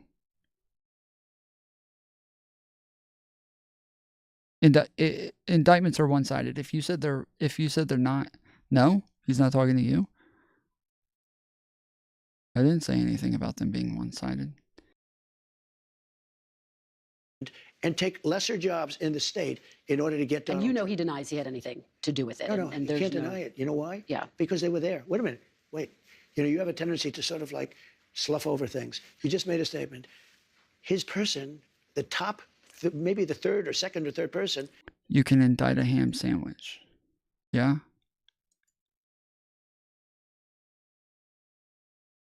And then? Left the federal government, the DOJ, and went to work for Letitia James. And then, after they got that one started, went to work for the DA. Let me ask you about some of this new reporting. NBC News is reporting that President Biden is considering giving preemptive pardons to the likes of Liz Cheney, Adam Schiff, and Anthony. Okay, great. Repost this video, and then I'll send you the part. Well, I don't repost them. They just stay up. They don't go anywhere. I don't need to repost them. They just exist. Fauci. If President Biden doesn't issue those pardons, do you think they are going to wish that he had? Are they going to be pursued? I can tell you this about Cheney, and she's a so-called Republican. I think she hurt the Democrats terribly. When I saw that Kamala put Cheney out on the campaign trail, I said, that's the end of Kamala. I really did. I thought it was a terrible move, especially if you're a Democrat. But Cheney did something that's inexcusable, along with Thompson and the people on the Unselect Committee of political thugs and, creeps. So the Unselect Committee went through a year and a half of testimony. Wait. They deleted and destroyed all evidence of that they found. You know why? Because Nancy Pelosi was guilty. Nancy Pelosi turned down 10,000 troops. You wouldn't have had a J6 because other people were guilty. The people that said... This is so dumb, dude. Why is he like this? Why the fuck is he like this? Why is he like this? Why? Who did this to him, dude? Who did this to him? Nancy Pelosi turned down the 10,000 troops. Nancy Pelosi has nothing to do with how many troops are there. She's got nothing to do with this. She doesn't decide that. You are the commander-in-chief. You, if you want them there, you can tell them to go there. But you saying, oh, Nancy Pelosi, what does she have to do with it? She's not in charge of the Capitol Police. She's not in charge of the National Guard. She's not in charge of these things. You're in charge of the National Guard. You can tell them to do whatever you want. That I attacked 2 Secret Service agents in a car. I grabbed one around the neck. I was then rebuffed, and I grabbed the other one. These are 2 of the toughest men anywhere on the planet. They happen to be slightly younger than me, maybe, just a little bit. Let me just tell you. They testified. They said it was total.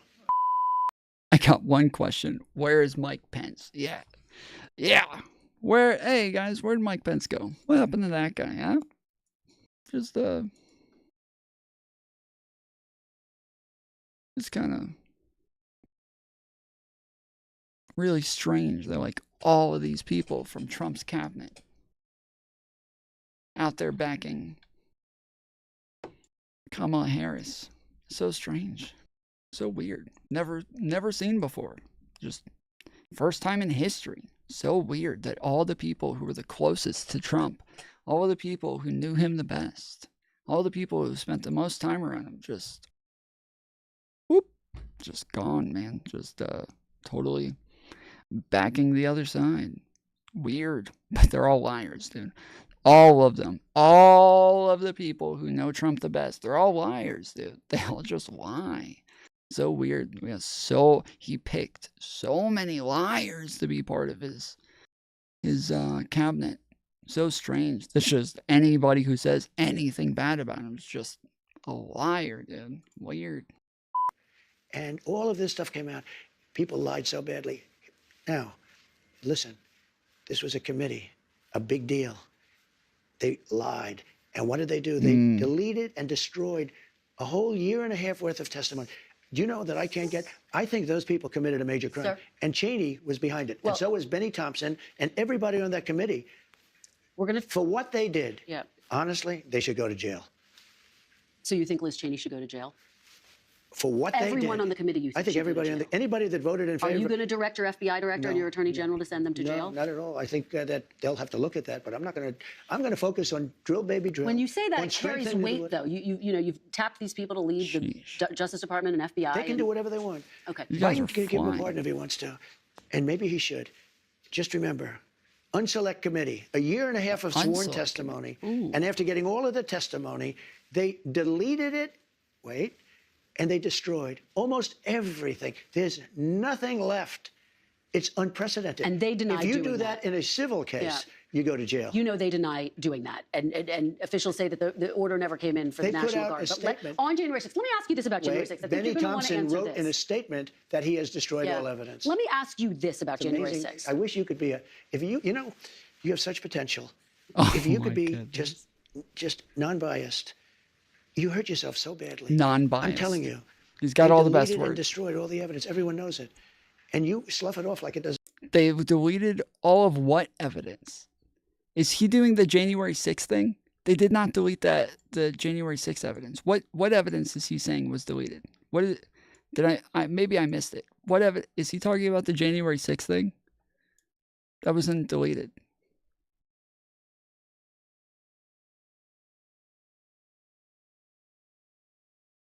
the J6 evidence, there was not deleted. It's all there.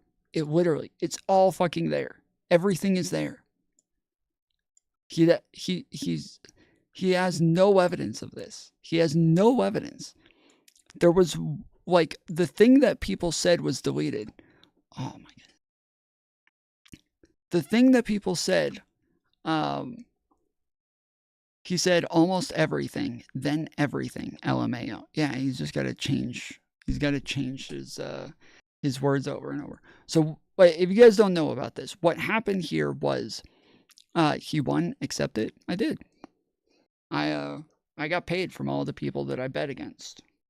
All the people that I bet. I said Trump's gonna win. They all paid me. I accepted their payments. It was dope. So they say that all this stuff was deleted. What happened was they had a ton of stuff that they were collecting for the January 6th stuff. And tons of people submitted tons and tons and tons and tons of evidence. And they went through everything and they threw away the stuff that they didn't need. That's all it was. They just threw away the stuff that they didn't need. So then when they said, we went through thousands of documents, blah, blah, blah, but then they presented hundreds of documents, well, somebody was like, okay, well, where's the rest of the documents? So they submitted a request for the rest of the documents that they went through. And they said, well, we don't have those. We deleted them. And he was like, what? You can't delete those. Those are part of a congressional investigation. But that's not true. You only don't delete the things that are pertinent to your investigation. So the things that you come and you present in the hearings, you have to have that. That has to go into the National Archives. But everything else, if you didn't use it, if it wasn't part of it, if it wasn't used in the investigation, you don't have to have that. Like, this is like, you know, oh, it just happened to be there while you were doing an investigation, so you just have to have it. So, okay, if I wiped my butt with toilet paper while I was doing the investigation and threw it in the toilet and flushed it, was I supposed to keep that too and put that into the National Archives? Or can we just say it's just the stuff that we're using in the hearing? Can we say that? How about that? Doesn't mean anything. No, I'm just saying they deny it. That's all I'm saying. Kristen, if I did it, you would be standing up and... So you can delete things you don't like in an investigation. You can delete things that you're not using in your hearings. Yes. The law states that you have to archive anything that is presented as evidence. If you don't present something as evidence, you do not have to keep it. That is how the law works. So, of course, you can delete things that you are not using as evidence. The things that they're saying were deleted. They're not saying there are things that prove that Trump is guilty, or that things that prove he's innocent that they deleted. No, they're saying the things that they say prove he's guilty, they deleted. That's what he's saying. He's saying what they tried to use as evidence against me, they deleted it afterwards. So nobody else could look at it. So nobody else could find out if it was real. But that's not true. None of that was deleted. He's not saying there's things that prove his innocence that was deleted. No, he's saying there's things that they said prove I'm guilty that they deleted. And that chair shouting at me. And you know what I'd do? I'd say, you got me. They have done something so illegal. They have a committee sworn to, and because it was so bad, the only reason they did it is because... Bro, in the Hunter Biden investigation, there were two witnesses who went against Hunter Biden, saying that he was engaging in illegal affairs with his dad.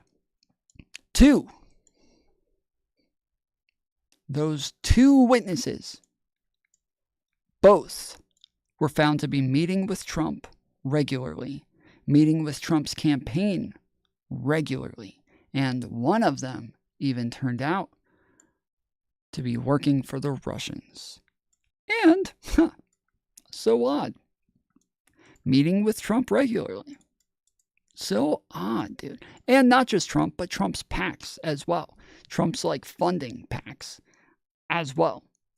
Really strange, isn't it? Isn't that weird that like that would just happen? Isn't that like it's curious. You guys like to find a lot of things curious, right? This is a curious thing. It's just a little, not saying anything, not making any claims off of it. I'm just saying it is curious, isn't it? It's just odd.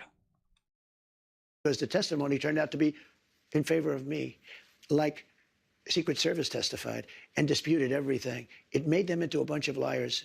Not Secret Service, it made the people.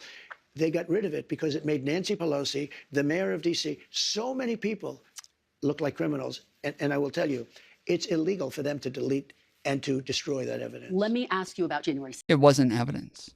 It wasn't evidence. All of the stuff is still there.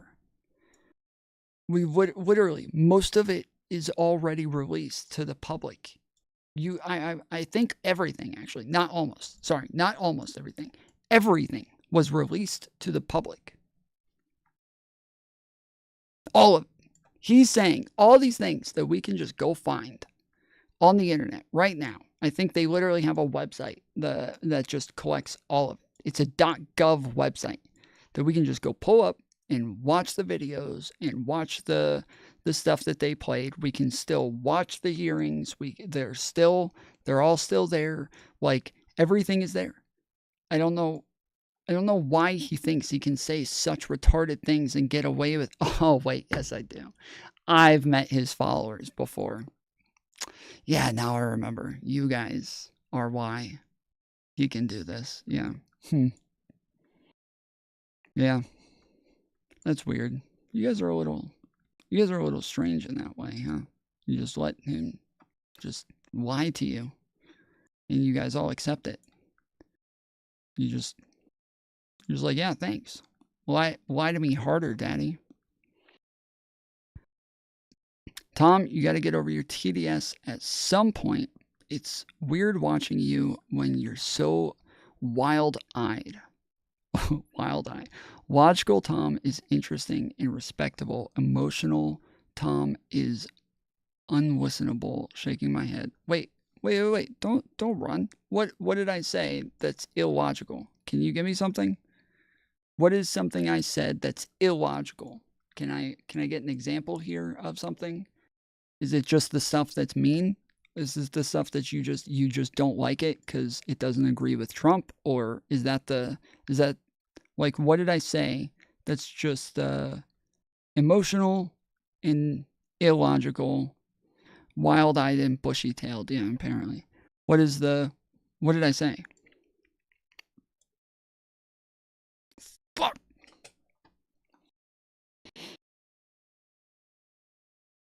In a different capacity, okay? I think you're going to want to answer this question. You promised to pardon those who attacked the Capitol on January 6th. Are you still vowing to follow through with that promise? We're looking at it right now, most likely. Yes, all the evidence is manufactured. All the evidence is manufactured. So, like, they're showing recordings from the security videos, and that's manufactured. What is it? Did they make it with AI? Are you mad because you wanted to say that they let everybody in, and then once you saw the videos and saw that they didn't let everybody in, that you were upset? And so now you want to say it's AI or something? Like, what do you think is manufactured? Yeah. Well, those people have suffered long and hard, and there may be some exceptions to it. I have to look. But, if somebody was radical, crazy, there might be some people from Antifa there. I don't know, because those people seem to be in good shape. Whatever happened to Scaffold Man? You know who Scaffold Man was? He stood on a... Bro, Antifa people are not in good shape. Those are a bunch of fucking non-binary, like 112-pound, high schoolers, middle schoolers and shit like that. They are not in good shape. they're literally like, they're literally just tiny, tiny little people. Antifa's in good shape. Maybe to him, considering like the followers of his that he's around normally, those people are maybe compared to them, but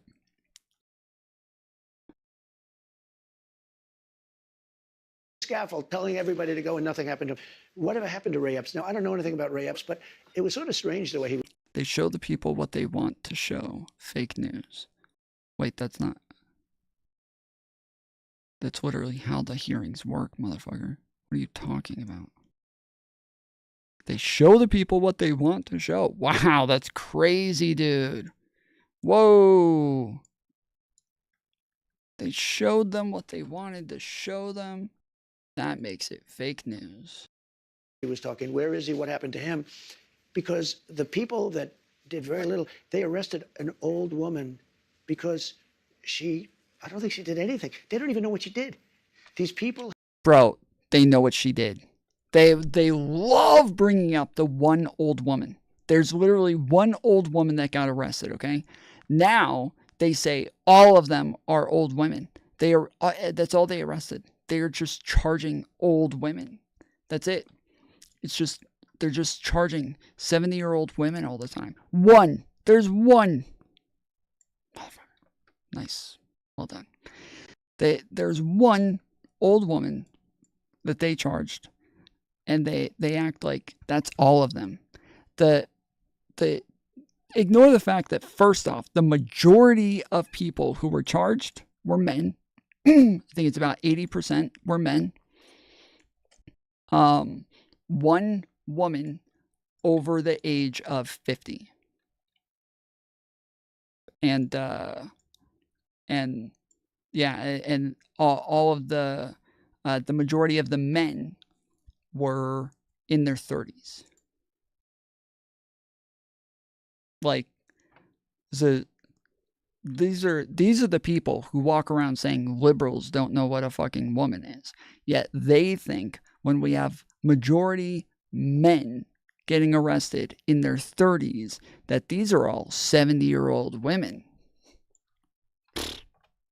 Have suffered. Their lives have been destroyed. And yet in Portland, where they burn down half the city, they burn it down all the time. It's like a routine occurrence. They don't do anything. They attack the courthouse, federal courthouse. They always say federal building. Okay. They destroyed the beautiful limestone exterior of the courthouse in Portland. They killed people in Portland. Seattle, people got killed in Seattle. Seattle, they took over a big chunk of the city. They took it over. They took the city away. Minneapolis, it looked like when they said this is a friendly protest, and yet over the poor slob from CNN, his shoulder, the entire city was burning down. It looked like World War II. Nothing happened. But wait, nothing happened. They took over the police statement. They took over the police station in Minneapolis. They burned it down. Nothing happened. They burned it down. And yet these people have been in jail, and I hear the jail is a hellhole. They've done reports, and you would say that's true. They've done... Bro, the BLM rioters also got charged. Your DOJ literally arrested hundreds of people and gave them federal charges. What are you talking about, bro? What are you talking about? And they were used to set an example. They should have been. I'm glad they got harsh charges. The BLM people got insanely harsh charges. Good. They should have. But quit lying about it. They did. Reports. This is the most disgusting, filthy place. These people are living in hell. And I think it's very unfair. None of those people in Seattle got charged with squat. You're talking about the Chaz thing? Yes, they did. They arrested 30 people the day of. They arrested 30-something people, and then they still arrested way more after that. They continued arresting way more people after that. I don't know why you guys make shit up. Like, why? Why do you just make shit up? Why do you do this? Why? I don't understand.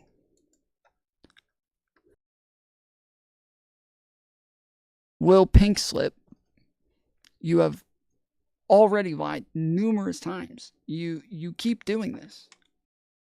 Why not just be on the side of truth, guys? Why?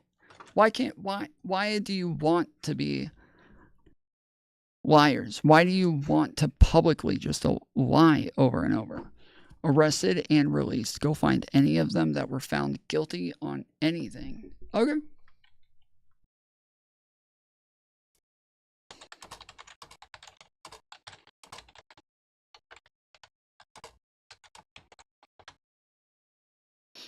At least 23 people had been arrested within a few hours as police worked to clear the area, dubbed Capitol Hill Autonomous Zone, Chaz, by protesters and others who were gathered there amid nationwide demonstrations and reckoning over police reform. Okay.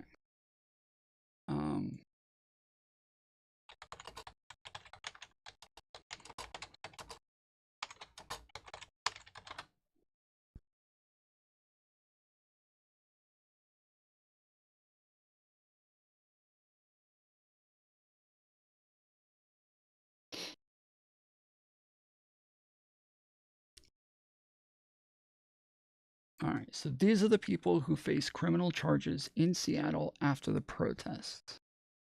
King County Prosecutor Dan Satterberg says his office has filed 15. This guy's going to pivot somehow. He's going to, after we like pull this up and show all of these people who got charged and convicted, he's going to, oh, that's it? That's all? That's that's so sad. Oh my goodness. That's all they got. And he'll pivot to something like real quick. Oh my goodness. I know tons of people who got worse than that just for being American, just for flying American flags outside. The cases that we're filing involved people using illegal guns, people shooting each other, people running over each other, or stealing from businesses that has nothing to do with the protest itself, he said. This includes the man who drove into a crowd of protesters on Capitol Hill in Seattle and shot Daniel Gregory. Yeah, you guys remember this case? The guy who ran over a bunch of people. It also included the man accused of driving his car into the Black Lives Matter protests on I-5, killing Summer Taylor and injuring Diaz Love. 2 men are charged with a drive-by shooting in Seattle that targeted victims going to check on family-owned businesses. During the protest, the prosecutor's office said. Another man is charged with a hate crime and attempted robbery for targeting a 65-year-old woman and trying to steal her camera during the protests. 2 men are charged with unlawful gun possession and accused of taking advantage of the protest and burglarizing a jewelry store in Bellevue, according to prosecutor's office. Others are charged with burglarizing a Target and Old Navy stores in Seattle the same weekend. Okay, so let's see.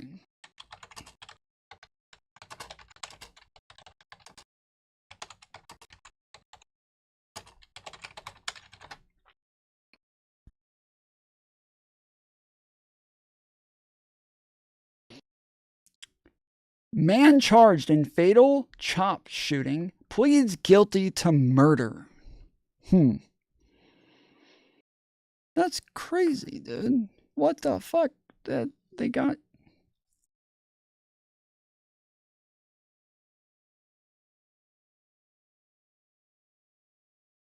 convicted. Oh, we're already pivoting. Okay. Find the ones convicted of the takeover of Chaz. It wasn't like an organized thing. They had numerous, did you ever see like the videos from inside there? Where like numerous people who had started like setting up cones, moving things, they all like were like vying for some sort of control to decide like how like things would be handled and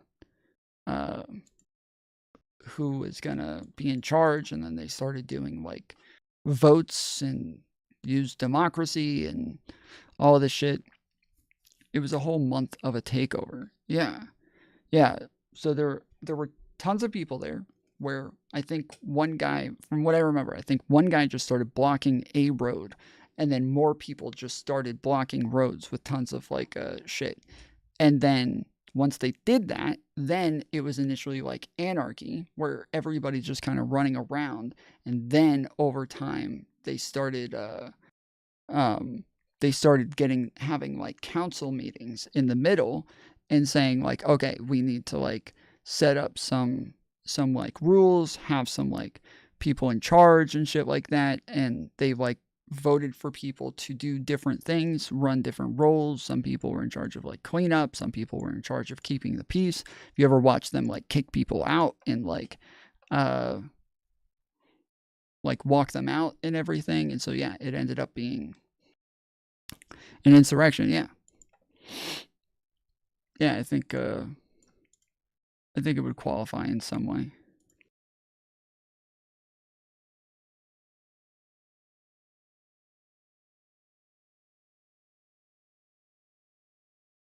But yeah, it wasn't simple enough to say like the people who did this, the people in charge, like they're all a bunch of fucking far lefties. They don't believe in like hierarchies. They don't believe in they don't believe in like government. They're all, yes, exactly, no hierarchies like this like they're leftists. They don't believe in that shit. They don't believe in government. They don't believe in states. They don't believe in territories. They don't believe in like any of this stuff. So then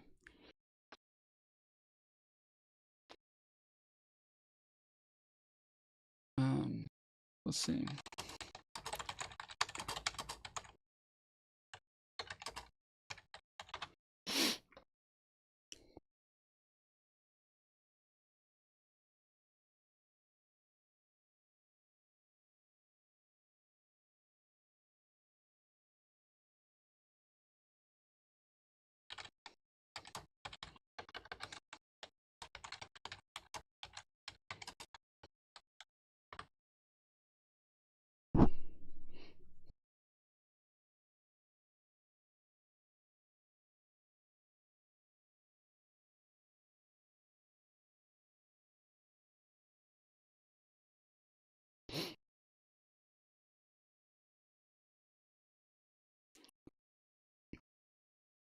Photo shows Raz Simone, the alleged leader of Chaz, crying after the Seattle police arrested him.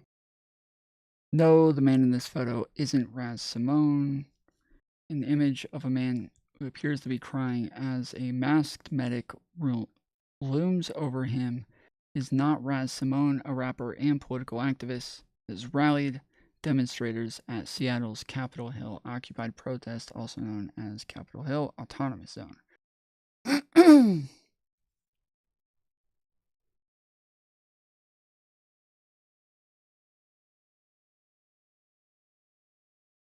This is the alleged leader of Chaz crying after Seattle police arrested him. The post says his name is Raz Simone. Do your thing, Facebook. The post was flagged as part of Facebook's effort to combat false news and misinformation on its news feed.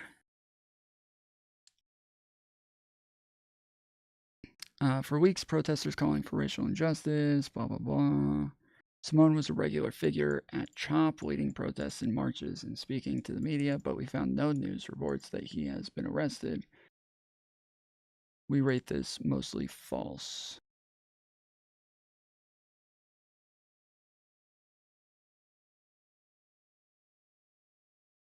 I feel like I remember seeing this guy. I think he was one of the people who escorted people off the premises. Prove they charged everyone involved. No, Hunter, you have to tell me what a positive and a negative claim is. I'm sorry that you forgot about that, but I do not have short-term memory loss, so. I'll do it very quickly. Very quickly. Okay, but some of them, 169 of them, have... They've done reports. This is the most disgusting, filthy place. These people are living in hell. Let me just... And I think it's very unfair. But most likely, I'll do it very quickly. Very quickly. Okay, but some of them, 169 of them, have pleaded guilty to assaulting police officers. Because they had no choice. 900 pleaded guilty to other crimes. They're also going to be eligible for a pardon from you? Listen, it's a very tough system. Do you know almost nobody? I saw people that didn't even go into the building and they were convicted. And you had the police saying, come on in, come on in. I mean, you know, the police... This guy needs to be arrested, dude.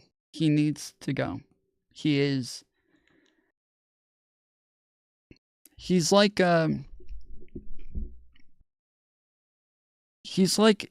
when you hear of like revolutionary guys who are like communists and socialists and are just these like insane people. TDS kicking in again. Welch and Den, we can go over the facts if you'd like, but you guys never do. You guys never like that shit. You guys always you guys love to run from the facts because you're brainwashed and you're just too fucking cooked to actually engage with any facts. But yeah, he's acting as though they didn't just let everybody in. Again, like everybody knows this. Everybody knows they didn't let everybody in. They went in the building first, broke through windows, then came over and opened the doors themselves. The one door was opened that didn't go anywhere. Like by police, it was opened by officers, but it didn't go anywhere. And then yes, like 8 different entry points are broken through, doors broken down, windows broken through, but they had already broken through windows and opened doors long before those cops opened the door that didn't go anywhere. So it's kind of he's acting like your president. No, he's acting like these like communist like revolutionaries that you like see in like movies and TV shows and shit, where they just kind of lie to everybody to just like spread as much misinformation as possible to scare everybody, and then the most feeble-minded among you are all like easily scared into this shit and they're able to buy it, whereas like we can go and look at proof and know that he's lying, but it doesn't matter how many times we prove that he's lying. You guys will still buy it. He's not lying. All right, Chuck's Clouds. I proved that he lied right here. You gonna admit that he's lying? Or are you gonna say I actually don't care that he lied? Which one? Actually, it sounds like you're brainwashed. How about you? Learn some world history in the 1920s and 30s. This happened all over the world. I don't know. Again, I don't know why you guys always cut to something that isn't. It doesn't matter. Exactly. Yes. It doesn't matter. Don't play with me like you give a fuck whether or not he's lying. You don't care. You don't give a fuck. Don't play. I'm delusional. Yeah, sure, I'm delusional. I know the facts. I care if somebody lies. I actually care. You guys don't care. You don't care. And he's not. Yeah, yes, he is. He is lying. I can prove it to you, but you're not going to care. I'm not going to waste my time proving to you that they didn't let everybody in. When he says, "Oh, they charged people that didn't even go in the building." So what? They were literally attacking fucking police out there. There were barricades way out. They were never even supposed to be that close to the building. Yet 30,000 people are right up against the building, surrounding the entire building, making it to where police can't stop them because there's so many of them. If it was me, I'd say charge all 30,000 of them. Literally, I'm not even kidding. Every single one of them, charge all of them. And charge them all with the same thing. Charge them all with either insurrection, or you can charge them with shit. I'm blanking on what was the other one that the other guys got charged with. One person died. It doesn't. Nobody said they did. You guys always have to. You guys always have to cut to something that's totally irrelevant, that doesn't have anything to do with anything. Like every time you have to skip to something else that's just not relevant. Oh yeah? What about world history? I don't know. What about it? Shut the fuck up. Like, You're wasting your time. Every last victim will be pardoned. I mean, sure.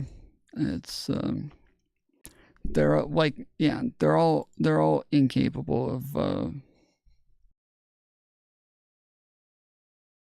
gaslighting goof. That's what you are. What about that? What about it? Hop on. Let's go over the evidence. Hop on the show. Join the Discord. Link is in the description. Hop on, and I will screen share proof that he just lied numerous times.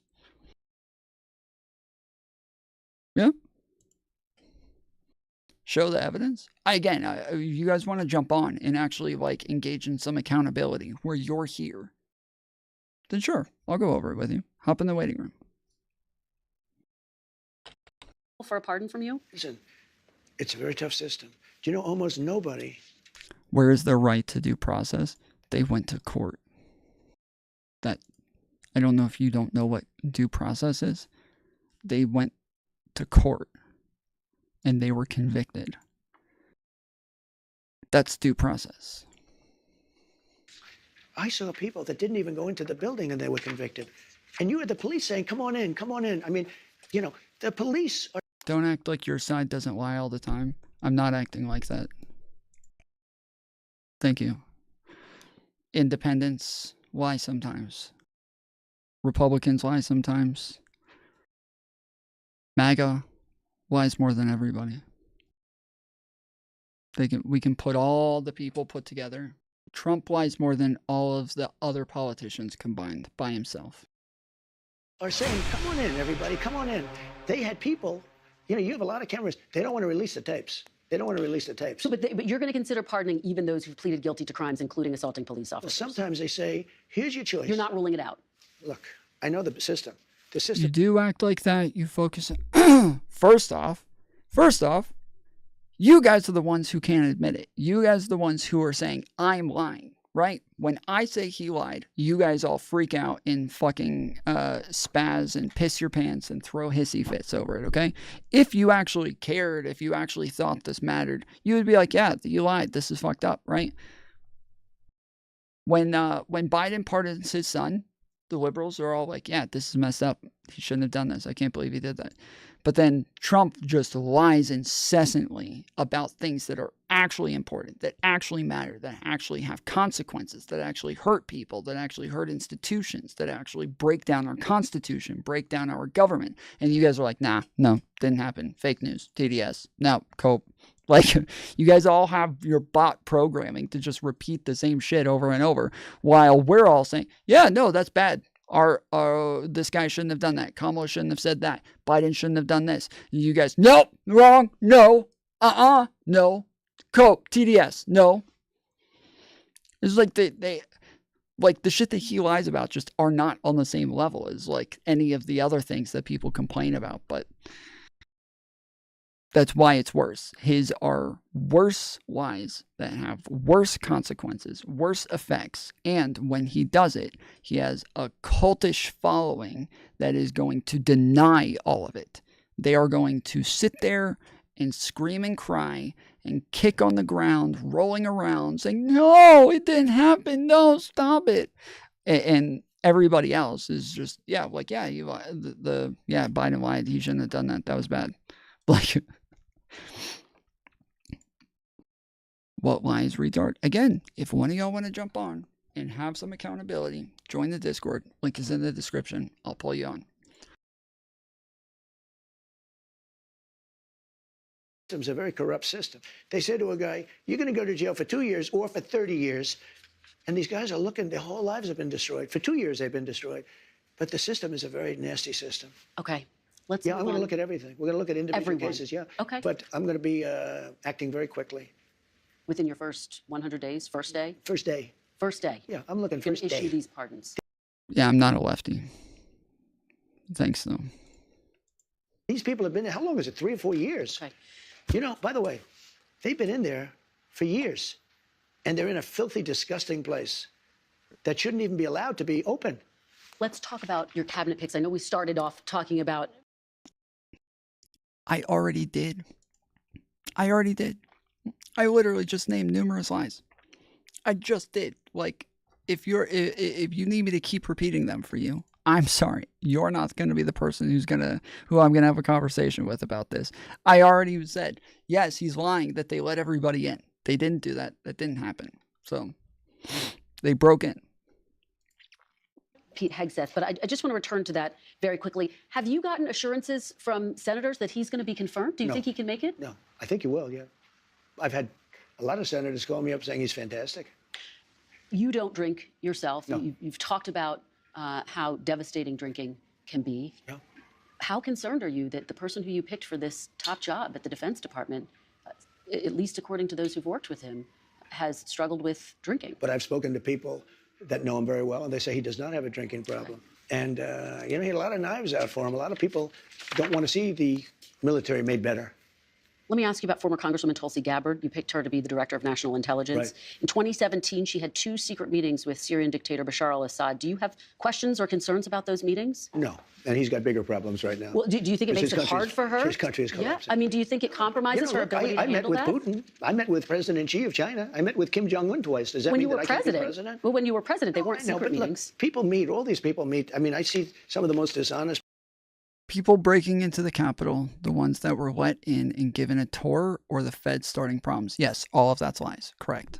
All of that has been disproven a billion times. Only somebody who is so insulated in their echo chamber thinks otherwise. But I've had at least 5, 6 guys on here who had balls enough to come on and go over this themselves. And for each one of them, I'll give all of them credit. All of them admitted that they were wrong in the end. Every single one of them admitted that they were wrong in the end. And so there are some of you guys that have balls. Some of you actually have balls and are actually capable of engaging like a man. Some of you are keyboard warriors. Most of you. people. I'll tell you, the 51 agents that said that the laptop wasn't from Hunter, it was from Russia. What about them? Tell me about them. Do you think It's they from did something Russia. wrong? Do you think they were all so stupid that they thought that the laptop from hell? So you have confidence in Tulsi Gabbard? I do. So does I mean, she's a very respected person. Tulsi Let me ask you about RFK Jr. He has obviously talked about his skepticism of vaccines. He's expressed opposition to childhood vaccines. Do you want to see childhood vaccines eliminated? If they're dangerous for the children. Look. So possibly? When you look at some of the problems, when you look at what's going on with disease and sickness. Fed cocksucker on screen. Only one of us here is criticizing the Fed on screen. There's only one of us here who's being critical of the Fed here. Everybody else is sucking the Fed's dick, so sorry. This is a little weird that you're calling the one guy here calling out the fucking Fed and everybody else is sucking the Fed's dick. It's a little weird, a little strange. In our country, something's wrong. Are you talking about autism? Well, if you take a look at autism, you go back 25 years, Take a look autism at was it. almost non-existent. It was, 1 out of 100,000. And True. now it's close to So- 1 out of 100. So weird. How Well, did that I mean, happen? What's So happening? strange. If they can find it. Now, I did something the other night that was a little unusual. At Mar-a-Lago, I called the drug companies, the top drug companies, and I called RFK Jr. and Dr. Oz and some of his people. And I said, let's all get together and let's figure out where we're going. Because we're going to do a lot of things. Number one, we're going to reduce prices because the middleman makes more money than the drug companies, in all fairness to the drug companies. There's a middleman that nobody even knows who they are. And you look at our drug prices, they're much higher than the prices for the same medicine, for the same stuff. So we met. And we met for a long time, and we talked about pricing, and we talked about vaccines, in terms of what happens. We talked about pesticides. We talked about everything. And I think a lot of good things are going to come from him. And Tom debate Andrew. I just debated him. I literally just debated him. He literally, every claim he made, he ran away from. And then he wanted to fight about semantics in the end instead. And then he literally ended up proving my point for me. And it seemed like the whole chat understood that he proved my point for me. So I just sat there just kind of memeing for the rest of the show. Because, yeah, he literally made the point that he said that it wasn't a coup because there was no threat to the government. But then right before that said all of the senators were threatened and they were scared, and on that day they knew that they were going to that we could take over anytime we wanted. They found out what it's like. And I was like, all right, thanks. Appreciate it. That's that. All right, moving on. He's not going to upset any system. He's not going to upset this. He's not looking to, to reinvent the wheel totally. But when you look at the numbers, we really don't have a very healthy country. Well, sir, going back 25 years, studies show that there is no link between vaccines and autism. And yet it sounds like you are open to the possibility of him looking I'm at open to getting rid of anything. them? I think somebody has to find out. If you go back 25 years ago, you had very little autism. Now you have it. I mean, well, they say because they're better at identifying it. I'll give him that. Like, he is open to anything. I think that, like, he says a lot of things that make him sound closed-minded, but I do think he's open to anything. Like, he's a lot more open-minded than people will give him credit for. He says a lot of stuff about, like, trans people in sports, that his, his campaign commercials said all this stuff about, like, how Kamala was, like, for they, them, and Trump is for you. And because she said that she wanted illegal aliens to get to be able to get transition surgeries while in prison. But Trump's campaign team made that ad. Trump himself, he signed the law that made it to where trans people could get surgeries in prison. Trump signed that into legislation after she said that. So that's why when they asked her about it, she said, yeah, I'm not really running on that anymore. It's already a federal law. Trump already signed it. And so he did, like, whereas, like, if people will see his campaign commercial and think that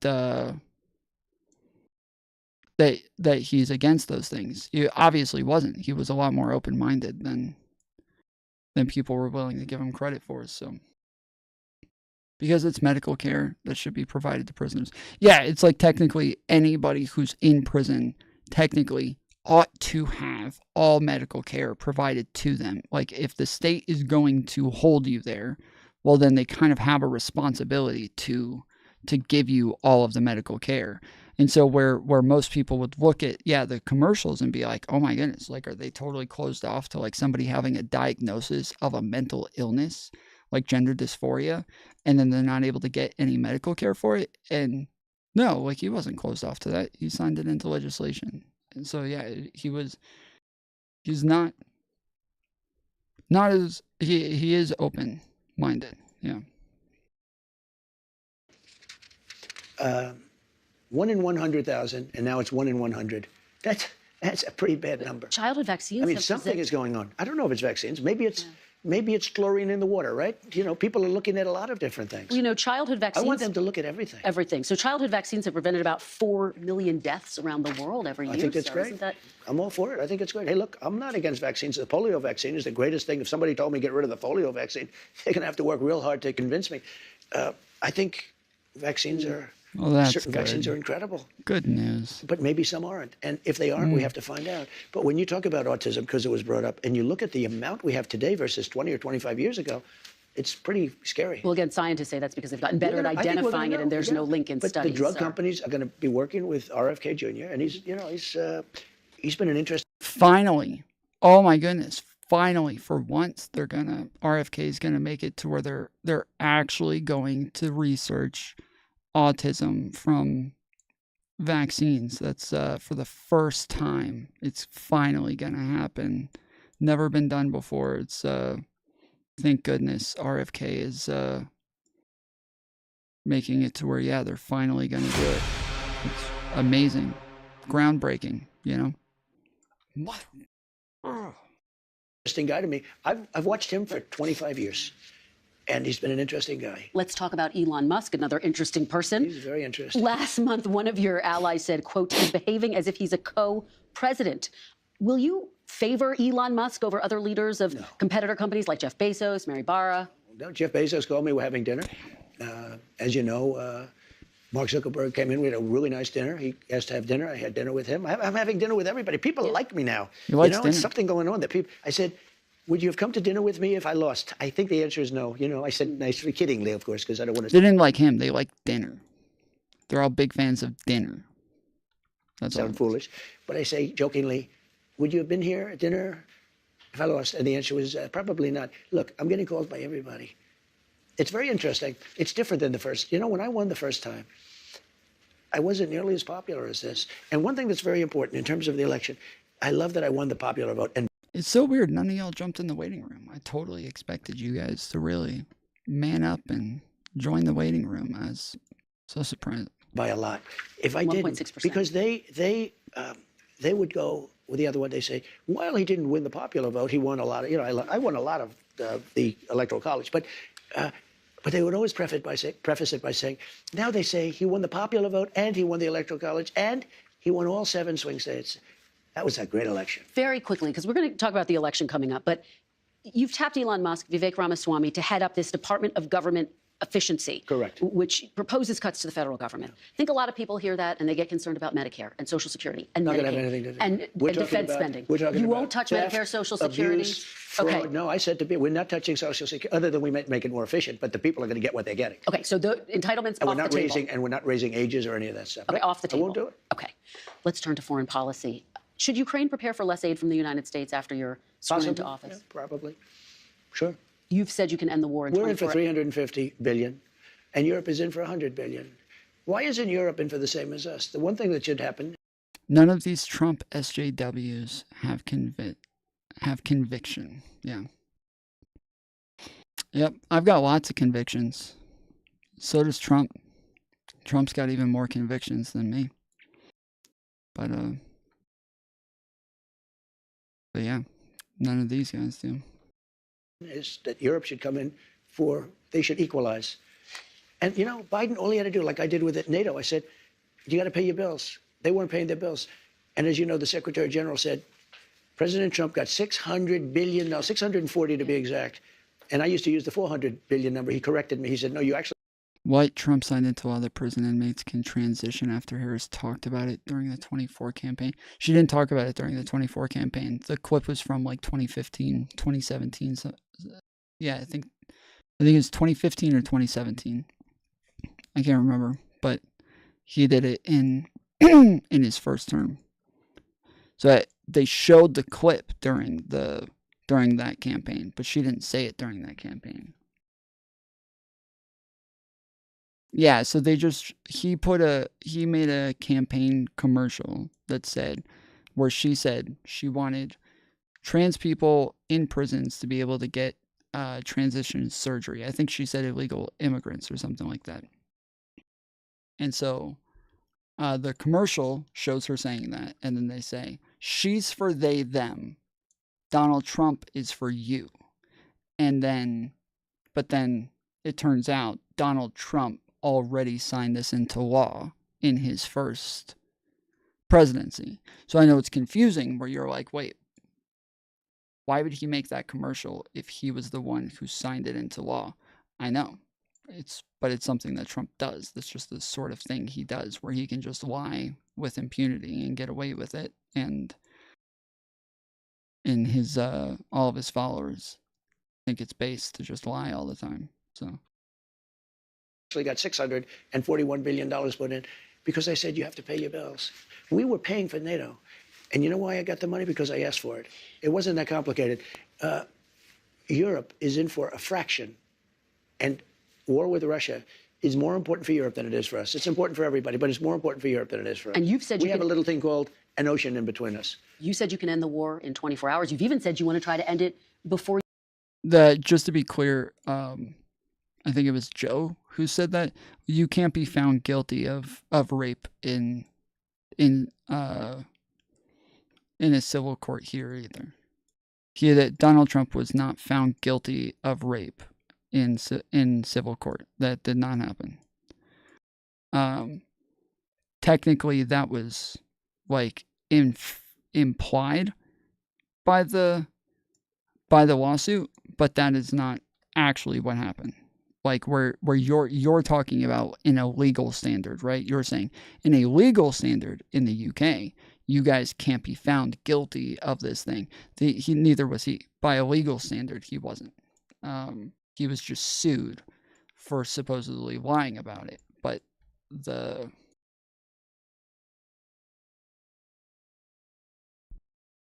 yeah, the lawsuit for lying about it didn't actually convict him of the rape.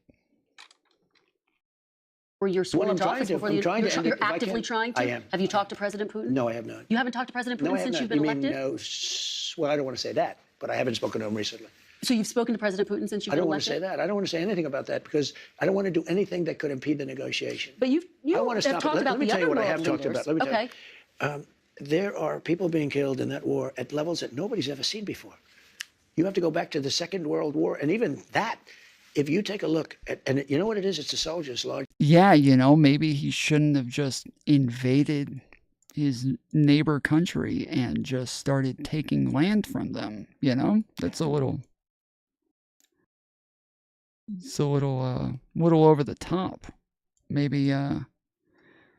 Maybe he shouldn't have started a war where all of these people were going to die because he's on some imperialist hunt.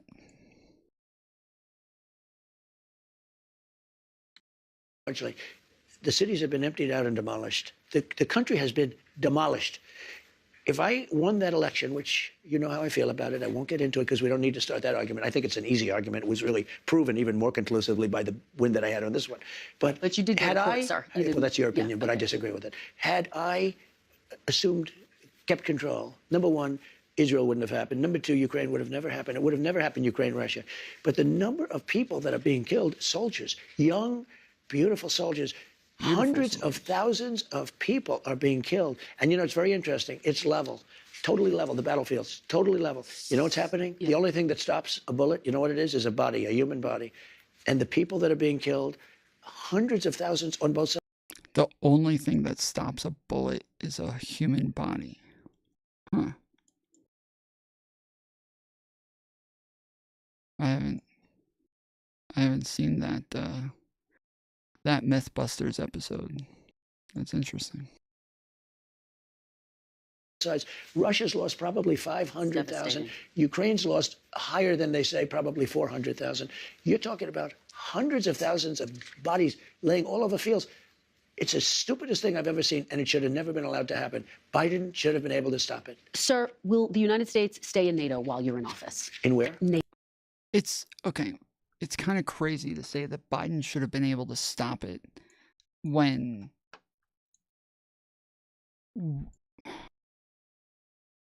I will admit Trump having a friendly relationship with Putin probably gives him a leg up in this scenario, but this is like a nuclear power that we can't actually use a whole lot of force against. And so there's not like a whole lot that Biden could have done to stop him, especially not in a forceful way, because,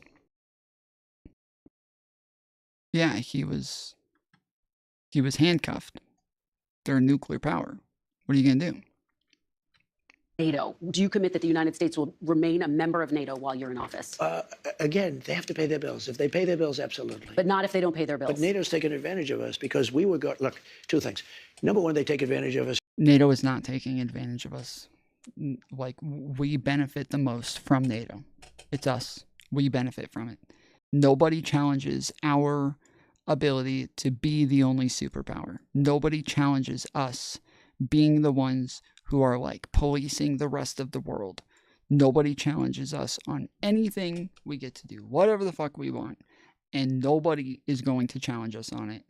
And NATO is one of the biggest reasons for that. And so, yeah, this is just like a huge like misunderstanding on Trump's part on geopolitics. The reason that all of these presidents have allowed NATO to exist the way it is and allowed people to kind of get away with not paying and not, fuck, I knew that was going to happen. I knew I fucked up there. I'm not against him like challenging them to pay more. I'm not against him trying to get them to do their part. But if he ever actually pulled out, if he ever actually did that, like if he's just playing a game to get them to pay more, because like there's kind of like a slippery slope to this where, okay, yes, we benefit the most. Yes, we get the most out of NATO. Yes, we are the ones who kind of get to be the world police, and we get to just kind of fuck around and never find out. But if we allow this to like continue the way it is now, we allow this to continue the way it is now, then yeah, there is just like a never-ending line of them just kind of being able to get away with without ever paying at all. And they obviously benefit as well from being, you know, part of NATO and like having the United States have their back and the United States defend them. And that's like obviously they get that plus as well. It's just that we benefit the most. So like if NATO dispersed, we would hurt the most from that. We would be the ones that had like the biggest issue there.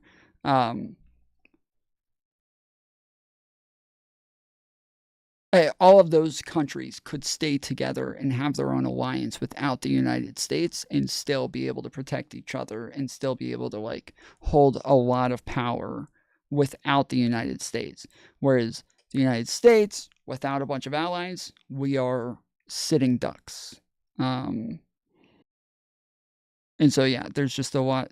We get a lot of benefit from this, but to try to get them to pay more is okay, because yeah, there is a slippery slope there to where they could just get to the point where they do nothing and give nothing and have no part in paying for NATO. And yeah, that we don't want that like slippery slope effect to actually take place. But if it did, we would probably still have to stay in it and just protect everybody. Fuck, what the hell? On trade, meaning the European nations, okay, like terrible. They don't take our cars, they don't take our food products, they don't take anything. They think it's a disgrace. And on top of that, we defend them. So it's a double whammy. So let me just tell you, I was able to get hundreds of billions of dollars put into NATO just by a tough attitude. I said to the countries, I'm not going to protect you unless you pay. And they started paying. And that amounted to more than $600 billion. That's a big thing. Otherwise, they wouldn't even be fighting. They wouldn't have any money to fight. If they're paying their bills, and if I think they're doing if they're treating us fairly, the answer is absolutely. I'd stay with NATO. But if not, you would consider the possibility of absolutely, yeah, absolutely. Let's turn to the Middle East now, sir. There are still American hostages being held in Gaza. Yeah. You said this week that if the hostages aren't released before Inauguration Day, quote, there will be all hell to pay. Correct. What exactly did you mean? And do you still think that the hostages are alive? I'm not a big believer in the fact that there are too many of them living, sadly, because I've seen the way they've been treated. I talk about the young girl that was pulled by her hair violently and thrown into the back of a car like she was a sack of potatoes. And I said, you know, that's hatred. And then I said, how did that young girl do? Beautiful young girl just dragged by her hair. You remember, blood pouring all over her body. You can imagine the parents thrown into the back of a car by some horrible guy. And I said, how is she? She's dead. She died, sir. I don't think you have as many. I mean, I hate to say it.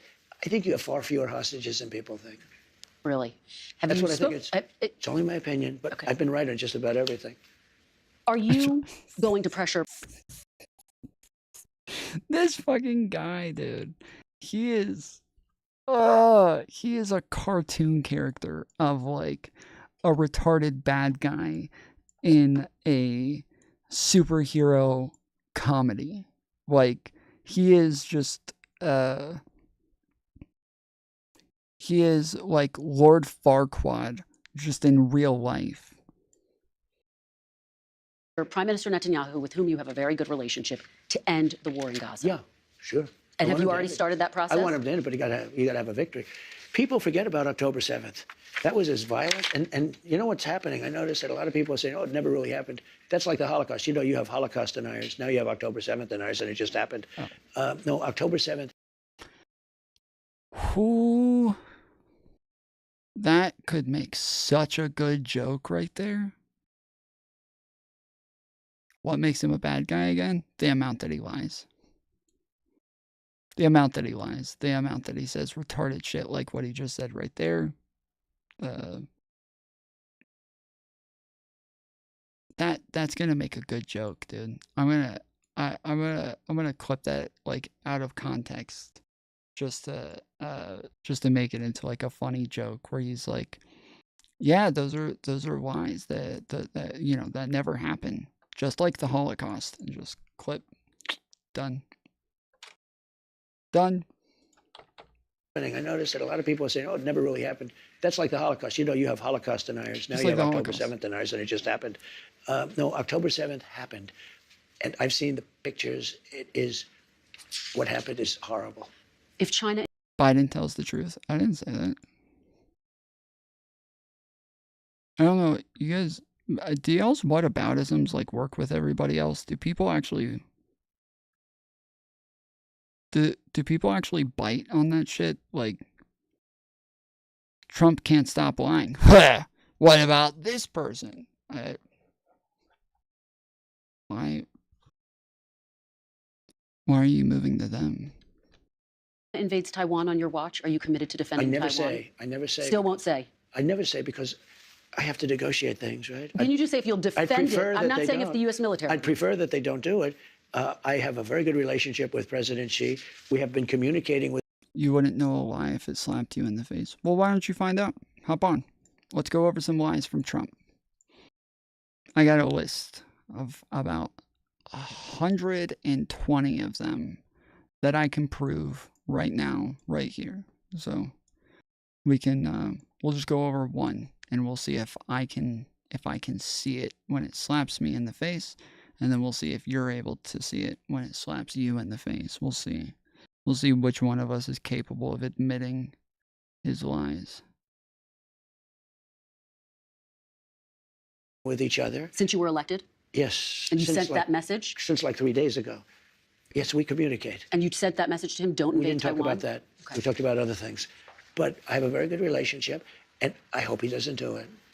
This week, a federal court upheld a law that could result in TikTok being banned. You said you're going to rescue TikTok when you get into office.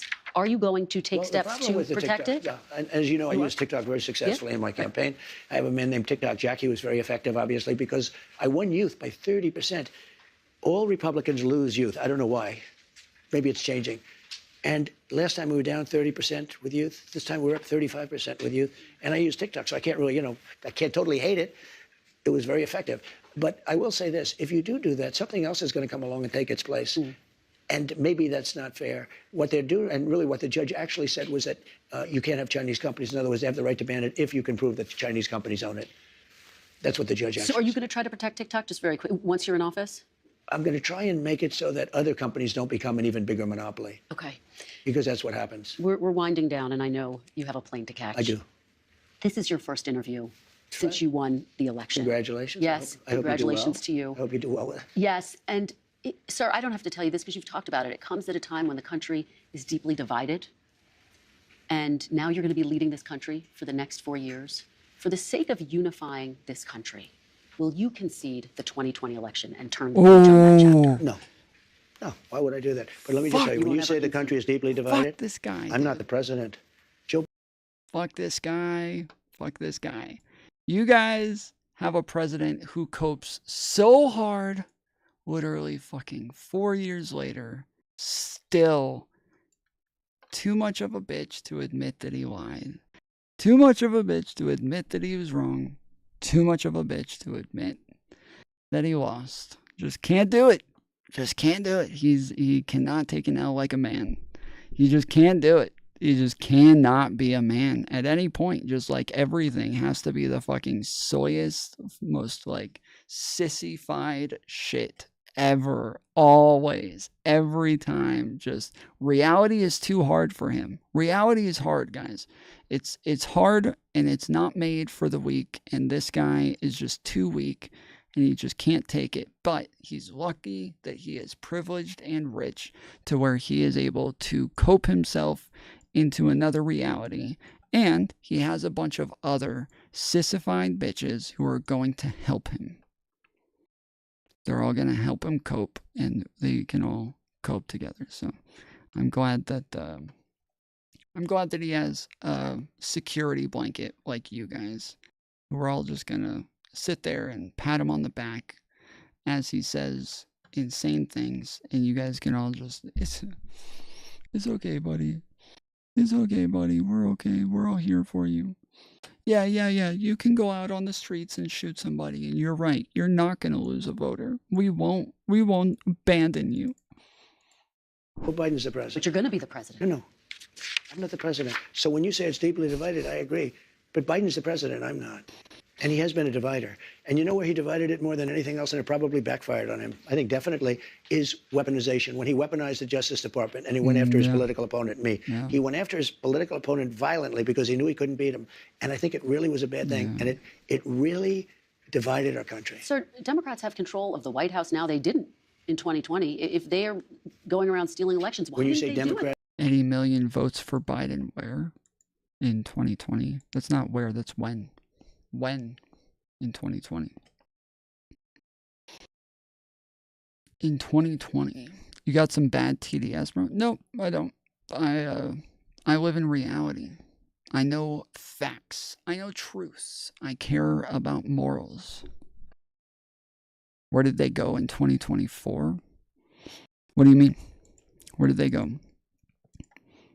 There were about the same number of votes in 2020 as there were in 2024. Same number of votes. Yeah. There were the same number of votes in 2024 and in 2020.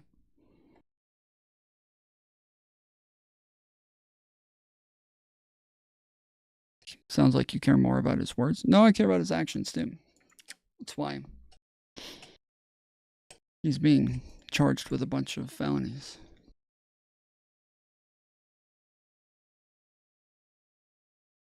It's an hour, but it lasted at least 6. Oh, more than that. I think we only spent like an hour on something else. I understand you're upset. I'm not upset. I bet on Trump to win. I bet everybody. They all paid me. I won billions and billions of dollars. But I bet Trump would win. I said he was going to win all of the swing states, and he did. I'm always right. Never been wrong. Can't stop being right. It's just another proof of me being right. It's amazing.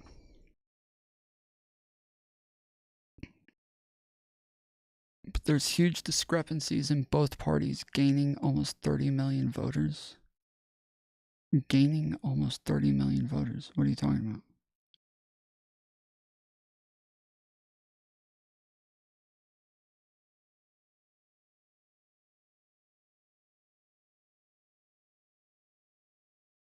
So the biggest jump that anybody's ever had.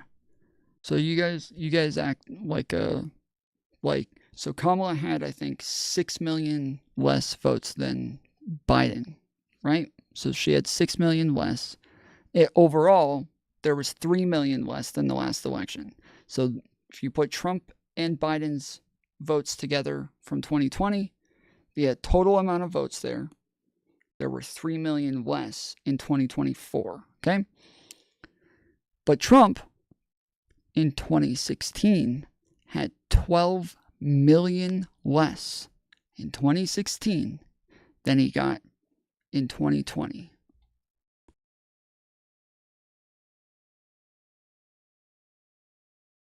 $12 million. What about 30 million voters that were gained in the past 4 years on both sides? I don't know why you're bringing that up. What is it? you're saying that, but again, there were the same amount of votes. What? I don't know what you're getting at. In the past 4 years, Democrats have gained 16 million voters and the Republicans gained 14 million voters, okay? I don't know why you keep saying this. Is that how many new voters were there in 2020?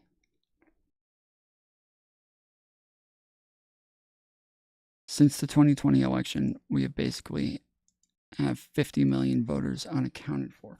What do you mean unaccounted for? Again, you're just saying a bunch of things. I don't know what any of that means. What do you mean unaccounted for? Why are you saying any of this? Why does that matter? We gain a lot of voters every election. It's 4 whole years. Tons of people age in to the voting process. Tons of people die and are kind of replaced, but they're not updated on the voter registrations until after the election. So after the election, they go and take people off if they died, and so they are only replaced after, or they're only taken off after elections. So yeah, tons of people age in and tons of people die. This is how it always goes.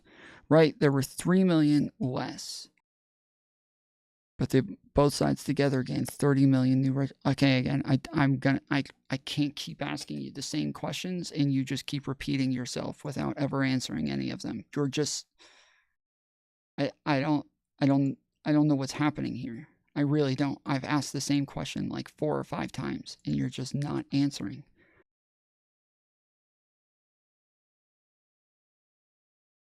Because that means that we are missing 50 million voters. Look it up. What does that mean, motherfucker? What does that mean? We're missing 50 million voters. What does that mean? We're missing. What do you mean missing? Like we can't find them? We don't know where their houses are? We don't know what their name is? What does missing mean?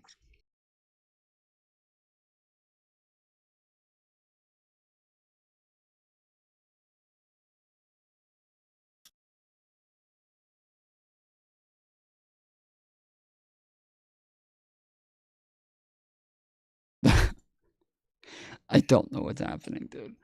I don't know what's going on. Samuel Grove. Samuel Grove, do you hear me? Yes? Can you just say yes? I don't know. How do I call in? Here, I'll give you a phone number. All right, call this number right here. I got to get off soon, so we can be quick about this, okay? Please don't ramble. I got to ask you questions and I got to get answers, okay? So just don't like try to schizo post. I got to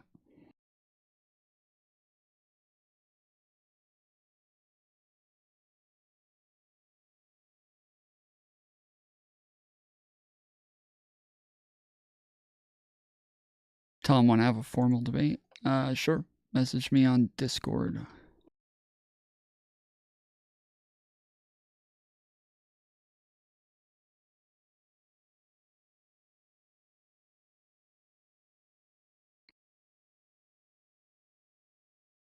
Add the names and tariffs.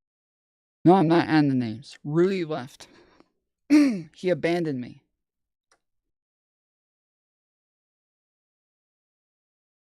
Okay, cool.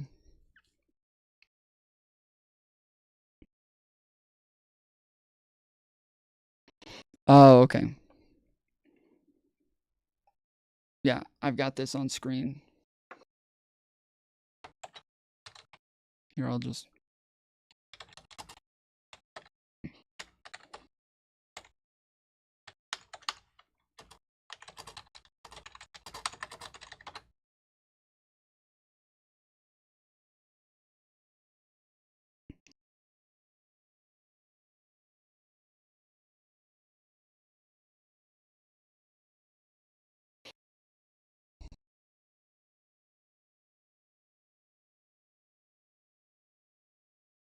Yeah, I wanted to do the tariff stuff, but I gotta get off now. Democrats have control now of the White House. Yeah. So why didn't they steal this election? Since they have more power now. because I think it was too big to rig. So you won't. Too big to rig. To the people who say that you're now directing your Justice Department to investigate 2020, and they want. So when they can just add votes, they can just add them, right? That's what they did in the last one. They just, random news stations were just randomly adding votes. They were just pulling new envelopes out from nowhere. They were rigging voting machines. They were just changing everything to where they could get as many votes as they wanted. They could just put in whatever they want, just from a computer somewhere. Just change it. Changed it all. Whatever they want. And they didn't even get anywhere. They didn't even give themselves the same amount of votes from the last election.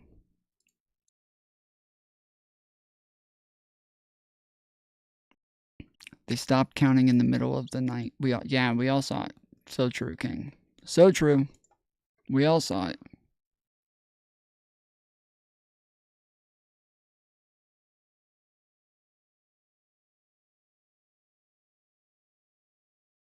The number on the screen is different from your chat message. Oh, it is. Oh, shit. Okay, crap. Oh, he saw it. Okay. Call from Sam Grove. To accept, press 1. To send a voicemail, press 2. Samuel Grove, you're on the Tom Foolery Show. What's happening, Tom? Sorry about that. My responses were taking so long to catch up. It's That's why you're like, what the fuck's going on? it just meant that you were behind in stream. Okay, so you're saying there were less voters than there were registered voters, or what? What are you trying to say? So in the 2020 election, there's this big thing about the election being stolen. I'm not trying to ramble on about it. Biggest thing is there was a bigger number of people that just appeared out of nowhere. Or there was, how many more did you say in the 2020 election? There were 3 Like million 12 million more? No, 3 million more votes in the 2020 election than, or sorry, in the 2020 election than in 2024. 3 million. Okay, I looked at it differently and thought there was more than that. But since then, we've had, like I said, there was 16 million more and 14 million more on the other side. And that's between the people that have died, the people that have aged, it doesn't add up to how many people from here to there have added to the registered rolls. And what I'm saying it is, doesn't. It's not just those things. So like in in 2020, that I was 33 or 32, and that was the first election I was ever allowed to vote in. So I voted in that election. And at the age of 32, that was the first election I was allowed to register in, because I was a convicted felon and I was on probation until that point. Once I got off probation, then I was allowed to register to vote for the first time in 2020. So it's there's that, there's immigrants, there's people who age in, there's people who just never registered before and didn't really care to vote. Like there's a ton of things, but yeah. I guess it's just a little fishy when you look across the board and you see kind of a up and down, the spike in between there, and there's a lot. It's have you heard about 2,000 mules? 2,000 meals or wheels? Mules. Oh, I don't. Oh, this is the book about the election being stolen. Yeah, the election laws that got changed, the fact that you only need 6 counties to steal an election, and just how things went down that year. I've gone over I think I've gone over most of the claims from that book, and they're just not articulated the way that it seems things actually happened. There's tons and tons of things in the way that they explain it there's just nothing to back up a lot of their claims. And from a bunch of people in chat, they're saying that the person who wrote it literally admitted that it was a lie. Interesting. No, I study a lot of stuff, so I go through it. Now, what about your own delving into that situation? You haven't found anything ironic, the fact that all 6 of those counties that you would need to steal all had something happen that night? Lots of them didn't. Like, lots of them had just like things that were just normal, that were going as planned, but they acted as though those were crazy things.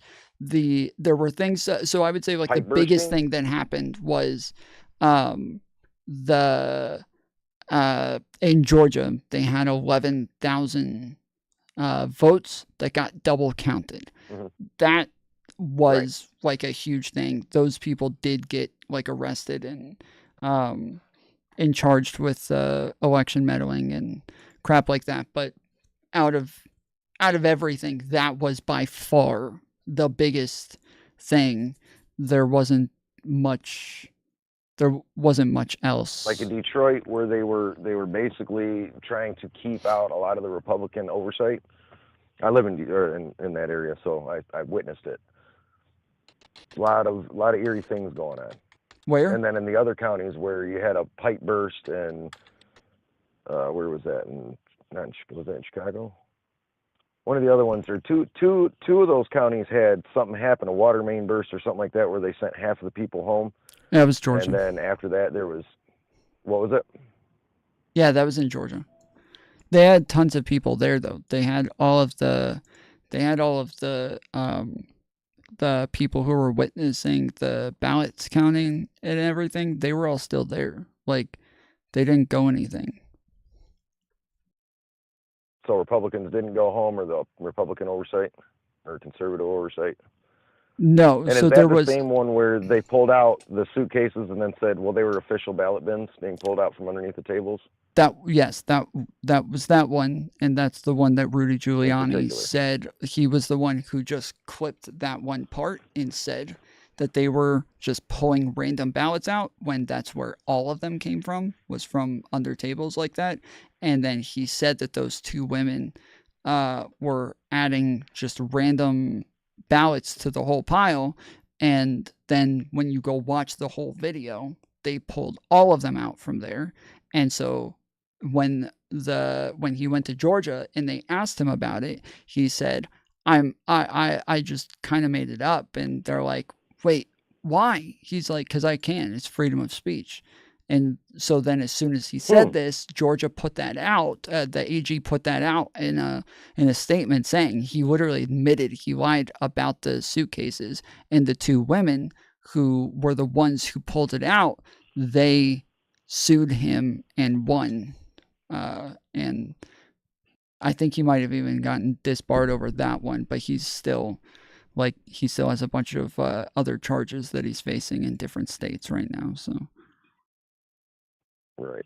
Well, I was raised Democratic and voted that way for a long time, and kind of swayed the other way once I seen it. It feels, especially having things are the way they are today, it feels like what's left of the original Democratic Party has swayed more conservative, not quite right, but just kind of in the middle on that side, and that's where we've landed.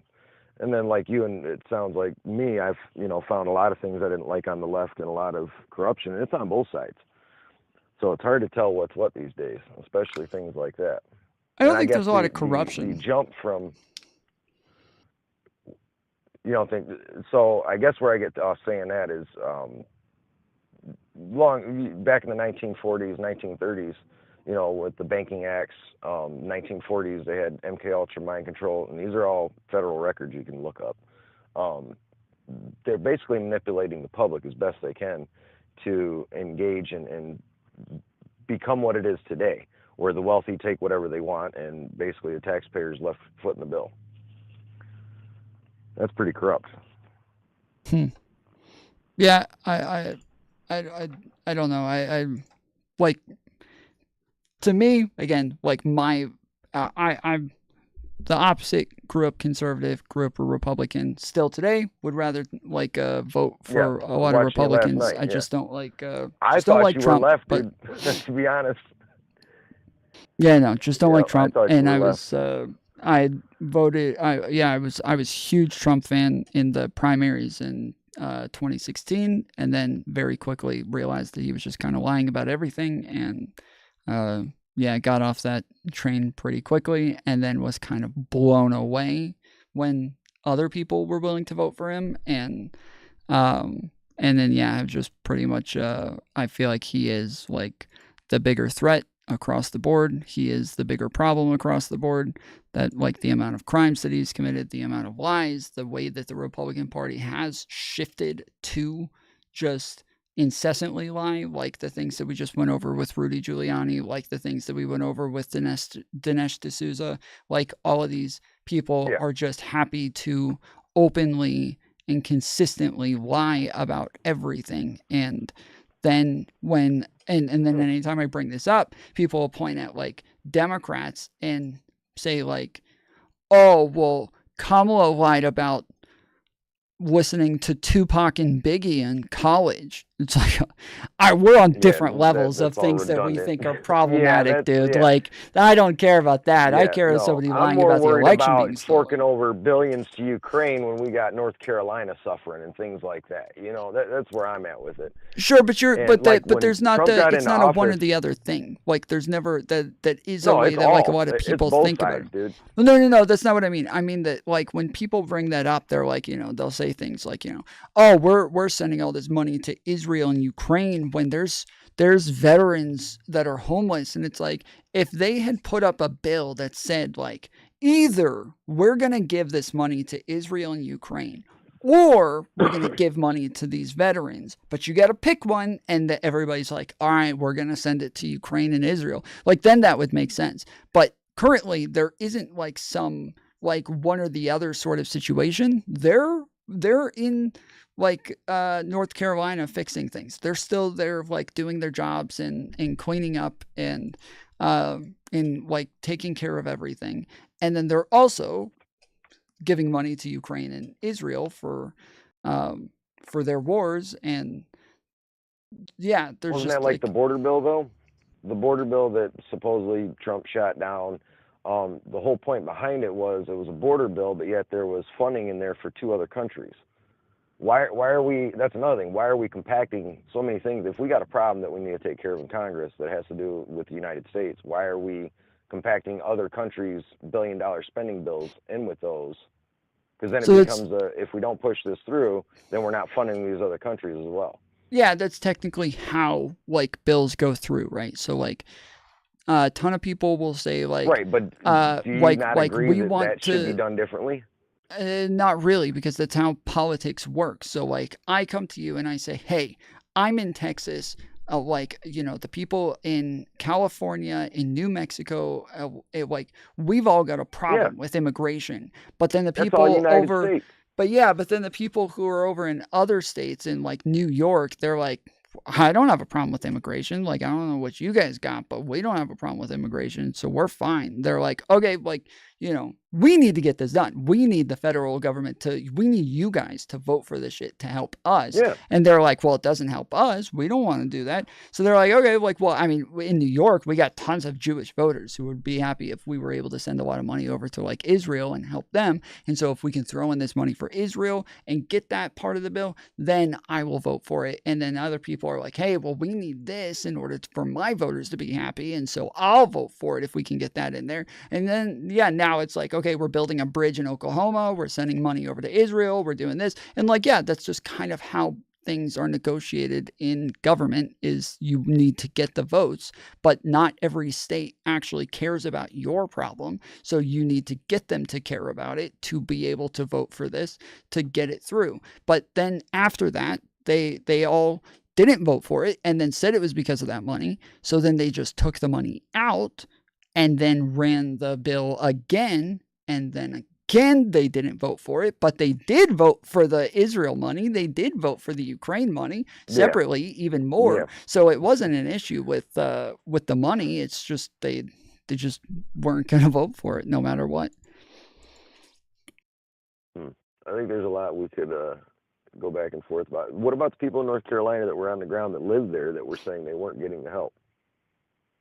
I don't know. It's not that I don't believe them. No, it's not that I don't believe them.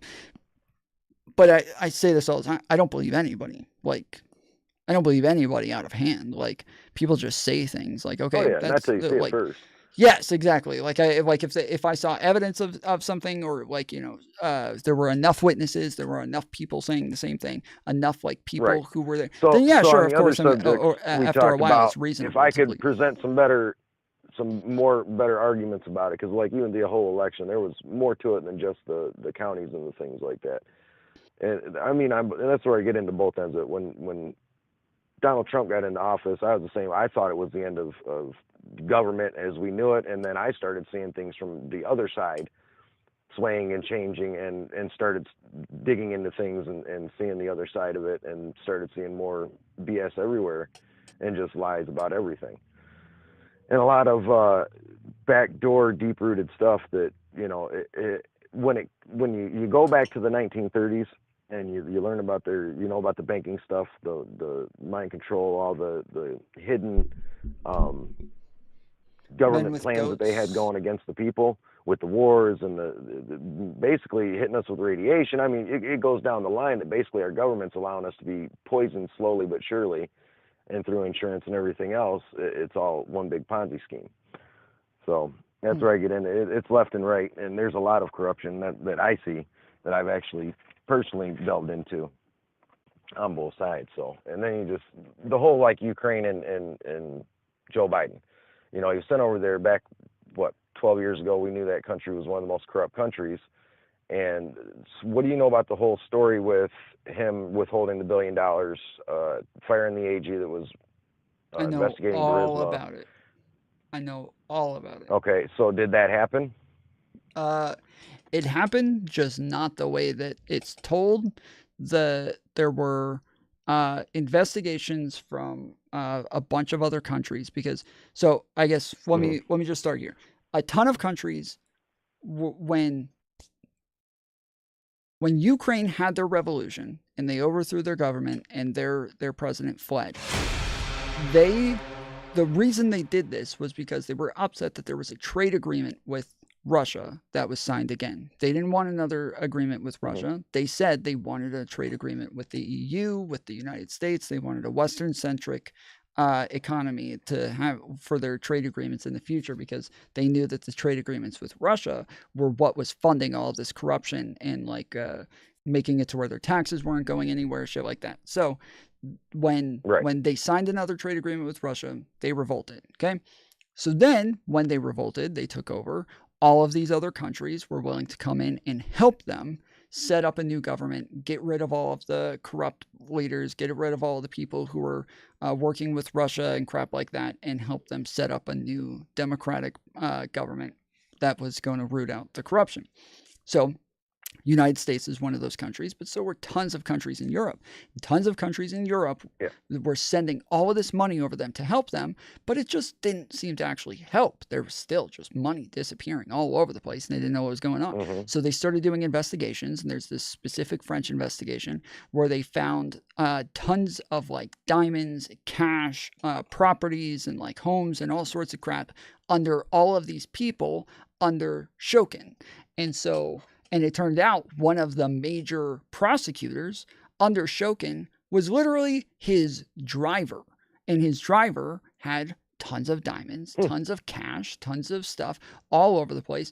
And even I think they even had like engagements in like human trafficking, stuff like that.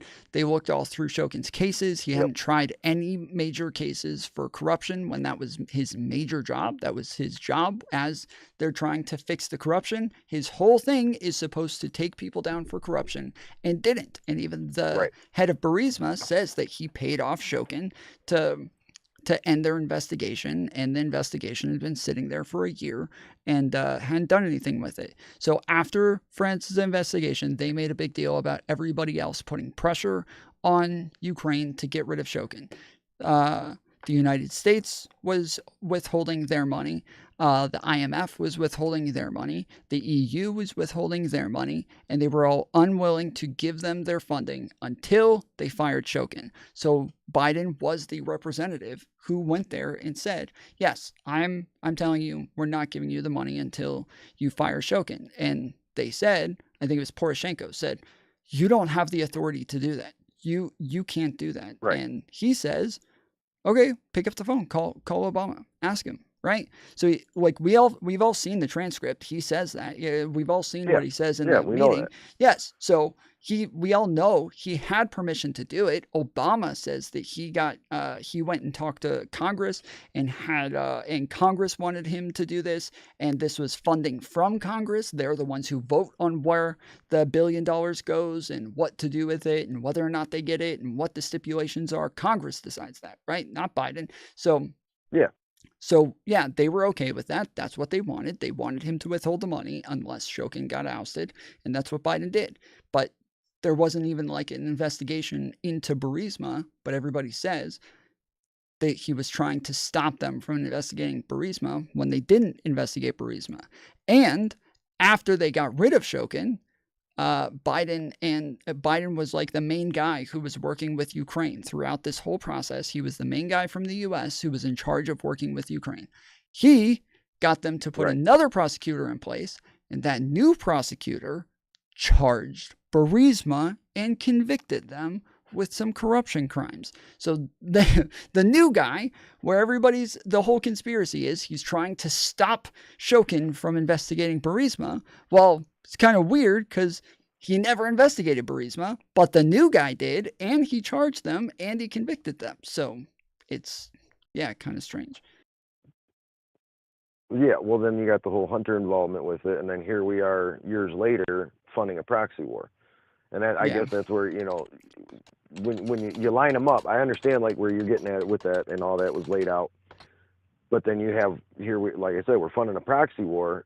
The fact now we got a blanket pardon for Hunter, and not only that, what skills did Hunter have to qualify him to be working on a committee like Burisma? Tons.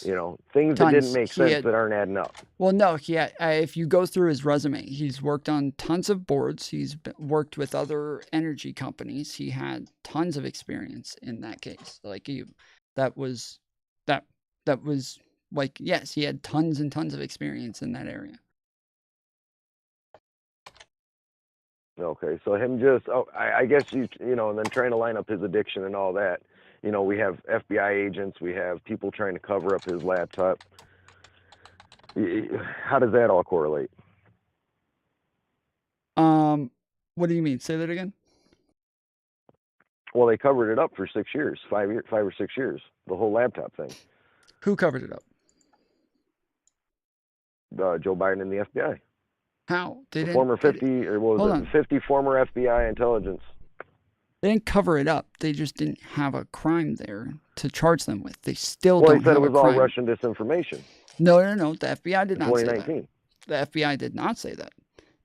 There was a list of, I think, former 50 intelligence agents. Yes, and they didn't say that it was Russian disinformation. They didn't have the laptop. The FBI had the laptop, and it was one team on the FBI that had the laptop. But the FBI agents not the FBI agents, the intelligence agents who said this, they signed a letter that says this has all of the earmarks of Russian disinformation. And then if you read the letter, it just says, yes, this, like, it looks like Russian disinformation. And truly, like, there's no evidence that any of those guys knew about the laptop at the time. There's no evidence that any of them knew about this. But they didn't say, this is Russian disinformation. We know it is. No, they said, it just looks like it. And it did. But it did get slow walked. Right. I get that, but it got slow walked. It got put off for years. Now, if it was Donald Trump, you already know they would have been all over it. What do you mean put off? What do you mean? In a again, heartbeat. like you're again going through the legal process and getting investigated. The investigation got put off and put off and put off for 4 or 5 years until they've just now got into it recently. No, but they where it hit certain statutes of limitations on things that would have incriminated him further back 7 years, which is probably why he's getting a pardon for 11 years. That definitely lines up. Hold on. The things that they were investigating were like corruption charges, FARA violations. They were they were looking for like crap. I'm blanking on all the words, but like there was like spying, there was influence peddling, like all of this shit, right? Yes, espionage. Yes. The like fact that he's got 9 huge... family and relatives that have bank accounts with money being funneled into them through foreign nationals. Yes, but they didn't have. None of that is. They didn't have evidence of actual corruption, and they didn't have evidence of actual they didn't have evidence of like actual big crimes. So they had the tax violations and they had the gun violation. But the laptop was not that, right? So you're bringing up those things. No, okay, yeah, the laptop wasn't that. But let's get hypothetical for a second. If when the Burisma investigation was going on, isn't there a statute of limitations if he committed crimes? Say that again? Such as espionage or things like that. Say that again? Is there a statute of limitations? I think there was a statute of limitations on some of the tax stuff. Yes, that's why there was the IRS whistleblowers who were upset about the way that the case was being done. But as they said, we weren't looking for tax violations. Tax violations were fucking small potatoes next to what we wanted. Yeah, we wanted to catch potatoes. Joe Biden. We wanted Joe Biden Right. caught in some corruption, and we didn't find that. And then they're bugging us about fucking like IRS violations, which we didn't care about that. Like that wasn't our issue. We didn't. No, but what they're basically saying though is they're sidestepping it and saying that, well, because he has no direct involvement, Joe Biden, didn't do anything wrong. But his entire family having bank accounts and LLCs set up, if anybody else was doing it, that'd be money laundering. Oh, but that is part of that was yeah, there was I don't know. Okay. It was a bit more complicated than that, and I don't remember the exact details, but it was a bit more complicated than that, and I'll have to go through that part again. But the point is that you're saying, well, they just held on to the laptop and didn't do anything about it for 7 years. And I'm saying, no, the laptop didn't actually get anywhere. It didn't actually give them evidence. It didn't actually prove anything. So they didn't sit on it. It just didn't have proof of any crimes. The main thing that it gave them was like leads into the shit with China, and that also didn't go anywhere. So even with the crimes that we did find and that we did get him on, the laptop was just not really part of that process. And so when we say, oh, they sat on it and they just hid it from anybody, there was nothing to show. There was nothing to give us. There was nothing to use the laptop for. It was just there. So was Tony Bobolinsky just the guy that they made up and threw in there? No, he didn't ever have like evidence of his claims. He was never able to show anything. And all of the other people who came forward all contradicted Bobolinsky. And then the only person who did verify anything Bobolinsky said turned out to be a Russian spy. So and Bobolinsky and the Russian spy. That's half of them. Well, and Bobolinsky and the Russian both ended up being found out to be working with Trump and his PACs, and like meeting with him and meeting with the PACs and meeting with the money guys and all this shit. Like it didn't. And I think Bobolinsky even got in trouble for like lying under oath, and he just ended up being like the worst possible kind of witness. And then Bobolinsky, even like, you remember the Tucker Carlson interview? Yeah. Bobolinsky ended up suing Fox News for that, saying that they defamed him. That's right. Like he's an insane person. Like he's just kind of a fucking nut job. Well, it's interesting to hear another side of it. So definitely a lot. How about the Jan 6th? You got time for that, or you got to get going soon? I can do that one real quick. What specifically? Well, the shaman, the Jan 6 shaman, you know, what's his name? The dude with the bullhorns that they locked up in prison for 2 years. And have you seen the footage with the FBI agents that were encountered by cops? No. But hold on. What were you There's a asking lot about the into that one. shaman? Just how they went about all that. Basically throwing that guy in prison when they had to let him out of prison when Tucker Carlson released the footage of him being walked in with a bunch of police officers in there, and he was giving them a shamanistic prayer over them to be safe and all that good stuff. Things that they hid from the public for a couple of years. Ray Epps, the fact that Ray Epps was on America's, most wanted list for one day and then he disappeared. And there's tons of clips of that guy egging on the crowd to, we need to break into the Capitol. We need to do this, and, Yeah, but you there was understand that multiple he films of wasn't. Yes, but you understand that there were hundreds and hundreds of people saying that shit. You guys are focusing on one person out when there's 30,000 Oh no, I've seen many more. there. No, there was many more. You're right about that. Yes, but most, he's the not other ones special I've in seen were this case. undercovers. Well, but hold on. The fact that we had the this FBI is scattered the throughout problem the though. Is that yes? But this is the problem though. Is that people who are FBI or like related to some sort of federal law enforcement, lots of those people were Trump followers.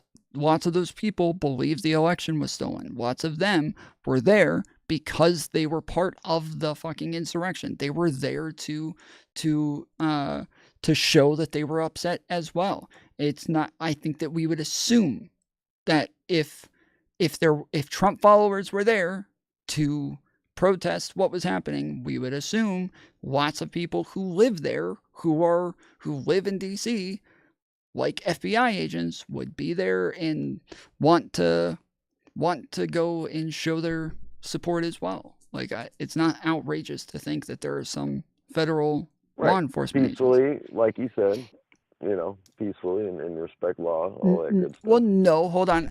You said like I said. I didn't say that. I said if this was the case, I would have been fucking running up in there as well. If I actually thought that the election was stolen from Trump, if there was actual evidence, if the courts were actually ignoring these cases, I would have been running up in the fucking Capitol with them. But because there wasn't, I thought that it was bullshit. But no, those people, if they think that the election is actually being stolen, if they think that this is actually, because they went through the legal processes, I would say first go through the legal processes and try to get the courts to show it. But if 100%. You think the courts are ignoring That's why we have that a now, Constitution. Yes, but if you think the courts are ignoring that now, well, now, yeah, your only option is to just kind of have like a revolt and kind of make a big deal about it, especially when they are there to certify the election. Then, like, yes, this is the time. Now we're going to go show them that we are not okay with on this. The topic of the courts, that's what a lot of it feels like right now to guys like me that are on, from this perception, is that there's a lot of corrupt judges and attorney generals that are using and abusing their powers, such as even the day that when the insurrection happened, the fact that they didn't have the National Guard there like he was trying to usher in. We already know what Nancy Pelosi's police chief said. We do, but that seems like a lot of. But he said, hold on. There's problems here because yes, the Sun does say that he made a bunch of calls to people who were refusing to assist. Yes, but they don't have those calls. Nobody has the call records. Nobody knows when these calls happened. Who got the calls? Nobody knows. Nobody has the evidence again. And so it is again where like each time these claims come up. No, there's no evidence anywhere. Nobody has records of these things. Do you think anywhere. There's any possibility that they're making the evidence disappear? If the CIA and the FBI, let's just hypothetical for a minute. If CIA and the FBI is in on a lot of this, you think there's ways that they're making stuff disappear? We're speculating. It's possible, but like this would be what we would call an unfalsifiable claim, where we're now saying we literally couldn't know if this is the case. It's literally unprovable, and so we can only speculate to that point. But yeah, I'm not going to believe something is the case without any evidence to lead me in that direction. And there when is a lot. And when it comes to you, I think lot you of said like they delineating were of things offered. disappearing. You said that they were offered the National Guard as well, but that literally makes zero sense. Like zero. That Nancy Pelosi has nothing to do with like whether or not the National Guard is there. And I don't even know if she actually was offered the National Guard. I don't think she was. And that wouldn't make sense that if the National Guard was offered, that it would be offered to her. That makes no sense whatsoever. She's the president of the House. So that's why she's the so Speaker of the House. Correct. To her. She's not in charge of it. The Sergeant of Arms is in charge for that of call to be made. The Sergeant of Arms is in charge of that. That's who Sund called. Because he didn't call Nancy Pelosi. Sund called the Sergeant of Arms because that's who it would go to. So even when Trump says, "Oh, I offered these to Nancy Pelosi," why? Why would you call Nancy Pelosi? The Sergeant of Arms is the guy who's in charge of this, or you can even go to the fucking head of the Capitol Police, but not Nancy Pelosi. That makes no sense. Why Nancy Pelosi? I heard the decision making was up to Nancy Pelosi because she's the president of the House. No, that's Sergeant of Arms. And that the Speaker of the Capitol House. Police chief had no idea that his people were being threatened because his intel agent wasn't feeding him the intel she was supposed to. At least this is what he's said in Congress, is what he said on, in between the interviews he's had. And you're saying there's no evidence of his calls, or? Who? Have you seen his interviews? Who? The Capitol Police chief. Yeah, Sund. That's who I'm talking about. That's who I was talking about. Sund. I'm saying that, yes, we don't have the evidence of these things. He called the Sergeant of Arms. Sergeant of Arms said he didn't get the call. And that when I'm telling you that it makes no sense that Trump would offer Pelosi these people, nowhere in the history of the United States is there anything that ever says, hold on. Nowhere in the history of the United States does it show anywhere that the Speaker of the House has anything to do with Capitol Police, Capitol Security, anything like that. But it does say everywhere that the Sergeant of Arms is in charge of these things. And when Sund says he made a phone call for backup, he says he called the Sergeant of Arms. And the Sergeant of Arms says, no, I didn't get a call. I don't know what he's talking about.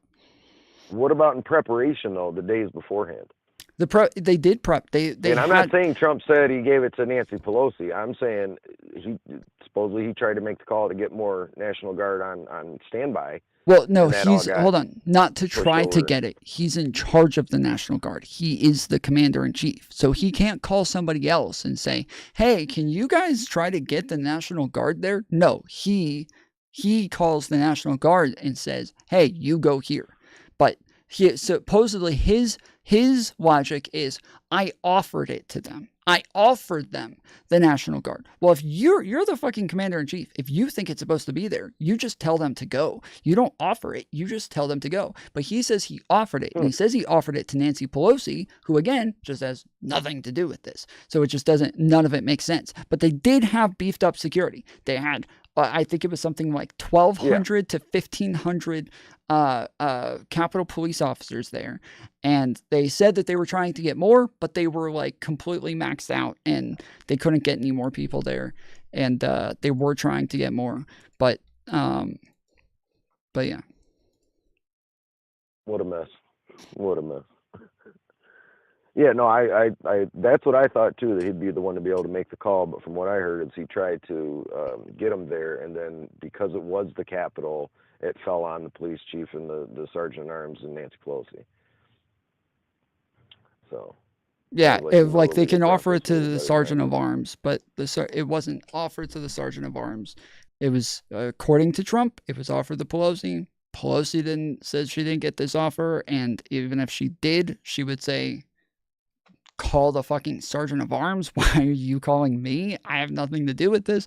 But it was pretty obvious Trump just wanted Pelosi to look guilty and look like she had something to do with it. He wanted to blame a Democrat, so he just said Nancy Pelosi. But that would be insane if he actually offered it to Nancy Pelosi. She's the Speaker of the House. She's a fucking politician. She's not in charge of fucking police officers and shit. Right. Yeah. Well, like I said, a different view is always worth the insight. That's for sure. But yeah, like I guess you would have to go through this, but I would say just go look up like anywhere, because this is the whole narrative, right? So they show like videos of her in the SUV where she's saying, we messed up. We screwed this up royally. We really fucked this up, and I take full responsibility for this. You've seen this clip, yes? Yeah. Okay, so they'll use this clip to try to say, see, she's saying that it's her fault. But again, you would have to find anywhere in American history where the Speaker of the House has ever been in charge of these things. You would just have to find something somewhere to say that they're in charge. I'm sure she can go ask people. She can go to the Sergeant of Arms and say, it's hey, misleading media. Well, I think that they can you just get it on both. Right. That's what I can't stand is both medias are just fucked. They both have their bullshit. They're both allowed to use the propaganda, and it gets things so mixed up and messed up. It's hard to decipher through all the shit. Yeah, it's just that they're putting out something where she could have probably talked to the Sergeant of Arms and said, hey, can we try to do this? Can we try to do that? She can probably try to get him to do shit. And so maybe she felt like some responsibility there in not like putting pressure on them to get more people there or something. But yeah, like everybody, like even now, as we're talking about this, there's a ton of people in chat. No, it is Nancy's fault. No, she did do it. No, she's in charge. There's literally no evidence of this anywhere ever. And I've had tons of people come on here trying to make this claim. And every time I say, can you show me anything that says that Nancy Pelosi or the Speaker of the House has anything to do with this whatsoever? And zero people have been able to show anything coming anywhere close. That's to why I haven't pushed the Speaker of the House. Because the only thing I've seen was the narratives, the Tucker Carlson interviews, the Capitol Police Chief, and what was being speculated from the right side.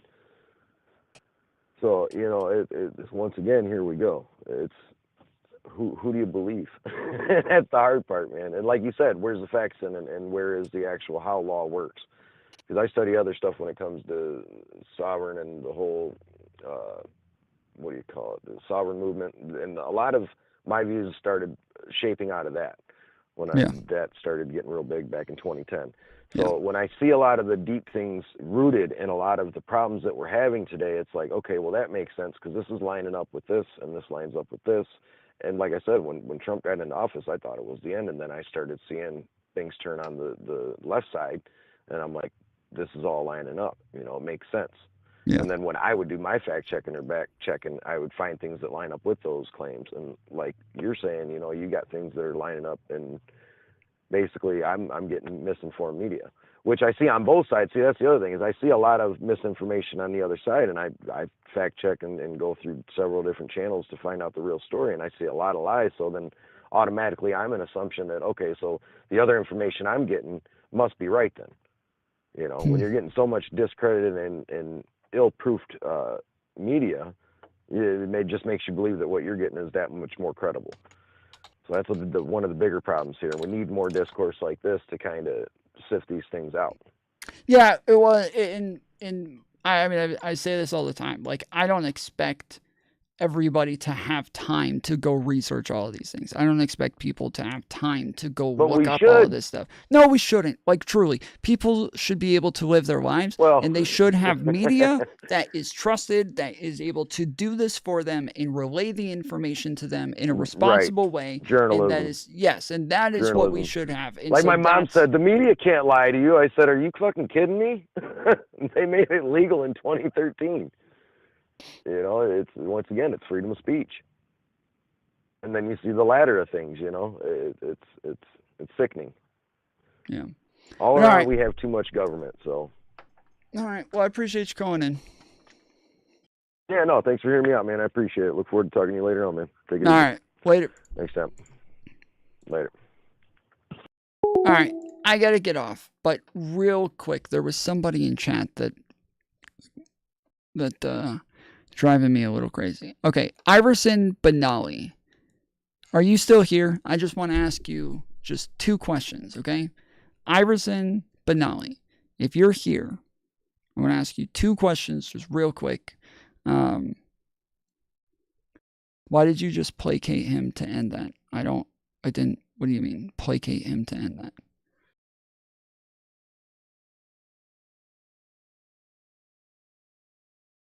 What are you talking about?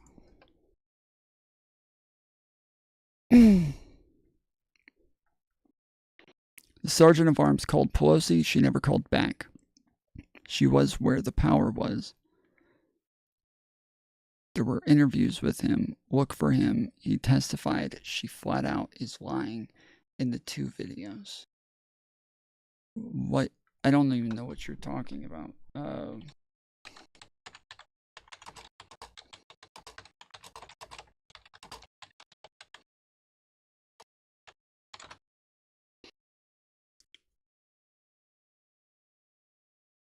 Let's see. Pelosi did not block the National Guard from the Capitol on January 6. Claim House Speaker Nancy Pelosi blocked the National Guard from coming to the Capitol during January 6 insurrection. AP's assessment false. As Speaker of the House, Pelosi does not direct the National Guard. Further, as the Capitol came under attack, she and Senate Majority Leader called for military assistance, including the National Guard. The facts on Tuesday, a false claim about the deadly January 6th riot on the Capitol resurfaced, suggesting that Pelosi blocked the National Guard from coming to the lawmakers' defense during the insurrection at the Capitol. Speaker Pelosi, why did you block the National Guard from protecting the Capitol? Indiana Rep. Jim Banks tweeted. Minority Leader Kevin McCarthy posed a similar question on Fox News, saying, was there a decision by Speaker not to have the National Guard at the Capitol that day? See, these guys are actually part of Congress. They know they're lying. Those guys are actually part of Congress. They know she has no ability to decide. She has no ability to decide who is or isn't there. Trump is the commander-in-chief. The National Guard is the military. That is Trump's ability to decide if they go. That's it. But, so yes, where congressmen are actually saying this as though she has this ability, they know, the congressmen know. Oh, my screen's not up for you guys to see. I'm so sorry. Dude, I pulled up so many things trying to show you guys during the conversation. I didn't realize the shorts chat couldn't see any of that stuff. Okay, my bad.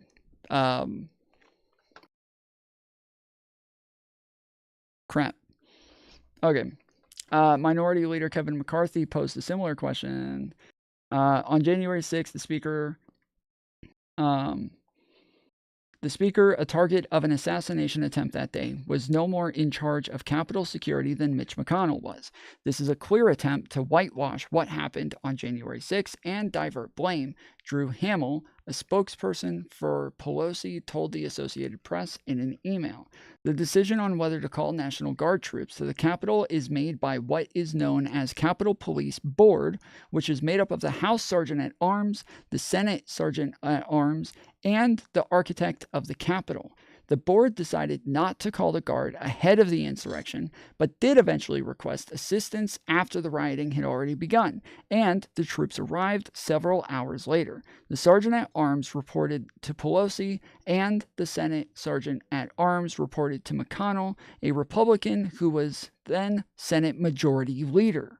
There is no evidence that either directed the security officials not to call the Guard beforehand, and Hamill said after the insurrection that Pelosi was never informed of such a request. The officials on the board, along with former Capitol Police Chief Stephen Sund, have disputed each other's accounts of who requested the Guard when. Both sergeants of arms and the police chief resigned immediately after the attack. once Trump's supporters were assaulting police and breaking into the building. Pelosi and Senate Democratic leader Chuck Schumer appealed to military leaders, asking the Army to deploy the National Guard. The Speaker believes security officials should make security decisions. The Speaker immediately signaled her support for the deployment of the National Guard when she was presented with that recommendation on the afternoon of January 6th. Public testimony confirms the fact that Speaker was not made aware of any request for such deployment prior to then, Hamill said in a statement this week. Republicans have falsely laid blame on Pelosi without mentioning that GOP leader McConnell had similar authority over the security officials that day.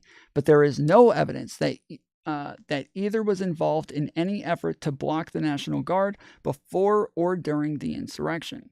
Associated Press writer Mary Carroll, blah, blah, blah. So, yeah.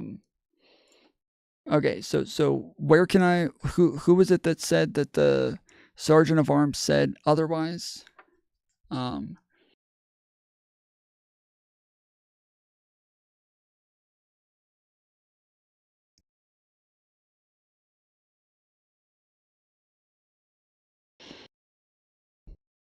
Who is the...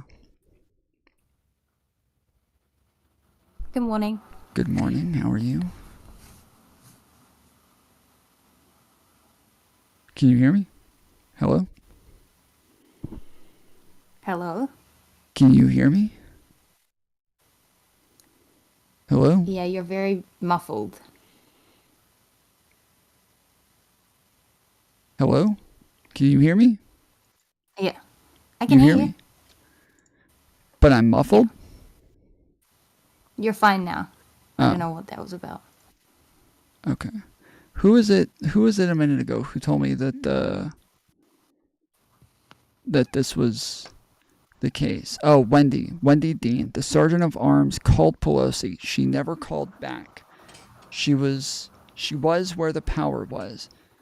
There were interviews with him. Look for him. He testified. She flat out is lying. The 2 videos. No, the Sergeant of Arms did not say that he called her. A Sund said he called the Sergeant of Arms. And then that's what we just talked about. Sund said he called the Sergeant of Arms. The Sergeant of Arms said Sund never called him. So I don't know. Again, nobody has any evidence of any of the things that you guys claim. Nobody has evidence that Trump offered these things. Nobody has evidence that Sund called anybody. Nobody has evidence that she blocked anything. Nobody has evidence that she was in charge of anything. Nobody has any evidence of anything, but you all say it anyway. So, all right, what's up? Yeah, I just wanted to say I got annoyed at the end of that because, I feel sorry for... I hope that guy is still listening. I kind of feel sorry. I know that's condescending, but I feel sorry for people like that who just have a bunch of information that is all, not supported by evidence, can be rebutted, and then at the very... he's never going to maybe see that for a long time, but, even just the very first claim he brought up, the 2,000 mules thing, is immediately... Just recently, they came out and said, yeah, we basically lied about that. I hope that people like him just take a step back, and when given evidence that, refutes what they're saying, that they genuinely think about it, and they genuinely think, oh, shit, that was a lie. Maybe I need to rethink my takes on some of these things. But I don't think they will. I think they just continue to, gish gallop and jump to the next thing and say, what about this? What about this? What about this? Yeah, you need evidence, all right? But lastly, the thing I got annoyed about is at the very end, you kind of said, yeah, I just wish that people had this, that people had this information. They should just be able to, hear the news and blah, blah, blah. I mean, you have that information. You just literally read something from a news source. So it is out there. I wouldn't pander to that. Well, I'm not. I'm pander to these people. The information is there. You're just avoiding it. No, okay, hold on. I'm saying that there is media that is lying to people. and that is the problem, that there are people who are out there willing to give information who are lying about the information that they're giving, that they are purposefully giving false information, that they are capable of taking the time, doing the research, and then like giving that information to everybody. But instead, people like Tim Pool, people like Candace Owens, all these people are going to just go and spread lies and misinformation when they do have the time to do the research. That's what I'm talking about. I understand, but that guy is very clearly getting his information from somewhere and believing that. I think when he's talking about the misinformation and the lying, it's not any of the stuff he seems to believe that he believes are the lies. It's the rebuttals. It's people where like he is believing some source of information, right? But without understanding that is actually the one that is doing the major lying here. Like, you can say that news is biased and news kind of like lies sometimes. I just think, all of the stuff that I could rebut him on, I just could pull up from CNN. Okay, but I guarantee you that he would both sides it and say that CNN lies all the time. Do they? 'Cause I'm pretty sure. Okay, I don't know if they I don't know where he's getting his information from, but so he's the only one who got up there on your stream and just said a bunch of lies. So Allie came in the chat. She said, did he source one claim, seed any ground, admit one thing? So he did source some of the things and said where he got it from. But once I told him, like, the other information, he did seed that ground. I don't know why. No, he didn't. Yes, he just moved on to the next topic. No, he didn't. He said, "What about this?" He said, "Oh, I didn't know that. It's good to get this information. I was unaware. I'm glad I'm hearing the other side." That's what he said over and over. And then even as I'm going through it, obviously I'm not going to sit and go over all of this source by source right now because I'm trying to get off. But as I said, I was like, yeah, like, you can look these things up and just check, like, go find, like, is there, where does Nancy Pelosi where does anything say that she has the ability to like, where she's in charge of the Capitol Police or Capitol Security? Like, go find anything that says that she would be in charge of accepting or denying the National Guard. Like, but he said, he's like, yeah, I'm not even going to argue with you on that. Like, I just didn't know. Like, that is what he kept saying. Yeah, okay. I really doubt it. I mean, I know that people like this say stuff like that, but I feel like it's just, this is the problem is, I guarantee, I mean, I hope I'm wrong to this guy if he's still listening. I hope I am wrong. I feel like this is the kind of conversations we hear a lot here, and these people just go off, they go to the next stream, and they maintain the stuff that's in their head. They continue to drink this Kool-Aid crap they're drinking and repeat populist talking points. And they've just been told by someone, like, a bunch of facts that refutes their points. I can guarantee he's probably gone somewhere else and he's talking about the 2000 Mules documentary/book. He just got told it's a lie. And they admitted it. And I can guarantee he's probably gone somewhere else and he's like, yeah. What about 2000 Mules? Like, this is the thing. Because, I don't know, I guess I get unsatisfied with these conversations because you're, like, a lot more like, oh, he did, like, say, oh, I didn't know that. That's interesting. Thanks for telling me. But I don't know if he understands, do you understand that you are reciting a lot of lies here? Do you understand that? I don't know. I don't ever feel like they do. I don't feel like people actually confront them with, like, their worldview sort of enough. I feel like it's very easy for people to be like, oh yeah, okay, cool. That's more information. I don't know if they absorb it at all. Yeah, Shane just said she is on video by her daughter admitting she had control of Capitol Police that day and a head refused the National Guard. Pelosi said it herself. She did not say that. She did not say that. And you are lying right now when you say she said that. You are lying. I've watched the video 20, 30 different times. You people come in and say that every time, and that's not what happened. She said, I take full responsibility for this. We messed up. We screwed up big time. We should have done better. We really screwed up this time. That's what she said. She never said. Yeah, but Yeah. Yeah. These people don't understand that. So somebody could say, oh, fuck, I feel bad. I fucked up. I didn't protect the Capitol. But that doesn't make the entire fucking thing her fault. Right. These Right. people are so fucking retarded that they go, see, she admits the whole thing is her fault. It had nothing to do with Trump and his fucking sycophantic followers who charged the Capitol and Yeah. broke in and broke through all the windows and shit. This is all Nancy Pelosi's fault now because I'm a fucking retard who thinks that when someone is nice enough to say, I feel bad, I take responsibility for like not protecting the Capitol as well as maybe I could have, because this is a fucking horrific thing that happened, they think it means it's her entire fault. The fucking logic of a toddler. Grow up, you fucking morons. Kevin Rodriguez, you in chat, you're a fucking retard. Hunter Biden's pet crack rock. Get a fucking life, you moron. This is what is wrong with these people. Yeah, so the problem is that like you guys have to like actually think critically for just a second, okay? So just bear with me. If I have like a 5-year-old niece and she says after the Capitol riot, my 5-year-old niece says, I take full responsibility. We should have done better. This is on me, and we should have really tried to make sure that this was secure, and this is unacceptable. This is unacceptable, and we should have done better.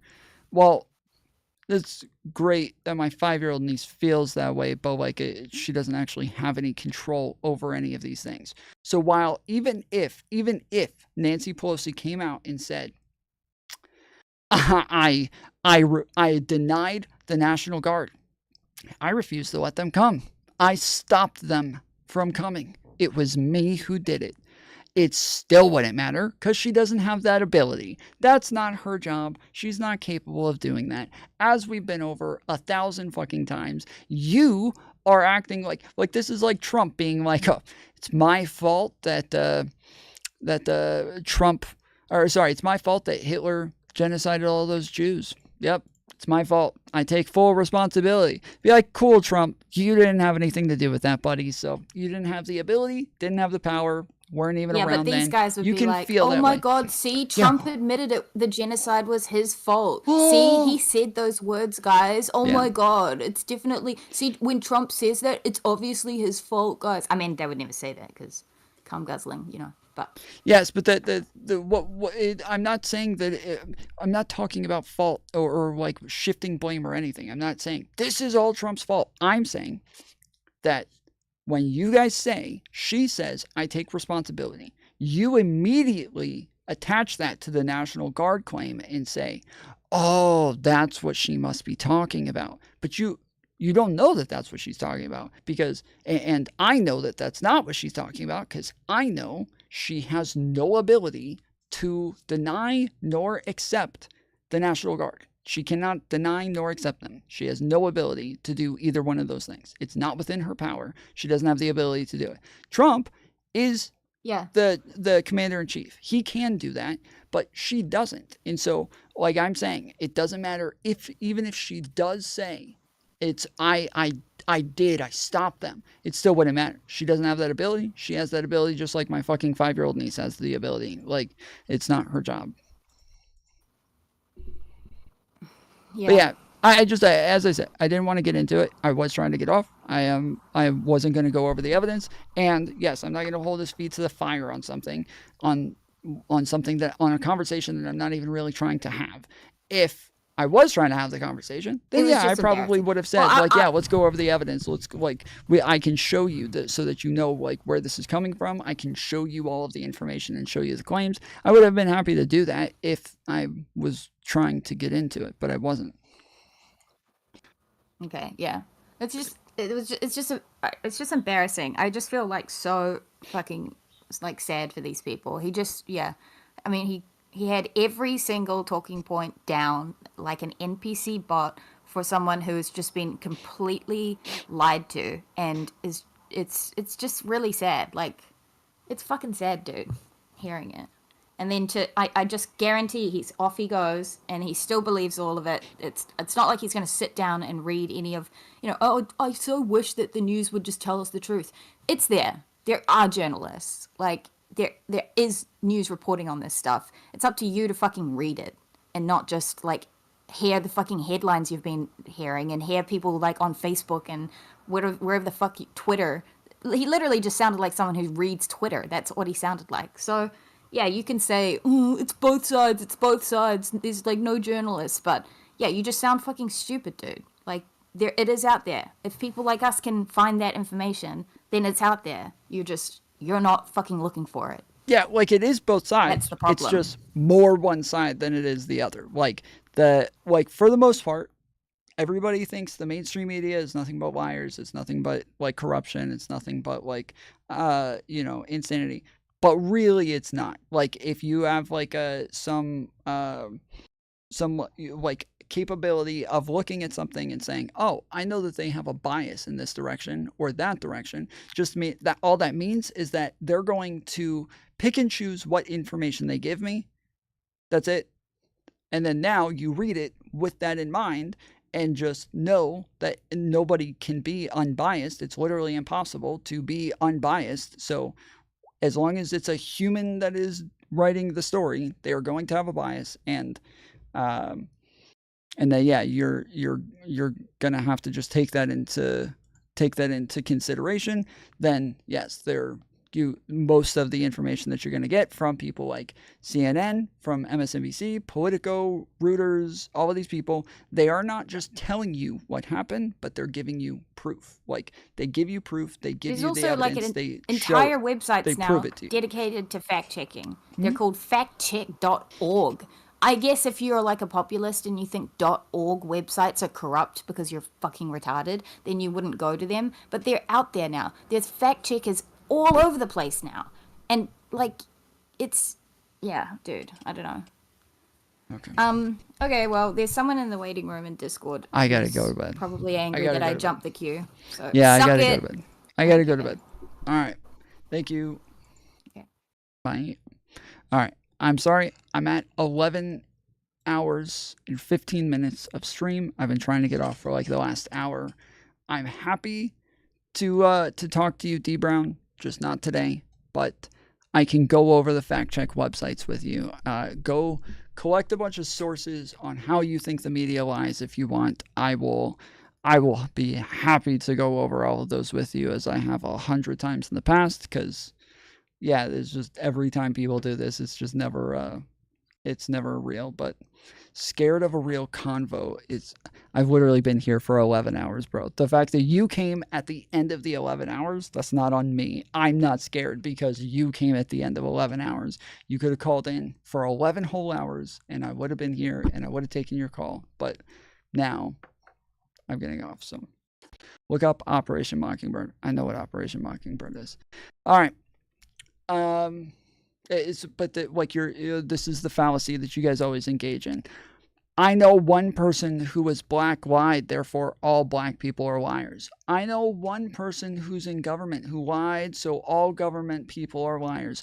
I know one, journalist who lied, so that whole organization is a liar. Like, it's just, yeah, it doesn't really work. But yeah. All right, yeah, we're going to cut off all the streams, and I will raid you guys in different directions, most likely, because most of the time it won't let me raid every stream to the same place, and I don't know why, but it's kind of obnoxious. Even the two YouTube streams, I can't raid them both to the same place. It's weird. But all right, yeah, take a second, hit the thumbs up button. Appreciate you guys joining. I will be back on maybe tonight. We'll see you then. Appreciate you. Love you.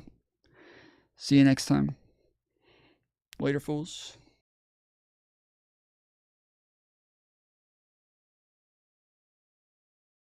Jared B says, I'm out before I get pushed into a psycho channel.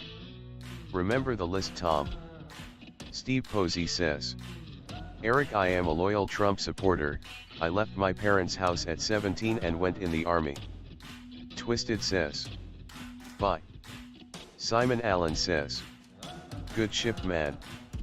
Tiffany Lance says, Eric, Have a great day and don't forget Trump is about to be your next president the next 4 years. Eric says, I know plenty of Trump sheep. Most of them inherited their generational wealth from parents who never worked a day in their life. Bluebird says, I haven't slept in 2 weeks, pray for me. Carnice Ride says, another liberal channel? Getting bigger / Reddit says, they read these? Mario Meta 8 says, Republicans are sadistic / masochistic, and Democrats are hyper-empathetic. Dead Man Hand says, Eric got the Trump dig hard. Eric says, that's adorable. Trump supporters are getting angry because I call them out like the sheep they are. Mantis says, ER than I. Jared B says, bye, I'll see y'all later. Eric says, cry me an Orange River. Spartacus says, don't send us to crazy lady that argues with ChatGPT. Tiffany Lance says, Eric, I'm not upset at anyone. I think you sound bothered. Eric says, blah blah blah, anything I don't understand must be liberal blah blah blah. No, I'm going to sit underneath Donald Trump's ball sack. Steve Posey says, Eric, I'm not mad, I'm just calling out your BS. MRMR says, wow, that was a great comment. Your lady was crying, you deserve a hobo's D cheese. Tiffany Lance says, exactly, Steve P.